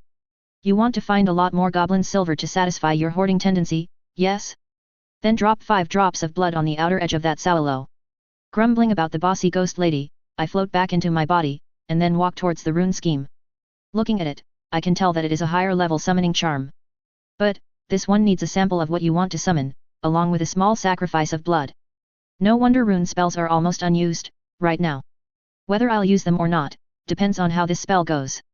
Pointing my right index finger upwards, I conjure a burning orange dagger around it, using a sorcery spell, and nick my left thumb with it. Carefully, I drop 5 drops of blood on the outer edges of the rune, so as to not ruin it completely. Helena nods in satisfaction, looking proudly at me, and says, now, stand back. Can ghosts use magic like this? I didn't know that. I mean, I know Helena is a different kind of ghost, thanks to her mutation, I think, but using magic as a ghost? That's literally supposed to be impossible. Without saying anything, as I walk a few steps backwards, Helena floats towards the back of the rune scheme, at the point closest to the door, and places her hands on the same rune where I poured my blood. Closing her eyes, she intones, Oxio Argenti. Almost immediately, things from all around the room start rising up into the air, and come shooting towards the rune scheme. Banging my fists together, boom boom whoosh, I create a single orange Tau mandala shield in front of me, stopping a single dagger that overshot its target. Don't you already have a spell to stop physical objects? Helena asks, still kneeling in front of the rune spell. Rolling my eyes, I say, I've got to get used to using both kinds of magic, Helena. Just because I'm a wizard first doesn't mean that I'll completely rely on wizardry spells. I can't use sorcery spells in public though, at least, not the wizarding public. Sorcerers are hidden, and there's almost no likelihood that the normal everyday wizard knows about them. The government, Department of Mysteries, or the ICW, however, most definitely know about them. Fighting demons and evil sorcerers in Muggle world doesn't make them inconspicuous, and it probably just increases the workload for the Obliviators. Speaking of, the government probably hates the sorcerers. Suit yourself. Helena says, and focuses on the stuff flying in towards her, and sometimes even through her. Swords, daggers, rings, necklaces, a crown, cups, plates, shields, and even armor. All in all, once the things stop flying in, Helena and I have in front of us about 30 various items, all made of goblin silver. Most of them were broken beyond repair, which is really surprising, considering that goblins advertise their silver as unbreakable, but there were a few items completely intact. And they were goblin silver, not fake either. I could just feel how magical the metal is. Is this enough? Helena asks, waving at the pile of my new possessions. Rubbing my hands, I say, oh, yeah. This is definitely enough. Helena, look at that sword. And that arrow. Sometimes I think wizards can't be too stupid, and then someone loses something as precious as this. And you say you don't have a hoarding tendency? Helena asks, shaking her head. I choose to ignore her, since I have a new item to study. And I have to repair the sword, because I want me a sword. About a week after I'd liberated a stockpile of goblin silver from the room of hidden things, I was once again in the room of requirements. Only now, the room was transformed into something else. A forge. I know nothing about actual metal working, but I have an eidetic memory, telepathy that I'd already used on a Muggle blacksmith a while back, and I've read Rowena Ravenclaw's notes on reforging goblin silver. But, I'm not stupid enough to start metal working directly on something so precious as silver, let alone goblin silver. Which is why, I was starting with steel. I'd returned to the room of hidden things to find a few items made of steel, and brought them here just for that purpose. Lighting the furnace with a simple incendio charm, I wince at the high amount of heat I immediately feel. The enchantments on the magical furnace ensured that the temperature would reach as high as you want them to, but it did nothing to prevent me from feeling the heat. Can't work with fire if you can't feel the heat. How the room of requirements managed something like this, I'll never know. Did Hogwarts once teach metal working? I'd have to ask Helena that, but I haven't seen her ever since that day. First things first, put the steel in the crucible. I whisper to myself, speaking out loud so the instructions reach my own mind properly. The first items to be melted turn out to be a couple of owl cages. Throwing them inside the crucible, I cover it up, and wait. A few minutes at the absurdly high temperature is all it takes for the 2 owl cages to melt completely, and I make sure of it by stirring them with a spell. Next, lift the melted metal out of the crucible, and shape it with your magic. I repeat the instructions from Rowena's manual. Granted, that her instructions were for goblin silver, but it can't be that different. Can it? Shrugging, I use a spell specifically required for metal working, called the upliftment charm.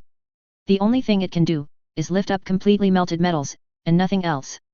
If the metal wasn't melted completely, only the melted part would lift, while anything that wasn't melted, or metallic in nature, wasn't lifted at all. In a way, this spell was also useful in getting rid of the impurities. Vitae metallum. I intone, pointing my wand at the crucible. Slowly, very slowly, the melted metal rises out of the crucible, and floats aimlessly in the same spot. Then, once it's steady, I focus my magic through the wand, again, stare at the slowly cooling lump of steel, and intone, Diffingo. This spell is what actually reshapes the melted metal according to the user's wishes. I had the image of a small dagger in my mind, since the steel was just enough for that. Again and again, I cast the same spell, Diffingo. And the melted metal slowly starts changing shape. From a shapeless lump of molten steel, the steel becomes elongated at first. At the next spell, it becomes pointed at the top. At the next, it takes the rough shape of a dagger, handle and blade. And finally, just before the steel completely cools down, I cast the final spell to give it some detail. Now, in front of me, was a dagger 10 inches long, pointed at the tim, with a steel handle and steel blade, and had 2 edges. The problem was, the blades were blunt, the point was crooked, and the handle was twice as large as the blade. It's a good first attempt, I'd say. I speak out loud, trying to convince myself. The upliftment charm stops working, now that the steel has completely become solid again, and the roughly shaped first attempt of a dagger falls down on the stone floor of the room of requirements. With a clang, the dagger drops on the ground, and almost immediately breaks into 10 different pieces. I just stare at it, some part of me amused, while the bigger part of me relieved. Well. Thank God, I didn't use goblin silver directly. I whisper, gathering the broken pieces of my first project, and keeping it away. I'd read that failed projects cannot be used again immediately, they need to be kept as is for a week or so. Not like I have a shortage of time with this handy bangle on my wrist. Time slower, baby. And now, I could slow time for me to the quarter. For every second that passes for anyone other than me, 4 seconds pass for me. An entire month, I took, to learn how to successfully reforge metal, and then reshape it into anything I want. Kinda arrogant, when I say that I expected it to take a week at most, doesn't it? It is a magical process, so I did actually expect a lot less time than a month. Most of it was a game of focus, and intent, but a lot of it also included my magic's behavior. At first, my magic was not being used to metalworking, and so, despite my perfect focus, and focused intent, the daggers failed, almost a dozen times. I'd almost given up hope, but then, on the next try, the dagger came out better shaped, looking exactly like what I wanted to look like, except its handle was still a bit on the larger side. A few more days later, it became perfect. And then came the hard part. Sharpening the dagger. There was no spell for it, to my great sorrow, although there were spells to grind a whetstone on a sword/dagger without you doing it. But that needed the dagger to actually be sharp. There was even a spell to sharpen the quill tips, but nothing for steel weapons. So, I had to jury-rig a wheel grinder, using a penny-farthing bicycle, transfigured stone wheels enchanted to stay that way, and a lot of charms to keep the wheel spinning, and to prevent the stone wheel from breaking. A few more spells were used on the bicycle to prevent the cycle parts from breaking too, but that was pretty much a given. A week after that, I managed to successfully sharpen my first dagger, and a week after that, I became adept at sharpening weapons. And while I didn't actually need it for my sling ring project, it was too useful to not try to learn while I had the opportunity. I also practiced hammering the items I'm making, just for that purpose. And so, after I'd gone a week without messing up a single thing while creating spoons, daggers, kitchen knives, rings, toe rings, helmets, and literally anything that caught my eye that day, I moved on to trying reforging goblin silver. You know how I said the magical furnace maintains a temperature according to your wishes, and you just need to cast the incendio charm once? Well, that plan got thrown out the window almost immediately. Goblin silver needs a temperature of 4000 Celsius, while the maximum temperature that my furnace can give out without exploding is 2000 C. So, I had to create a new furnace, all by my own hands and magic, and enchant it myself using the old Atlantic runes that I was learning. These runes are a lot better at achieving extreme things than the Nordic runes, so of course I'm using them. 5 days were taken up by building a forge in a tunnel in the Chamber of Secrets, since if I'm going to build a forge, I'm making it only for myself. I'm a Ravenclaw, we're selfish. The chosen tunnel was under the basilisk's sleeping area, and I had to use my broom to fly down to reach there. At the end of the long tunnel, there was just a single cave, with no secret about it. It was just a tunnel, that I repurposed for my forging needs. The cave was expanded to the size of the Great Hall, with one corner taking up the furnace, while another taking up the hammering and grinding area. The opposite side had the rack, where I kept all my finished projects from before, most of which were just for show. The room was also enchanted to purify the air and provide me with oxygen, so I don't suffocate and die because of the fumes, or because of a lack of oxygen. Another vanishing trunk was placed there, connected to the network of the first 2 trunks, so I can come and go as I please. And then, I began working on goblin silver. The first thing I did, was create another artifact for myself, that allowed me to regulate the temperature I feel. I still allowed some heat to seep through, but nothing close to the 4000 C that was needed for goblin silver. The first few attempts were failures, since my magic was not used to reshaping goblin silver, and I had to allow it to get a feel for it. And when I finally succeeded in creating a small butter knife, perfectly shaped, made of goblin silver, I became ecstatic. Oh boy, I whisper, looking at the butter knife in fascination. Goblin silver, even without hammering, was a naturally durable metal. But just how much stress it can handle, can only be determined by a durability test. Chuckling, I pick the butter knife, and speak in an exaggerated sweet, loud voice, "Hello, my name is Mason, and welcome to my YouTube channel. Today we're going to be testing the durability of my first butter knife. Don't forget to hit subscribe, and click on the bell icon to get regular updates." "What are you doing?" Helena asks, suddenly making herself known. "Ah." I definitely did not yell in fear, and I ask, "What the hell, Helena?" Can't you give a guy a warning? Helena gives me a look, and says, you've been here for hours, Mason. It's almost time for breakfast, did you even sleep? I wave my hand, and say, sleep is overrated when it's night. Now, day sleep, however, that's the stuff. Are you okay? Helena asks.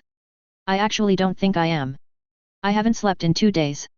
I'm just so excited to finally create a portal ring, Helena. I exclaim, looking at the knife in wonder, eager to start my tests. Helena sighs, and says, today is Sunday, believe it or not, so you're extremely lucky. Now, I'd like to see you sleeping in your room before your roommates wake up. Sleep for 10 hours and no less. I open my mouth to complain, but Helena glares at me like I'm a bloody child, and says, no buts. You're burning yourself out, and it's not just the effects of the furnace.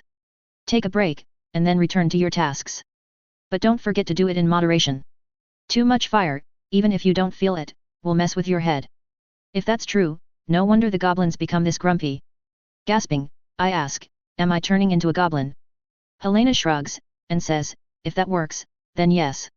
Now, get going. The dagger will be here when you get back. Sighing, and agreeing that she's right, I snap my fingers, extinguishing the furnace, and start my walk towards the rack that holds my loving creations. A complete set of armor, completely non-magical, spoons, daggers, a useless giant spoon, 2 swords, a shield, and a steel cage. And along with all that, was the vanishing trunk. Helena floats outside the forge, while I go towards the trunk. The forge was already hidden behind an illusion of a solid wall, that needs a parcel tongue password to reveal itself. There were also wards there that will warn me if anyone enters the forge, or tries to do so. As I leave the forge, the wards activate all on their own, and I exit the vanishing trunk in my dorm room. The 7th year dorm room, since I do actually sit my classes with them. I fall asleep as soon as I rest my head on the pillow, leaving me just enough time to conjure a simple note for my dorm mates. Too tired, too sick. Don't wake me up. Chapter 20, Apparition. A/N, part1, HelloDarkness07. 2 chapters today, again. This one's the first. Focus. Focus. Focus. I keep chanting in my mind, while wearing the enchanted goblin silver ring on my finger. This ring was made according to the instructions of Lady Saraswati, the first sorceress supreme of this universe, and the second sorcerer supreme after Agamotto himself.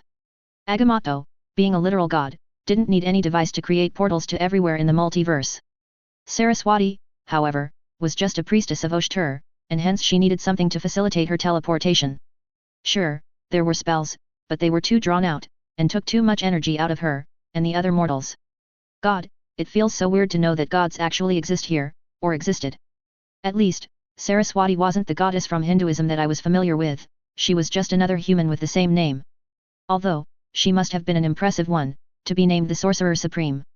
Anyway, Lady Saraswati devised the first portal ring, that allowed her to create portals to anywhere in the universe, and if one becomes capable enough, even out of this universe. Her ring was meant to be worn by 2 fingers of your non-dominant hand, preferably the index and middle fingers, and was enchanted to connect to the universe. This connection, the universal magic, along with the enchantments allowed the ring to create portals.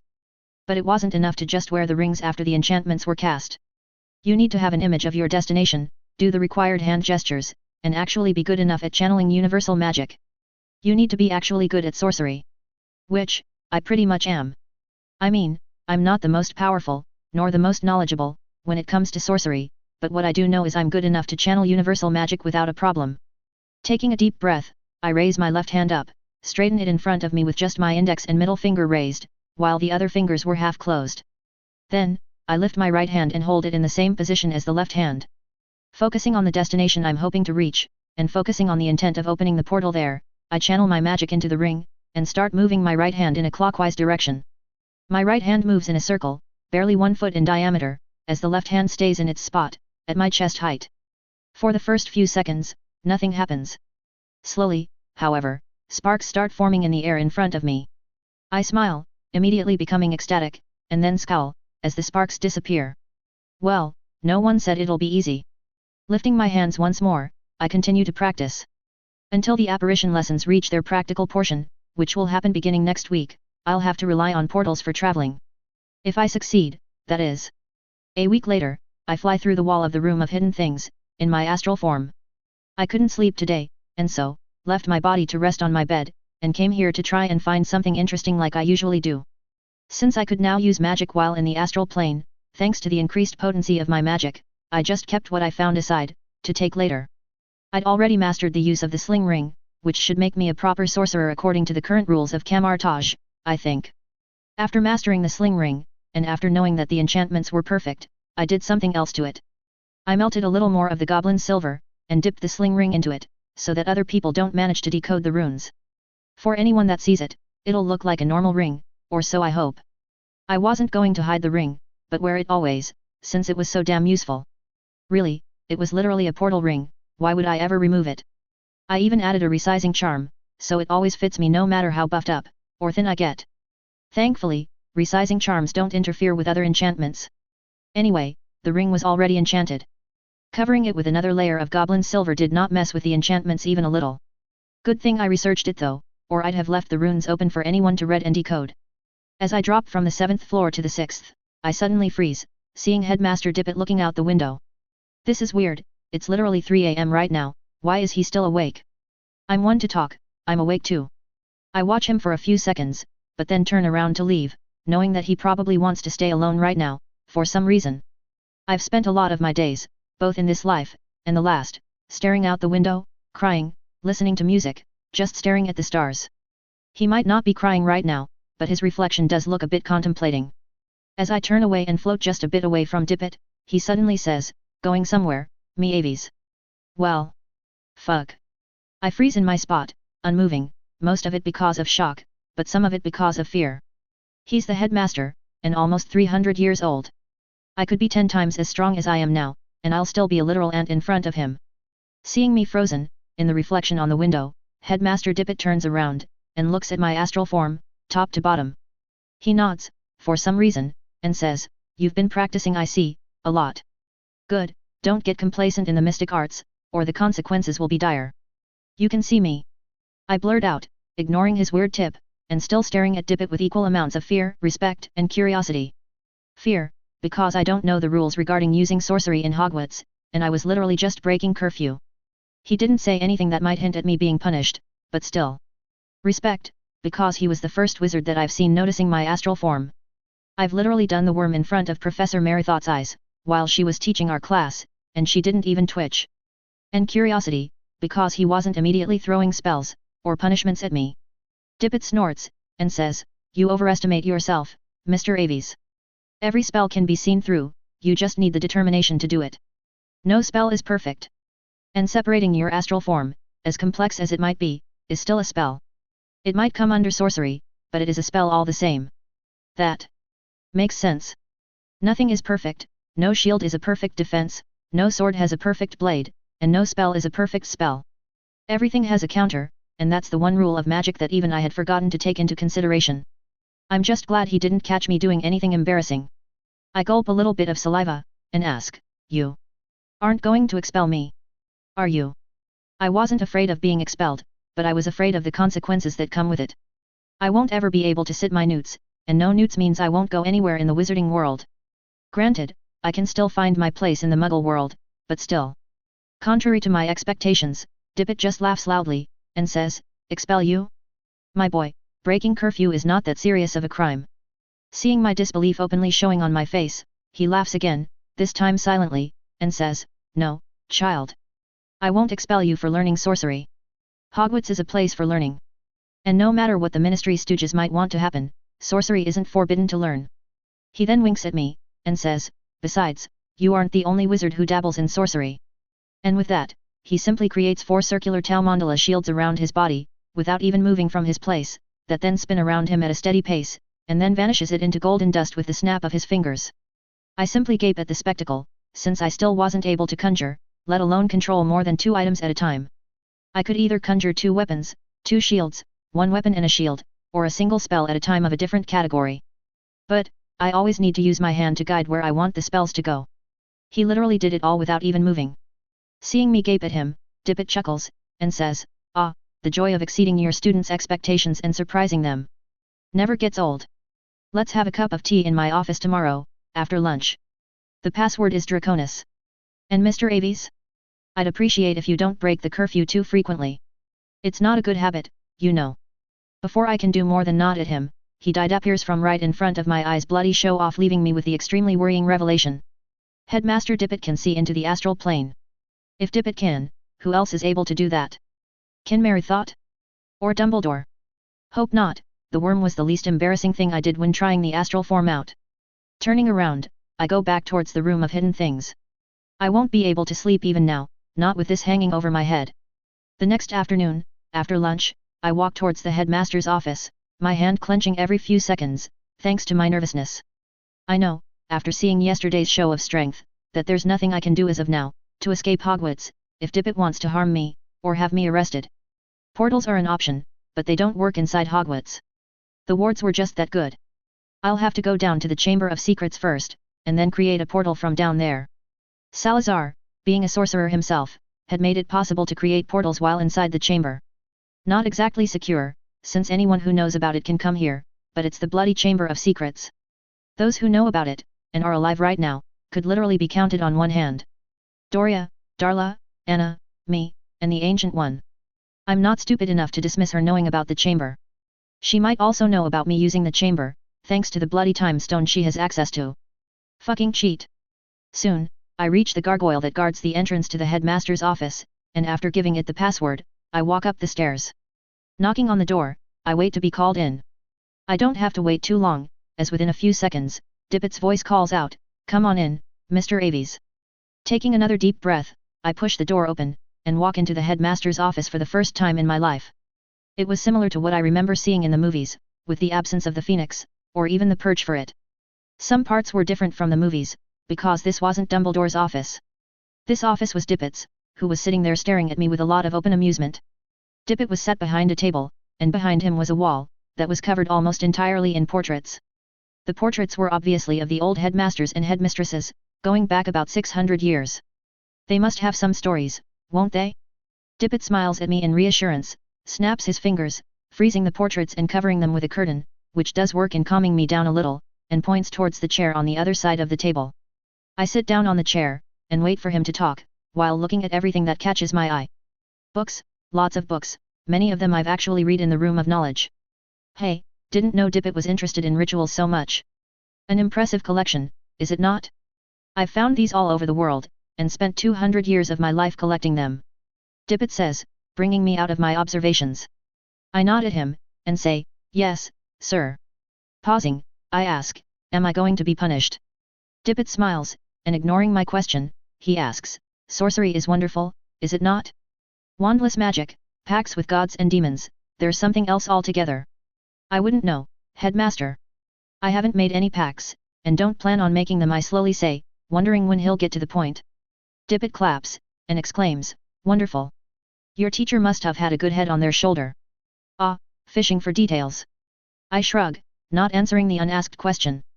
Dippet smiles amusedly, and says, "Mr. Aves, I'm not going to punish you for learning sorcery, because as I told you yesterday, it isn't illegal, or forbidden. However, sorcery or not, breaking school rules is still punishable. So, you'll be spending 1 hour for the next 3 days with Professor Slughorn, cleaning his cauldrons for breaking the curfew." I sigh, a bit relieved. This could have been a lot worse. Nodding, I say, "I understand, headmaster. I will take care not to break curfew again." "Well, I'll take care not to get caught." Dippet chuckles, probably already knowing my thoughts despite not actually hearing them. He says, "Now, let's talk business." And then, turning entirely serious, he asks, "Who taught you sorcery, Mr. Aves?" "Would you believe me if I said no one?" I ask, already knowing the answer. Dippet just keeps staring at me, and slowly says, "This is no joking matter, Mr. Aves. In this entire school building, as of this moment, there are only 4 people who know about the mystic arts, and only 2 of them have learned it. Those 2 are currently in this office. And I know for a fact, that no one in Camartage taught this to you. And why do you still not believe that no one actually taught me, and that I learned it by myself?" I ask in return. Dippet says, "I learned the mystic arts at Camartage, Mr. Aves. I spent 3 years there before my master deemed me ready to learn astral projection, and I was already 70 years old when I begun learning it. I know how hard it is to learn, with a teacher, so I know what I'm saying. And you can't just start sorcery without a master to guide you. I've seen better wizards than you get lost in the multiverse." I literally can't get away from answering him, can I? He's too knowledgeable for me to fool. I'll probably have to speak the truth, or as much truth as I can spare. Sighing, I say, I didn't learn astral projection on purpose.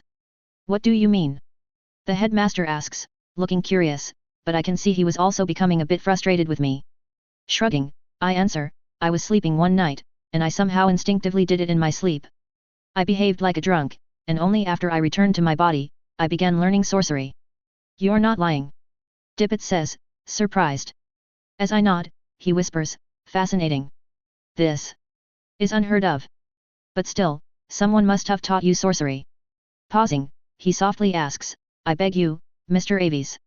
Please, tell me who taught you, because this is the matter of our school's security. Okay, I can understand that. If a muggle has access to Hogwarts, it'll be a bad thing, sorcerer or not.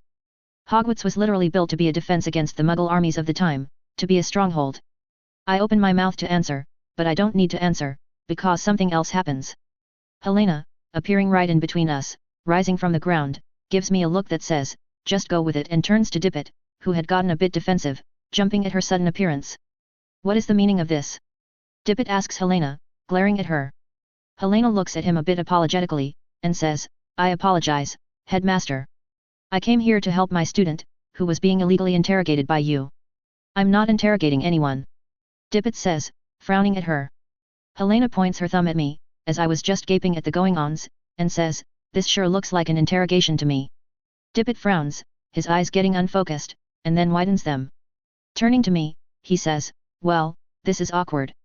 I did not mean to scare you, Mr. Aves. It's just, I really need to know who taught you sorcery. I open my mouth to answer, but once again Helena gets in between us, and says, I think it's obvious, innit? I am the one who gave Mason the knowledge of sorcery, and I am the one who guided him through learning it. Dippet gapes, switching his eyes between us, and then asks, but, you're a ghost. Thank you for pointing it out, headmaster.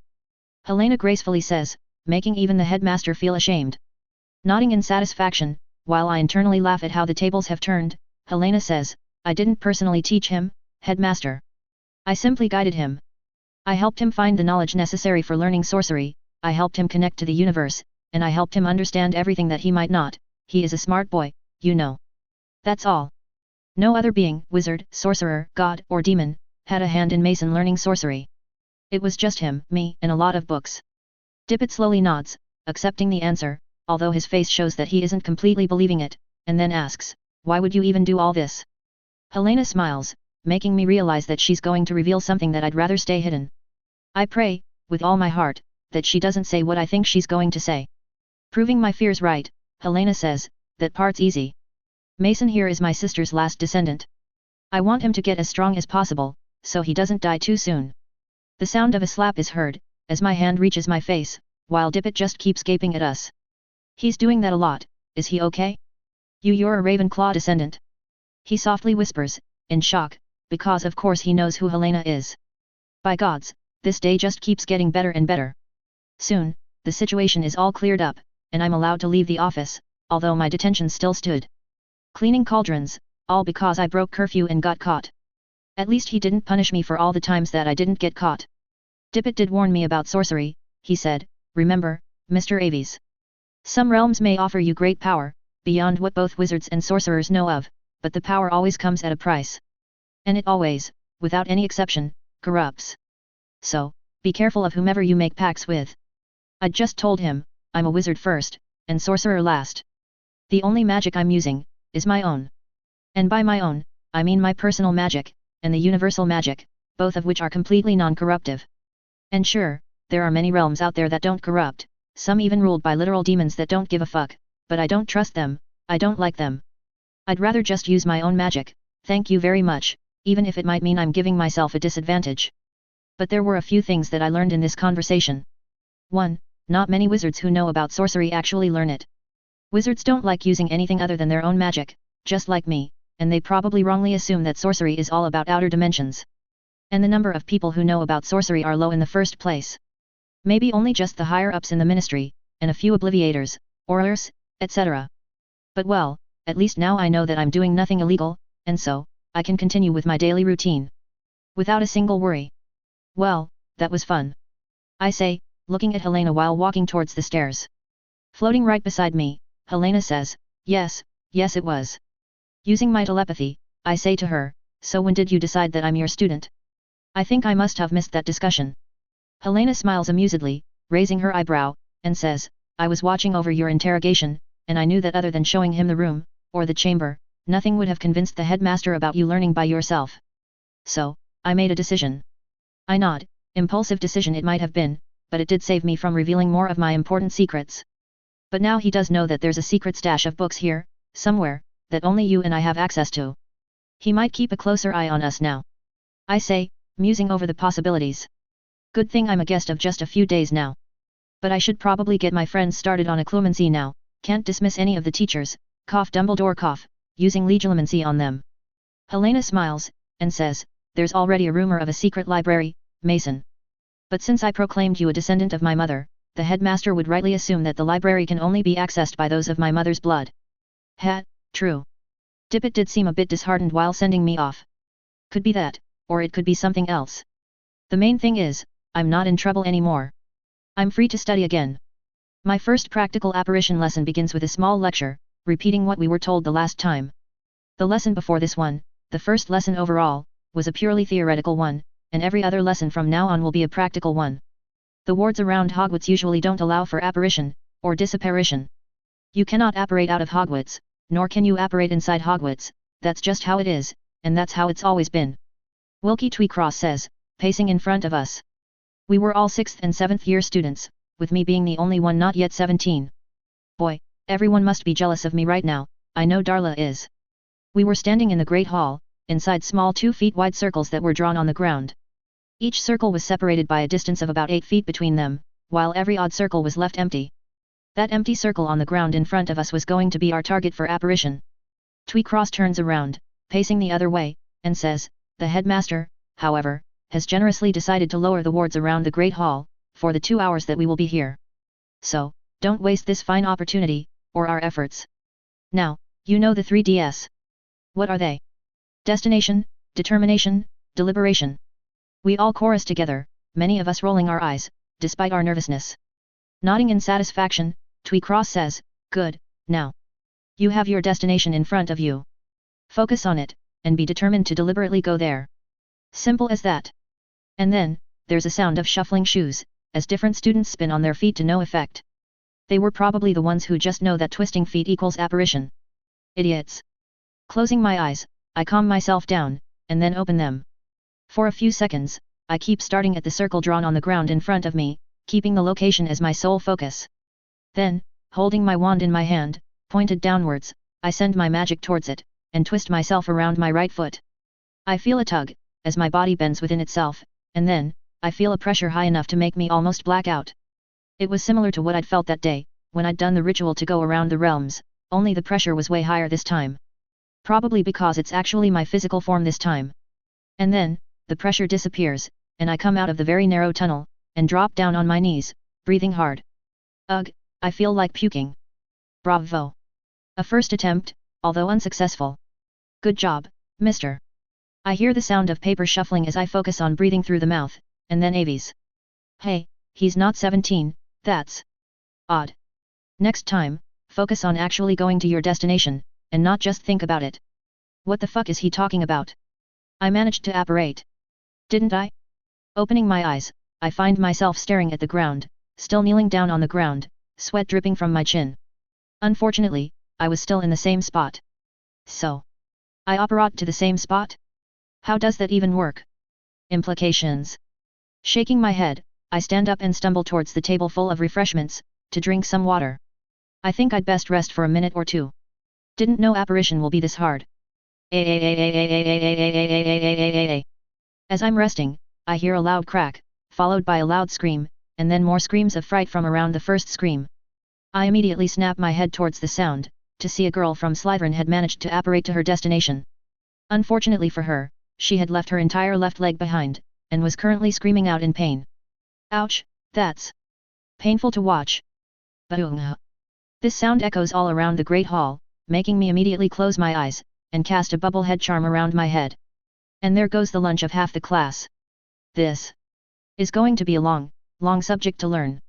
Sighing, I sit down on the table, remembering what had happened this afternoon right in this room.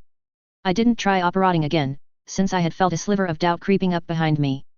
And I know, that operating in doubt, even if it is unconscious, is a mistake waiting to happen. From beside me, Doria asks, "What? Failed in operating in the first try?" While her question was asked as a joke, I couldn't help but snort. I say, "Yes, actually. I operated in the first try, but I operated to the same place. So it didn't count." "Damn, Mason. You're just jumping steps 5 at a time, aren't you?" she says, shaking her head. I smile at her, a bit half-heartedly, since my doubt was still in my mind, and go back to my dinner.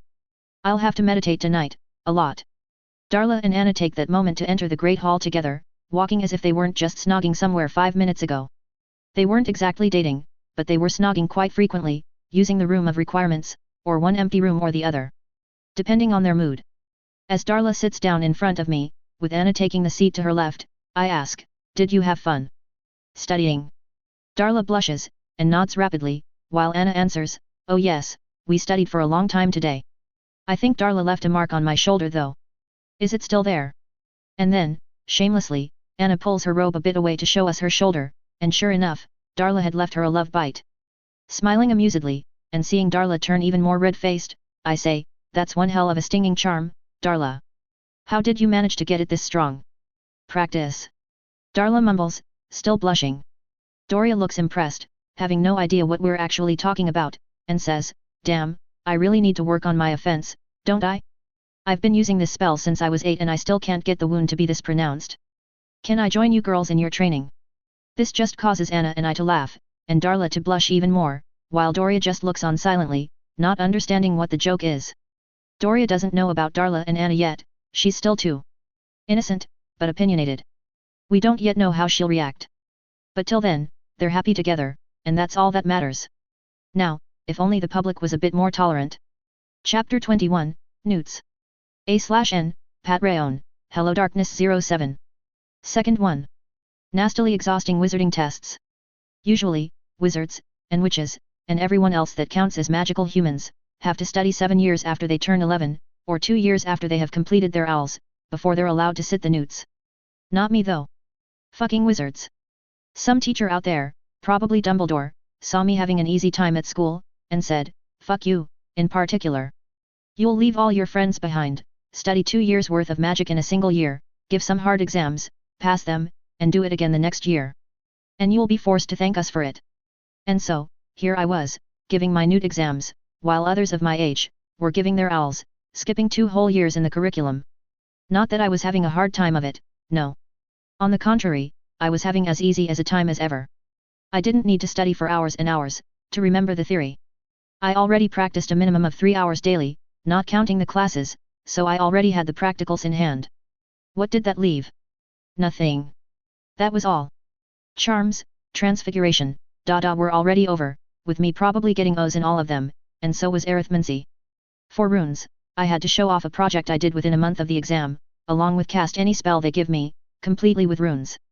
For the project, I created a ring to be worn, since they were the easiest to find in the room of hidden things, that could summon either a magical shield spell, or conjure a physical shield, depending on the spell coming at you.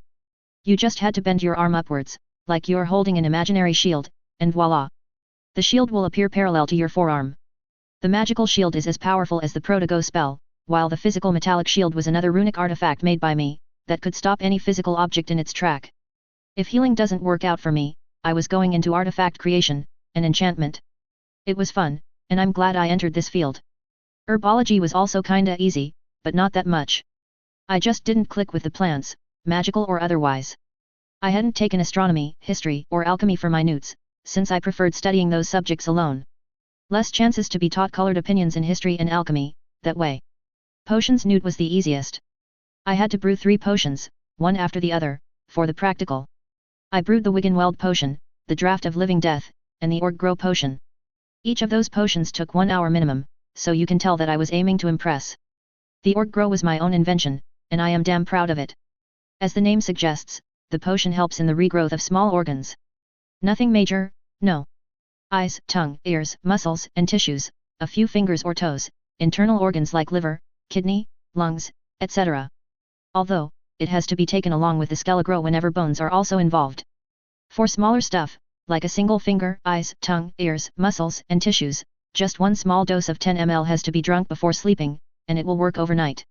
And while the potion doesn't hurt much while working, it doesn't let you sleep peacefully either. There's a constant itching burn in the place where it is working. For the bigger stuff, however, the 10 ml dose needs to be repeated every 6 hours, until the organ is fully grown. Once again, the itching burn will persist as long as the potion is working. However, my potion doesn't work on anything major. So, no replacing amputated limbs, or heart. It just doesn't work. Same for anyone who wants to regrow a chopped D yet, it won't work, despite it being just flesh and muscles. It counts as a higher value, magically. Slughorn had already sent it to the ICW for patent registration, and I know he'll probably call favors or something like that later. Opportunistic bastard he might be, but at least his connections are useful. Patents in the wizarding world are really weird, you know. You apply, and if they accept your patent, then you get a lump sum of money every year, till your death. The recipe for your potion, meanwhile, is made public. Not that the Pody-Oneers can sell the potion, no. They need to ask for my permission, even if they have the recipe, and offer a percentage of their profits to me. So, anyone can make the potion, if they're capable enough, but I still make money. The ICW makes money by charging the apothecaries monthly taxes, some of which they pay us patent holders. Our descendants don't have any claim on the patent, however. Once we die, the patent is completely public. I didn't mind much, since my patent royalty was expected to be about 10,000 galleons by Professor Slughorn himself. It usually ranged between 2,000 and 15,000 G, so my payment was good enough for me. The highest royalty ever paid was to Fleamont Potter, the inventor of the Skelegro potion, at 23,000 galleons. My potion was a bit similar in effect to his, so I'll probably be in the higher range. And now, after sitting my final newt exam, I was sitting in the Great Hall, to celebrate the end of exams. Speak about yourself, we still have 2 owls to get through. Darla says, groaning after taking a long swig from the butterbeer in her hands like it's actual alcohol. Anna rests her head on Darla's head, both of them not even trying to be discreet about their relationship now. But, for some reason, other than a few observant girls, no one had managed to figure out that the girls are dating. Not even Doria. And say what you will, about witches, they have each other's back. Not one of those girls had even thought about outing my girls as gay, which is really good for them. Shaking my head, I say, your history owl is useless, because practically no one even takes it for their newt levels, and astronomy is a piece of cake. Darla throws a piece of chicken at me, and says, oh, piss off. Not all of us have perfect memories, Mason. We need to actually study before vomiting facts on parchment. I simply eat the thrown chicken, take a sip of my own butterbeer, and say, excuses, Darla darling. And please don't oversell the drunk act, butterbeer isn't nearly as alcoholic as you'd want. Darla pouts exaggeratingly, and asks, enough talk about exams, what are your plans now that you're finally free? Doria, who was sitting beside me, leans forward, and asks, he has that apprenticeship, doesn't he? At Mungo's. Nodding, I say, I'm meeting the head healer of St. Mungo's on the 15th of September, so a month and 20 days or so after my results come in. They'll decide who I apprentice under, and under what capacity. Anna says, so you have a couple months of just nothing? Oh you poor boy. I snort, and shake my head. Anna had gotten it in her head, that I like to be busy. Busy with studies, exams, reading, practicing, etc. Well, I kinda did, but not like she thinks. My goal is to one day rest. I'm not the kind of guy to work 9 to 5, every day, for years and years to come. I'd rather just open up a farm, where I can handle my own needs from. And I'll have the patent royalty coming in for years and years. So I can now realistically do that, hopefully not too soon though. But, it wouldn't happen unless I'm strong enough to handle anything the world can throw at me, and come out on top. So, I'm grinding until that happens, and probably even then. I say, not exactly. I have something in mind for the summer. Something exciting, super useful, and very difficult. Oh? Does the great Lord Mason have another highly difficult subject for us to learn on top of our usual school? Anna asks, leaning forward, resting her arms on the table. I shrug, because I didn't say anything about them learning it. I say, you can join me, if you want. You did see the benefits of learning occlumency, didn't you? I had given them a book that I wrote, combining elements from the Mind Arts compilation book from the Room of Knowledge, and my own experience in using telepathy. That wouldn't give them too high of an advantage, but some advantage is still better than none. They're still learning, since it's only been a couple months since they began, but they've already noticed their brains becoming a bit sharper, faster to react. Other benefits will come with time, but only if they keep at it. Anna and Darla share a look, shrug to each other, and then they ask, "What's the subject?" I raise my eyebrow, looking at them, judging to see if they actually want to do it. Then, I turn to Doria and she raises her own eyebrow in question. Sighing, she says, "Fine, I'll join you too. Bloody wonkers, the lot of you. Can't even let me have lunch in peace." Smiling wide, I hug the girl from the side, and say, "We all know you still love us the same." Releasing the now blushing Doria, I cast a few privacy charms around us, each to hide just our conversation, and not us, and say, "What do you guys think of becoming animagi? Why are we here again?" Sly asks, annoyingly poking his head out of my collar, while Ash silently stays around my shoulder. Sighing, I force Sly out of my coat, and drop him on the ground, ignoring his complaints. I'd already cast a notice me not, along with using telepathy to make everyone around me ignore us. Hey! Hey! What is the wrong with you? Can't even cuddle in peace these days, Sly yells, and then says, as he starts curling up on my leg. Annoyed, I magically flick him away, and say, "You've gotten fat, just eating the basilisk meat and sleeping around. You need exercise, and we're here to meet with someone." Ash barely even raises his head at the noise, since he was getting old. I'm hoping to also find a new home for Ash, since being with me is not good for him, and he doesn't even stay in the bush anymore. We were currently standing outside a small restaurant, waiting for my guest to come. This guest was going to, hopefully, give me an ingredient that is highly rare. You see, I'd found an old method of animagus transformation, that was leagues better than the current method. Right now, if you want to become an animagus, you have to keep a mandrake leaf stuck to the roof of your mouth, brew a potion, keep it in a dark place until a thunderstorm, and then drink it. There were more instructions, mostly guidelines over when you should carry each step out, etc., but it was all annoying.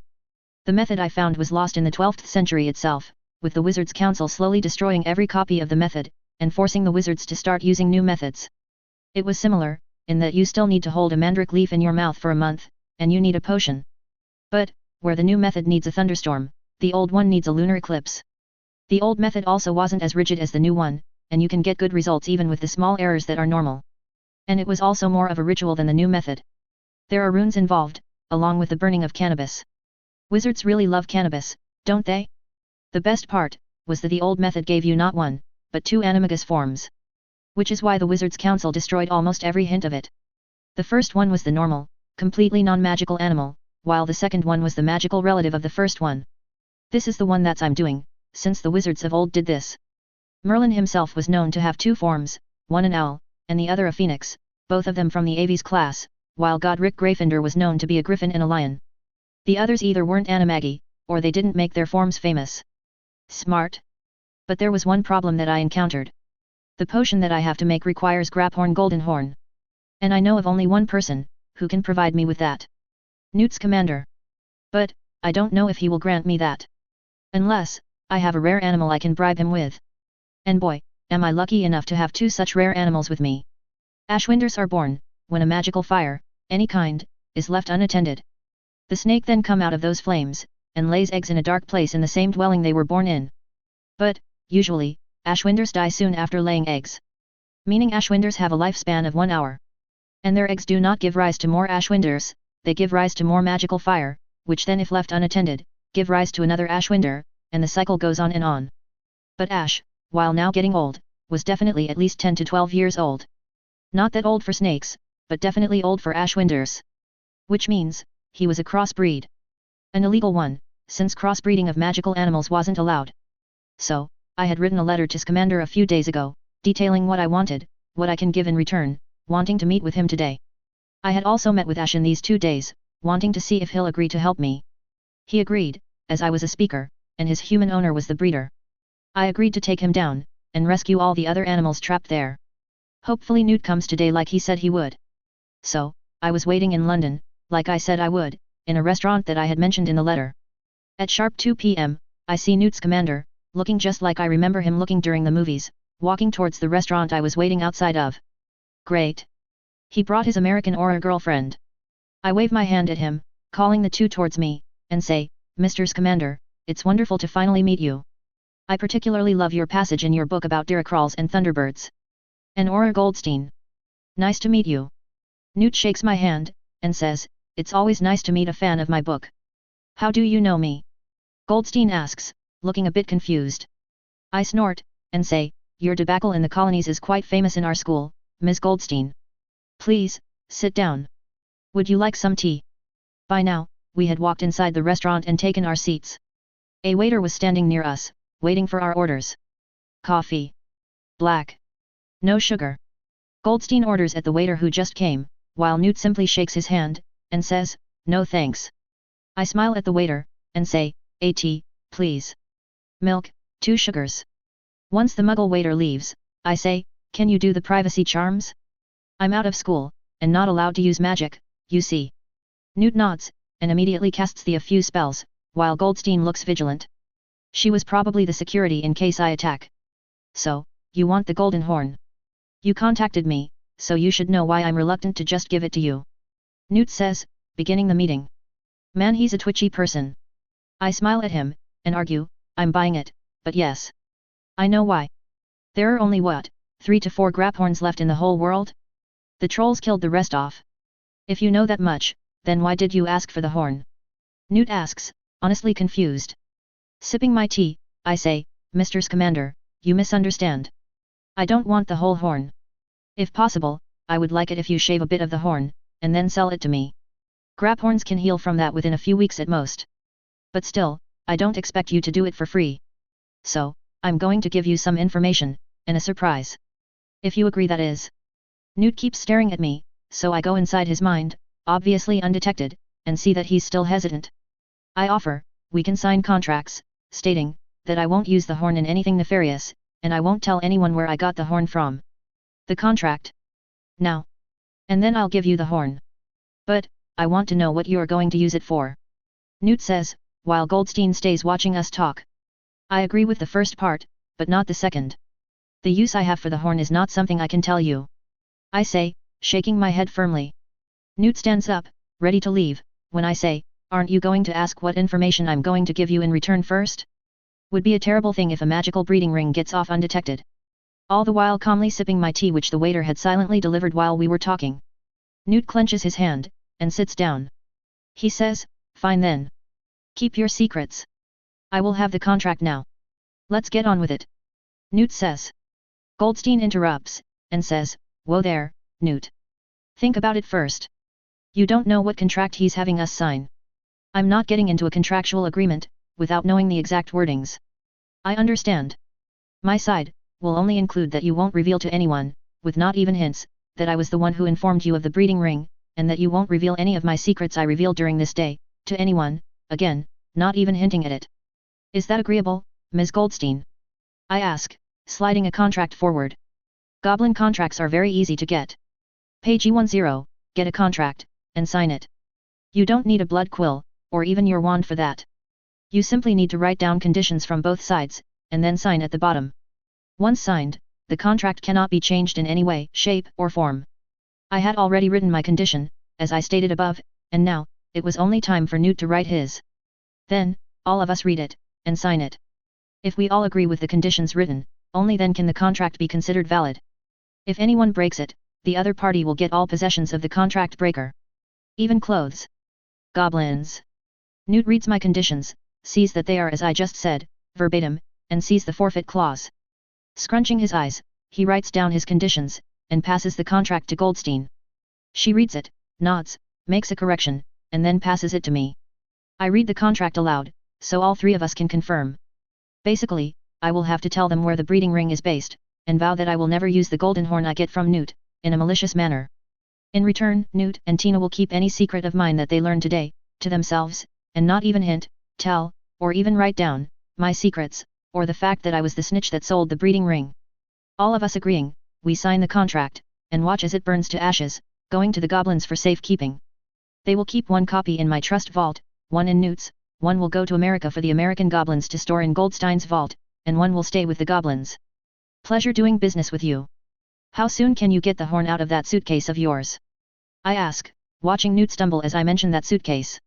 That was something I wanted to replicate, but it'll take time. The enchantments on it were phenomenal. In an hour? I'll have to talk to the graphorns. Newt answers, looking at Goldstein in confirmation. She nods, and says, we'll stay at the Leaky Cauldron.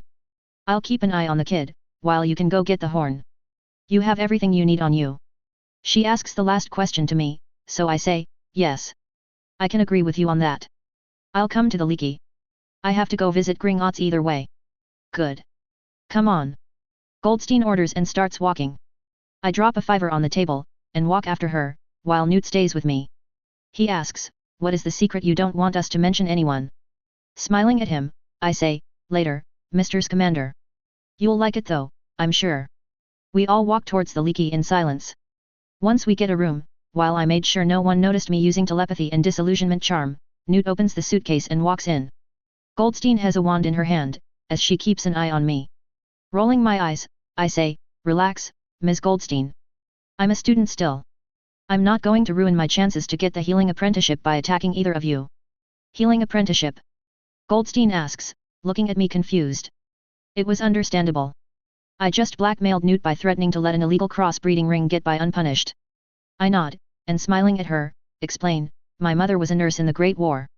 She died right after my birth, so I never knew her. But, the tales my caretakers told me of her really had an impression on my mind. So, I've been preparing for learning healing for a decade now. I've even read Muggle books on the subject. I chuckle, when Goldstein says, fascinating. And yet, you felt no shame when blackmailing us. I smile widely, and say, oh, but Ms. Goldstein, I never said I'm not going to tell you about the ring, I just said it would be a shame if it was never found out. So, you bluffed. Goldstein says, chuckling a bit. Yup. I state, nodding at her. You're a good kid. Call me Tina. She says, shoving her hand forward. I shake it and smile, saying, Mason. And then, we wait in silence till Newt comes up from his suitcase. I do notice that Goldstein, Tina put her wand away. About hour and a half after he went in, Newt comes out of the suitcase, with 4 3-inch long horns, and a couple scratches on his face. What the hell happened to you? Tina asks, going forward to examine him. Nothing. Newt says, shaking out of her hold awkwardly. He later adds, the Graphorns did not appreciate me asking for their golden horns at first. He hands me the horns, which I examine, and keep them in my pouch, which immediately shrinks once I've done that. A moleskin pouch? Newt exclaims, looking at the vanishing pouch. Yup. Now, my turn. Remember, you can't share my secrets. Not even by hinting. To anyone, not even Dumbledore. I warn them. What's wrong with Dumbledore? He's a great man. Newt exclaims, feeling second-hand insult. Both me and Tina roll our eyes, and I say, Mr. Commander, I don't care if the Lord Almighty himself asks, you're not going to share my secrets. And, for your knowledge, not everyone trusts Dumbledore with their lives. Now, may I begin? Newt opens his mouth to argue, but Tina simply shakes her head, and says, yes. As the contract says, we won't tell anyone. We literally can't tell anyone. Smiling at her in thanks, I say, very well. Say hello to my little friend, Ash. As soon as I say that, the pair see the smoking Ashwinder coiled around my shoulders. And he was smoking. Meaning some of his scales were bright red, and would burn constantly. Newt immediately comes close to examine the snake, as I put him down in front of us, while Tina takes a step back, pointing her wand at the suddenly visible snake. That's impossible. Newt says. He looks between the snake and me, and adds, Ashwinders can't live beyond the hour. And you've been with us for the last hour and a half. And you've been in the restaurant for who knows how long. 15 minutes. But, this one's older than even that. I've known Ash for 9 years, give or take a few months. I just didn't know what he was until I read the second edition of your book last year. I explain, partially lying. I knew he was an Ashwinder, yes, but I did not know about the part where Ashwinder only live for an hour at the most. How is this possible? Newt whispers, and picks it up for examining it. I shrug, not knowing definitely, and say, as far as I know, his owner crossed him with either one of the horned serpents, or a snallygaster. You can see the small horn there, but I'm not an expert in distinguishing between the two. Horned serpent. The markings here are similar to them. And the horn is more like a jewel, than a simple horn. Newt whispers, already in his own world. Despite me having a horned serpent of my own, Ash and Sly did not look similar at all. The horns were different as far as I could see, but well, Newt is the expert here. That's all well and good, but how will this help us catch that breeder? Tina asks, interrupting our conversation. I simply hiss at Ash, can you take us to the owner's house? This will help you find a good place to rest in, I promise. Ash nods, and slowly slithers over to me. As I help him up once again, he says, "Sure. But I can't smell it from here. I'll have to get to your dwelling first." Looking at the shocked faces of Tina and Newt, both of whom looked odd too, I say, "He can lead us to the location. I'll have to come with, but unfortunately, I'll have to stay invisible. Don't want my name to get out, you see. You're a parcel mouth. That's amazing. Have you had many conversations with snakes? What do they say?" Newt begins rambling, excited at meeting a parcel mouth, who's actually pleasant to talk with. Let me stop you right there.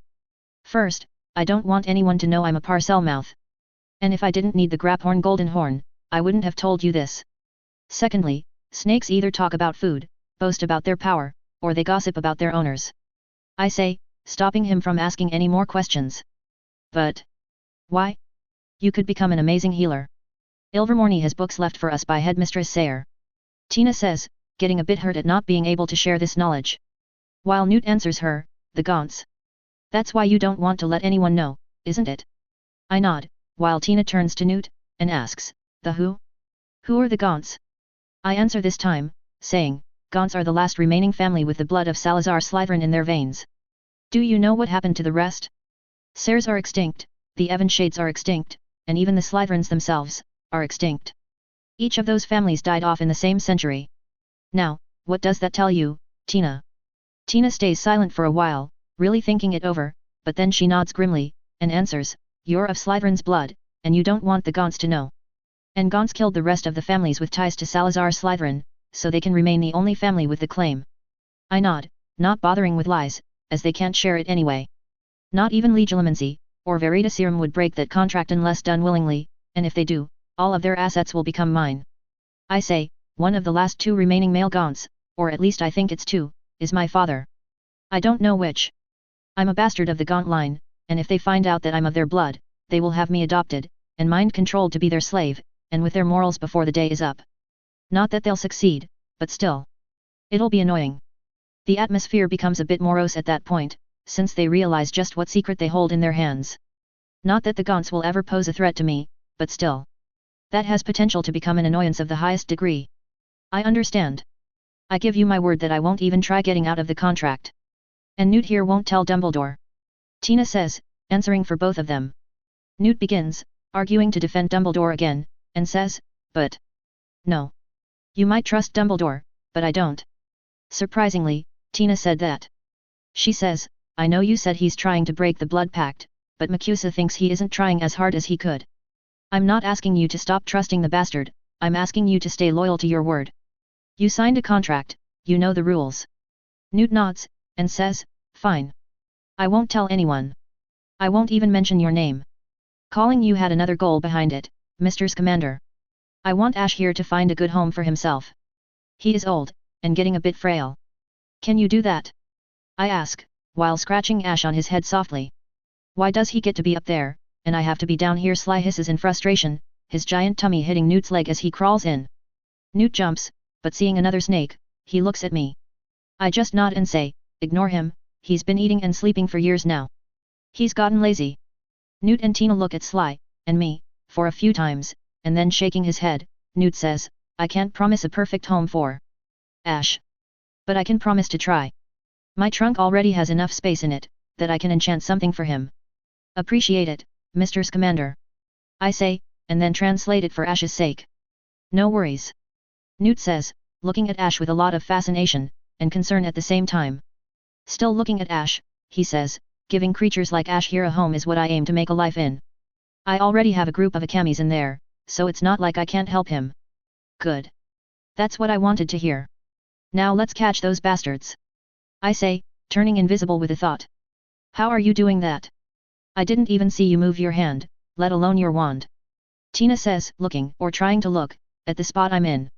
Smirking to myself, I say, "Now, that's one more secret I'm not telling. A warning. You should probably avoid telling Dumbledore about this raid. He looks in your eyes, and he knows you are lying immediately. And that brings another round of questions, that I just wave my hand to. While he's not a bad guy, he's tried to manipulate me a few times, and that pissed me off. If this burns a fire under his arse, I'll only be happier. At least I got the horns, and more than I needed. Now, let's go see about a breeding ring." Chapter 22, leaving Hogwarts. A/N, part1, HelloDarkness07. It's been a few days since our raid, and I have to say, Goldstein is a good auror, and a good person. I like her, that's for sure.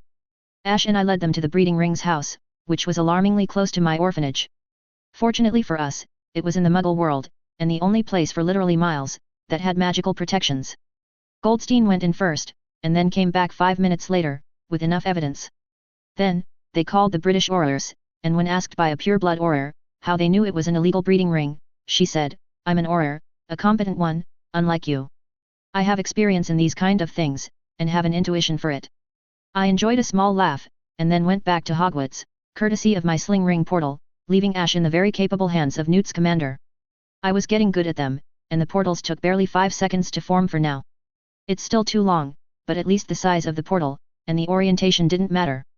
Right now, I was standing in the Great Hall, along with all the other 7th year students. I, however, stood out like a sore thumb, thanks to my comparatively inferior height of just 5'7", and my obviously young face. I was 15, almost 16, while all the other 7th year students were all 17 to 18, and a few almost 19 years old.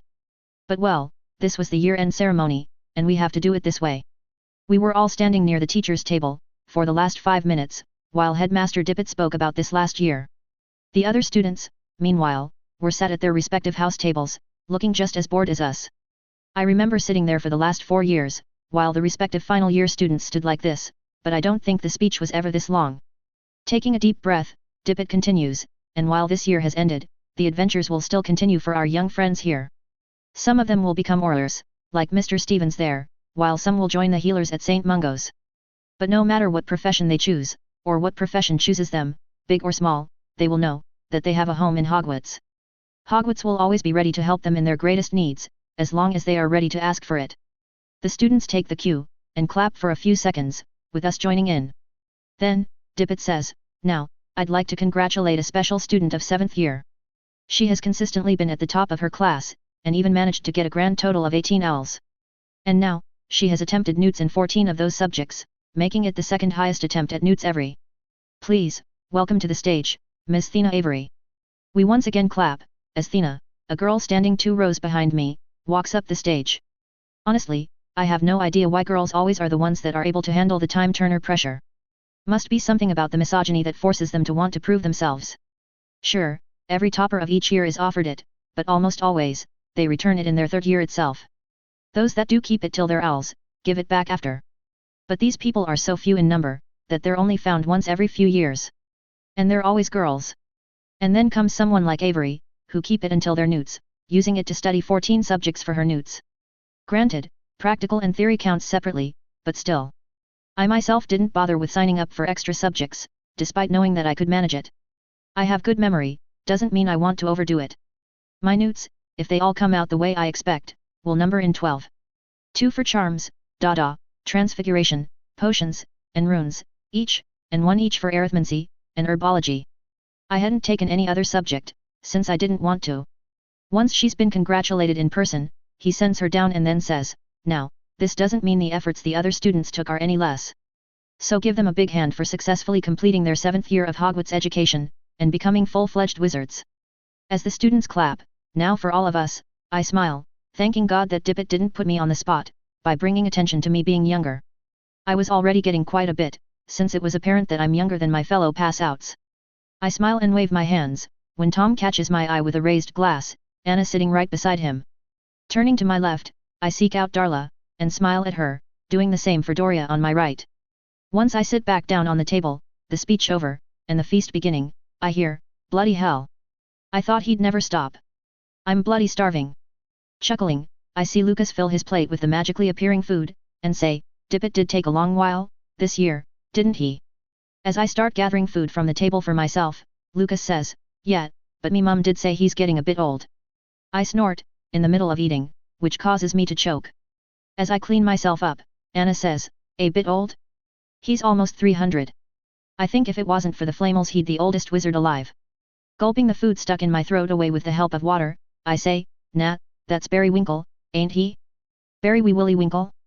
The madman who tries to one-up his birthdays every decade? He's what? 700? And he doesn't even have a philosopher's stone." Anna hums, and asks, why do you reckon we don't know much about him? A man like him must have had something to his name, other than just being old, right? How do you think he survived this long? He only shows his mug every 11th year, to announce a birthday party that's the best the world has ever seen, has that birthday party, and then fucks right off to wherever he wants. That's how you stay alive so long, by not giving anyone any troubles, and staying away from the people. I wanted to become like this Barry Winkle. He literally had nothing to his name, no magical discovery, no invention, nothing. He didn't even write a single book, nor did he defeat a Dark Lord, or something else of the kind. Even Dippet has a Dark Lord in his past, from when he was in his 50s. But Winkle, despite being in his 7th century, has nothing remarkable to him.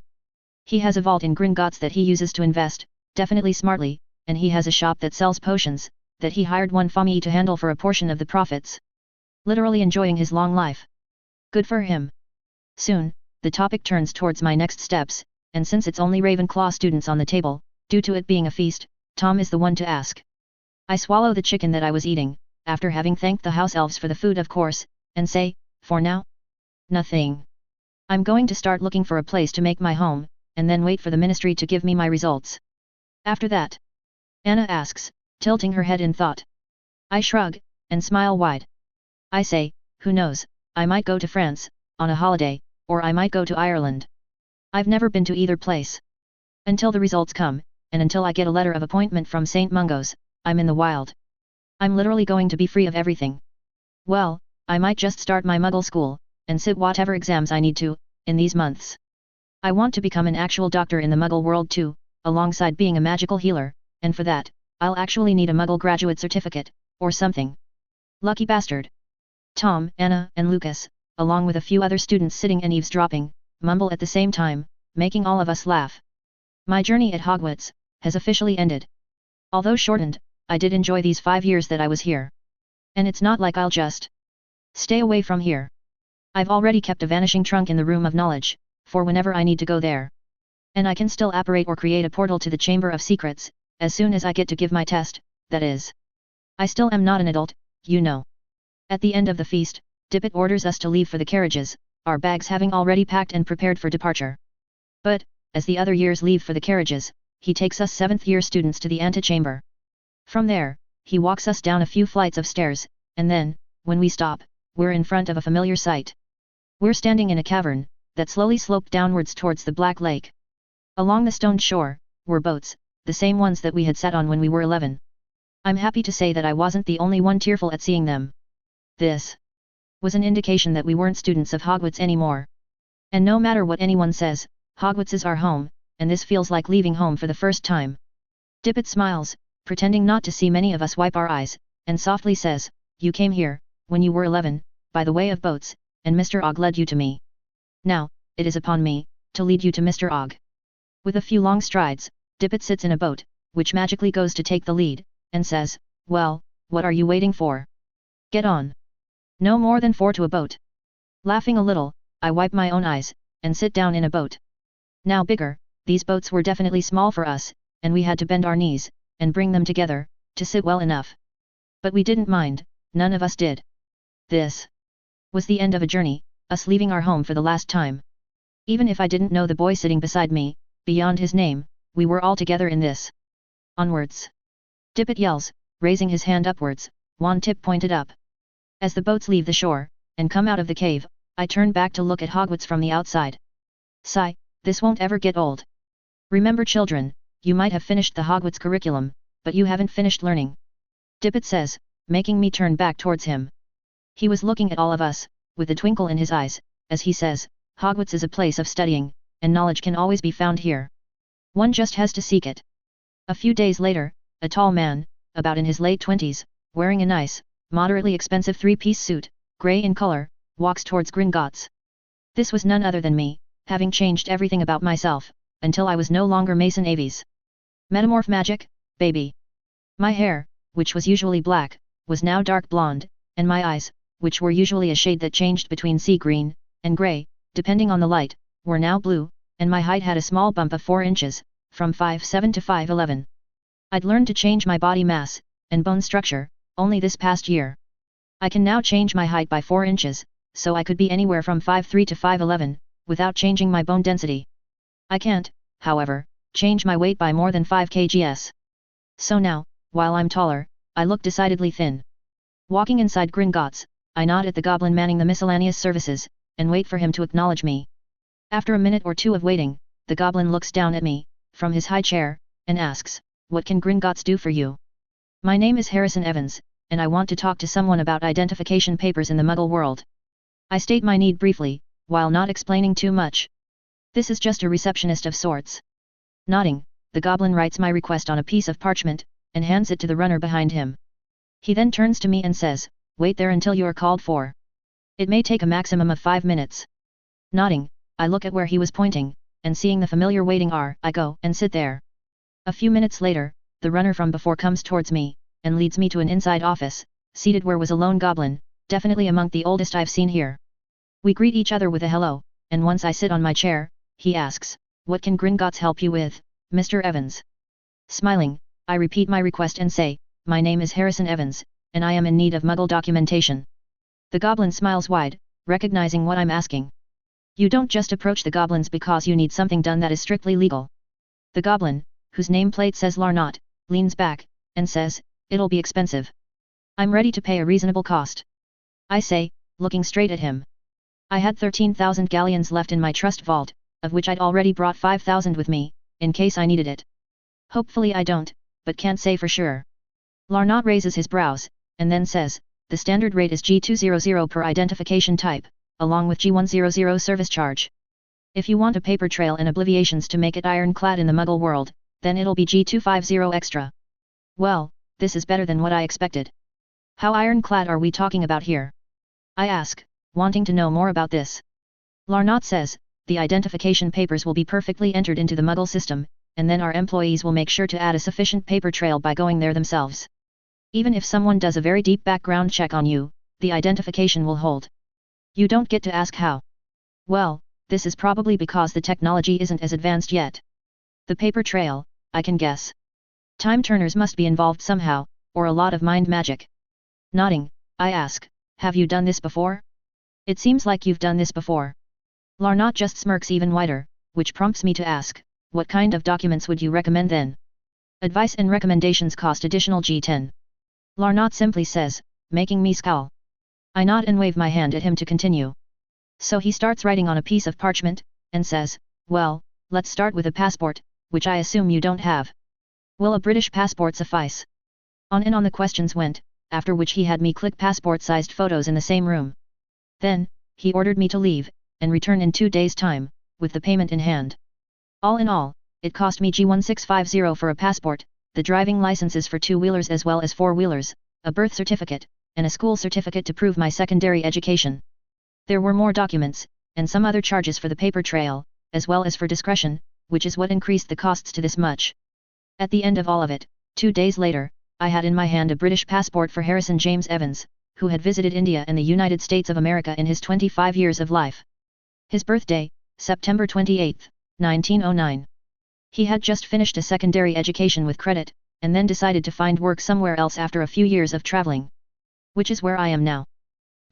I might not find a job either way, I just needed these documents for something else. Buying a house. Another week later, Harrison Evans becomes the proud owner of No. 1, Malbourne Terrace, in the borough of Islington, at the cost of just £575. The real estate prices were damn low right now, so I might just invest in a few more houses just for investment's sake. The house was nothing too much, it had blue-tiled roofs, a blue pebble dash walls from the outside, with a nice sturdy make. And it had a garden at the front and back. The worst part of this house was definitely the fact that it was connected to another house on the left. But well, this is London we're talking about. Every house here is like this. I'll have to find a place outside London for privacy. This is just going to be my public house. Well, as soon as Harrison Evans bequeaths it to Mason Aves, that is. There was a plan, that was still a few years away, to make it seem plausible. But for now, I'm living at the orphanage itself, until I can move here permanently. About a month after my return to the orphanage, I get an owl from the Department of Magical Education, with minute results. As expected, I had gotten 10 O's, and came third in class. Considering I had skipped 2 years, this was good. With my results in hand, I was currently in the office of the DMLE head, to discuss my emancipation. We'd already discussed everything regarding the need for it, and considering that I was already a full-fledged wizard, it wasn't a long discussion. Finally, he sighs, and says, "Mr. Aves, we really hope that you know what you're doing. If you're emancipated, you will be tried as an adult for any crimes you commit. You won't be able to play the 'I'm underage' card from now onwards." Nodding, I say, "That's not going to be a problem, Mr. Shafik, since I don't plan on breaking any laws. I just don't think I can live 2 years without even using magic. Plus, I'll need the apparition license too, if I get the apprenticeship I'm hoping for. You'll have to speak with Mr. Tweecross for that, I'm afraid." Mr. Shafik, the head of DMLE, says. Finally, he stamps on the application form, and says, "Well, nothing I'm going to say is going to change your mind, I'm sure."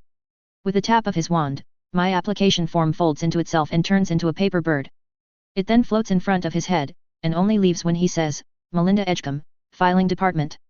As the paper bird flies out of the room, he turns back to me, and says, "You'll get a verification, and an emancipation certificate within a month, after which you can apply for the apparition test. Thank you for listening, Mr. Shafik," I say, smiling at the bigger man, as we stand up. Shaking my hand, Shakif says, "You're most welcome, Mr. Aves. But do be careful, emancipation is not an excuse to drink carelessly, or break any laws. I wish you luck in your future, Mr. Aves." Smiling, I walk out of the ministry, and towards the flue. The visitor's badge is summarily discarded in the bin specifically kept for that purpose, and I use the flue to go to the leaky cauldron. From the leaky, I walk towards an alleyway, and create a portal to the Chamber of Secrets. Walking inside, I'm met with an empty room, the basilisk having been hidden away by me to avoid Sly becoming even fatter. Sly was currently in the Forbidden Forest, probably finding something to eat, but well, at least he's not eating the basilisk. With a wave of my fists, I create platformed steps made up of the glowing orange universal magic, and walk up them to reach the hidden entrance to Slytherin's rooms. As I say the password, and walk in, I think over everything I've accomplished in these weeks I've been away from Hogwarts. Well, not too much away, since I was currently underneath Hogwarts, but still. I had a fake identity, complete with a license, and a passport. I am now emancipated, with my certificate coming in soon, and I'll also have the apparition license soon enough, since I can actually do it pretty well. And I have a house. Stopping in the potions lab, I check up on the animagus potion, to see that it was coming along nicely. Nodding in satisfaction, I take out my acacia wand, and with a few spins around myself, conjure 3 eagle patroni. With a soft whisper, I say, "Begin the process." And send the patroni flying away towards Anna, Darla, and Doria. As soon as the patroni leave, I take a mandrake leaf from the jar on the stands, and stick it to the roof of my mouth. Let the animagus process begin.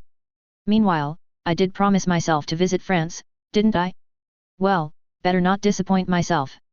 Shifting into the form of Harrison Evans, I create a portal to the London Victoria, hoping to find a night ferry ticket for as soon as possible. I'll need to pack for the trip too. All without spitting the leaf out on accident. Sticking charm should do the trick, I think. I'll just have to reapply it every few hours. France, here I come. A/N, the night ferry was a boat train that actually began in 1936, but since this is Marvel we're talking about, let's assume it started a year or two early. This gets the official work out of the way, leaving the next chapter for moving the plot forward. Harrison Evans won't be in any way related to the Evans family that birthed Harry Potter, don't worry. I'm not going to make him Harry's grandfather, or something like that. Just a coincidence, or intentional, I suppose. Harrison James Evans is an inspiration from the indie, Harry Fics. Chapter 23, France. A/N, Pat Rayon, HelloDarkness07. France. A beautiful country, with a lot of magnificent culture behind it. But, it's also not that interesting through a magical person's perspective. It was dreadfully boring for me, a pursuer of knowledge, at least in the Muggle world. I've been here for 2 weeks, and I'm already ready to go back to Britain. Thankfully, I was able to speak French, my secondary mutation helped in that. Plus, as long as I renewed the sticking charm on the mandrake leaf, I could speak without worry of the leaf falling out. It did, however, make me produce a lot more saliva than normal, so I spoke a lot less than I could. I spent the first week visiting the Muggle tourist places, like the Eiffel Tower, or the Notre Dame de Paris, and the Louvre Museum of Arts. It was an experience. At least I finally got to see the Mona Lisa. Yet, I wasn't impressed. It's literally a painting, an old one, but still a painting. But well, it is a part of their history, and hence, important to the French. Then there were a few magical places, like the Pyrenees Village, a village near the French Pyrenees Mountains, a little bit away from the Beauxbatons Academy of Magic. I obviously wasn't allowed inside, and I didn't even try, but I did roam a little bit around it. There were many other places that I visited, by way of either portals, or by bus. Like the Palace of Versailles, or the Sacré-Cœur, and many more. I didn't stay in one place for too long, however, since I was excited to finally visit another country. I didn't get to do that in my previous life, because I wasn't rich enough for that. And in this life, I never had the opportunity. I suddenly stop, taking a moment to gasp out loud, and groan, realization settling in, while in the middle of a walk. I could have literally roamed around UK, by using the night bus, or my portals, or the normal buses. I could have metamorphed into an old person, who was just on the shorter side, and no one would have paid me any mind. Fuck. So many lost opportunities. I mumble, and continue my walk. I've decided, I'm going to visit the Stonehenge at least, as soon as I'm back in England. It's the most famous place I can think of right now, other than the Tintagel Castle. Of course, I have been back to England in these days, to check up on the animagus potion's progress. It was just a few days away from being ready, now, and a few more processes to do. After that, I'll have to keep the cooled down potion underneath a water source that is out in the open until the next full moon when the animagus ritual will take place. Still a long way to go, however. For now, I'll roam France. Right now, I was going to visit the magical district of France. Rue Girardin is a street located in the district of Grandes Carrières in the 18th arrondissement of Paris. Similarly, there's another street called the Rue Richer located in the 9th arrondissement of Paris. At the junction of these two, under heavy protection spells hiding it from the Muggles, stands a lone statue. And I was staring right at it. The statue depicts a woman, sitting atop a pillar of granite, wearing a skirt that partially covers the pillar. Usually, and when I see her from above the stairs, the statue is still, even if anyone approaches it, it'll still be still. But, when a magical person approaches it, as I am doing now by walking down the stairs, the statue turns her head to look at me, the magical person. And as soon as I'm near the pillar, the statue slowly slides her skirt to the side. With no hesitation, I walk towards the pillar, and through it, like it is the pillar at King's Cross Station. As I do that, the pillar becomes intangible, allowing me to pass through without any prompting from me. And just like that, I'm looking at the magical district of France, the place Kashi. Okay, first things first, Sly, you can come out now, I say, poking at the pocket he's sleeping in, while walking leisurely, looking at sights. Sly pokes his head out, and then sensing the magic outside, probably, he just floats completely outside my pocket. He just stays there, in the air, floating at my head level, looking at everything with fascination. Thankfully now, he looks a damn better sight than before, although a lot bigger too. Turns out, he was just growing up, but him eating a highly magical meat, of a basilisk, was getting in the way of his proper growth. It made his stomach bloat up, while the rest of his body stayed the same. It took a few days of forceful fasting to bring him back to a proper ratio, and now, he was a 5-foot-long snake, with a girth as wide as my own arm.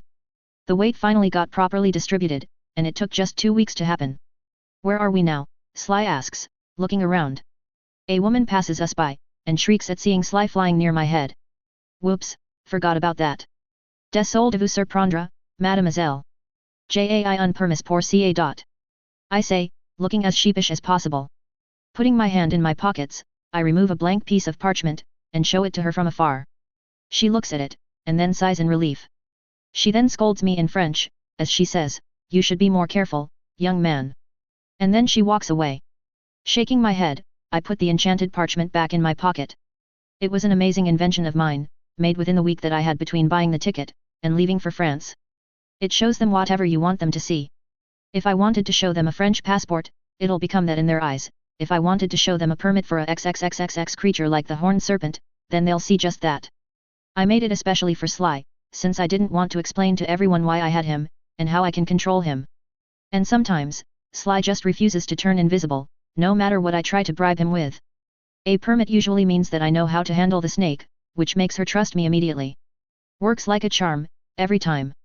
We are in Paris. The same place where I showed you that tall tower, I explained to Sly, as we start walking towards a cafe that I see. Sly perks up, and asks, "Are we going to go there again?" Chuckling, I say, "Sure, if you want. But for now, I want to try a magical French breakfast." Sly really loved the Eiffel Tower, despite having to be invisible all the time while there. Well, not like he had any troubles doing that, since his invisibility band was still working. Don't know why he's being stubborn right now, though. Walking inside, I'm greeted with wide eyes, and a lot of scared people. Once again, I show them the fake permit, which makes everyone's stiff shoulders settle down. Really, Too easy to gain anyone's trust, with something like this, since it can even fool most occlumency users. As I sit down on a two-person table, I pick up the menu from the table, and read it, letting Sly join me on my shoulder once again. Finding what I want to eat today, I flag down the waiter, and wait. Ready to order, Mr. The waiter asks, almost as soon as he appears before me. I say, I'll have the café au lait, and an omelette, please. The waiter notes it down on a floating notepad, and leaves, leaving me to look around awkwardly. It was a nice café, if a bit on the smaller side. They could have added expansion charms or something. Sly was getting some attention from a few men, and a woman, who were blatantly staring at the snake, which just makes me realize something. There were 17 people here, only 3 of them women. But something was off. You know, minds are in a continuous spectrum. I've said that before, even if it is a bit on the theoretical side. But this just means that I can recognize when there is someone in the same room as me, without listening to their thoughts. But here, I could feel the presence of 13 people, not counting the 4 people working here, but I can see just 11 people. I could hear the thoughts of just 8 though, 3 of them having pretty good control on their loud thoughts. But the remaining 2 people were completely invisible to me, in sight, and in senses. Discreetly, I tap the side of my glasses, activating an enchantment that allows me to see through most privacy, invisibility, and camouflage spells. Unfortunately, even that reveals nothing. According to my glasses, the only ones here are me, the 13 patrons, and the 4 cafe workers. The 2 invisible people are still invisible. I really hope they aren't going to cause trouble for me here. But this is literally my first time here, so I don't think they're here for me. Soon, my order comes, and I start eating, reading the newspaper that I have the waiter bring for me while eating. Well, Grindelwald was back in Germany now, having abandoned his Austrian base for a few months now. Probably egging Hitler on, or something. I remember he had a hand in Hitler's rise, although I'm pretty sure that Hitler would have carried on with his plan even if Grindelwald was a non-issue. Then there's the Americans. As always, believing that the entire world belongs to them. And this holds true even on the wizarding side.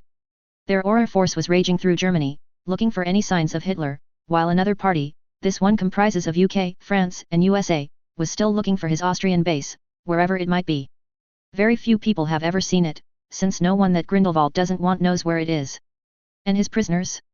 They never come back alive, not like their bodies are sent back. And since only loyal people have access to the base, it was staying hidden. They just know it's in the Alps, but by God, it'll be hard to find. Hearing a clink, I look up to see something I didn't expect, nor see coming. An old woman was sitting opposite me, with a cup of tea, and a croissant beside it in front of her. Can I help you? I ask, because what else am I supposed to say? I don't recognize this woman, and I don't think she knows me either. Plus, I am getting nothing from her. No loud thoughts, no random memories flying away from her, nothing. It was as if her mind didn't even exist. I didn't even see her walk towards my table, which is really creepy. Damn, she's one of the 2 invisible people, isn't she? The old lady smiles at me, which makes me want to trust her. I simply close my eyes, and take a deep breath to bring my mind back into focus. I am so grossed out right now, I just had the thoughts of kissing an old woman, and by gods the thought was disturbing. A villa. Of course, it's a villa. Just my luck. I really hope she isn't here to match me up, or something. I'm still underage. Opening my eyes, I glare at her, seeing her look amused, and say, the next time you try that, I'm stabbing you. And I am actually serious about it. I don't mind villas, at least not the younger ones, I think. They get better with age, at using their allure, and this one was old. I can literally see her bones on her face, behind pale white skin, she is that old. Contrary to my expectations, the woman laughs a loud laugh, and says, oh, dear. You're just breaking all my expectations, aren't you?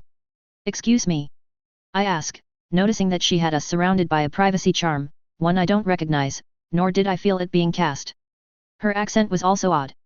She's speaking French, and the terms are mostly modern, but the way she speaks sounds ancient, as if she's here from the 10th century or something. The lady sips her tea, and says, oh, nothing dearie. Just an old woman, satisfying her curiosity. That's a horned serpent, right? A hybrid, from the looks of it. I immediately pat my arm on Sly, feeling his familiar form on my shoulders, and stiffly nod. He was currently in his cobra form, which is normal whenever he doesn't fly. But she could have seen Sly when we first walked it, or flew in, for Sly. The lady picks a cut-off piece of the croissant with her fork, and after chewing for a while, she points her fork at me. She says, I knew it. Nikki said no, it can't be a hybrid, hybrids aren't this small, ha. Take that. This lady is a bit off in her head, isn't she? Probably a bit demented too. Although I can't deny that she's a good witch. Her spells are too subtle. Like the babbling hex she just caught me with. Thankfully, my mind is above such spells. Dispelling the hex she cast on me with her fork, with the snap of my wand, I ask, well, anything else? Or is your curiosity satisfied? The lady giggles, all the while continuing with her breakfast, and says, oh, there's loads. Nikki won't mind you stealing me from him for that long, you know. Sighing, I ignore this Nikki for now, lean back and say, what should I call you? If we're going to have a conversation, I need a name to go with it. Call me Aunt Nellie. The lady says, and before I can even react to it, she says, now, the parchment you showed them all before? Did you just write the runes, or did you do something else? I have a bit of a bet going on, you see. At the end of the question, she's practically excited. Weird lady, but well, she is old. If by Muggle standards, she looks 100, then she's definitely at least 150. Plus, considering she's a Vila, add a few more decades. I pick up my own cup of tea, take a sip, and say, runes, and a few charms, after soaking the parchment in. The Confundus elixir. Amazing. And you did it yourself. The lady interrupts me, with a lot of excitement within herself. What's even the point? Why am I even talking with her? Other than curiosity? Was there something in my tea? No, I would have known it. I nod, and say, yes. I don't elaborate, because something's fishy here. This lady comes out of nowhere, asks me questions, and I'm just answering. There has to be some manipulation at work here, because I seem to trust her too easily. Could her Vila charm have actually worked? No, it didn't. My Vila charm failed to catch hold. Don't worry, you aren't being forced to answer my questions. Really, is it so hard to believe that I have no other motive than curiosity? The lady says, making me even more suspicious now. I point out, that's exactly what a person with an ulterior motive would say. I don't feel threatened by her, but that's just making me more suspicious. Am I too paranoid? Probably, but I think it's a good thing. The lady chuckles, and says, very well, I give you my word, that you can leave if you want to. Please, try. I won't stop you from leaving, and I won't attack you in a place such as this, you know. I'm just curious. I decide to do just that, and stand up to leave. As soon as I exit the privacy ward, the lady becomes invisible once again, and I hear a loud cacophony of noise, from the other patrons. Sighing, I take a step forward, and re-enter the warded R. Fine, I believe you. I say, as soon as her smiling face comes back into sight. The lady claps her hands, and says, wonderful. You just won me a bet. She then leans forward, and asks, how old are you? 25. I immediately answer, having gotten used to being Harrison Evans in France. The lady clicks her tongue, and asks, no, I mean your true age. How old are you? I don't mean to ask the age of your face. What? Fuck. Never before, has someone seen through my metamorph magic. Never. I don't think she can see my face, but she probably knows that there's something hiding my true face. Swallowing, more than a little afraid, but a lot more curious, I answer, 15. Why? You know, I confess, my curiosity will most probably kill me one day. Damn my Ravenclaw tendencies. Oh. The lady, Aunt Nellie says, and then shakes her head. She mumbles, I thought you'd be younger. Artifact creation, at 15, while impressive, is not too surprising. Excuse me. Oh, don't mind me. I mean, I have seen a lot of people who created something unique for themselves, at 13, 14, 15 years of age. Artifacts are rare, their creators rarer. But 15 is just about right time for you to start learning. She says, and goes back to her tea. Frowning, and more than a little insulted, I say, excuse me if I didn't have artifact creation as an elective for first year. Impressive or not, I don't care, I created all of my artifacts within a week at most. PSST. She tricked you, Sly helpfully says, like I didn't notice that. Ah, you just had the moment, didn't you? Where you found out you were tricked. Always a treat to see. She sighs in satisfaction, and adds, but well, it is impressive. Your rune work is solid, from the looks of it, and you have an amazing understanding of the mind, judging by how you are able to affect them. You also felt us when you walked in, right? I'm assuming you're still in school. I shake my head, honestly impressed by her, and disappointed by myself. I really hate how much I'm trusting her right now. I say, I passed my newts this year, got a special leave for it. And immediately curse myself. Fuck. There's definitely something fishy here. Another babbling hex? Or some type of subtle ward that makes you trust the person. The lady nods, and then her eyes widen, as if they gain an understanding. Damn, she knows about me, doesn't she? Not like the papers kept it any secret, even the French papers had it, a week after the results were declared. Ah, the Aves. No wonder they allowed you to give your exams. You're good at magic, aren't you? The lady says, stroking my ego with a smile on her face. Not falling for it again. I say, I know some stuff. She scoffs, and asks, I read the reports, child. But, you know a lot more than even that it seems. Your gift with languages, or artifact creation was not on the report, discounting the shield ring that you made. But that's more of an enchantment than an artifact. Neither was the fact that you own a horned serpent. I nod, but stay silent. I wonder who this is, and what she wants. My curiosity is fading now, and I just want to get the hell out of here. She creeps me out, despite looking like she'll die soon. Well, I will be sure to keep an eye on your progress, Mr. Aves. I won't disturb you any longer. Take care of your little friend, Horned serpents are really rare, and they're really hard to find mates for. Saying that, she just disappears. Sly flicks his tongue a few times, and says, she's gone. I nod, trusting my own senses over Slice. She's definitely not here anymore, and neither is the other invisible person. It's like she was here one moment, and gone the next. Hopefully, I won't have to ever see her again. She looked old enough to die in the next 5 minutes, so hoping for the best. Was she a pervert? Sly asks, as we walk out of the cafe. I shrug, and say, probably not. She was just plain creepy, that's all. She literally emitted an aura that said trust me, which made me switch between trusting her, and not trusting her at all. Really, everything about her was creepy. From the way she just appeared and disappeared, to the way she already knew so much about my projects. And she spoke about a report? What was that about? Well, I'm guessing I'll find out soon enough. That looked like a recruitment interview, although she definitely didn't know who I was before, that's for sure. I'm just glad to be away from her. Soon, I return back to Britain, and to my lovely new house in Islington, the woman in France at the back of my mind. I'd hired a few local teenagers to move some furniture to the house yesterday, to get some good reputation. They got money, and free food for the 2 days, and I got my furniture set up, all the while looking like a posh rich man, and making a reputation as him. And then, after setting a few warning charms, along with a few basic wards, I returned to the orphanage. I'd told Sister Agnes about my trip, but she thought I was gone in a bus trip around England. Who was I to correct her? And I did plan a trip around England anyway, so I wasn't exactly lying. Now, a couple weeks after my visit to France, and the creepy encounter with whom I think is the wife of the immortal alchemist, I was back in the Chamber of Secrets, waiting for a patroness from the girls. The animagus potion was ready, finally, and we were going to drop our leaves in it now. As soon as the girls show up, that is. What do you think your forms will be? Helena asks, floating around the chamber. I shrug, turn the page of the book I was reading, and say, probably some snake, or a bird. I'm leaning towards owls, bird of wisdom and all that.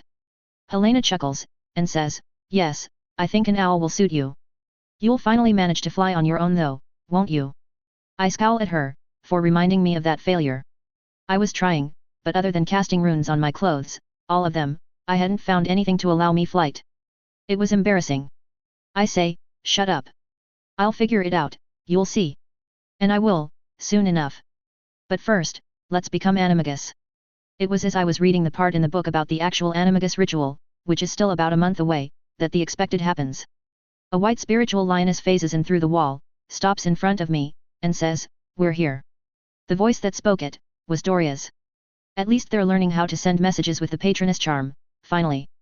Getting up, I keep the book back on the shelf, turn towards Helena, who herself was reading a book, and say, well, you can stay here if you want. I'll be entertaining my friends down in the chamber. Helena nods, and says, be careful not to be seen by anyone. If anyone finds out that you lurk around here, they can cause troubles. Don't I know it? But, I have some methods of staying out of sight. Speak to me, Slytherin. Greatest of the Hogwarts Four, I say, once I'm in the main chamber, and in front of Salazar's statue. Walking in, I see Sly resting on one of the rocks, and leaving him be, keep walking. I'd found, that of the many tunnels here, 2 led to the outskirts of the castle. One came out right in the forest, while the other came out in a cave that's a little bit away from here. I had told the girls to wait near the 3 broomsticks, from where I was going to bring them here, via the cave. Thankfully, I'd asked them to bring their brooms, because this road is a long one. Hey! What happened to the giant dead snake? Anna asks, as soon as we return to the chamber. Hey, they haven't been here for so long? I hid it months ago. Sly kept on eating it, a lot. He basically became bloated, and I had to hide the corpse. It's safe. I say, not saying where it is. It's better that way. Less chances of Sly finding it that way, bloody glutton. I then say, anyway, we're not here for the basilisk, but for the potion. Follow me, ladies. You can keep your brooms on the side there. The journey here, with brooms, still took us 10 whole minutes, and we were already a bit tired. Thankfully, the potion wasn't that far away. It was in the main chamber itself, hidden behind a pillar. So, not exactly hidden. Soon, I divide the gold and yellow potion into 4 vials, 1 for each of us. Then, with the wave of a hand, I write our names on each of the vials, and start handing them out to the respective person. I say, now, slowly dip the leaf in, and then let it go. Don't drop it all at once. Like so. Saying that, I remove the leaf from my mouth, still wet from the saliva, and slowly sink it into the liquid. The leaf, instead of floating above the surface, starts sinking to the bottom of the vial, and stays there. Doria, Anna, and Darla do the same, and then hand me the vials. Putting the rubber cork on them, I say, well, that's done. Now, just have to keep them in an open lake, out on the surface, that is at least 50 meters deep. Darla asks, how long do we have to keep it there? Until the next lunar eclipse, which is in December. So, a long, long time. I say, remembering that the total lunar eclipse happened back in January, and a partial lunar eclipse happened last month, in July. Meh, doesn't hurt, having to wait too long. So, we just have to wait? That's boring. I was hoping for some excitement today. Doria says, pouting. Well, we can practice our magic, if you want. I'll just be gone for 10 minutes, have to keep these underwater, I raise the vials as emphasis, and add, or we can practice our occlumency. Doria scowls, and says, no thanks. I'd rather not do any studying in the summer. It's summer. We'll just have a girls' day out then, why don't we? Mason can do whatever he wants, and we'll have a short trip to London. Anna offers, already having one supporter in the form of Darla. Darla exclaims, yes. Let's go to London, I'll show you good places to go to. And holds Anna's hand. Smiling in amusement, I start leading them back through the caves, once again atop our brooms. I could have just brought the potion outside, but the potion shouldn't see the light of day from the moment the process begins, to the moment you drink it. And the chamber, even if well lit, is still not the light of day. Now, to find a lake suitable and secure enough for this. Don't want some treasure hunter finding and running off with the potions. And then, it's a few months of break. Ah, finally I can tackle flight. A/N, about 5 to 7 more chapters before WW2 starts. Excited to write about it. Short time skips are annoying, so I'll finally get to write actual plot. Thanks for your support. Chapter 24, Saint Mungo's. A/N, Pat1, HelloDarkness07. 2 chapters today. This is the first one. With a soft crack of displaced air, I appear in an alleyway out of a small hole in space, and look around to see if anyone saw me, as I start walking forward. But it's unlikely, muggles are prone to ignore magic even when they're staring right at it. It was a small side effect of the Statute of Secrecy, although not a direct or purposeful one. Muggles could still see magical things, it wasn't anything like the mist from Percy Jackson. It was a psychological effect. Having spent centuries thinking that magic is a myth, something to tell stories about, muggles now find it almost impossible to even think otherwise. They find an explanation for themselves, for whatever magic they see, and most of the time, the explanation is completely mundane. Of course, someone can still find it odd when someone appears out of nowhere, or if you do something completely magical out in the open. They tend to ignore it, but they don't always do that. And, something like apparition is more likely to catch someone's eyes, than a glowing light. Still, I cast a notice me not charm around myself, as a precaution. Apparition. It was an amazing art, and now I finally have my license for it. You're at one spot, enter a very small wormhole of your own creation, and exit out of another wormhole at your destination. That's rad, even if I think portals are a bit more convenient, but that argument is not that important. The broken down department store in front of me, is Perch and Dows, Ltd, says the name board hanging overhead. It looks completely normal, if completely abandoned. The glass windows were broken in, and dust and broken dummies covered the ground. There was another banner outside, on the windows and the door, that said, closed for refurbishment, so that muggles don't pay too close attention to it. Or at least, that's what you'd see from the outside. Ignoring the door, I walked towards the window that held a frankly ugly model dummy, as I was instructed, and approach it to touch the window. The window feels solid to me, so I turn towards the dummy, and whisper, I have a meeting with the head healer. Almost imperceptible, the dummy nods and the window gives in, becoming intangible, my hand passing through it. Looking back, to see if anyone saw through the notice me not charm, I walk through the intangible window, and come out somewhere else. St. Mungo's Hospital for Magical Maladies and Injuries is the main wizarding hospital within Wizarding UK. There were smaller hospitals in wizarding villages, but they were either private, or for small-time treatments. St. Mungo's was government-funded, and had cures, or treatments, for almost any malady. I was currently in a reception room, from the looks of it. There were about 30 wizards and witches here, most of them looking normal. A few had abnormalities growing out of their bodies, and one even had a chair leg for a hand. How that happened, only he knows. A few were serious patients, one who was coughing, with visible large boils on his face, dragon pox, and another with blood flowing down from the head. They had a healer or two near them, to keep them stable before anything more could happen. Ignoring them all, I approach the reception desk, and smile at the blonde, plump woman sitting there. She looks entirely calm, even with all the excitement happening in the room. Looking at me, utterly bored, she asks, name and purpose. Well, you could have at least used the full sentence. I answer, Mason Aves. I have a meeting with the head healer. I got a letter informing me of an appointment. And I hand her the letter to allow her to conform, when she asks for it. She looks it over, places it back in front of me, and then begins looking over a book. The finger going down the page clues me in on what she's doing. As I wait patiently, she pauses her finger, and says, Ah, yes. Mr. Aves. You do have a meeting with Healer Potter. Take those stairs, and go to the 3rd floor. Her office will be right in front of you. I'll inform her of your arrival. Taking the appointment letter, I place it back inside my coat, and nod at her. Smiling, I say, thank you for your help, miss. Good day. Have a good day. The lady calls back, as I start walking towards the stairs. The place looked all right, about what you'd expect from a hospital. It wasn't too fancy, and nothing too magical was apparent visible, if you ignore the patients and the magical portraits. The stairs were bland, with nothing magical about them either. Soon, I reach the 3rd floor, and walk towards the office of Healer Potter. Hey, I wonder if she's a relative of Harry Potter, or a would-be relative. I don't remember reading about anyone in his family being a healer, but JK did skip a lot of important stuff. Mainly family trees. I just know that the head healer's name is Head Healer Potter, and that she's a woman. Other than that, I wasn't told anything. Not by the receptionist, not by the appointment letter, and neither by Professor Slughorn, who informed me about the specifics of the apprenticeship. I don't even know who I'm going to apprentice under. Before I can knock on the door, that says Head Healer Potter, the door opens, and I am allowed to look inside. There was a table, with the expected files and folders stacked neatly, and a woman seated behind it. The woman looked to be in her 60s, and had a few patches of grey hair to show it, and had brown eyes. She was wearing the typical lime green healer's robes, and had a top hat that reminds me of Muggle nurses. As I take my first step inside, the woman gets up, and says, Mason Aves, I presume. Yes, I am. Master Potter. I ask, just to make sure. The woman nods, holds her hands together in front of her, on the table, and says, that's yet to be decided. I agreed to meet with you because I owed Horace a favor. I have not yet decided to accept you as an apprentice healer. Of course, ma'am. I say, nodding at that statement. I already knew that. Nodding at me, Madam Potter tilts her head towards the empty chair, and says, come in, sit. I don't have all day. Nodding graciously, I sit down on the chair, and keep my document file on the table.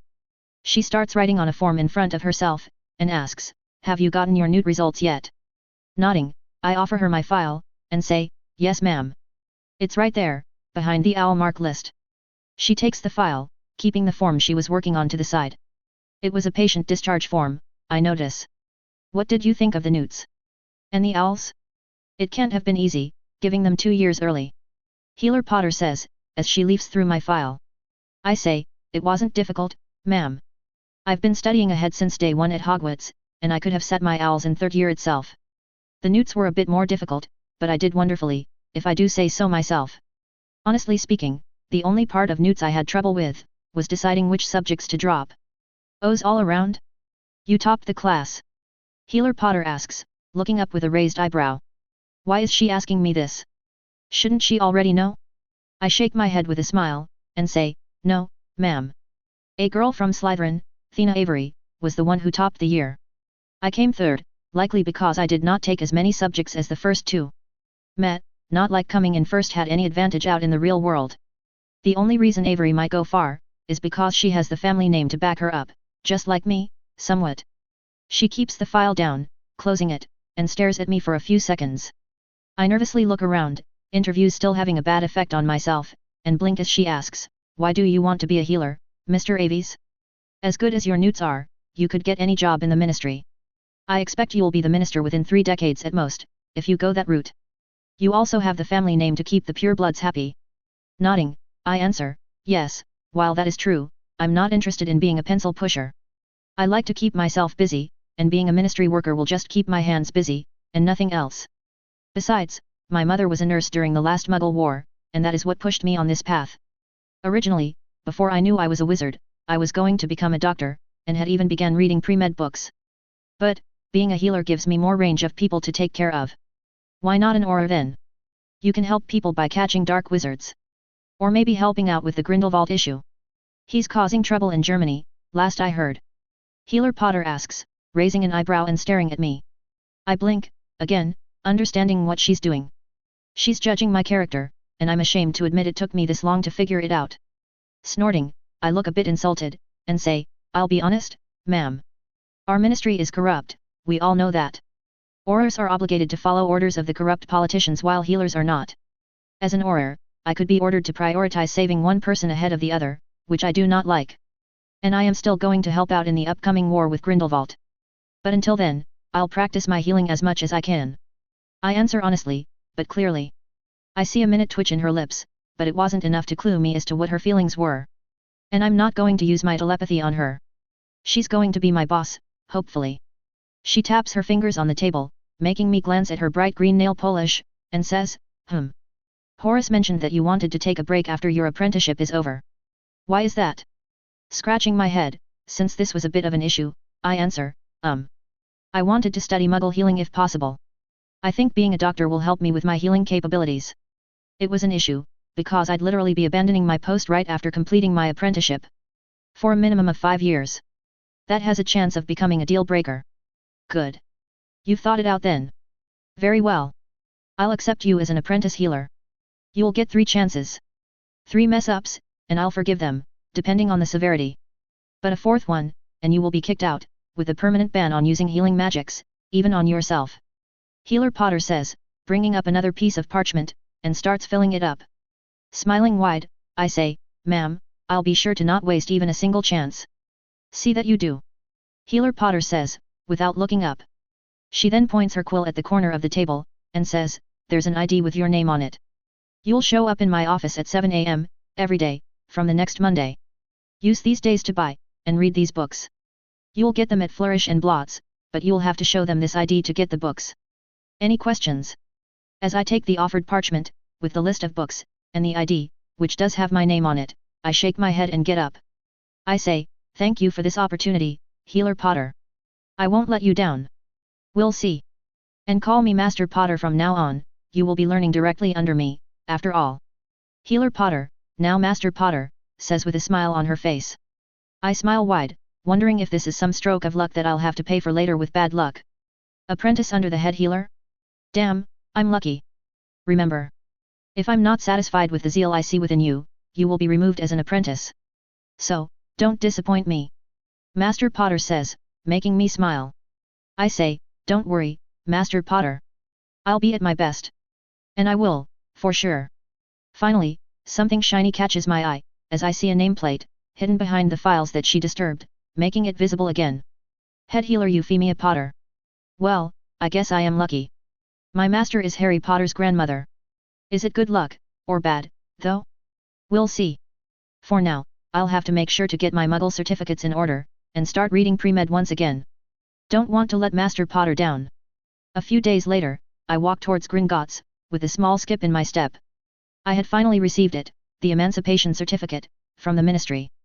The bureaucracy processing speed of the Ministry honestly baffles me sometimes, like now. I got my apparition license 4 entire weeks before receiving the emancipation certificate. I literally had the apparition license in my hand before I was even declared a legal adult. Approaching the goblin manning the inheritance station, I wait in front of the goblin to be acknowledged. A few minutes of waiting later, it's my turn, and the goblin asks, "What can Gringotts help you with?" "I would like to take a bloodline test, and claim any vaults I am entitled to," I say, looking straight into his eyes. The goblin stares at me for a few seconds, and asks, "Name?" I answer, "Mason Lucas Aves."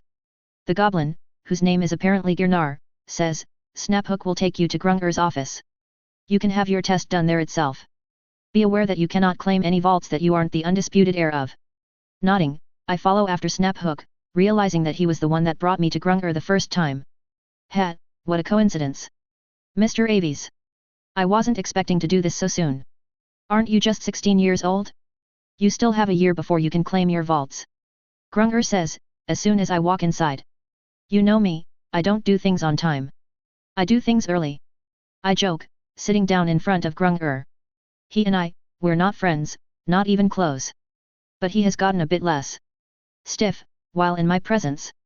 Handing him the emancipation certificate, I say, "Jokes aside, the Ministry of Magic just declared me a legal adult. Now, I know that goblins don't exactly follow ministry law, but I think 20 galleons should change that, right? 25. I need to explain to my superiors why I allowed a child to claim his family vault a year early." Grunger counters, showing his teeth. I shrug, and count out 25 galleons from the pouch on my hip. G25 is not that much of a loss for me. Grunger keeps the money in a drawer, and hands me a parchment along with a parchment. He says, 7 drops, please. "And just so you know, the emancipation certificate holds true in the bank. So, thank you for the generous donation." As he gets up and walks towards a locked cupboard in the back, I say, "You're welcome. And at least this way I won't face any troubles while claiming my vaults." Already knowing the procedure, I cut my thumb, and drop 7 drops of blood on the parchment. Meanwhile, Grunger closes the cupboard and approaches his chair once again. Keeping a small box on the table, he says, "We already know you're the sole heir of the Aves account, which the bloodline test will show. Now, let's see if you'll get any more vaults that you're dreaming of." I curiously look at the box. It was about a foot long, and half a foot wide. The box was probably wooden, but it was covered in a smooth acromantula silk, so I couldn't tell for sure. Taking the parchment from me, Grunger puts his pointy finger on it, and says, "Reveal." In the goblin tongue. I could understand it, thanks to my mutation, and I could read it too. But, my throat just wasn't meant for speaking it, so I didn't even try to do it in front of a goblin. It contains a lot of growly, throat sounds, along with more than a few snarls, and I would mess up within the first 5 words itself. Every time. Just like last time, my name is written at the bottom, and my parents' names get written atop mine, followed by my grandparents. But then, the list keeps on going up my family tree. On and on, the names go, one generation to the previous, and I see a few surprising names up there. Dilys Derwent, a previous headmistress of Hogwarts, and a head healer of St. Mungo's was one, while Josephine Claude/Flamel was another. Josephine Claude was a Podiwunner from the 12th century, who had married out of the Flamel family, and into the Claude one. It was an extinct family now, the last daughter marrying into the Aves family itself. I didn't know I was a descendant of Nicholas Flamel's great-aunt. Welp, judging by the intermarrying that is prevalent here, in the wizarding world, most of the wizards in France are probably descended from the Flamel couple themselves, which I'm not. The names finally stop in the 11th century, when the building of Gringotts had first began. Gringotts, as a bank, was only established in the year 1474, but people would still hire them to protect their property in underground vaults, that still stood to this day. Of the hundreds of names written there, I see that a few surnames were written in green ink, some in red, and some in black.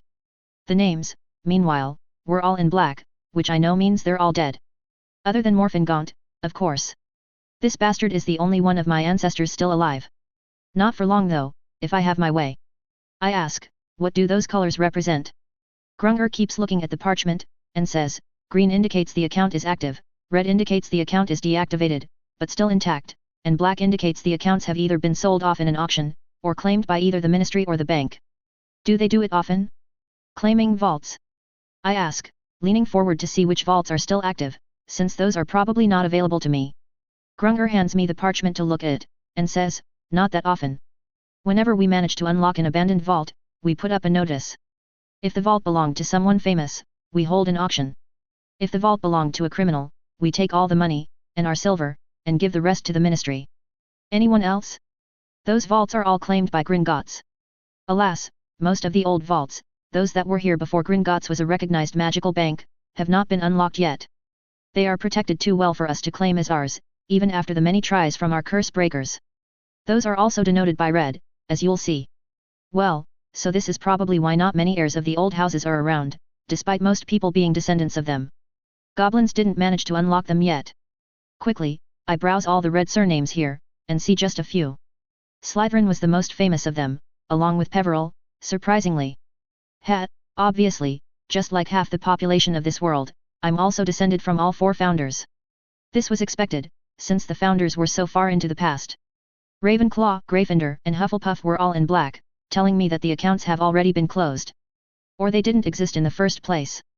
Slytherin, however, was in red, and so was Peveril. So, the account still exists, and I can claim them. I am a bit upset about the lack of a Ravenclaw account, but Rowena already gave me a library that has literally infinite knowledge. I think it's a fair trade-off. Say, Grunger? Slytherin and Peveril are still red? Does that mean I can claim them if I'm eligible? I ask, keeping the parchment down. Grunger snorts, and says, the Peveril vault has been closed for 400 years, and none of our curse breakers managed to open it. Even a few of their other descendants tried it, but nothing worked till now, so I suggest against it. As for Slytherin, the Gaunts have already tried opening the Slytherin vaults, Mr. Aves. It didn't open for them, so I doubt it will open for you. Humor me, if I try, and if I open the Slytherin vault, will I be entitled to all within it? I ask, dismissing the Peveril vault for now. It seems like the Peveril vault is literally closed off, if even the Potters failed to open it. As for Slytherin, I'd still like to try. Hopefully, the vault has more knowledge about Salazar's time shenanigans. Some more ritual knowledge will also be appreciated. Grunger blinks, twice, and says, well, unless you want to pay the vault fees for the last 400 years, with interest, Gringotts will claim all monies from the vault, along with anything goblin made, and the rest will be transferred to the Aves vault. Speaking of the Aves account, here. Grunger slides the box from before towards me, as I ponder over the Slytherin vault. Not even a second later, I decide. Yup, I'm going to try and open it. I take the box, and try to open it. It doesn't budge, but it glows a bronze color for a second.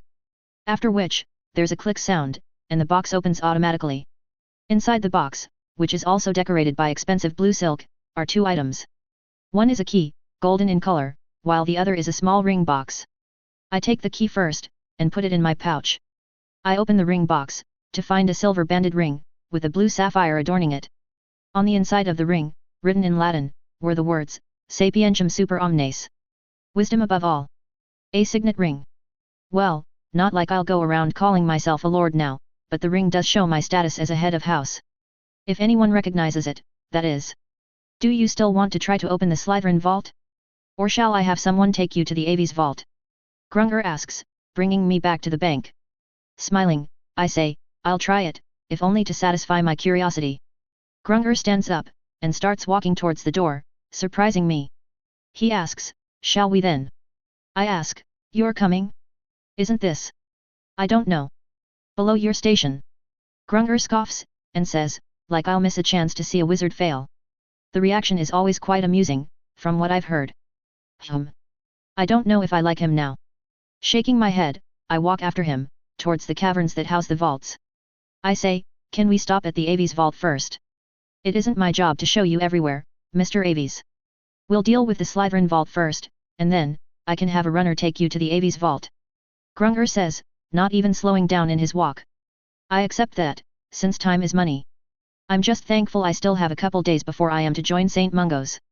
Soon, we take the cart, deeper than I've ever been before, and stop in front of a dark cavern.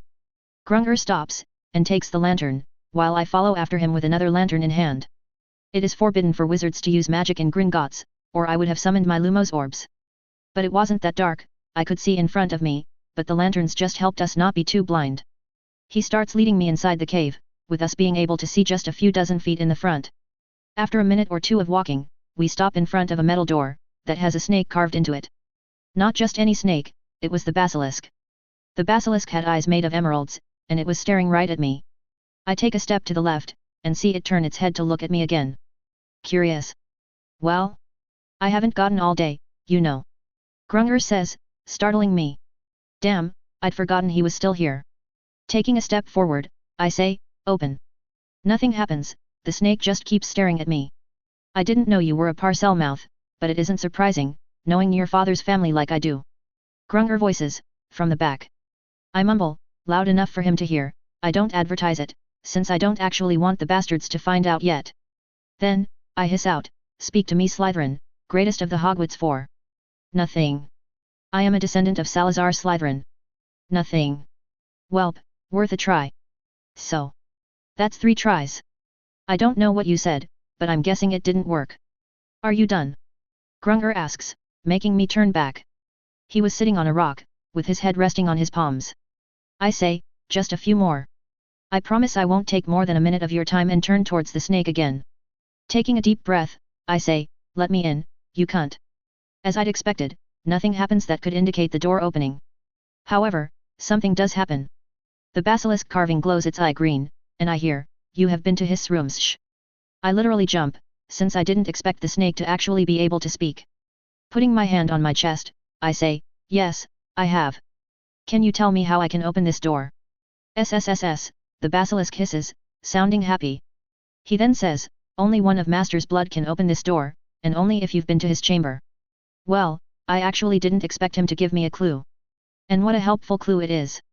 Blood, and password. And the Gaunts would have never guessed let me in, you cunt to be the password. Someone who already knows about the room is sure to try that password, which makes it extra secure.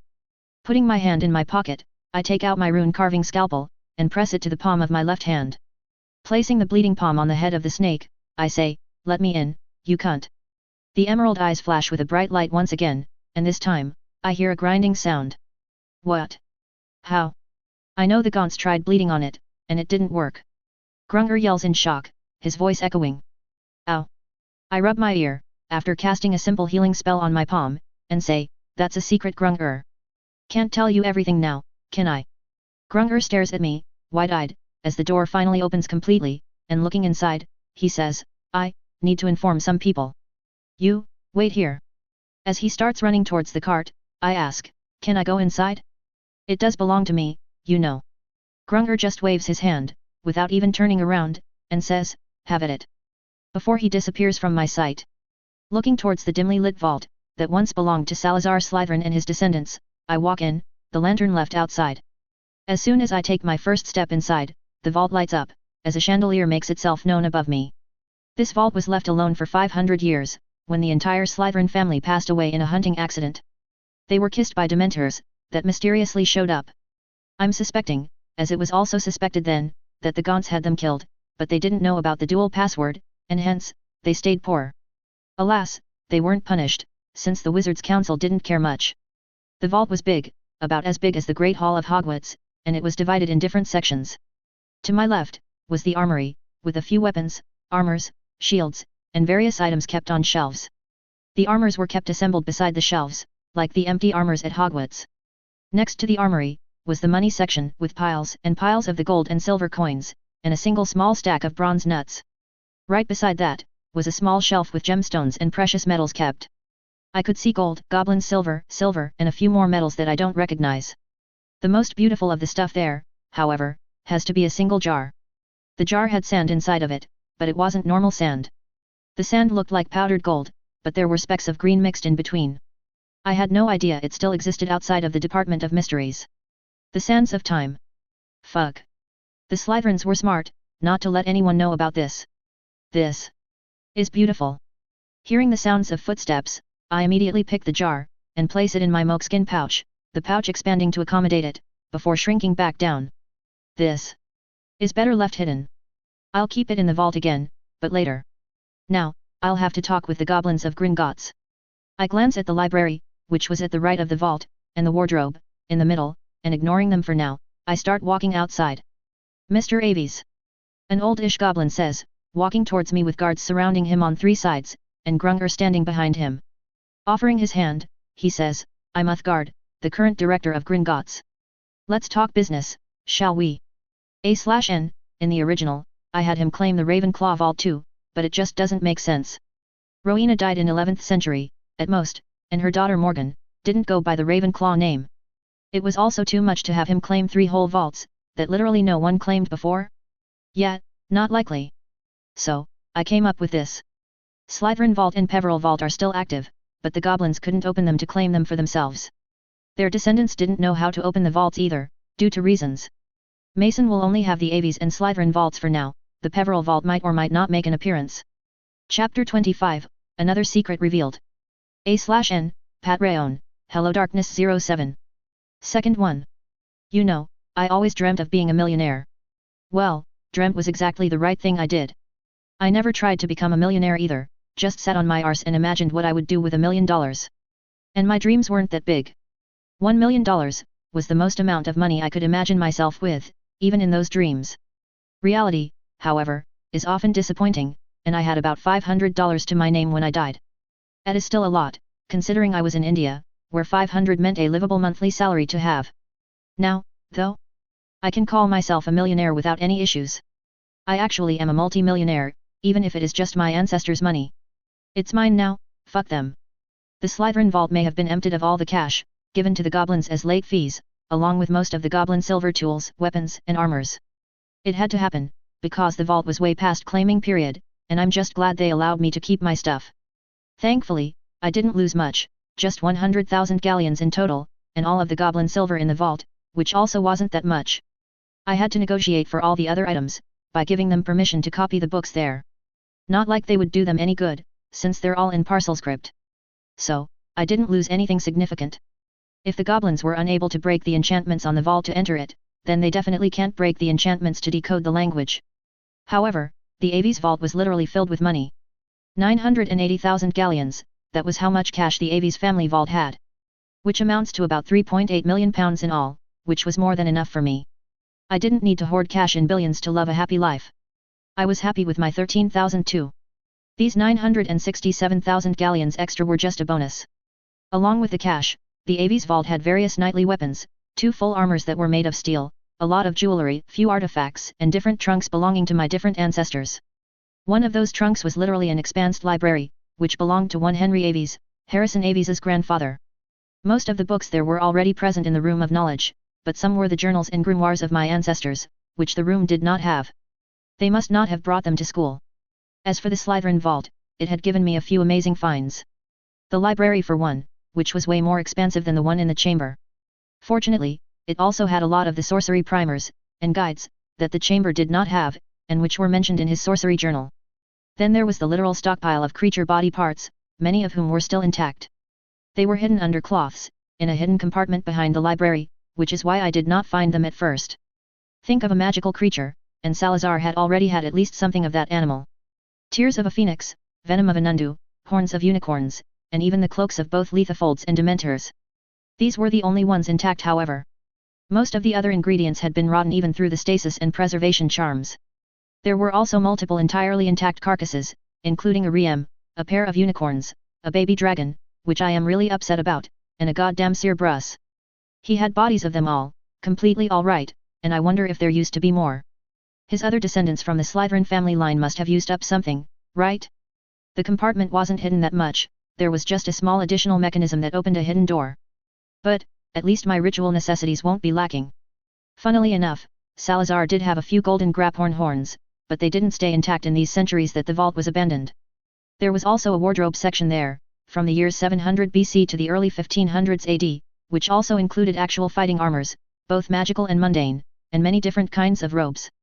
Anyway, after spending a day just going through everything in my vaults, both Aves and Slytherin, and finding many interesting things, I came back home, to the orphanage. I was going to spend another year here, having told Sister Agnes that I was working a job at the hospital, which wasn't exactly a lie. Soon, however, I'll have to make something up to own the Malvern Terrace house in my own name, and not in Harrison Evans's.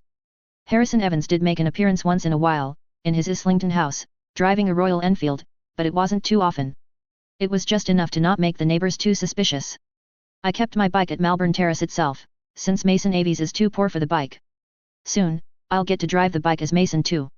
When Monday comes, I show up outside the office of Master Euphemia Potter, the head healer of St. Mungo's, to begin my healing apprenticeship. Good, you're on time. Master Potter says, opening her door at exactly 7 a.m. Wonder how long she's been actually here. Nodding, I smile, a bit excited to begin, and say, I'm eager to start working, and learning, ma'am. She smiles gently, and says, you'll be cursing your excitement soon enough. Now, follow me. You won't be doing anything for the first month, other than reading your books which I assigned you, and observing the healers at work. I'll show you to your first station, in the Di Llewellyn ward, where you'll be shadowing Healer Smethwick for 5 hours. After lunch, which Healer Smethwick will inform you of, you will come to my office so I can gauge your actual medical knowledge. Any question? Just one. Will I be assigned a different healer every day, for shadowing, or will Healer Smethwick be responsible for my learning? I ask. I'm asking this because the questions I ask the healers will depend on that. An unknown healer won't bother answering me with the same enthusiasm that a regular teacher would. Master Potter says, a different department, every day, and then you'll cycle through them all. You'll be allowed to clarify your doubts with them, or you can note them down to ask me later. We had reached the Di Llewellyn ward by then, by way of stairs, and she walks in without a knock. There were 6 patients, and 5 healers in the room, one of the healers wearing a badge called Department Head Di Llewellyn Ward. That was obviously Healer Smethwick, whom Master Potter approaches, with me following behind. She says, Hippocrates, this is our new trainee healer. Mason Aves. He might be young, but he's smart enough to be here. Apprentice Aves, this is Healer Smethwick, he'll be responsible for your education for the day. I'll leave you in his hands. Remember, sharp at 1 p.m., I want you in my office. Well, so begins my medical education. Time skip, August 1936. A year has gone by, and my journey in learning healing has gone on splendidly. It isn't easy, healing. The first month, as Master Potter had told me, was spent just shadowing different healers, watching what they do, and how they do it. Other than that, Master Potter gave me short, hour-long lectures about different parts of the books that she assigned me. It was easy, at first, since I had read the books ahead, but casting the spells she taught me, even on dead animals, was really hard. The first spells she taught me were diagnosis charms. And there were a lot of them. First came the categorization charms, one for visible ailments, one for invisible ailments, both of which would just tell me what type of ailment it is, and which ward the patient should belong to. Curse damage, charm injuries, hex exposure, failed transfiguration, dark arts, mundane wounds, and genuine illnesses were just few of the types that wizards can befall. Then, after the type of ailment is determined, you need to learn different diagnosis charms that help you determine the specifics of the wound, injury, ailment, illness, etc. These are the spells that help you determine if the cut visible on the arm is from a cursed dagger, curse, muggle knife, or a spontaneous event. Hell, it also helps you determine what the material of the weapon was, and how long ago the injury took place. These kinds of spell took me 3 months to master, which is quick according to Master Potter. Finally, the last part that I have learned this year, is healing minor wounds. I was just on physical wounds right now, with the actual spell damage and all being for later. There's still at least a year of my education remaining, even with my perfect recall.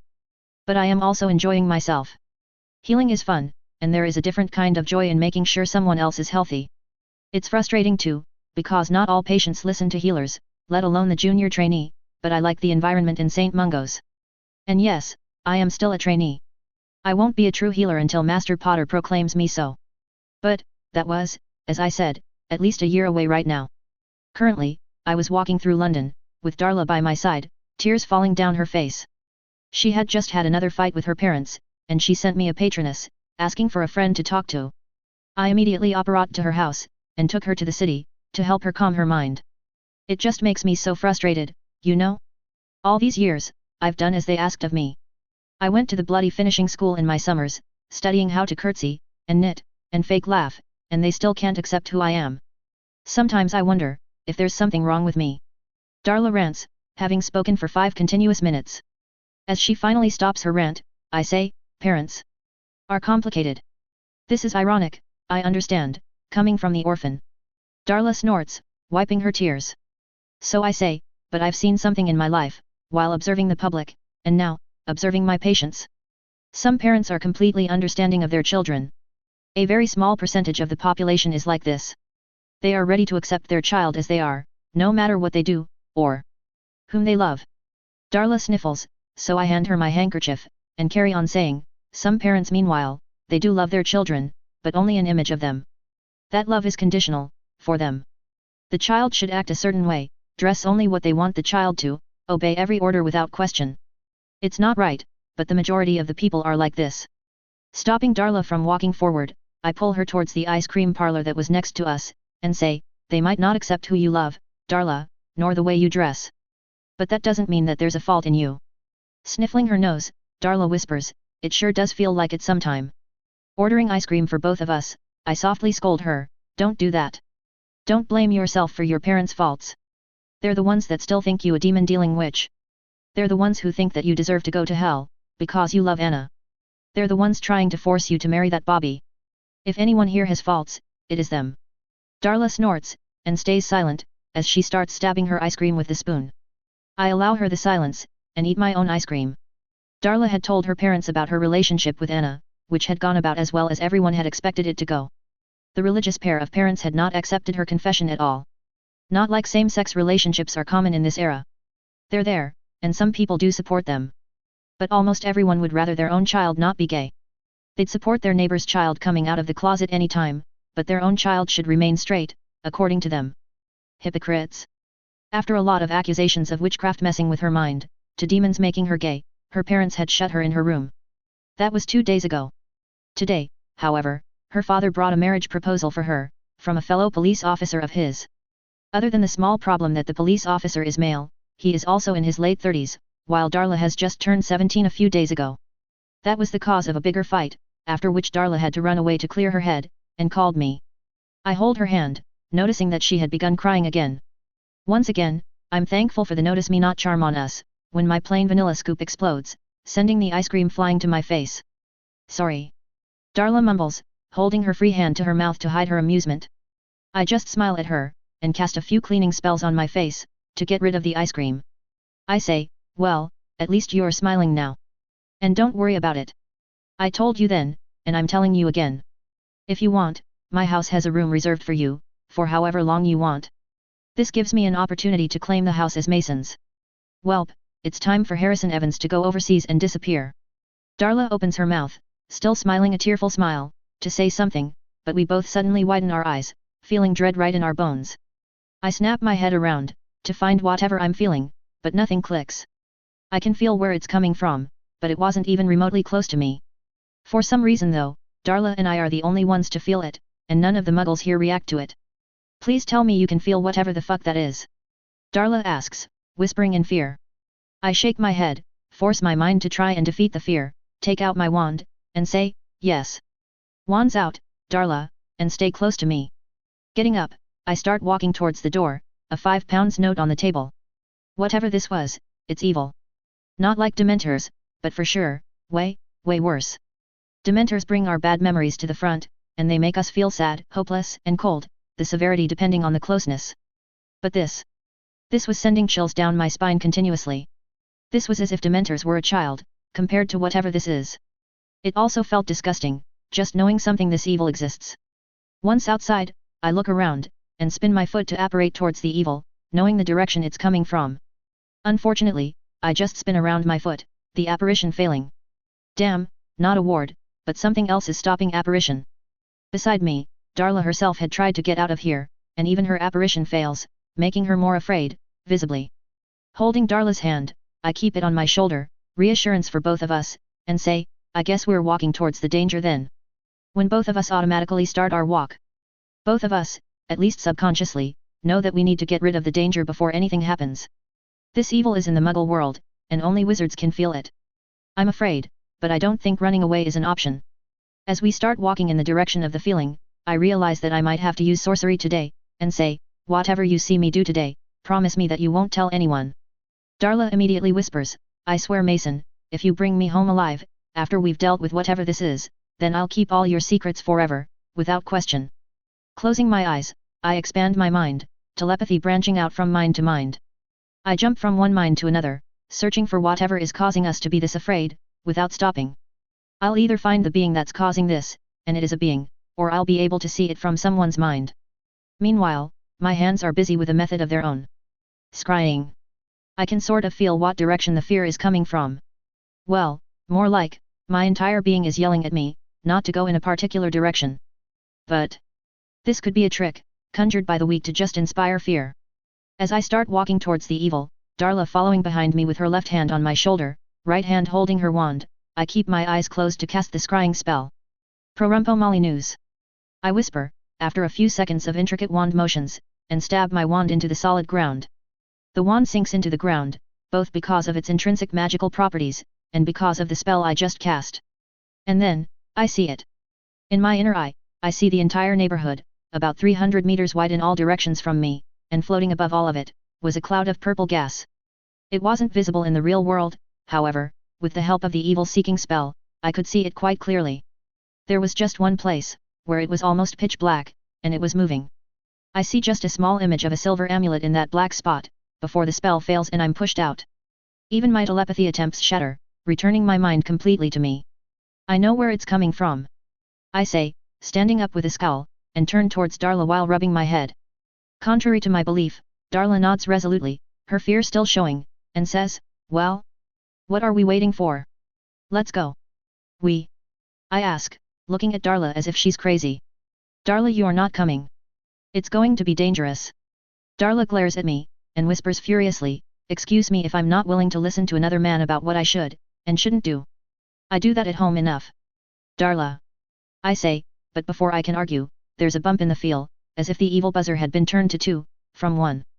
I say, "Okay, we both felt that, and you want to go towards that? Are you crazy? And what? You're not Merlin, Mason. I might not be as good a witch as you are, but I know how to defend myself. I'm going, and you're not stopping me." Darla starts walking towards the direction of the being. Sighing, I pull her back towards me, and say, "Fine, but you'll leave and get an aura as soon as it feels like it's going to get too dangerous." Darla nods and asks, "So? What's the plan?" I pause, to think. I can't tell the Ministry anything, not without sounding crazy. Wizards think that Dementors, Lethofolds and Obscuri are the most dangerous dark magical creatures, and anything more dangerous is not something they'll accept. And the evil bump to level 3, whatever it is getting stronger by the minute. The more time I waste, the stronger the evil enemy becomes. I say, this was the second jump in its strength. Whatever it is needs to be dealt with, and none of us are qualified to do that. What we need to do, is find a way to stop it from getting even stronger, or separate it from the Muggles. Right, and we don't know what's making it stronger. So separation it is. Now, how in the world will we do that? Darla asks, as she joins me in thinking up plans. I smile, and say, "Don't worry about that. Just give me cover fire if the enemy is beyond my strength. Highly unlikely, but not impossible. I am not yet the strongest wizard, hell, I'm barely a competent wizard, when it comes to combat magics, and all that, I've learned came from books. No teacher, means I definitely have some drawbacks when fighting whatever this will be." Shaking me head when Darla tries to ask a question, I say, "No time for an explanation right now. Don't be too shocked by whatever I do today, and you'll be fine." As Darla nods, hesitant to accept it all blindly, I raise my left hand up, and spin my right hand in counterclockwise direction. "What are?" Darla begins to ask, looking at me as if I'm crazy, but stops, seeing a golden portal forming in the air in front of us. "Explanations later, follow me if you really want to fight," I say, and walk through the portal I created. Darla follows me a second later, and looks around. We were currently in an alleyway, looking out towards the road, and now, I can feel it clearly. The evil, it was close, very close. Now I just have to find the silver locket. Finally, he was free. After so many years, countless millennia, of having to stay away from Earth, he had gotten free. All because a simple mortal couldn't keep his hands to himself in a museum. Many times, in the past, this being had come to Earth, fought its defenders, and inevitably been defeated. But he knew, that the only reason he was defeated at all, was because the defenders managed to see him coming. And they did see through every plan he laid, no matter how precisely he had done it. So, he had not planned anything at all, for his return. He had just asked his followers to plan something, that does not have a fixed time for the inevitable result, while leaving even him in the dark. They had planned to leave an artifact of his in the world, where anyone can accidentally touch it, and summon the being. It had taken a long time to feed souls to the artifact, to power the summoning ritual, while also being discreet, and so, he had to wait more. Alas, his followers had died, at least those that had managed this feat, but not before hiding the artifact away. And now, a mortal had found it in the British Museum, touched it barehanded for the first time since it was charged, activated the summoning ritual, and summoned the being into this realm. Then, he had possessed the man, taking more souls to make himself stronger, and hidden himself inside a very strong barrier. All before anyone even knew about his arrival. Behind the being, one could see numerous humans, old, young, male, female, and even children, laying down unmoving. They had died spontaneously, with no reason that anyone could see. The being had simply eaten their souls, to make his avatar here more powerful, powerful enough to bring his entire body here, he hoped. Soon, he knew, the defenders would learn of his arrival, but it will be too late. The being will have gotten too strong to defeat by the time the barrier gets removed, mortal souls being just that powerful. As he walks away from his latest victim, the old man falling down on the ground in the middle of the road as if his strings were cut off, he suddenly pauses. The reason, he found himself displaced, the area looking very similar to the place he was in a moment ago, but not it. Sorcerers. He snarls, looking around to find the pests and kill them. It didn't take me long to find the reason of our fear. Not like the man was subtle at all. There he was, walking along the road, ignoring the man dying right beside him, and the dozen or so other people lying dead in the back.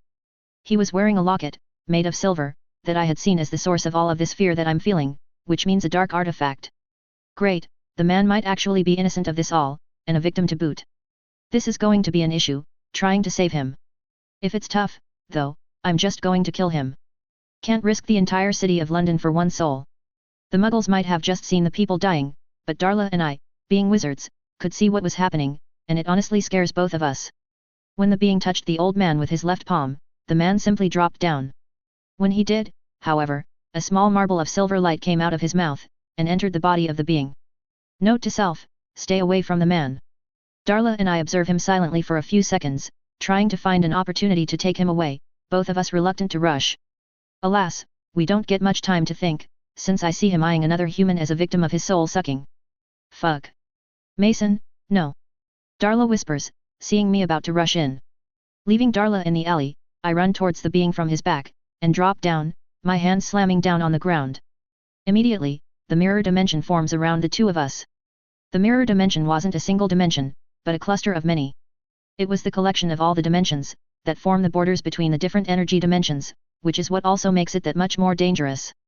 It is almost impossible to escape from, unless you can create dimensional portals, since you never know where you'll appear. The many mirror dimensions is what allows sorcerers to trap enemies here, indefinitely, without worrying about them ever meeting each other. There are just so many of the mirror dimensions, that finding the same dimension again is next to impossible unless you have a sling ring. So, unless you have sling ring, that can create portals between the mirror dimension and the real world, you'll be stuck here.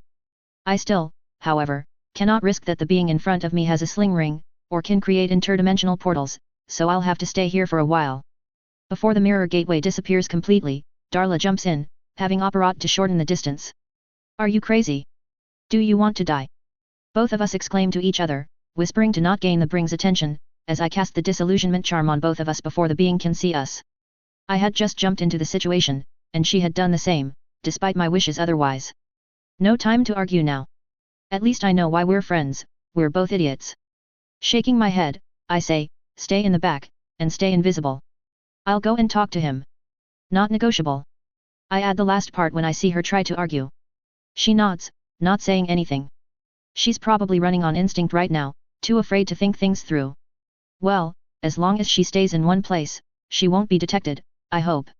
Gods, I should have just sent her home, but I didn't think she would agree. She might hate him, but she is the daughter of a police officer. Sorcerers. The being snarls, turning around to search for me. I walk away from Darla, keeping my telepathy connected to her mind to know where she is, and become visible at a spot to the right of the being. The being immediately snaps his head towards me, startling me with the bright yellow eyes. I patiently look at it, my mind running fast, thinking up plans. I thought my barrier would have prevented you from coming here, but obviously not.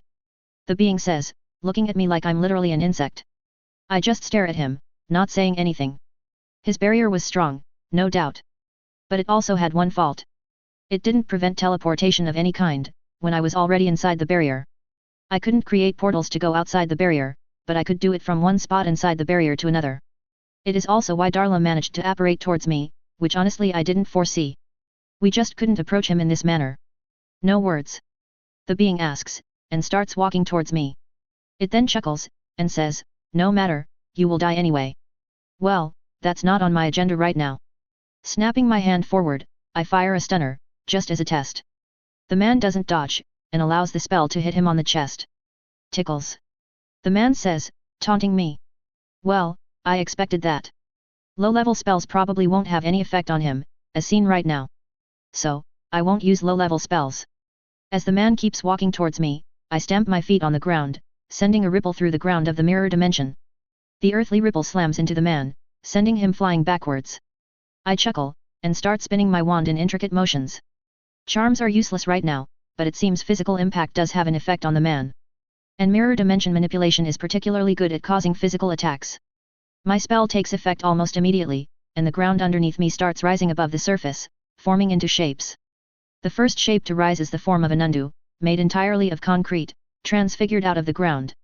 Similarly, other animals form near me, most of them big enough to seriously harm the man, and others small enough to go relatively unnoticed. I've noticed, after having mastered the mirror dimension spell, that transfiguration spells are more stable here. It's like, the dimension itself is more allowing of changes in reality.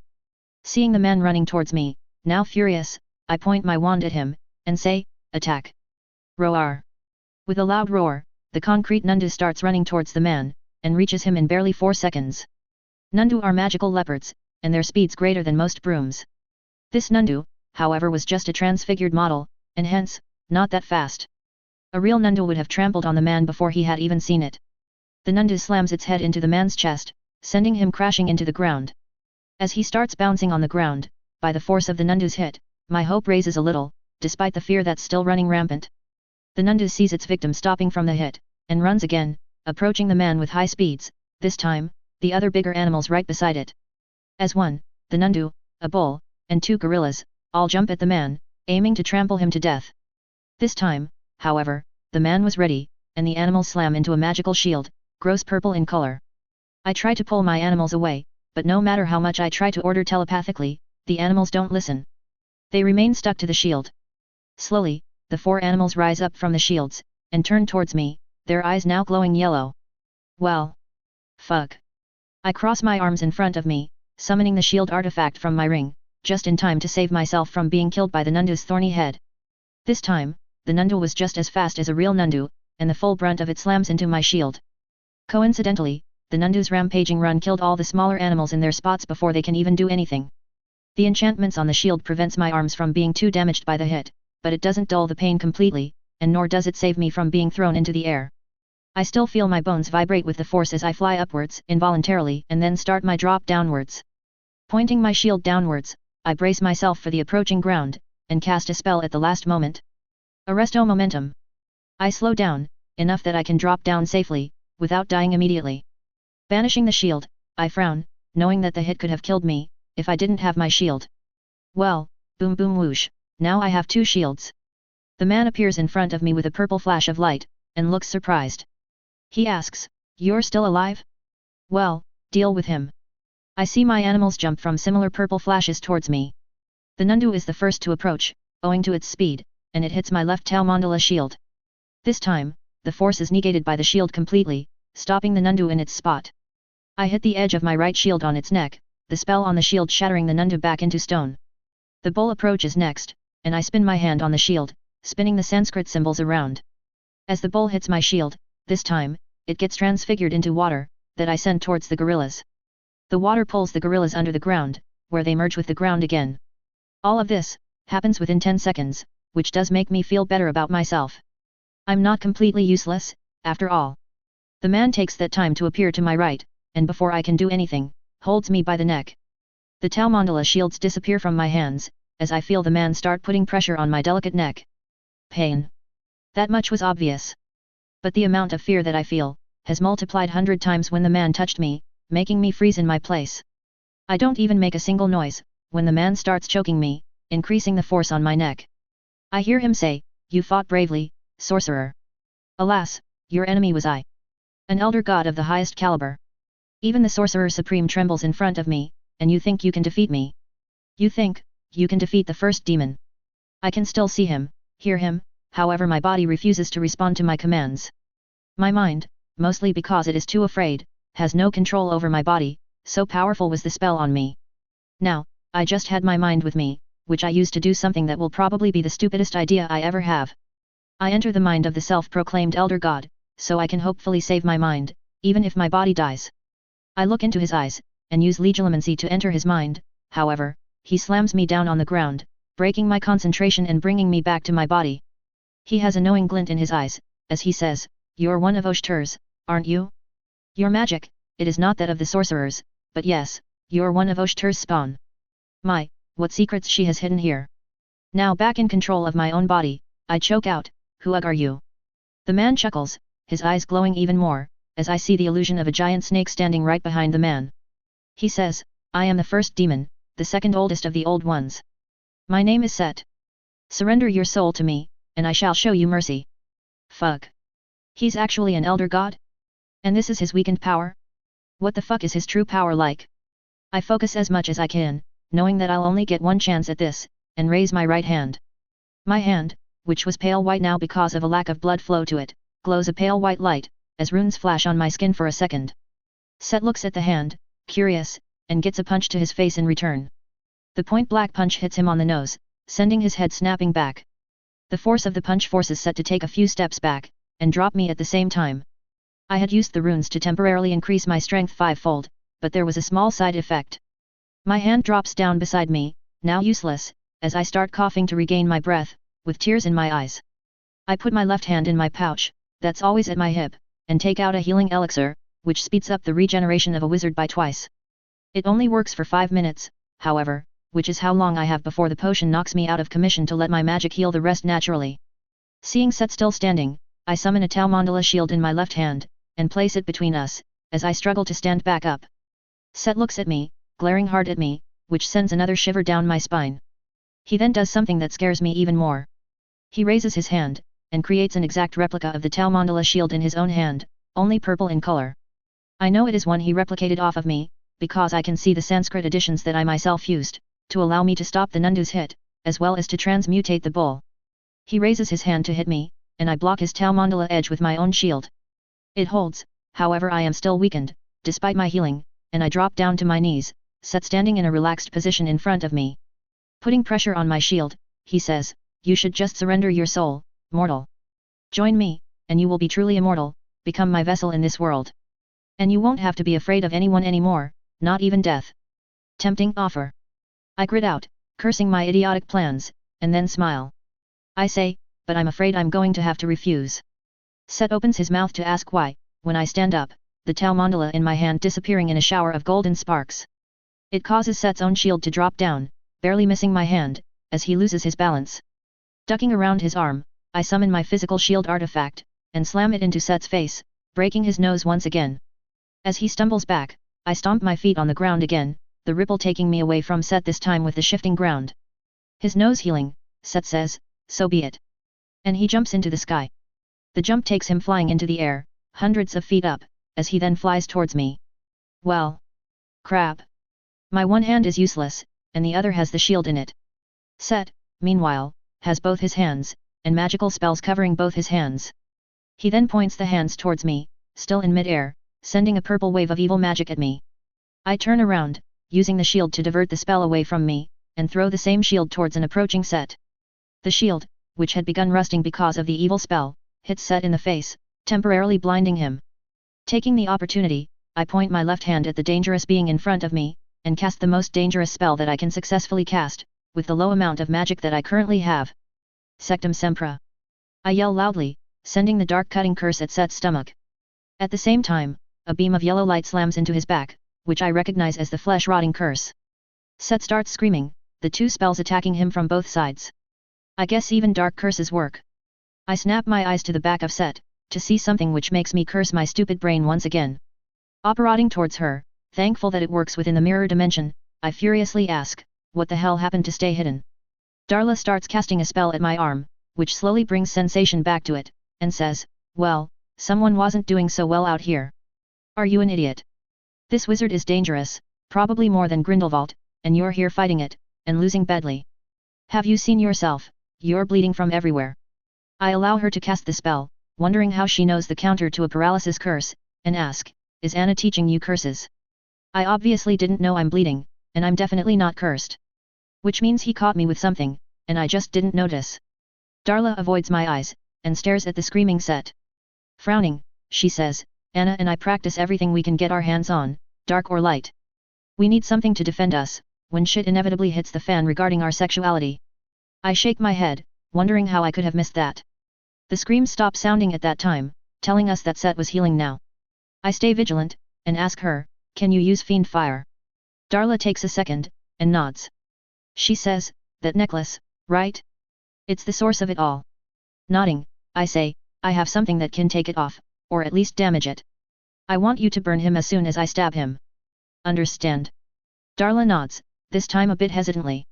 So I say, Darla, I need you to promise me. Doesn't matter if I'm safe or not, we need to kill this being before he can get out of here. Everyone will die if we fail here because you didn't want to harm me. Okay, you prat. I'll try. Promise me you'll try to get away. Darla says, holding my right hand with her left. Well, at least I got the feeling back to it. And I'm going to have to come back from this, or Darla will be stuck here until some other sorcerer finds her, which is highly unlikely. Pressing her hand in support, I walk a few steps forward, wanting Set to keep his attention at me. Now completely healed, he looks at me, and then Darla. I feel her shiver at his look, even when the telepathic connection is dulled after everything I've been through right now. Then, he looks at me, and says, last chance, Spawn, join me. I'm guessing you can't eat my soul, for some reason, or you would have already killed me twice. Is this Oshtur limiting your appetite? I ask, getting ready with 2 Tau Mandala spinning around my both fists. Summoning 2 magic circles of his own, Set says, doesn't matter, pest. I just have to kill you the old way. By my own hands. And then, he fires a thick beam of purple light at me, from his hands. I create a portal in front of me, making it appear at his back. The beam hits him in the back, pushing him towards me. I run forward, and slam my shields in Set's neck, the edges trying to cut into it. It fails, as I expected, and Set headbutts me in the face. As I bleed from my head, falling down on the ground, Set picks me up. He says, I gave you 3 chances to surrender your soul, but it seems you don't want power, or your life. Now, you will die. This time too, I feel myself being paralyzed, my body not responding to me. However, this time, I was ready for it. With a small push, my astral form gets out of my body, and then slams right back into it, creating a small shock of universal magic within my heart. This shock is enough to break my paralysis, allowing me to move again. Before Set can react to the innovative use of astral projection, I conjure a dagger from my pouch, and slam it into the locket in Set's neck. The dagger, made of goblin silver, and dipped in basilisk venom, stabs right through the protection spells it was covered by, and goes through it, into the flesh of the mortal vessel. Set drops me, more out of surprise than anything else, and stares at his broken locket, as the basilisk venom has already melted most of it. The basilisk venom is now also coursing through his blood, which makes him drop down to a knee. The spot I stabbed into is black, with the venom slowly rotting his body from the inside. I stumble back up, and start running backwards, knowing that basilisk venom is not enough to defeat an elder god. It just weakened him, but it won't take long for him to recover.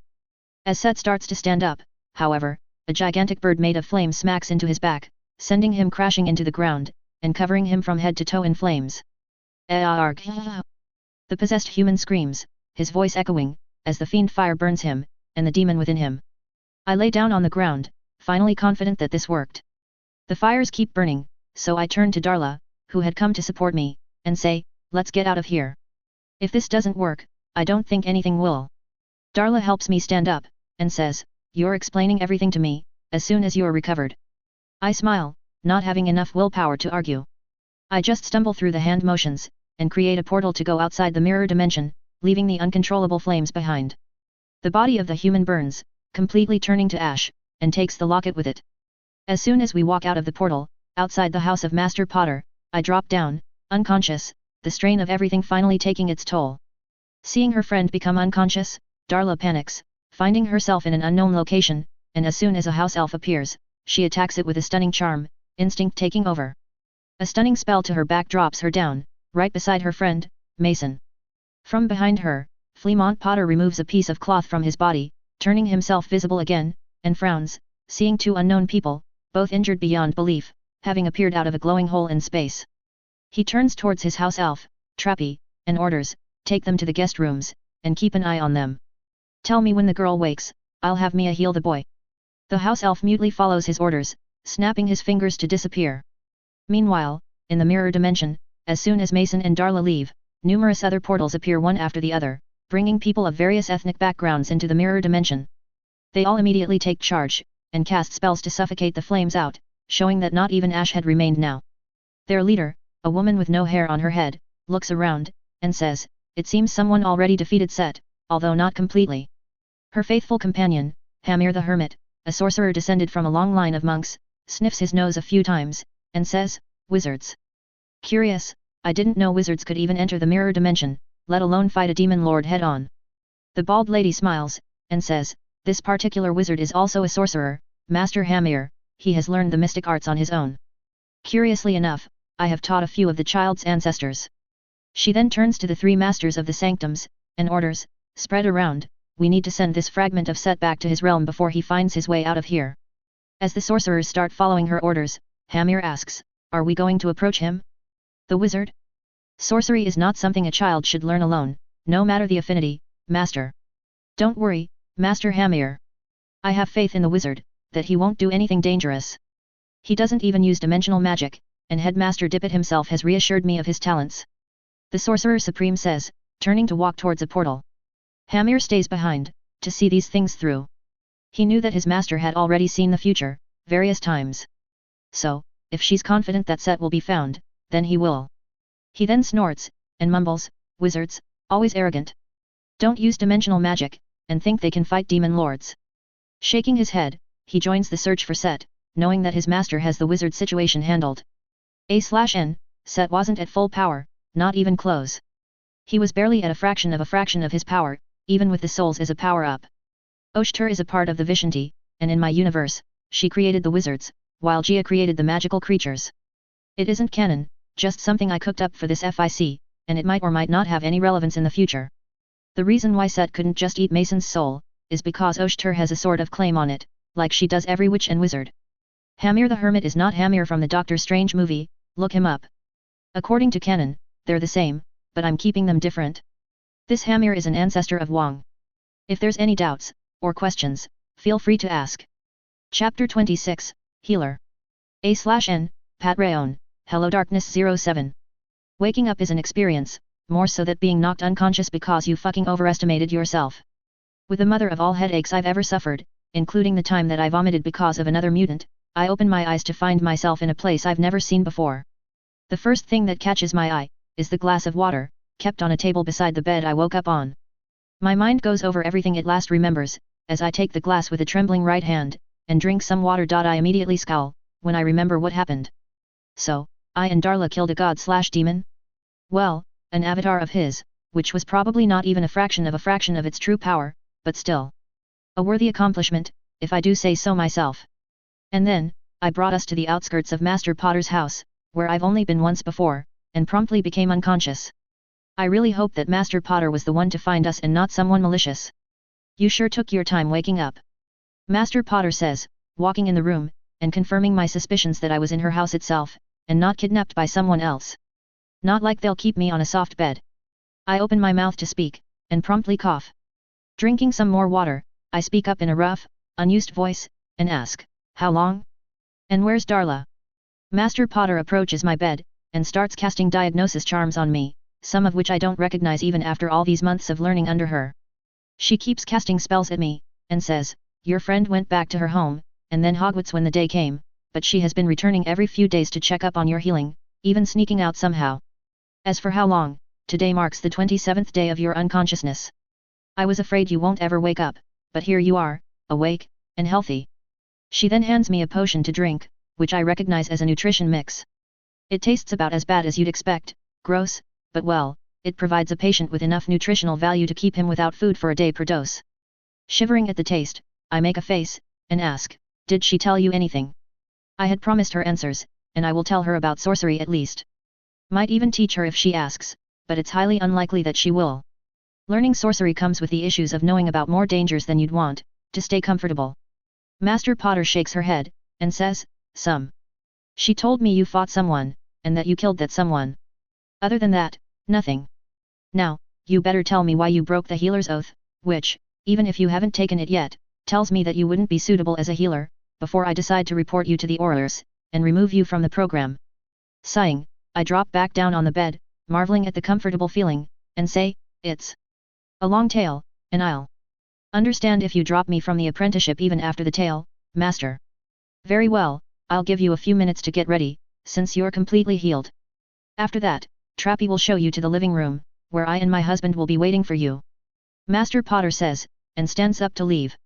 I look at her retreating back with sad eyes, my previous pride gone. I did kill a man, and let a lot of other people be killed. And I'm hoping to be a healer? But, I couldn't even do anything about it. This was literally a demon god I was fighting, and none other than Set, the first demon. He committed the literal first crime on Earth. And I had to kill the man, or I would have died, I know that. Plus, there's no guarantee that the man's soul was even intact in there. He caught my legilimency/telepathy attack, so I couldn't check the mind, and I don't have anything that can detect souls. Slowly getting up, I pick my enchanted glasses off the table, and wear the clothes kept neatly folded on the table. I was wearing some pajamas before, and these clothes were a shirt and trousers of my size. My other belongings were similarly kept there, including my ruined clothes from the battle, cleaned of my blood, but still torn in places. Sighing, I pick up my wand, feeling comforted in its magic, and place it in my wrist holster, and then wear my ring back on my finger. This ring saved me a few times today, and I'm thankful I created it. Wait, not today. 27 fucking days ago. What the hell did they tell everyone? Well, I should find everything once we have a talk. As soon as I open the door to my current room, a crack sounds in front of me, showing a house elf. Unlike what I'd expected of a good family like the Potters, the house elf wore the typical house elf clothes. A pillowcase, a pair of shoes, and a cloth belt around the hip to keep the pillowcase from flopping around. Although, the clothes did look of a better quality than the house elf's Hogwarts, so I'll give them that. The elf, Trappy, says in a squeaky voice, "Come, young sir. Trappy be taking you to the sitting room." Smiling at Trappy, I say, "Lead on, Trappy." Trappy smiles happily, and turns around to lead me. Walking behind Trappy, I observe the walls, and see the portraits and paintings observing me. I have been to this house, exactly once, when I had to drop something for Master Potter. I arrived here, having given the location by her previously, and came just as far as the front door, where Master Potter met me. So, I haven't been inside, ever. Soon, I find myself sitting in front of Master Potter, and a man in his 60s, who could only be her husband. Fleamont Potter, a podiwinner of the highest caliber. He's probably just a few steps shy of becoming a potion-oriented alchemist, if he intends to do so, that is. After introductions, and a few minutes of silence, to drink tea, I sigh, keeping the cup and saucer down. Looking at Master Potter, I say, "Let me start by saying that if there was a way to save that man, while not endangering anyone else, I would have done it. There wasn't any other way, I swear." Master Potter stares at me for a few seconds, and then nods at me to continue. So, I begin recounting everything. From me going to cheer Darla up, to both of us feeling dread. For 15 minutes, I tell her about my battle, how I had advantage a few times, but my enemy was copying my magic spells, or outright taking over them. All the while, her husband stays silent, observing my face. And then, I tell her about the last moments of the battle. I say, I knew that this demon was too dangerous to be let out of the prison I'd brought us in. But, I also couldn't risk him already knowing how to get out of it. Since the enemy was definitely stronger than me, and getting stronger by the minute, I had resigned myself to kill both of us in a suicide attack. I was going to kill the demon, and stay there itself to make sure it doesn't escape. Thankfully, Darla came in, rescued me from a certain death, and then gave me another idea. I always carry a goblin silver dagger with me, never know when I might need it, and I stabbed the locket with it, which weakened the connection between the demon and its vessel. I then burned the body with the cursed flames, to prevent him from healing it again. And then, before the flames could spread too much, I brought us here, knowing you'll be the only one to heal us without asking too many questions, or handing us to the ministry immediately. For a few minutes, there's only silence, other than the sound of Fleamont Potter's finger tapping on the armrest. He suddenly asks, "Why are you so sure it was a demon? And not just another wizard with a god complex?" I turn to him, with a grim look, and say, "Darla and I felt his magic, it was evil. Pure evil. I've seen dementors up close, felt them while in the ministry, and they don't even hold a candle to it." Also, the man introduced himself as Set, the first demon. Fleamont turns to his wife, my master, and says, "Only the part about fiend fire was false, everything else he spoke here is true." Sorry for the subterfuge, young Mason, I cast an enchantment on the room to detect lies, since I couldn't take a risk with my wife. I shake my head, not minding it. I'd have done the same if someone claimed to kill a person, and was going to give excuses soon. Master Potter sighs, and says, "What is the world coming to, Grindelwald seeking death or imprisonment of all muggles? Demons roaming the earth again. The corruptive magic that was in your body does confirm your claims of it being a demon, we had to purge your body with the cleansing elixir, and replace your entire right ear. And if it was a demon, then the man beneath the surface was already dead, so don't fret about it too much. Are you sure? I ask, wondering if the Potters have some old knowledge about demons. I know wizards once knew about them, since many books mentioned them. But wizards believed them to be gone from Earth, either dead, or banished. I had knowledge about them, obviously, thanks to the room, and the last wizards heard from demons was in the 14th century. But the Ministry, and the Wizards' Council before it, tried really hard to squash the knowledge of demons from any library they could get their hands on. Master Potter nods, and says, absolutely. Don't worry too much. I won't report you, nor will I suggest doing the same. The idiots in the DMLE will arrest you for practicing dark magic, since they probably have no idea what sorcery is, just like we didn't. Fleamont leans forward, and says, speaking of, I might have read a few mentions of it in the past, but I don't rightly remember. I know Merlin called himself a sorcerer once upon a time, other than that, nothing. Can you explain us what sorcery is, exactly? Smiling, I do just that. Crisis averted, I'm not a murderer, and Master Potter doesn't hate me. I don't however think that she'll allow me to take the healer's oath as is. Even I won't do it. I'm a healer, yes, but I will also not hesitate to kill someone if necessary. The usual oath doesn't allow for any harm to anyone, and killing does count in that. I'll have to look up alternative oaths, or create one. My next trip to the Room of Knowledge will probably include that. I'd been using it in between to look up any additional healing spells, or other knowledge. Healing is an art that has been used for thousands of years, even before wands came to be. There are rituals, runes, wards, all relating to healing, but I stuck to my own level. I didn't feel it right learning to use runes to repair bones, before I could accomplish it with a wand, which I can't do yet. Now, I should visit Darla in school, see how her last year is going, and ironically enough, scold her for skipping school to visit me. As if I didn't do it enough times. As I go home that night, after having Darla visit me herself in the evening, once again by sneaking out of school, I begin my contemplation. I'm weak, not in terms of magic, but in everything else. I don't have combat training, I don't have physical training, and I can barely defend myself in a physical fight. If it wasn't for my shield, I would have died by the nundu that I myself created. If I hope to survive in this world, which seems highly unlikely after my fight with Set, I need to become a fighter. Along with that, I should begin practicing all my spells again, try and make my casting speed faster. I cannot become physically strong enough to battle demons, not unless I get my hands on the super soldier serum in a few years, or the heart-shaped herb of Wakanda, both of which can only make me so strong. I need to become stronger, and I think I know what to do. But, to do that, I need to become a master healer myself, master alchemy, and become a master in rituals. My runic knowledge will just help out in the long run, so I'm already half prepared. I cannot become strong right now, not for a decade in the least, which is how long it'll take to become smart enough to figure out my method. But, I'll figure something out as a temporary measure until then, at least for the duration of the war. Because if I'm not better at both magic and fighting, I will most assuredly die. Time to visit my vaults again, there has to be something there, or I'll try mind hopping again. Finding a boxer, or a martial artist, probably won't be difficult.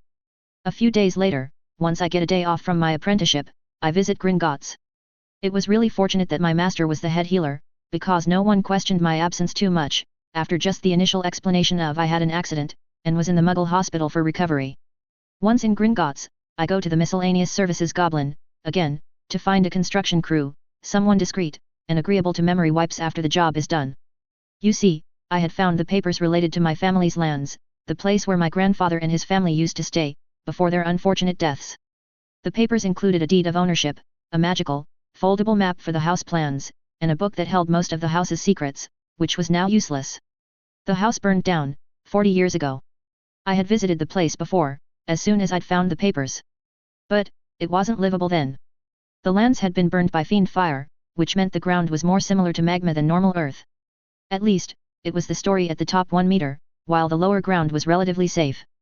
But, it wasn't fertile, nor livable, even after I had painstakingly vanished the damaged earth. Hell, the underground water had all evaporated, leaving dry cracks in their place. I had checked, having gone underground in my astral form. So, this last year, I was busy using rituals, spells, and a lot of alchemical potions, to bring the land back up to shape. Removing the melted earth was pretty easy, if a long tedious process. It took me a few hours, and being magically exhausted, to clear just 1 square meter of the land, at first, so, I crafted a ritual to do it for me. That ritual took place over a period of 1 moon cycle, during which the melted land slowly disappeared, bit by bit. I was then left with a square area of 100 acres, which was deeper than the surrounding ground by 1.5 meters. After that, I used another ritual, this one already existing, to fill the hole with land again, recreating it almost similar to how it used to be, sans the manor, and the small forest surrounding it. The forest, from what I read in the books, was very small, but it was home to a few small magical animals. Nivers, snidgets, gnomes, and more than a few small non-magical animals. I'm guessing that other than the snidgets, which were birds, everything else died in the fire. Anyway, these 2 rituals took me just 2 months, including the time that it took for me to ward the entire 100 acres using Salazar Slytherin's own enchantments. No muggle can even see this land, not from any direction, and after more wards, I made it so that not even a ghost will be able to enter uninvited. After that, I created potions in bulk, using my time slower spells to speed things up, and used them to bring fertility back to the lands. Then, I went through another ritual, that prayed to Lady Gia for rains. Don't know if she heard, or if the ritual was automatic, but the rains that fell after the ritual didn't stop falling for 7 full days. A few more additional spells had to be cast, and then the trees planted, after which my land was finally beginning to heal. And then, I'd left the land alone for 9 months, owing to the fact that I wasn't in a hurry. I still used it, if I need to experiment above ground, and to learn destructive spells, but only for that. And now, I was going to finally build my house again. And I'm going to hire the goblins to manage all of it. Let me get this straight, you want us to have your manor rebuilt, and agree to a memory wipe after our work is done? Does it look like we're idiots? Girnar snarls, staring down at me, as soon as I'd laid out my request. I smile, and say, I am ready to compensate handsomely for the troubles. And I'm not going to erase the minds of goblins, you will erase the minds of anyone you hire to do the job. I was going to have a contract ready anyway, just in case they have something to combat mind magics. And I'm going to learn the Fidelius charm anyway, since there's no way I'm allowing everyone to know where I stay. The Fidelius will take care of anyone that already knows about the lands, including the goblins. Girnar smirks, and I get sent to another office to hash out the details. Once I leave Gringotts, I find myself relieved of 75,000 galleons, which is the fees for the construction crew, along with owing Gringotts 25,000 galleons once the job was done. I did write down a condition in the contract, that they will never give out my house's secrets to anyone, or try to find out more secrets. Because let's face it, I'm going to make some changes after the house is built. Now, I'll have a home for the public in Islington and another for my own private use, which will be the most secure place on earth, once I'm done, in Scottish Highlands. Time skip, February 1938. A year and a half later, I finally hear the words I was dying to hear. Congratulations Healer Aves, on being the youngest certified healer in United Kingdom. I had spent 2.5 years under her, Euphemia Potter, or as she'd forced me to call her, Aunt Mia, and now, I was a certified healer, at the age of just 18. I have tears of joy in my eyes, when I hug her, throwing decorum out the window, since I had actually gotten that close to her. After the incident with Set, I had begun physical training, and magical combat training. The first, I did with the help of 2 things. Memories of a man named Vernon Bell, who was a karate, jujutsu, and judo black belt in Essex, and the books on physical combat that I found in the Room of Knowledge, as well as the Aves and Slytherin Vault. As for my magical training, I practiced 20 hours daily, with the help of the time slower to do it in a single hour, going through different combinations of spells, one after the other, until I became almost completely exhausted. I did the same for sorcery spells, learning a few more spells in between, and generally just getting better at magic. Aunt Mia pulls me away, looks at me sternly for a few seconds, and says, "Mind your manners, young man. And don't enjoy too much, you aren't a true healer yet." I nod, still smiling, and wipe my eyes. Master Potter, after a few more visits from the Set incident, had now become Aunt Mia, while Fleamont had become Monty. I would go there at least weekly, at first to discuss a potion I was working on with Monty, and then just for dinner. I didn't just show up, though. I asked for the first few times, and then Aunt Mia invited me a few more times. Then, it became an open invitation, after I called them to my house for a few dinners. We were good friends, Monty and I. And Aunt Mia and I were master and apprentice, which is already a close bond. Now, even if I am a full-fledged healer, I won't stop coming over, because they give me a sense of normalcy in life. I don't see of them as parents, but like distant aunt and uncle, someone I can go to for advice, and someone who makes one hell of a chicken stew. Nodding, I say, the oath, I know. The healer's oath. The Hippocratic oath. It was an oath that was mandatory, for anyone that hopes to become a professional healer. There were variations, at least in the magical world, but the most common one was very similar to the Muggle oath. Do no harm, try and heal everyone equally, never take a life, etc. The oath wasn't binding, at least, nothing could prevent the healer from breaking the oath. But there were spells to detect the breaking of the oath. Even if they can't prevent anyone from breaking the oath, they can detect if someone who has broken the oath walks inside any hospital. They'll be forbidden from practicing their healing then. I wasn't going to take this oath. Discounting the fact that I have already taken a life, I was prepared to do so again, if need be. I won't kill indiscriminately, but I will kill if someone tries to harm me, my loved ones, or innocents. I also won't hesitate killing during the war, so there's that. Nodding at Aunt Mia, the rest of the masters nowhere to be seen now, and say, I have decided on the oath, Master. I will take the Guardian's Oath. The Guardian's Oath. It was discontinued back in the 12th century, when healers first became truly neutral. Before then, healers did not hesitate to fight in wars, to kill. But, when the wizards went through a long period of peace, the oath was changed. The new healer's oath forbid the healers from harming, killing, anyone, even their enemies. The old healer's oath was then renamed Guardian's Oath, and discarded into history. This oath is more of a protector's oath, than a healer's.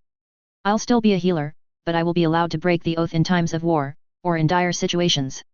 I still cannot kill indiscriminately, and I won't be allowed to kill just for revenge, but I will be allowed to kill in the defense of others, decide to prioritize healing one person over the other, and use any method I deem necessary to heal the patient. Only the head healer will be knowledgeable about it, however, the rest will just be made known that I took the healer's oath. Master Potter smiles, accepting my answer, and says, kneel. I do so without question, keeping my head bowed low.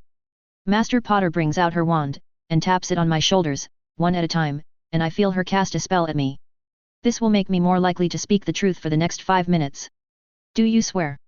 Master Potter begins, making me smile again. I'm finally becoming a healer.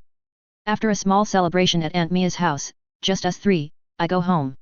I apparate to the Aves Manor, Scottish Highlands. I'd been living here for about 8 months now, which was how long it had been since it was rebuilt. After the crew of squibs that the goblins hired for me, along with a few wizards for spell casting, had built the house, I had cast more wards on the house, making it unplottable, invisible to muggles, and created a very strong barrier around the house itself, making it so that it won't be damaged by spells from the outside.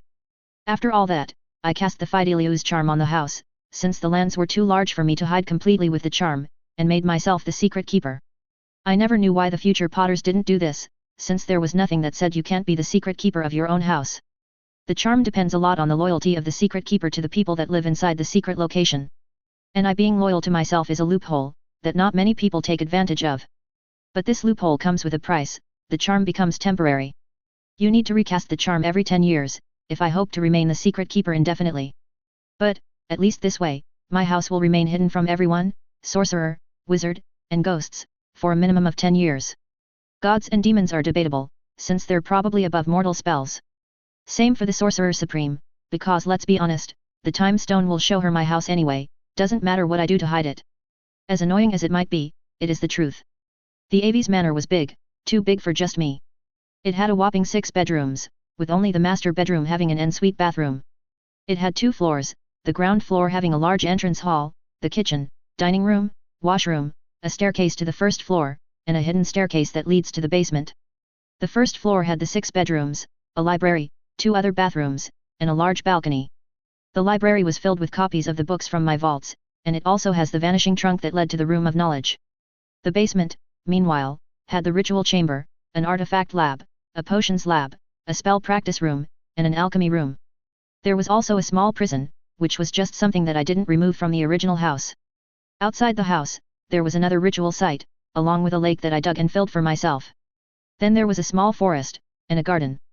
There weren't any magical animals here, other than the 2 pairs of nivers I'd bought, but they were yet to populate.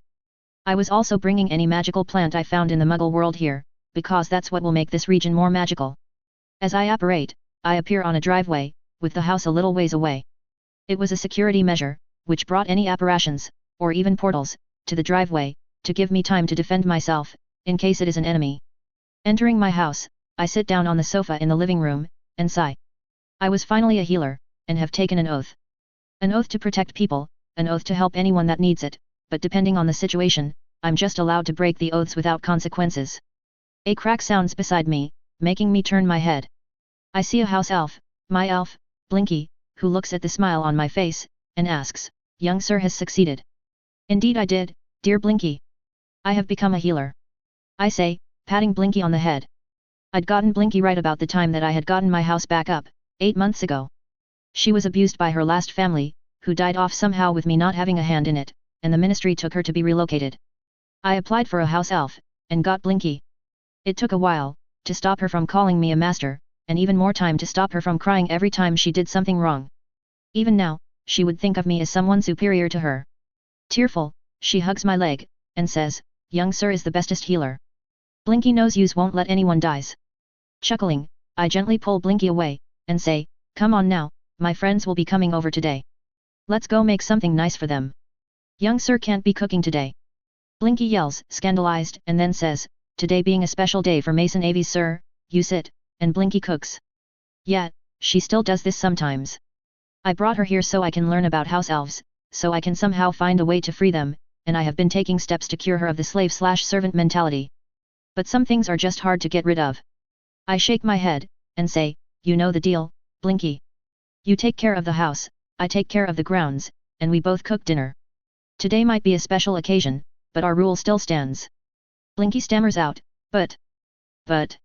No buts, unless you want me to cook for both of us," I say, and start walking towards the kitchen. Blinky jumps and follows after me, all the while trying to discourage me from working in my own house. I might be lazy, but there's no way I'm allowing someone I'm trying to rescue from slavery, to do all the work. I'll just be the part of the problem then. Now, I won't be allowed to work at St. Mungo's yet, since I wasn't 21 years old yet, but I now have a lot of time to do something else. Become a doctor in the Muggle world. But first, I'll have to take care of the certificates. Sigh, more studies. Chapter 27, Errands to Run. A/N, part1, HelloDarkness07. February 1938. For the first time in a very long time, I had a lot of free time, and nothing much to do. I literally have months, before any medical college starts the admission process. Acquiring the Muggle certificates, that were needed to prove my secondary education was easy. I just had to give a few exams after learning and remembering the high school level knowledge. I did this last summer itself, when I had a small holiday from my apprenticeship. And now, I was free from the apprenticeship, 2 months earlier than I'd expected, with more than enough free time on my hands. Which means, I finally have enough time for my errands, which I'd been putting off, or planning, since I was 11. Finishing with the last runic symbols, I stand up, and look at my latest project. On the floor of the ritual chamber, in the Aves manner, were 4 concentric circles, having radii of 2m, 2.1m, 2.6m, and 2.7m each, all drawn using crushed charcoal. The pair of closer circles had runes in between them, using white chalk, while the second and third circles have a continuous zigzag line drawn between them, also with plain white chalk. In the middle of the smallest circle, was a 6-pointed Star of David, with the points touching the circle's inner border. Each corner had a few ingredients in them, that I needed for this particular ritual.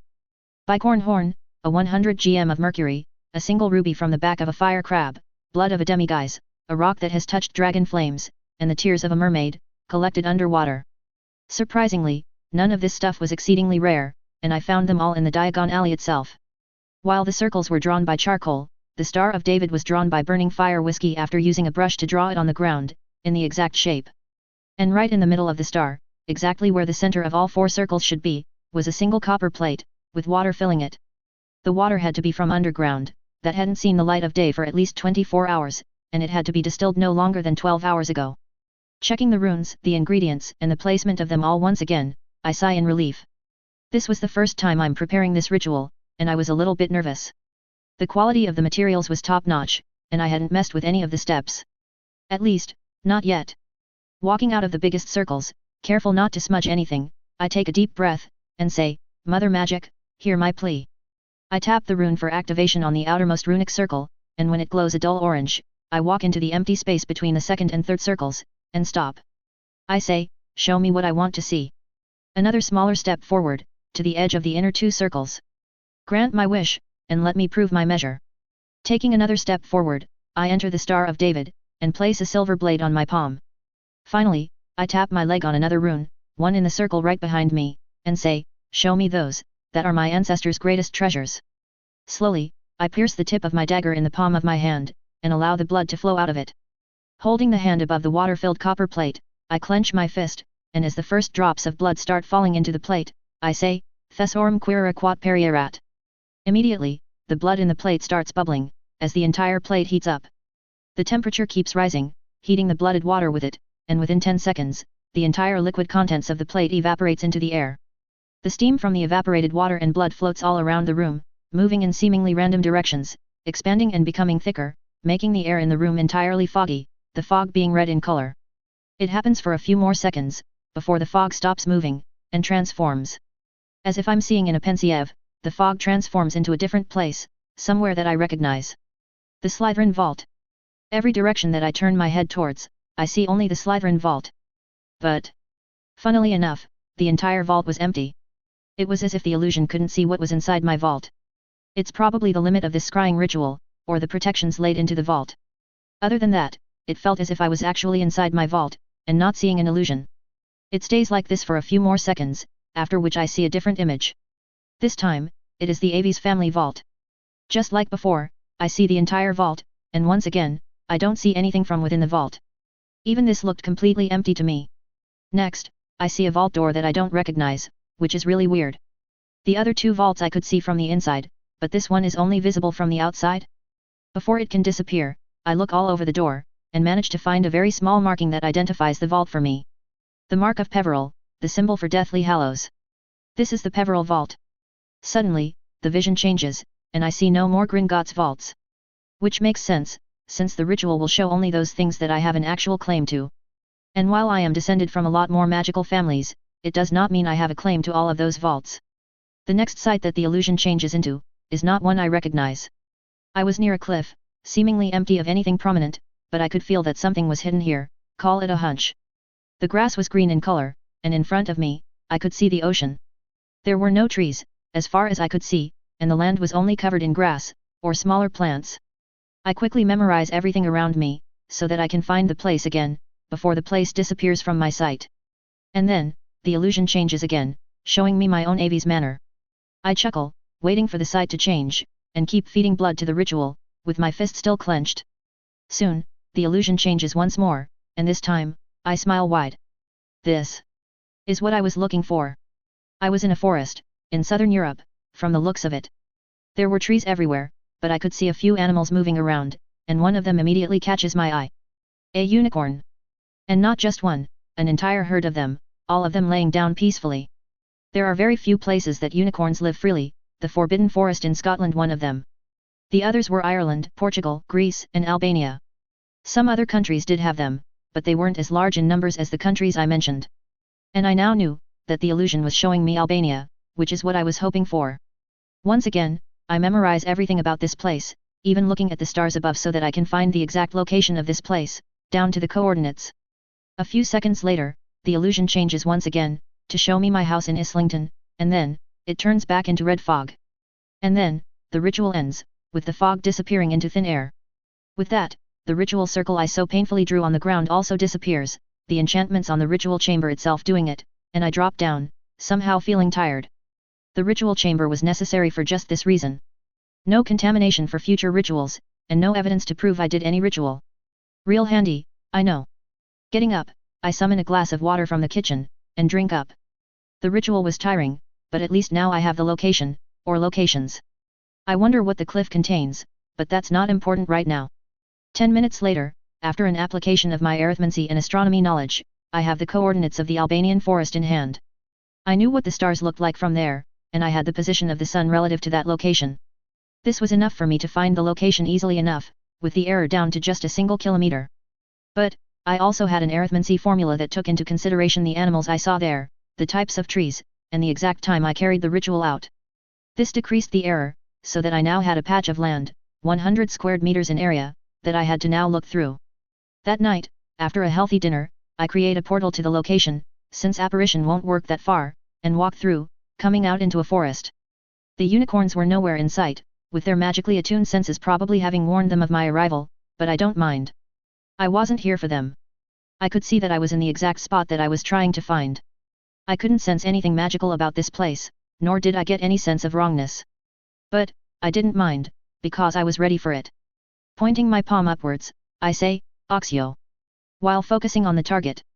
Unfortunately, nothing happens for a minute or so. But, I had already expected it. If it was easy, anyone could have done it. Smiling wide, I look down and push the rocks away with my legs, to clear the spot up a little. I then widen my arms, and slap both the palms on the ground, while closing my eyes. A wave of magic travels through my arms, and into the ground, making the surroundings light up in a soft white light. This light then travels in a wave, with me at the epicenter, and after a mile or so, it comes back towards me. My very own magical echolocation, that can show me physical objects in my own mind's eye. Most of the stuff here was mundane, exceedingly so. Just plants, trees, insects, and animals. There were a few magical animals, that I could see, but nothing about them was something I was particularly hoping to find. And then, I see it. A single magical artifact, buried in the ground. Bingo! I whisper, looking excited. It's no wonder that no one found it yet, it was hidden just that well. Thankfully, I don't have to go that far to dig it out. Walking a few steps to the left, I find a tree, that looked as normal as they come. The trunk of the tree was about 4 feet wide, which showed its age, and just by looking at it, no one could even guess that it was hollow. Pointing my wand at the tree trunk, right near the bottom, I transfigure the ground into water, which is really tougher than it seems. Immediately, the ground becomes black, having turned to water in the dark, and I hear the sound of something dropping on the ground, underneath the water. Smiling, I dip my hand inside, and feel for the bed of the newly formed body of water. A lumos orb forms above my wet hand, to allow me to look into the water clearly, and then, I see it. The lost diadem of Rowena Ravenclaw. With a gentle movement, I pull it out, by hand, and place it on the ground beside me, and just stare at it. For so long, I'd wanted to come here, to seek it out, but I couldn't. I didn't know enough magic to do it then. I could have done it after learning sorcery, but I didn't want anyone to know that the diadem was taken. More accurately, I didn't want Tom Riddle to know that the diadem was taken. Which is why, I had waited until I learned alchemy. Or, at least enough alchemy to transmutate a replica that won't turn back into its original form. But now, I can do it. I can replace the diadem with an exact replica, without fear of someone coming to look for it. I don't know what it does, I don't know why the Sorting Hat wanted me to find it, but I do know it belonged to Rowena, my ancestor, and then Helena, the sister of my other ancestor. So, technically, it's mine. And there's no way I'm letting anyone else claim it. Placing it to the side, I tap my left palm on the ground beside the small body of water, and hold it there for a second. When I lift my palm, there's a single runic symbol, the Anishas, that denotes stability. This way, my transfiguration spell won't time out, or be uncast before I allow it to. And then, I start taking out ingredients from my moleskin pouch, including a vial of phoenix tears, and a bar of molten goblin silver. Let's get to transmutating a replica.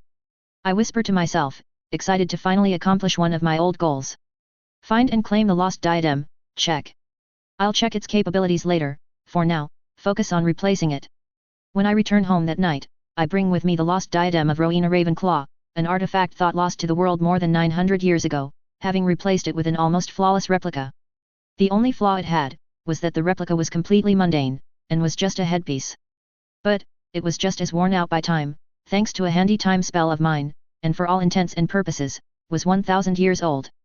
If anyone finds it, Tom, or the Unspeakables, they'll just assume that the diadem has lost all magic, as artifacts are wont to do.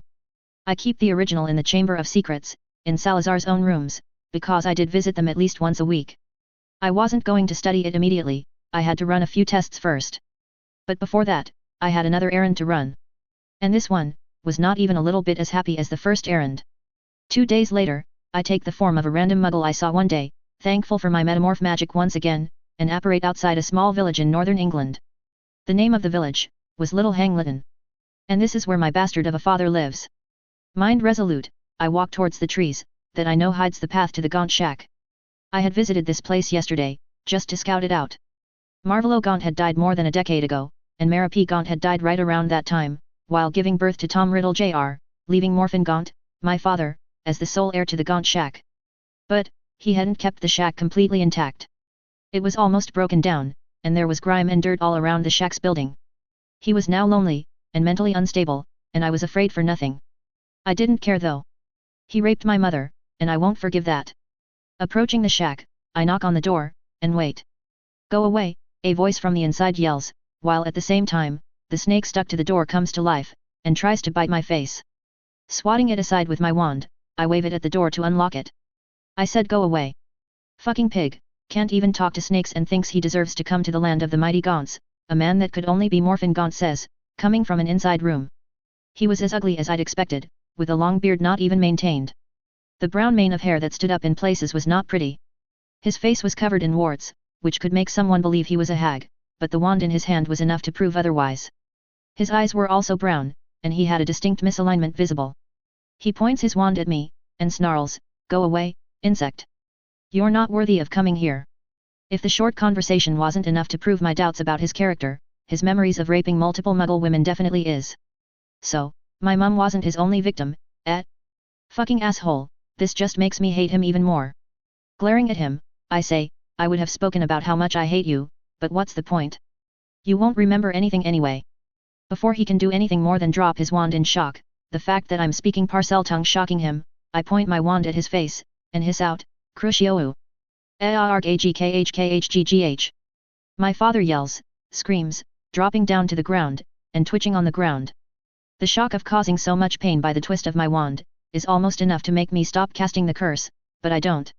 This man raped my mother, and many more women. He then erased their memories of the encounter, but nothing can erase the trauma they went through. I look on him passively, and stop casting.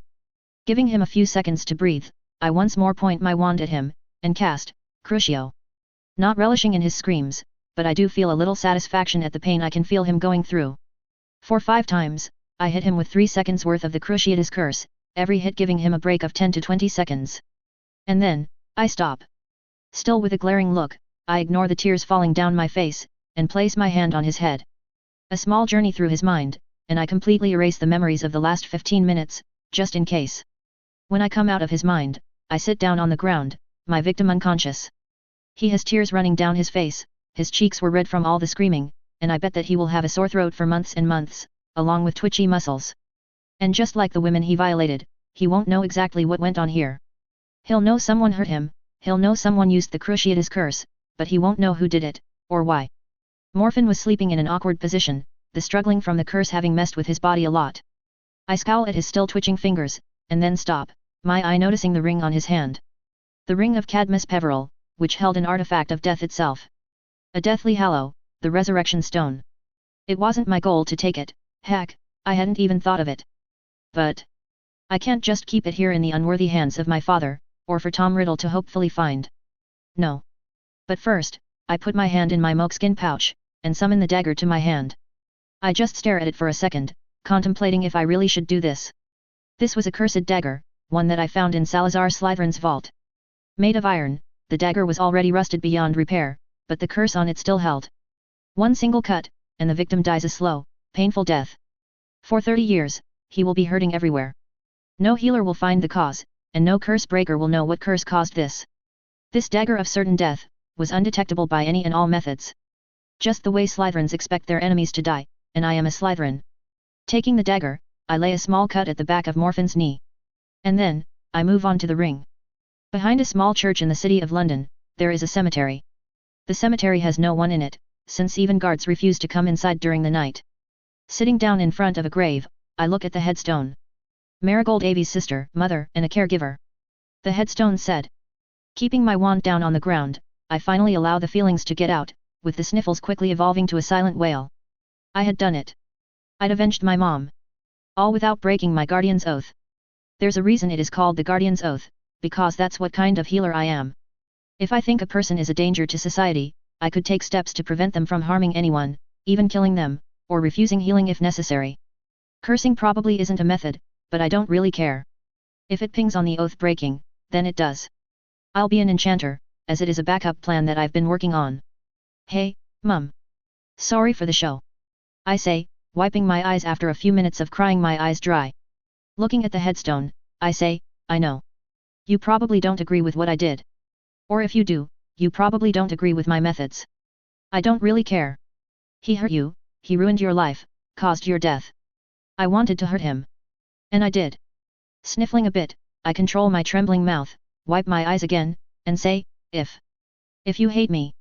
I understand. I'd hate me too. But I hope you understand why I did it. I hope you're proud of the person I've become. Despite this one crime. I won't ask for forgiveness. I don't think I deserve that. I did what I think he deserved for hurting you. I won't ask for praise either, because I didn't like doing it. I just did it.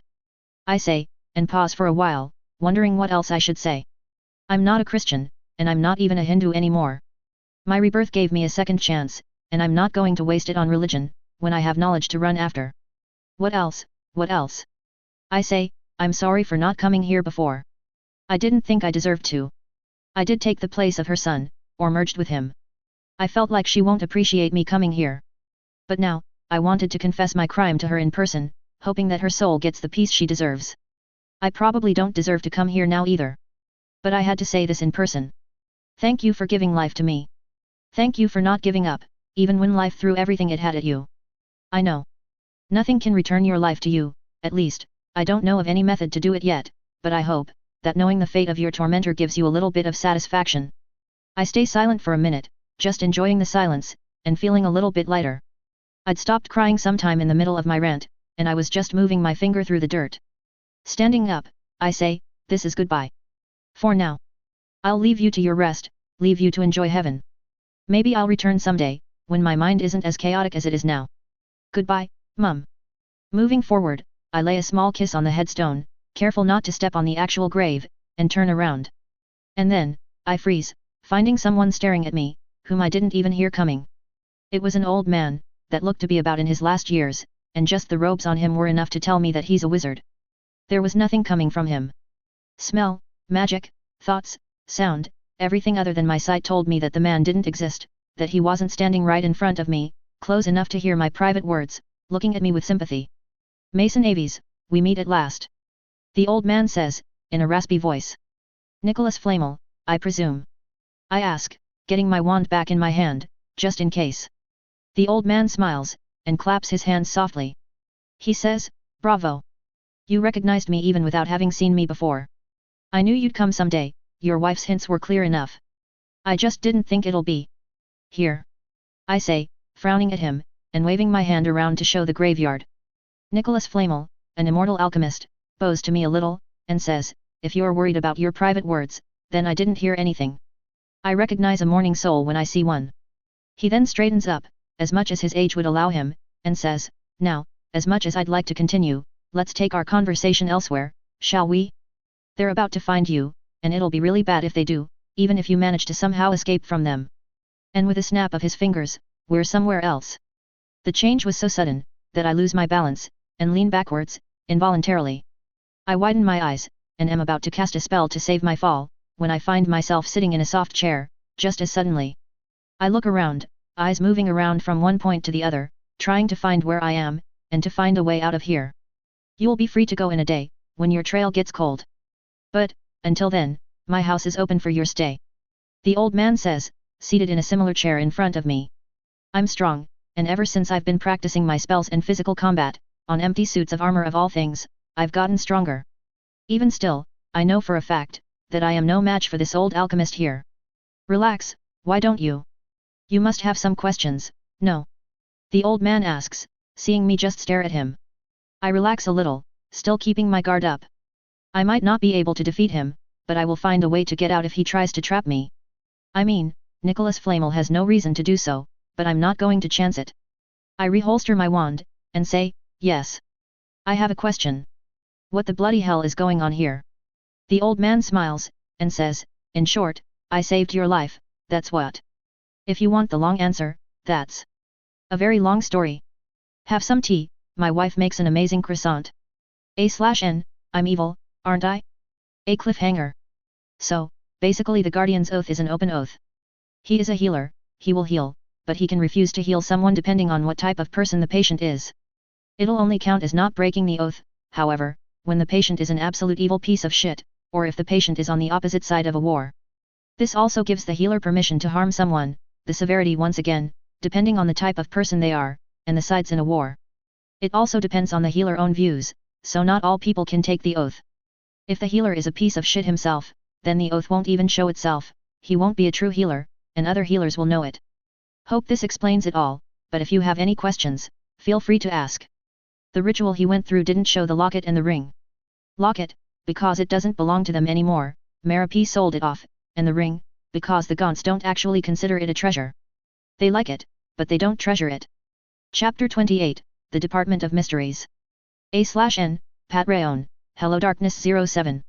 2 chapters today, this is the first one. I'd just like to say that for 2 weeks, I won't be uploading as fast as before. 'Tis the time of Ganesh Chaturthi, and I will barely get any time to write, or post. Thank you for understanding, and for your support. Read on. I saw myself doing a lot of things in my life.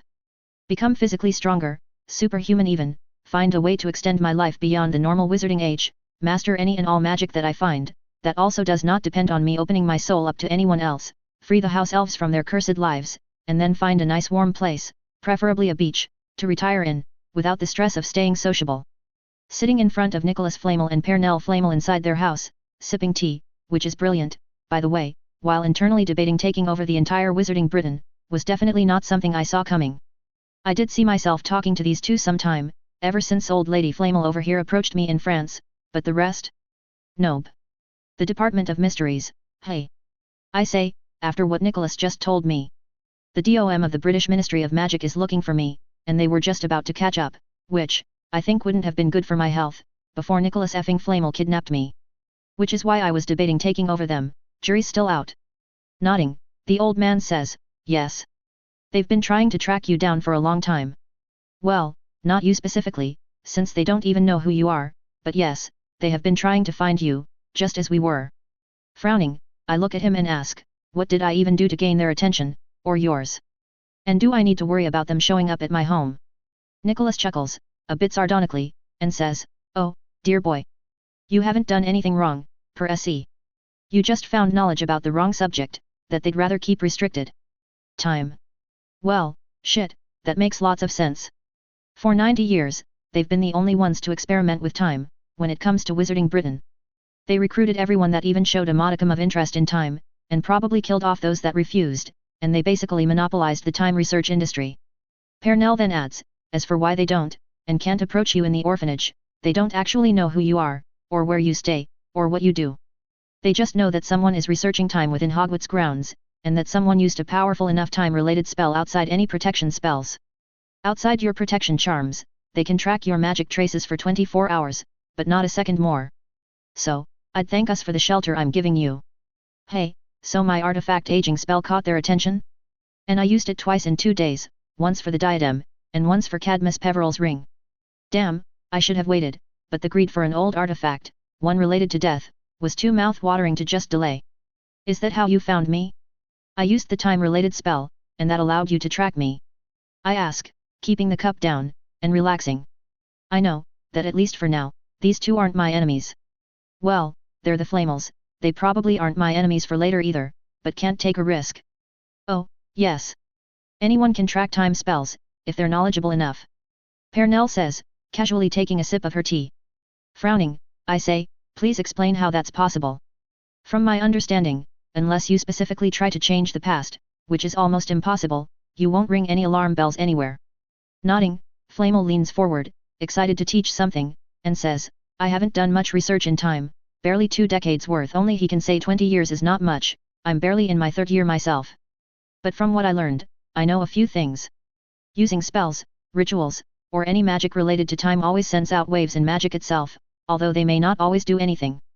Doesn't matter if you're trying to change the timeline or not, your efforts always catch someone's attention. As he explains that, he moves his hand through the air, and draws a straight line in front of him, magically, that glows with the orange light that I automatically connect with sorcery.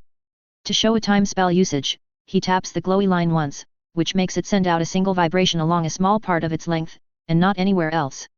So, the ripple is sent through space, through magic, but not through time? It doesn't change anything in the future or the past, like actually going to the past, but it does allow wizards like you to track me down. I ask, frowning at the diagram. Sounds really unfair. How are wizards supposed to learn proper rules of time travel if they're not allowed to research time without someone banging on their door? While I'm glad that my spell usage won't allow anyone in the past or future to track me down, just because I'm using time magic, it still worries me. What if someone can track my time slower band, even when it's not in use? It's worrying, since I do use my time slower quite frequently. Nicholas says, you're half correct. It is sent through the energy that we call magic, and only those adept at both time and magic can track the spell user down, like I did. Well, or if they have some sort of device meant to track time spell usage, which is how the Department of Mysteries does it. He then draws another diagram, this time the line being a very thick one, and starts tapping it, which makes it make small oscillations in place, and says, when the spells are minor, like the time reversal charm, which is only limited to 7 hours a day, the ripple is so minute, and so common, that they don't even notice it. At least one time turner is active at any given time, and there are other entities that deal with time too, as you might know. Their ripples are also relatively common, and hence, insignificant in the long run. But, when something big happens, a big spell, like say, a time travel spell, one that deals with days, months, or years, then, boom. This time, he taps the thick line a few times, and I see it vibrate, continuously, although the movement is too minute to notice without getting closer. And then, just as he whispers boom, he taps the line a little forcefully, which causes the line to vibrate just once, but with almost 10 times the amplitude, before it returns to its previous oscillating state. This is not a representation of time, nor is it a true representation of how time travel and its effects works, I know that. This is just to show that time spells have an effect on magic, in the exact moment you use it.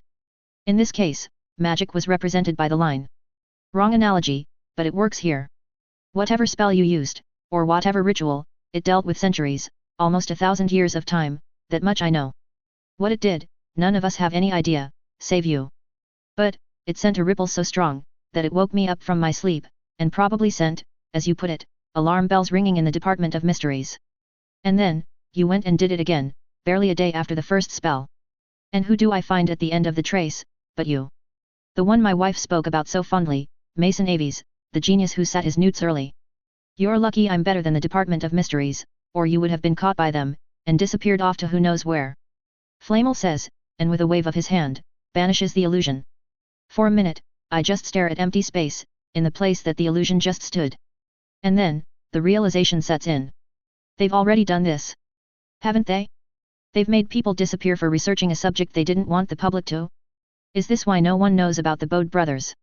I whisper, horrified at this implication, if it's actually true. I like to joke about it, but the fact that this is real, and happening all around. And it almost happened to me too, and God knows what knowledge they could have managed to extract from me, if they had succeeded. I knew about the Bode brothers, the inventors of time turners, because I read it in the Room of Knowledge. But, I'd found that no one else knew who Lucas and Lucienne Bode were, even when they were recruited by the DOM. If no one knows who the inventors of time turners are, despite many people regularly using them, then what happened to the ones they killed off? Confirming my fears, Nicholas nods slowly, his eyes becoming sad. He says, and they're hidden damn well. I only caught on to them in the 18th century, when they tried to recruit a family friend of ours in France. She didn't appreciate them restricting her research on other realms, and she fought them off. She survived, barely, thanks to her mystic arts training, but the group that attacked her didn't. And then she disappeared off the face of Earth, packing up everything she might need. We know where she is, and how she is, but she refuses to show herself to the public for fear of the department. Taking over from the morose Nicholas, his wife says, for 600 years, from the moment the department actually came into being, they have been restricting the knowledge that the public has access to.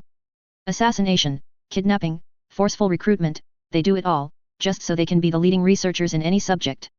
There's someone that thinks only they should have right to all knowledge, and no one else. To that end, they even allied themselves with the Ministry of Magic, and the Muggle royalty, promising them both that they're loyal to them. They're only loyal to themselves, and they have already proven it. Repeatedly. I shake my head, and stand up. Pacing around the room, I wonder what I'm getting myself into. They're like Wizarding Hydra, except they're a bit more dangerous, and not Nazis. They're actually among us, I wouldn't even know if someone's an unspeakable. This is worse than finding out that many of my very own schoolmates were sympathetic to Grindelwald's cause. Damn, I'm getting paranoid again. Focus. I keep pacing as Pernell says, healers, aurors, teachers, ritual experts, potions masters, astronomers, diviners, sorcerers, curse breakers, warders, the unspeakables have all of them in their numbers. You think of a subject, and they have at least one expert in the DOM at any given time. All of them have taken ironclad oaths, or were forced into them, that doesn't even allow anyone to interrogate them successfully. The only way they tell you something, is if the higher-ups see a purpose in it. Dozens of promising wizards and witches have disappeared in this century itself, either by assassination, or by being recruited. Each one of them was a pioneer in their field of research. Shaking my head, I turn towards Nicholas, who's probably the one who knows the most about them, and ask, who are they? I mean they must have some leader or something. You can't keep an organization going by just brainwashed slaves, and researchers. You actually need someone to drive them towards the goal, whatever it is. Someone who actually has some stake in it. Nicholas and Pernell both shake their heads, sighing in regret. Nicholas says, no one knows that, not even I. I infiltrated them, stayed with them for 30 years, as one of their own, and I never saw a whiff of the so-called head unspeakable, only the heads of different research teams. You have to understand, Mason, that we're old. The Philosopher's Stone merely froze the ages of our bodies, it did not make us younger. We aren't as strong, physically speaking, as we used to be. I couldn't investigate them intensively, not unless I wanted to show my hand. Because whoever it is, this head unspeakable is a dangerous being. I sigh, feeling upset about expecting too much of them. Head unspeakable, hey? At least I have an alias of this leader. Perinel's voice brings me back from my dreams of revenge, as she says, this head unspeakable is not a human, at least that much we know. We know of every witch, wizard, muggle, goblin, dwarf, and even sorcerer, who has ever even thought of becoming immortal. Being immortals ourselves, we tend to keep an eye on such beings. And we know where everyone who succeeded are, and what they're doing right as of this moment. I nod at her in acceptance, wondering how a muggle became immortal, and pick my tea again. Warming it back up using a warming charm, I sip it, and say, I need to find a way to hide my ripples from this department. I'm thinking the Fidelius charm works, yes. Nicholas nods, widening his eyes. He whispers, of course. The Fidelius. That's why I couldn't find you yesterday. Good thing the charm makes people not realize it is cast, unless told by the secret knowers themselves. They just forget about the location and anything related to it. They won't even know of the general location, unless they know that the Fidelius is cast. Nodding, I bring out my pocket watch, and say, you said they can find me for 24 hours unless I'm hidden, right? Well, thank you for your hospitality, but I need to go home now. I have stuff I need to look up. Nicholas frowns, and asks, are you certain you will be all right? You can stay here for the day, if you like. Shaking my head, I say, thanks, but I'm good. I need to be in a place that I trust, and as much as I appreciate your help, I don't know you well enough to trust you too. Nicholas nods, and stands up, struggling to do so thanks to his age. He stumbles towards me, and pats my shoulder once. He says, that's understandable. You're a good child, Mason Aves. I would like to teach you someday, but I realize the day is not today. I smile in appreciation, and say, thank you for the offer, Mr. Flamel. I am already in the middle of learning alchemy, however, and have already managed to transmutate silver. But I hope I can come to you with any doubts I have. Nicholas Flamel, Master Alchemist, smiles wide, and claps his hands. Glancing at his wife, he says, a genius, eh? My wife was right it seems. The door to my house is open, if you want to clear any doubts, or talk. Nellie, if you will. I look at Pernell, or Aunt Nellie, curiously, as she walks forward, and smiles at me. She says, the Flamel Chateau is located on the Isle de Flamme off the coastline of Concarneau. Suddenly, as if my mind hadn't known something was wrong, I suddenly realized that there was an island off the coast of France, that no one knows about. And I was now standing atop it. I shake my head, marveled simply at the power needed to hide an entire island with the Fidelius charm, let alone casting a second Fidelius within the first one, on the place of residence itself. And then, I start waving my hand to summon a portal to the Forbidden Forest, this time surprising them, since they hadn't seen a sling ring on my hand, and walk through it. Good thing my ring doesn't have any apparent enchantments. Immediately after walking into the forest, I apparate to the Chamber of Secrets, before anyone can try and trace me to Hogwarts. Time to waste 23 more hours in the school, and I know just what I'm going to do. Walking towards the statue of Salazar Slytherin, I hiss out, speak to me, Slytherin. Greatest of the Hogwarts Four. As the mouth opens, wide enough for me to walk through comfortably, by just needing to bend down a little, I smile, seeing the expected sight. Sly, my giant horned serpent/cobra hybrid snake. These last 2 years, Sly had gotten bigger, now about 5 meters long, and as thick as my thigh. Good thing was, he can still fly around, so my shoulders didn't face any unnecessary pain. The bad thing was, he's been asleep for a year and a half, going through some physical changes. He was evolving. When Sly went to sleep, taking the place of the basilisk as his own, he had turned completely into his horned serpent form, with a single white/blue horn showing on his head. It glowed with a dim white light whenever he flew, or was about to become invisible. Now, that single horn was joined by 2 smaller horns, one at each side, while his tail tip had grown 3 more horns, all 6 of them made from the same material, moonstone. He was also becoming heavier, despite his size not having increased in these years, which is probably a good thing. But he was also yet to wake. But, these changes are important to his body, to his magic, I know, which is why, I ignore him and go towards the back. Selecting a tunnel out of the dozens of holes spread around the nest, I jump down it, summoning my broom as I go, and fly towards the end of the tunnel. Once I'm about a mile underneath the chamber itself, the tunnel ends, making me stop my flight downwards. Dropping down, I put the broom back inside, and smile, happy to be back here. Open up, motherfucker, I shout, feeling gleeful at the password, and walk in. I close my eyes, to embrace the feeling of being back here after so long. I literally haven't been here for a year, and the last time I came here, was because I needed to get something from this room. The forge. My forge. There, in the corner, was my shelf, where I had kept my precious forged tools and weapons. The butter knife made out of goblin silver, the steel plate armor, the knives, spoons, a giant cutlery set big enough for Hulk, and lots of stuff. Most of this was useless, with me just using them as practice. Alas, I wasn't here for them, at least, for now. I was here for the vanishing trunk I've kept in this room. I'll be back, soon, my dears. I just need to sharpen my mind first, after which, I'll have use of you. I say, gently caressing the furnace and the goblin silver hammer. Shaking my head, I move towards another corner, and open the inconspicuous-looking trunk. As I jump down the opening of the trunk, I see the now changed view of a single door in a very short room. I open the door, and come out into another corridor, which has two doors. One leads to my house, the Aves Manor, and the other leads to the Room of Knowledge. I choose the second door, and enter the Room of Knowledge, the bigger one. It was empty, as no one else knows of this room. Other than Helena, that is. Speaking of, I haven't talked with her in a while either. Hey, I've been in my own world for these 2 years, haven't I? I've met her just 3 times in these entire 2.5 years that I've been out of Hogwarts. I'll meet her later, this is important. Department of Mysteries. I say, and sit down to brace myself for the change. And the Room of Knowledge doesn't disappoint. Much. It changes to become a small room, with a chair, a footstool, and a shelf, which has barely 50 books on it.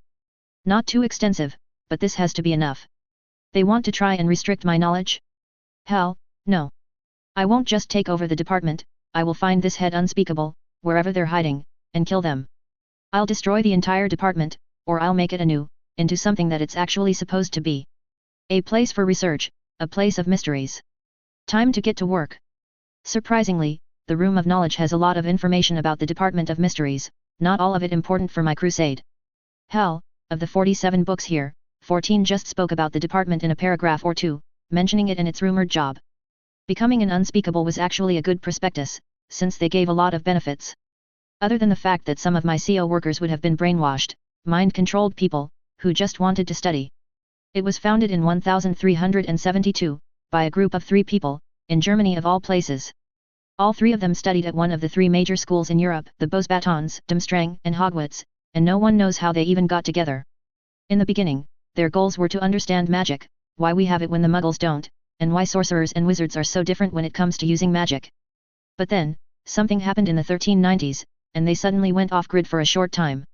No one knew what happened to the group, other than they became even more secretive. They began recruiting people, geniuses in their fields, and then, they disappeared, never to be seen by the public again. That was all the Room of Knowledge had on the original Unspeakables, the Hemelig Forsker.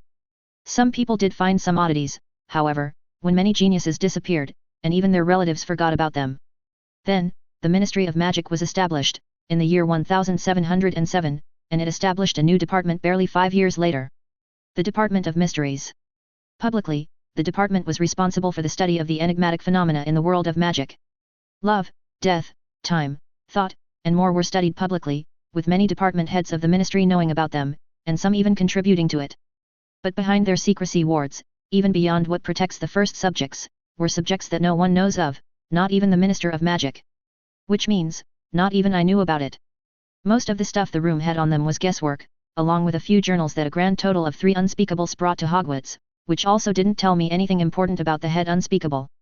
There were some articles that gained my attention, like the witch who actually managed to change time by going into the past.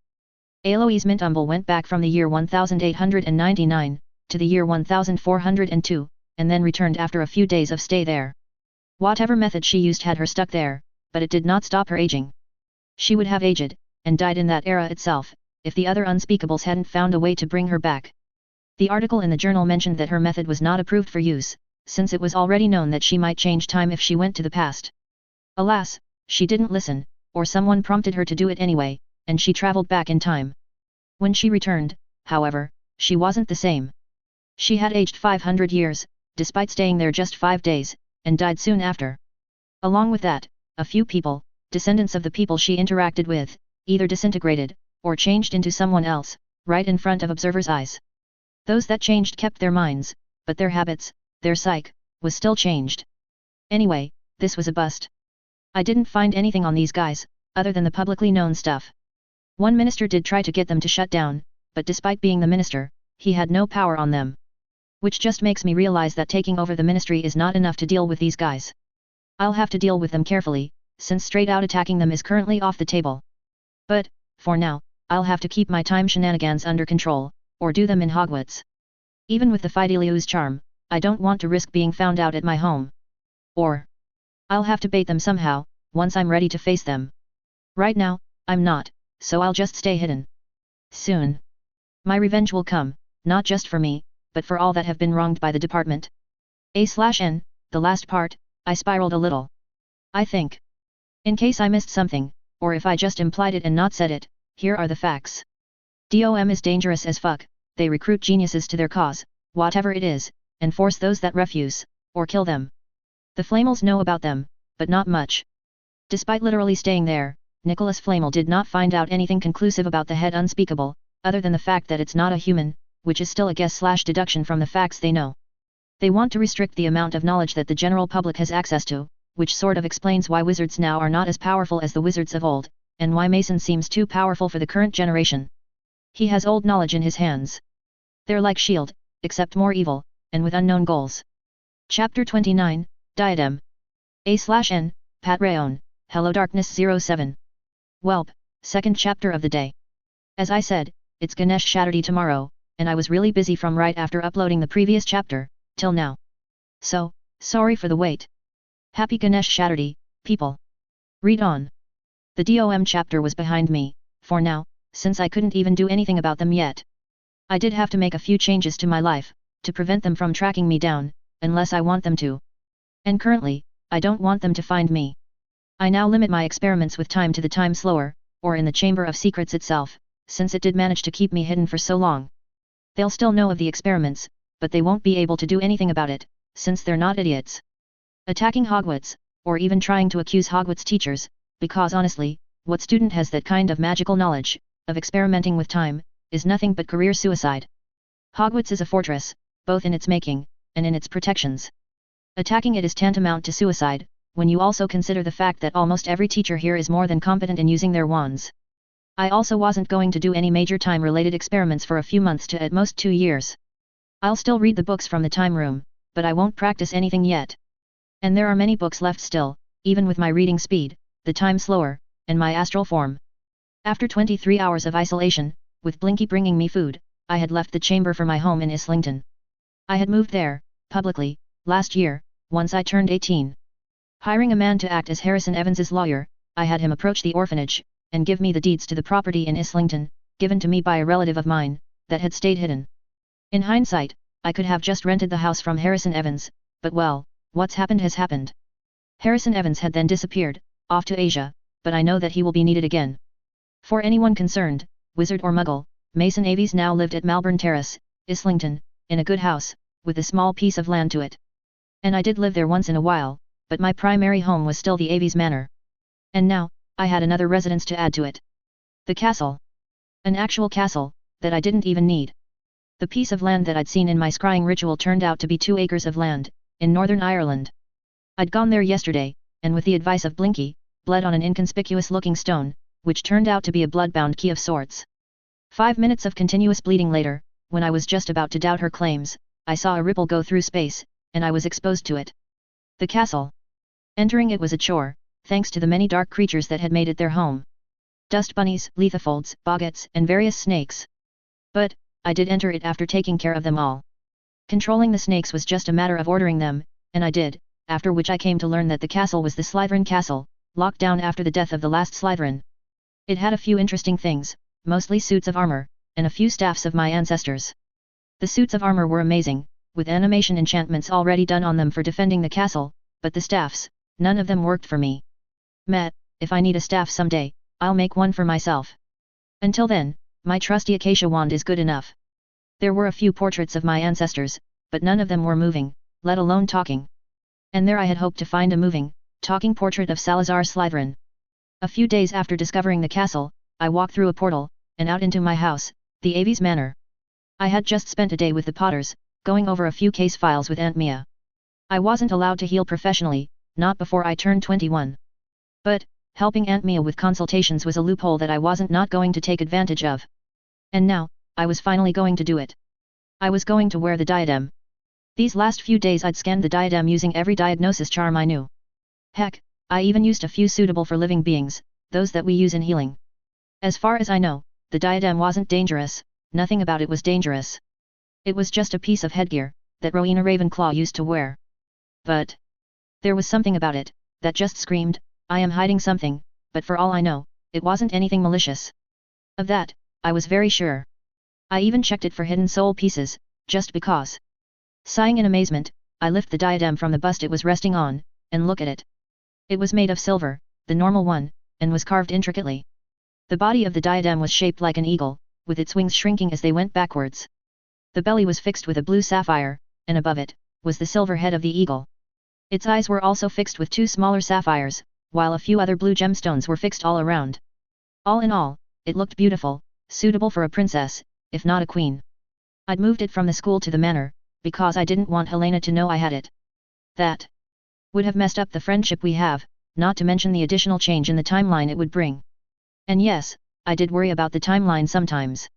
I was still debating over my eventual part in this universe, my part in the Harry Potter part of this universe, to be exact. But, that's for later. For now, I'm going to wear the diadem. Taking a deep breath, I resolutely put it over my head, and wear it without hesitation.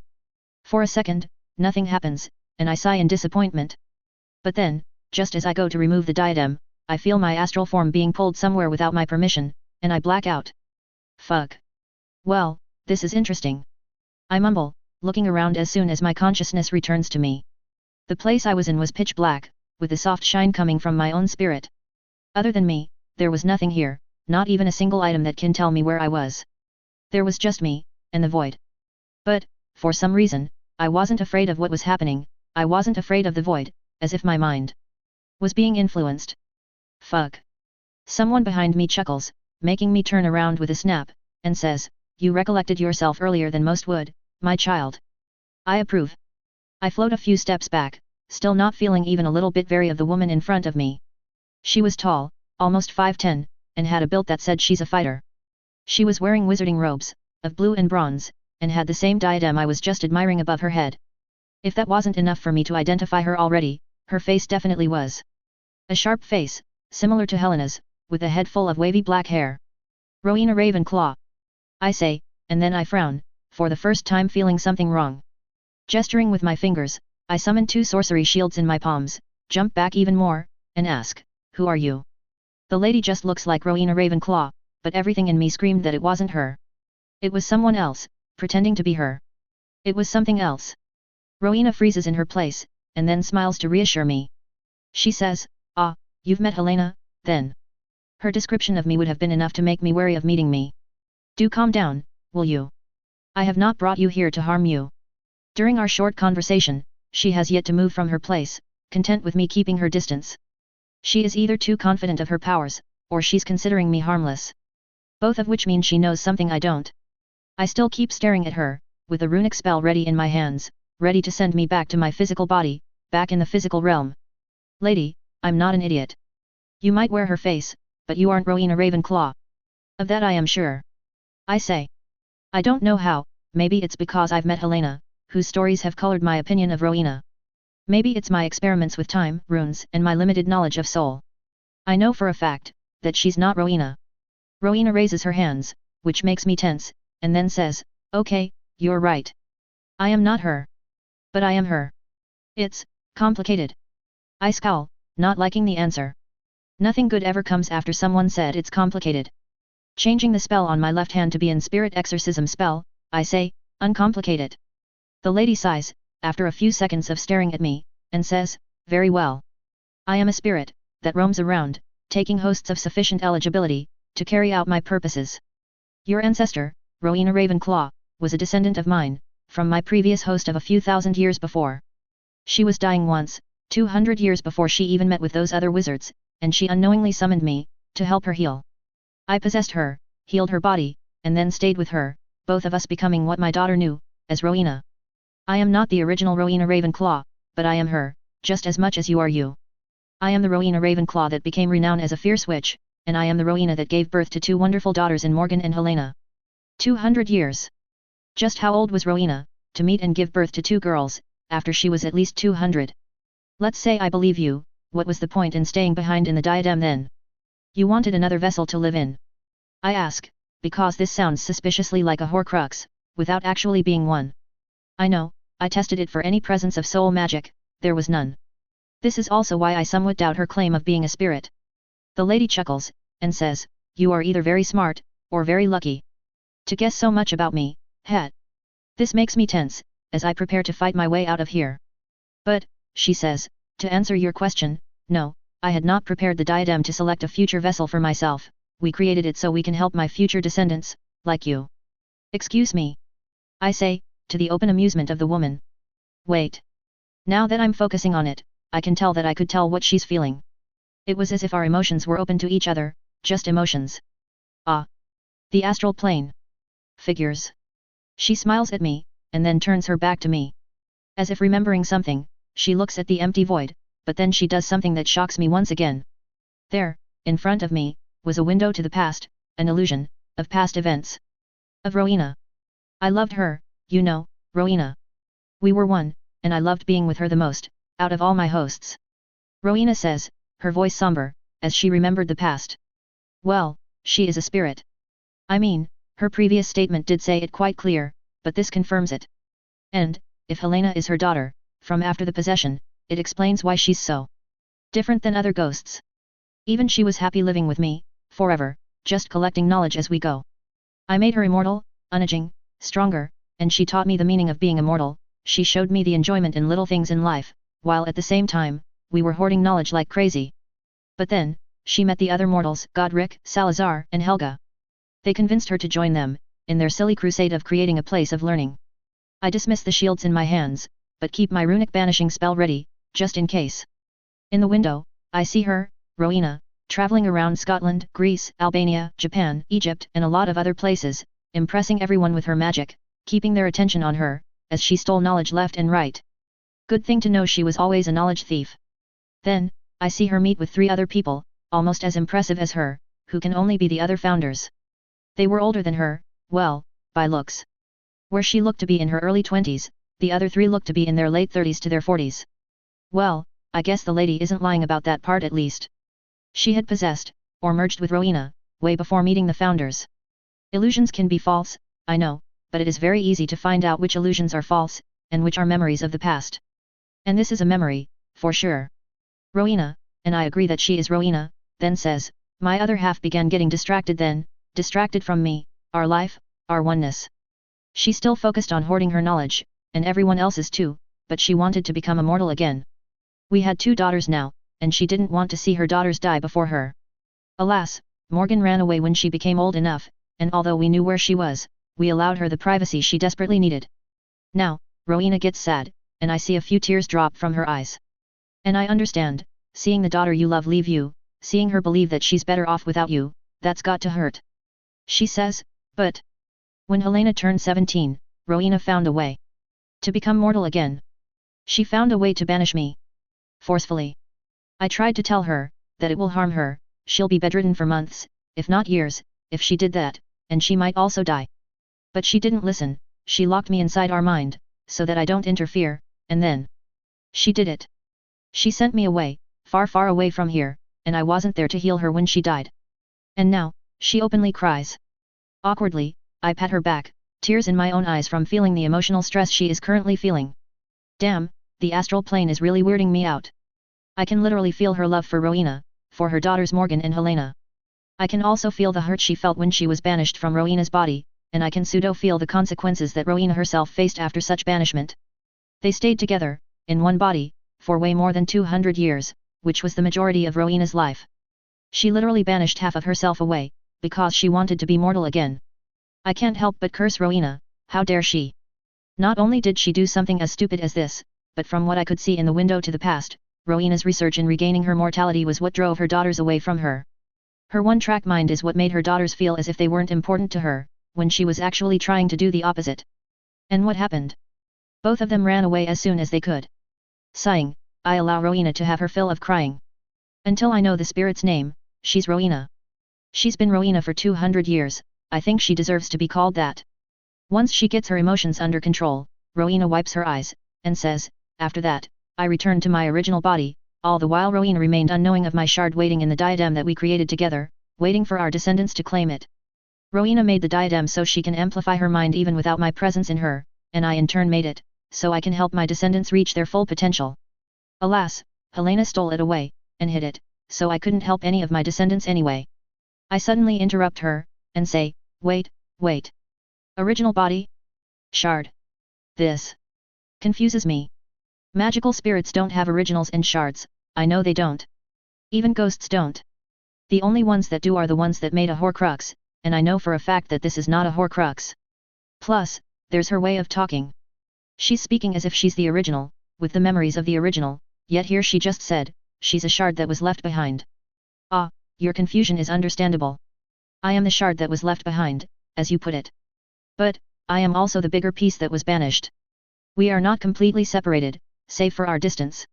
As long as the diadem exists, I exist both here, and there. Rowena says, as if hearing my thoughts. I frown, realizing that of course she can hear my thoughts. She's a spiritual entity, and probably the one that made Rowena Ravenclaw into the fearsome telepath that Helena spoke of. Damn, my telepathy is useless, isn't it? I ask, and where is there? Where is your original body? And is there a purpose to the diadem other than wanting to meet with me? Rowena smiles, and says, my body is currently away, but don't worry. My next host is also on this planet, so I will return here soon. As for the purpose, didn't I say? I wanted to make sure my descendants reach their fullest potential, without turning into my hosts, or depending on other beings for power. I widen my eyes, and ask, you actually don't want to turn me into a host, do you? You're afraid. But of what? Betrayal. Rowena says, in just one word, still smiling. And I understand. I feel a pang in my heart for her, for everything she's been through. She doesn't want another one of her descendants to betray her, but she wants me to become stronger on my own. She wants to help me reach my potential, but she doesn't want to just spoon-feed it to me. Is there another spirit incoming that I'll have to fight in a heroic battle to the death or something? Rowena chuckles, making me belatedly remember that she can hear my thoughts despite my numerous mental barriers, and says, nothing of the sort, no. There are entities however, that wouldn't think twice about using you to have an advantage over me. And my responsibilities are too severe to abandon them for a single soul, no matter how precious it is to me. I apologize, my child, but I want you to be stronger, so you don't become a weakness to me. Well, rude. She just assumed that any spirit would try to kidnap me, and succeed. Who even is she? At that thought, I see her smile, and she widens her arms around herself. Then, I see something that makes me almost piss my pants. Surrounding her body, was an aura of flames, yellow fire burning with a very high intensity. As I cover my eyes to protect them from the light, I hear, I am your ancestor, my child, Rowena Ravenclaw.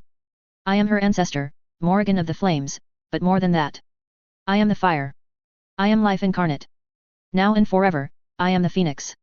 And then, I'm blasted out of there, my astral form thrown back through the barriers that separate the realms, and into my body, the diadem still on my head.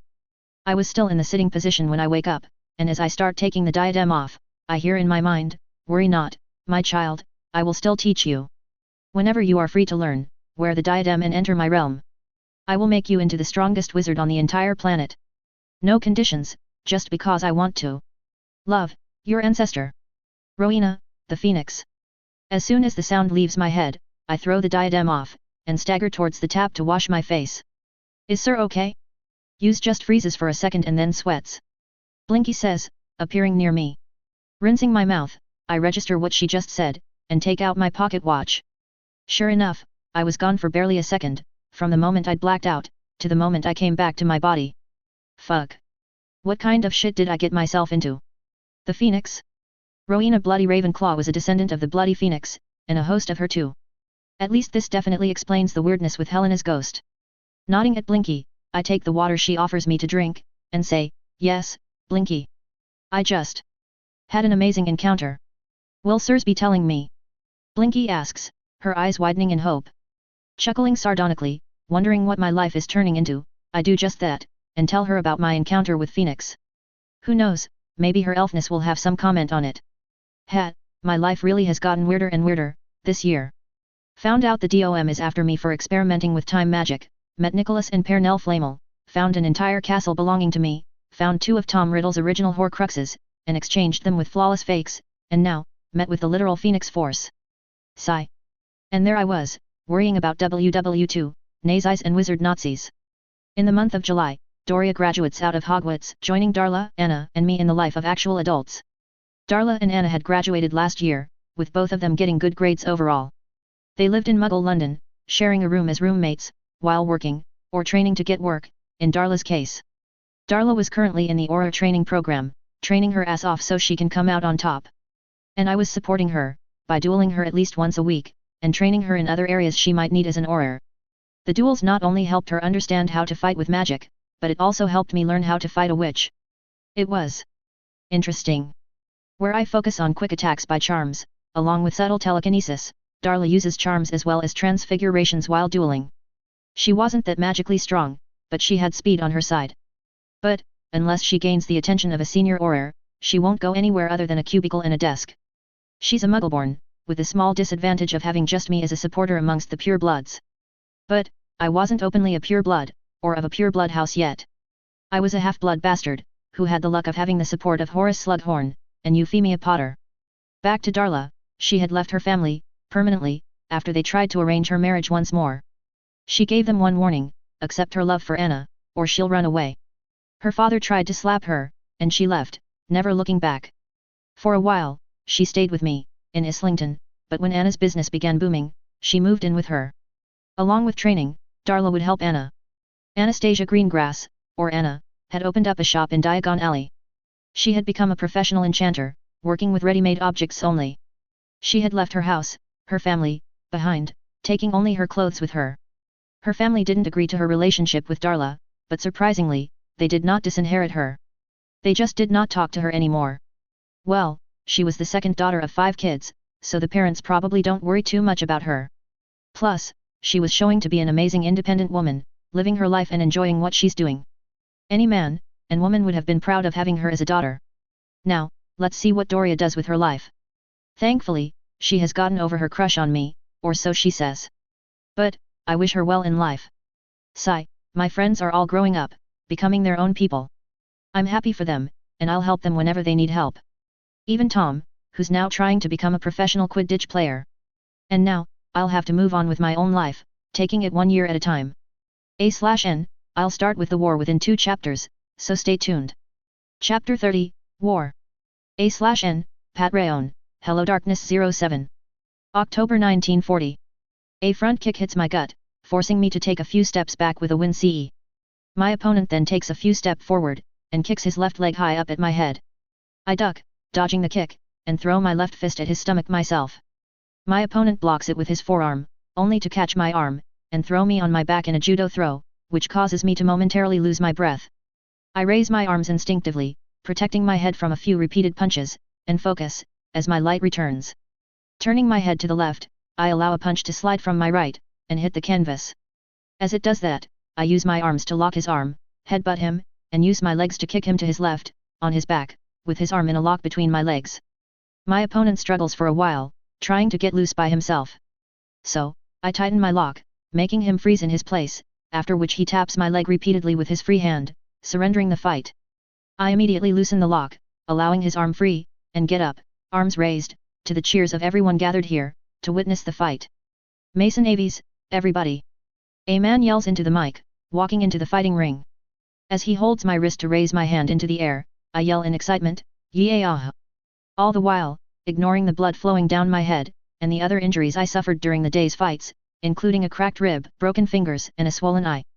I'd fought 4 people today, and won all of them, which was a real good progress from winning none of them at the beginning. I had begun fighting in a fighting ring soon after having begun my mind training with the Phoenix. This was so I can get an experience in fighting hand to hand, as well as dirty fighting that's so blatant here, while also keeping my mind sharp with the help of the Phoenix.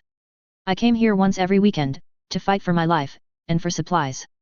I had lost many fights, most of them in the beginning of my career, but now, I would win most of my fights. The losses were because the people fighting were truly desperate for winning, and some because street fighters were actually pretty talented in fighting. The Second World War had begun last year, properly, and we were feeling it, in the Muggle world. The wizarding world was safe, relatively speaking, at least from the food shortages going around the United Kingdom. But, the Muggle world, not so much. This was why the fighting rings had gotten so popular. You get grain, fruits, vegetables in place of prize money. Where they get the stuff from, is a question best left unanswered for many of the fighters, since I know they stole it, and everyone already suspects it. Taking the bag of rice, which I had won by winning the final round of the elimination fights, I shake the hand of my opponent, then the organizing goon, and walk out, bandages now covering my wounds from the first aid treatment they give us. It's not good. Outside the club, was a pair of bouncers, waiting to slowly let people out, so as to prevent suspicion. Nodding at the two larger men, I walk towards my Harley-Davidson, enchanted to run without petrol now, and kick-start it, the small bag of rice kept in my bag. As I start my drive, I think over my life since meeting with Phoenix. It has been 2 years, and I had since begun learning medicine at the Imperial College of London. It was a good waste of time, for me, since I was already a doctor, although not in the Muggle world. Which is the reason for my fighting club visits. But, I did have some things to learn here, that I hadn't gotten a deep understanding in. Mainly Muggle anatomy, scientific medicines, and the human brain. There was more, of which only some I had learned until now, and I will learn them when I'm taught. I also had the copies of every book in the ICL's MBBS section, so I can learn at my own pace. Other than fighting in clubs to improve my instinct, and learn proper and dirty fighting, I would visit the Phoenix, or her shard, once every week, to learn telepathy and telekinesis. The lower frequency of my learning from her was mostly because I didn't have much time over all my other priorities. Plus, she always embarrasses me with her superior power. You know, I'd thought I was a good telepath, one of the best even, thanks to the Mind Arts book that I had gotten from Helena, and my visits to the Room of Knowledge. But no. Rowena disabused me of that notion pretty easily. She could enter my mind easier than I could enter the mind of a defenseless Muggle, that's how good she is. And I couldn't even find her mind, let alone enter it. But, it was also a matter of being, and practice. She's literally the Phoenix Force personified, who just preferred to go by Rowena, for old time's sake. And she literally had billions of years of practice using the Shinnik arts, as they're collectively called. Me? I'm a human of 21 years, with barely any experience with competent minds, the later of which is why I was mostly useless in the Shinnik arts. Out of fear that someone will detect me, I never tried to enter the minds of those actually trained in the mind arts. So, my mind had just gotten used to hearing the thoughts of untrained minds, and lesser trained ones. Same with gaining access to their memories. I think, if I'd have gone by the same pace, I wouldn't have lasted a minute against an actual trained mind like Emma Frost, or Dumbledore, or even Voldemort. But now, after 100 or so training sessions with Rowena, I could say that I'm competent. Where at first, I couldn't even detect Rowena when she entered my mind, I could now do that, and distract her while trying to push her out. Trying. I'm getting there, if slowly. As for telekinesis, it was also slow going, since I'm not an actual telekinesis user. I just use my magic to mimic telekinesis, but my magic does work like true telekinesis in some ways. I can move anything with my mind, as long as it's physical, and I can somewhat break things down to their components. Of course, there are limits. I can't block spells using telekinesis, not even a simple tickling charm, nor can I lift more than 10 times my body weight with it. Rowena did assure me that the limit would increase as I practice. I also can't break down things into dust, like the Phoenix can do, since I'm not a Phoenix host, neither can I disintegrate anything with a touch, or burn them. Bummer. But, I didn't have a limit on how many objects I can manipulate at a time, or the size of object, which was good. I could literally pick sand with my telekinesis now and use it like Gara. But I won't, because I'm not a thief. Anyway, other than practicing all my talents, using the time slower to give myself enough time to sleep and practice, I was also studying medicine, to become a GP, and making time for my friends. Speaking of my friends, Darla passed her Aura exams, and was selected to be an apprentice to Persephone Crickerly, the daughter of ex-minister Venusia Crickerly herself. She's a good, strict Auror, from what I found in her mind, and was a good guide to Darla. It was barely a few months' worth of apprenticeship, since her training was already over. This was to just slowly expose Darla to the world of magical crime, which is not that exciting, from what I've heard. After the apprenticeship was over, Darla joined a team of 6 orators, with her speciality being crime scene investigation. She was mostly stuck on guard duty though, or table duty, depending on where her team was based, since crimes aren't that frequent in the wizarding world. Ignoring the war currently happening, that is. Anna was still handling her shop, while Doria. It's a bit complicated. She had decided to just stay home, handling her father's businesses along with Cassiopeia, since their brother Pollux was, frankly speaking, a moron. What else would you call someone who arranges his daughter's marriage with his own cousin's son? Anyway, ignoring the Black family complications, we were all still good friends. We would meet at last twice a month, depending on all of our free time. We went for lunches, dinners, and even a few pubs just for the heck of it. Stopping my bike once I reached my destination, I walked towards the front door, and knocked gently, since it was already 3 a.m. But, I know Sister Agnes was awake from the thoughts I could hear from her mind. The door opens, and I'm met with the frowning visage of my old caretaker, my pseudo-grandma, Sister Agnes. I grin at her, the bag held in front of my chest, while resting my shoulder on the wall. You should really stop doing this, Mason. You'll actually hurt yourself one of these days. Sister Agnes says, admonishing me, while at the same time opening the door wider to let me in. Walking in, I allow Sister Agnes to lead me towards the nurse's office, and say, we both know we need this, sister. Stockwell's money is practically useless in these trying times, yet, and the food I bring does help in filling some stomachs better. Sighing, Sister Agnes says, keep the bag over there, and sit down. I'll see over your wounds now. Lord knows the medics in that place aren't competent. Smiling, I do as she asks, already knowing the routine. When Great Britain declared war on the Axis powers in September last year, the Muggles had begun facing many problems, which just increased as time went on. Food shortages was one of them, and the Bilts was another. Where the wizarding world had plenty of food, thanks to the few families like Weasleys and the Pruitts, that owned farms, the wizarding world had no shortage of poultry, animals, and grain. But the Muggles had no such choice. Those that had farms were forced to either donate their produce, or sell them to the government at a lower price. This, along with the food Britain imported, looted, from their colonies, like India, was then rationed for the public, which quickly caused a food shortage after another. I would anonymously donate food to the orphanage every month, knowing that they need it right now, after buying it in bulk in the wizarding world. Runes kept everything fresh anyway, so it wasn't like I was wasting anything. Even with that, however, I would bring anything I win in my fights here, along with any extra food I'd have stocked, since I didn't actually need it. I had plenty of food for myself and Blinky, of all kind. But the orphanage needs it. Wipe that smile off your face, before I wipe it for you. Sister Agnes says, dabbing the cotton wipe a little harder on my head wound. Wincing, I say, sorry. And stay silent as she ranted about my irresponsible behavior.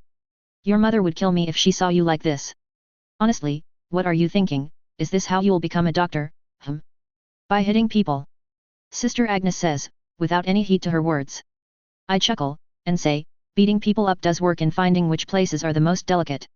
And it's not like I'm an actual doctor yet, you know. No, but you're my child, and I can't see you being beaten up, again and again. Sister Agnes says, putting another piece of cotton on my wound.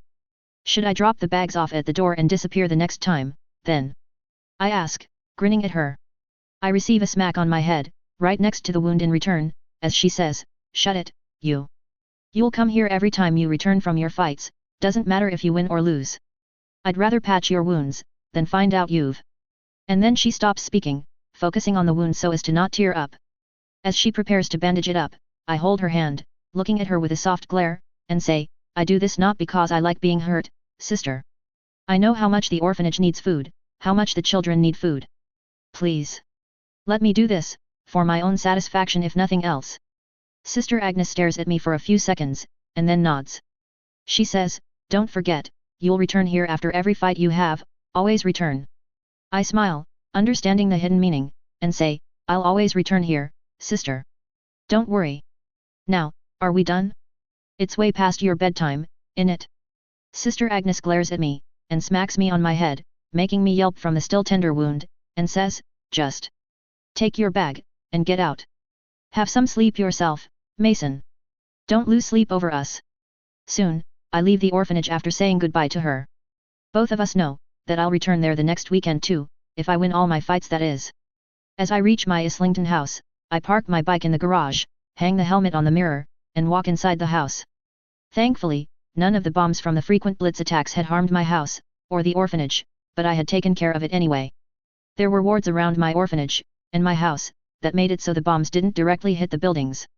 Any bomb thrown at the two buildings will glide through the air, and drop at least 400 meters away. I can't do anything else without breaking the statute, and then even this protection spells will be removed. I don't have anything important, or secret in this house, since the protection spells weren't that extensive here. There were the standard wards, that a Muggle area house were allowed to have, and a few more personal wards to prevent unwanted guests without warning, or to prevent from being spied on. But, it still wasn't completely secure, so I don't sleep there, unless I really need to. After checking over the protection spells, I apparate to the Aves Manor in Scotland and smile, happy to be back home. It was almost 4 AM now, so when I appear into the welcoming hall, I find the house to be completely silent. Blinky is probably already asleep, tired from her study session, while Sly was in a room underground, enchanted for him specifically. Blinky had progressed really well in her mental training, that I was giving her. She no longer called me master, not even by mistake, and she was slowly improving in her speaking skills.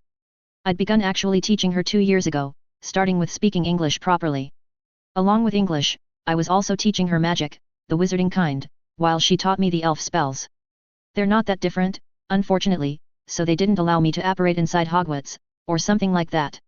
But, she did teach me to apparate silently, and to disappear into a wisp, so that I don't warn anyone I'm coming.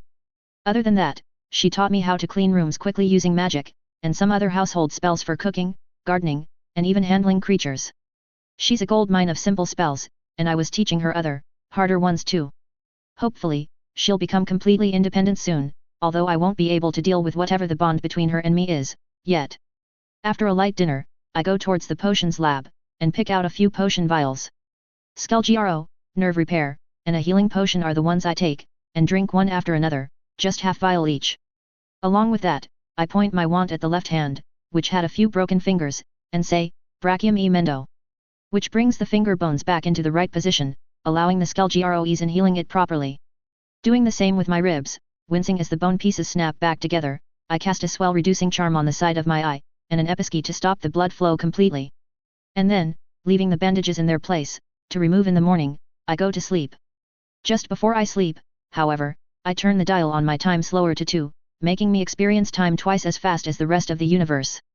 This is why I could stay awake for so long without any problem. I was literally living 30 to 35 hours per day. Well, at least I look older now, thanks to it. I might have been born 21 years ago, but I was closer to 22 than 21, thanks to all the extra hours. And then, I go to sleep, the meds doing their work. 2 years later. Mr. Mason Aves. You are warned that you will be required to join for service, starting May 28, 1942. You are therefore required to present yourself at the recruiting office no later than 9 AM on the above date. Please bring this paper with you, along with your ration card. A railway warrant is enclosed herewith. SGT Frank Ashby. Recruiting Officer. I raise an eyebrow, waiting for the head of DMLE to say something. Mr. Shafik, the head, was reading the conscription letter again and again, with a scowl on his face, already knowing why I'm here. I cannot legally fight in a Muggle war, since I classify as a wizard. If I need to help out, I needed to join the efforts on the wizarding side of things, with former head Aurors Commander, and the other allied Aurors. But this conscription letter changes things. I was being recognized as a citizen in the Muggle world, as I did study there for the past 4 years, and I was also born there. This complicates things. Mr. Shafik mumbles. He then rubs his head, offering me the letter back, and says, I'll have to discuss this with my superiors, Mr. Aves. This is a very delicate matter. We can't just have you refuse the order, or you'll be labeled a criminal, and we can't send in the Obliviators, because you're currently a member of the Muggle school. Merlin knows why. Nodding, I say, that is why I had Darla bring this topic to you before leaving for the recruitment center. I knew not to take the order lightly. Sighing, Shafik stands up, and says, wait here, or Moody will keep you company. I need to take this to my superiors. Mind if I take the letter? I shake my head, still stuck on Aura Moody. As Shafik leaves his office, another Aura enters, looking at me with a small amount of suspicion. Hey, so this is Alistair Moody. Doesn't look paranoid enough to be him, but it could be that he's just paranoid in the future. Plus, he doesn't have a single wound on his face, nor is he missing an eye. If I hadn't used telepathy to read his memories, I wouldn't have believed him to be Alastair Moody, but his father or something. You're Mason Aves, ain't ye? Alastair Moody. I remember seeing you in Hogwarts. And White talks about you, says you helped her train. Moody says, snapping me out of my thoughts. Nodding, I shake his offered hand, and say, yeah, I taught her some spells, potions, and a bit of muggle fighting. Thought it'd be useful. But, she was already a pretty amazing witch on her own, I just helped her realize her potential. Moody smiles at me, and says, she's good, all right. Despite being less experienced than me by a good 5 years, she's almost as good an aura as me. Good thing Crickerly picked her, or she'd have been stuck behind a desk all day. I chuckle a bit uncomfortably, knowing that it's true. Darla, being a Muggleborn, didn't have much of a scope in the aura business. It was only because she had a good mentor that she's a proper aura now, someone that people respect. It's more because of who her mentor is, than who she is though, which she's slowly changing on her own. I say, I'm sorry to say that I don't remember seeing you around Hogwarts. Or I don't recognize you. Moody snorts, and says, I didn't meet you personally, just saw you around. Was a Slytherin, couldn't show softness to a first year, let alone someone everyone thought to be a Muggleborn. Aves, clear as water and no one made a connection, ha. I smile along with him, both of us getting silent. After half an hour or so, Moody calls for an elf, who brings us both some snacks and tea. It takes 2 hours, for Mr. Shafik to return to his office, and he looks as tired as we look entertained. He finds us on his visiting chairs, playing a game of chess, which Moody was going to lose. Or Moody. You're on duty. Shafik snaps, as soon as he enters his office. Moody snaps to attention, which messes the chessboard. I see him smirk a little, and realize that he messed it up on purpose. That cunt. Moody salutes Shafik, and then leaves the office. Shafik says, all right, here's how it goes. You'll show up at the recruitment office, and sign up for service, wherever you like. But, there are conditions. What are they? I ask, not agreeing outright. Shafik lays down a contract on the table, and says, you won't use magic in front of any Muggle, which is a given. You won't reveal our world to anyone in the Muggle army, not even if they say they know about the wizarding world. For all intents and purposes, you'll fight as a Muggle, live as a Muggle, and if need be, die as a Muggle. Lastly, if you encounter any of Grindelwald's wizards while in the military, you will inform us immediately. I frown, since this sounds very limiting. I say, I won't mention the wizarding world at all, even if anyone directly asks me about it, nor will I deliberately break the statute of secrecy in any way. But, if need be, I will use magic to defend myself. Shafik scowls, probably tired from the very long meeting he just had, and says, we can't send obliviators into hostile territory when you expose yourself, Mr. Aves. Either brush up on the Obliviate charm, or don't use magic at all. One wizard, genius or not, is not important enough for us to risk the statute. A few more minutes are wasted in hashing out the details of my drafting, after which I'm finally allowed to leave, now with the permission of the wizarding world to take part in the Muggle armies. In the end, they knew they couldn't stop me from going. First of all, I didn't work at the ministry, I was a civilian, who had rights. Secondly, I didn't meet with Shafik to ask for permission, I went there to tell them that I'm going. And now, I actually am, with their own blessings. The next day, I meet up with Darla to tell her the news over proper drinks. She can tell the others later, which saves me the troubles. Meanwhile, I prepare some stuff that I was going to take with me, hidden away in my moleskin pouch. Chief among them, were a pair of goblin silver daggers, dipped in basilisk venom, that I enchanted to return to their scabbards 5 seconds after they're thrown, if I don't summon them. I was quite good at throwing daggers, and my magic helped in speeding them up anyway. If I find need for something else, I'll just take the Portal Express and come here myself. I still have 2 days before I need to show myself in the recruitment office in London, after which, my training will begin. Hopefully, I won't die in my first battle itself. That would be embarrassing, since it's actually possible. Well, no choice but to keep my telekinesis active at all times, so I can save myself. Good thing Rowena's training methods work on magical telekinesis too. Damn, I really miss my mobile phone right now. I'd have blasted some really good songs for this occasion. As I go to sleep, I internally sing to myself, war. HNGH. What is it good for? Absolutely nothing. A/N, fast-paced chapter. I wanted to get Mason to war quickly. Disclaimers. 1. I don't know much about doctors, or medicine. The only things I know, is that analgesic is for headache, antacid for stomach, and morphine makes me high. But, I really wanted Mason to be a drive, so, forgive me for any mistakes I make. 2. I might make a few mistakes in the war timeline, ignore them. I'll also make more than a few mistakes in the actual strategy behind wars, so ignore them too. Despite what movies say, Being a good chess player does not mean you get good at planning strategies.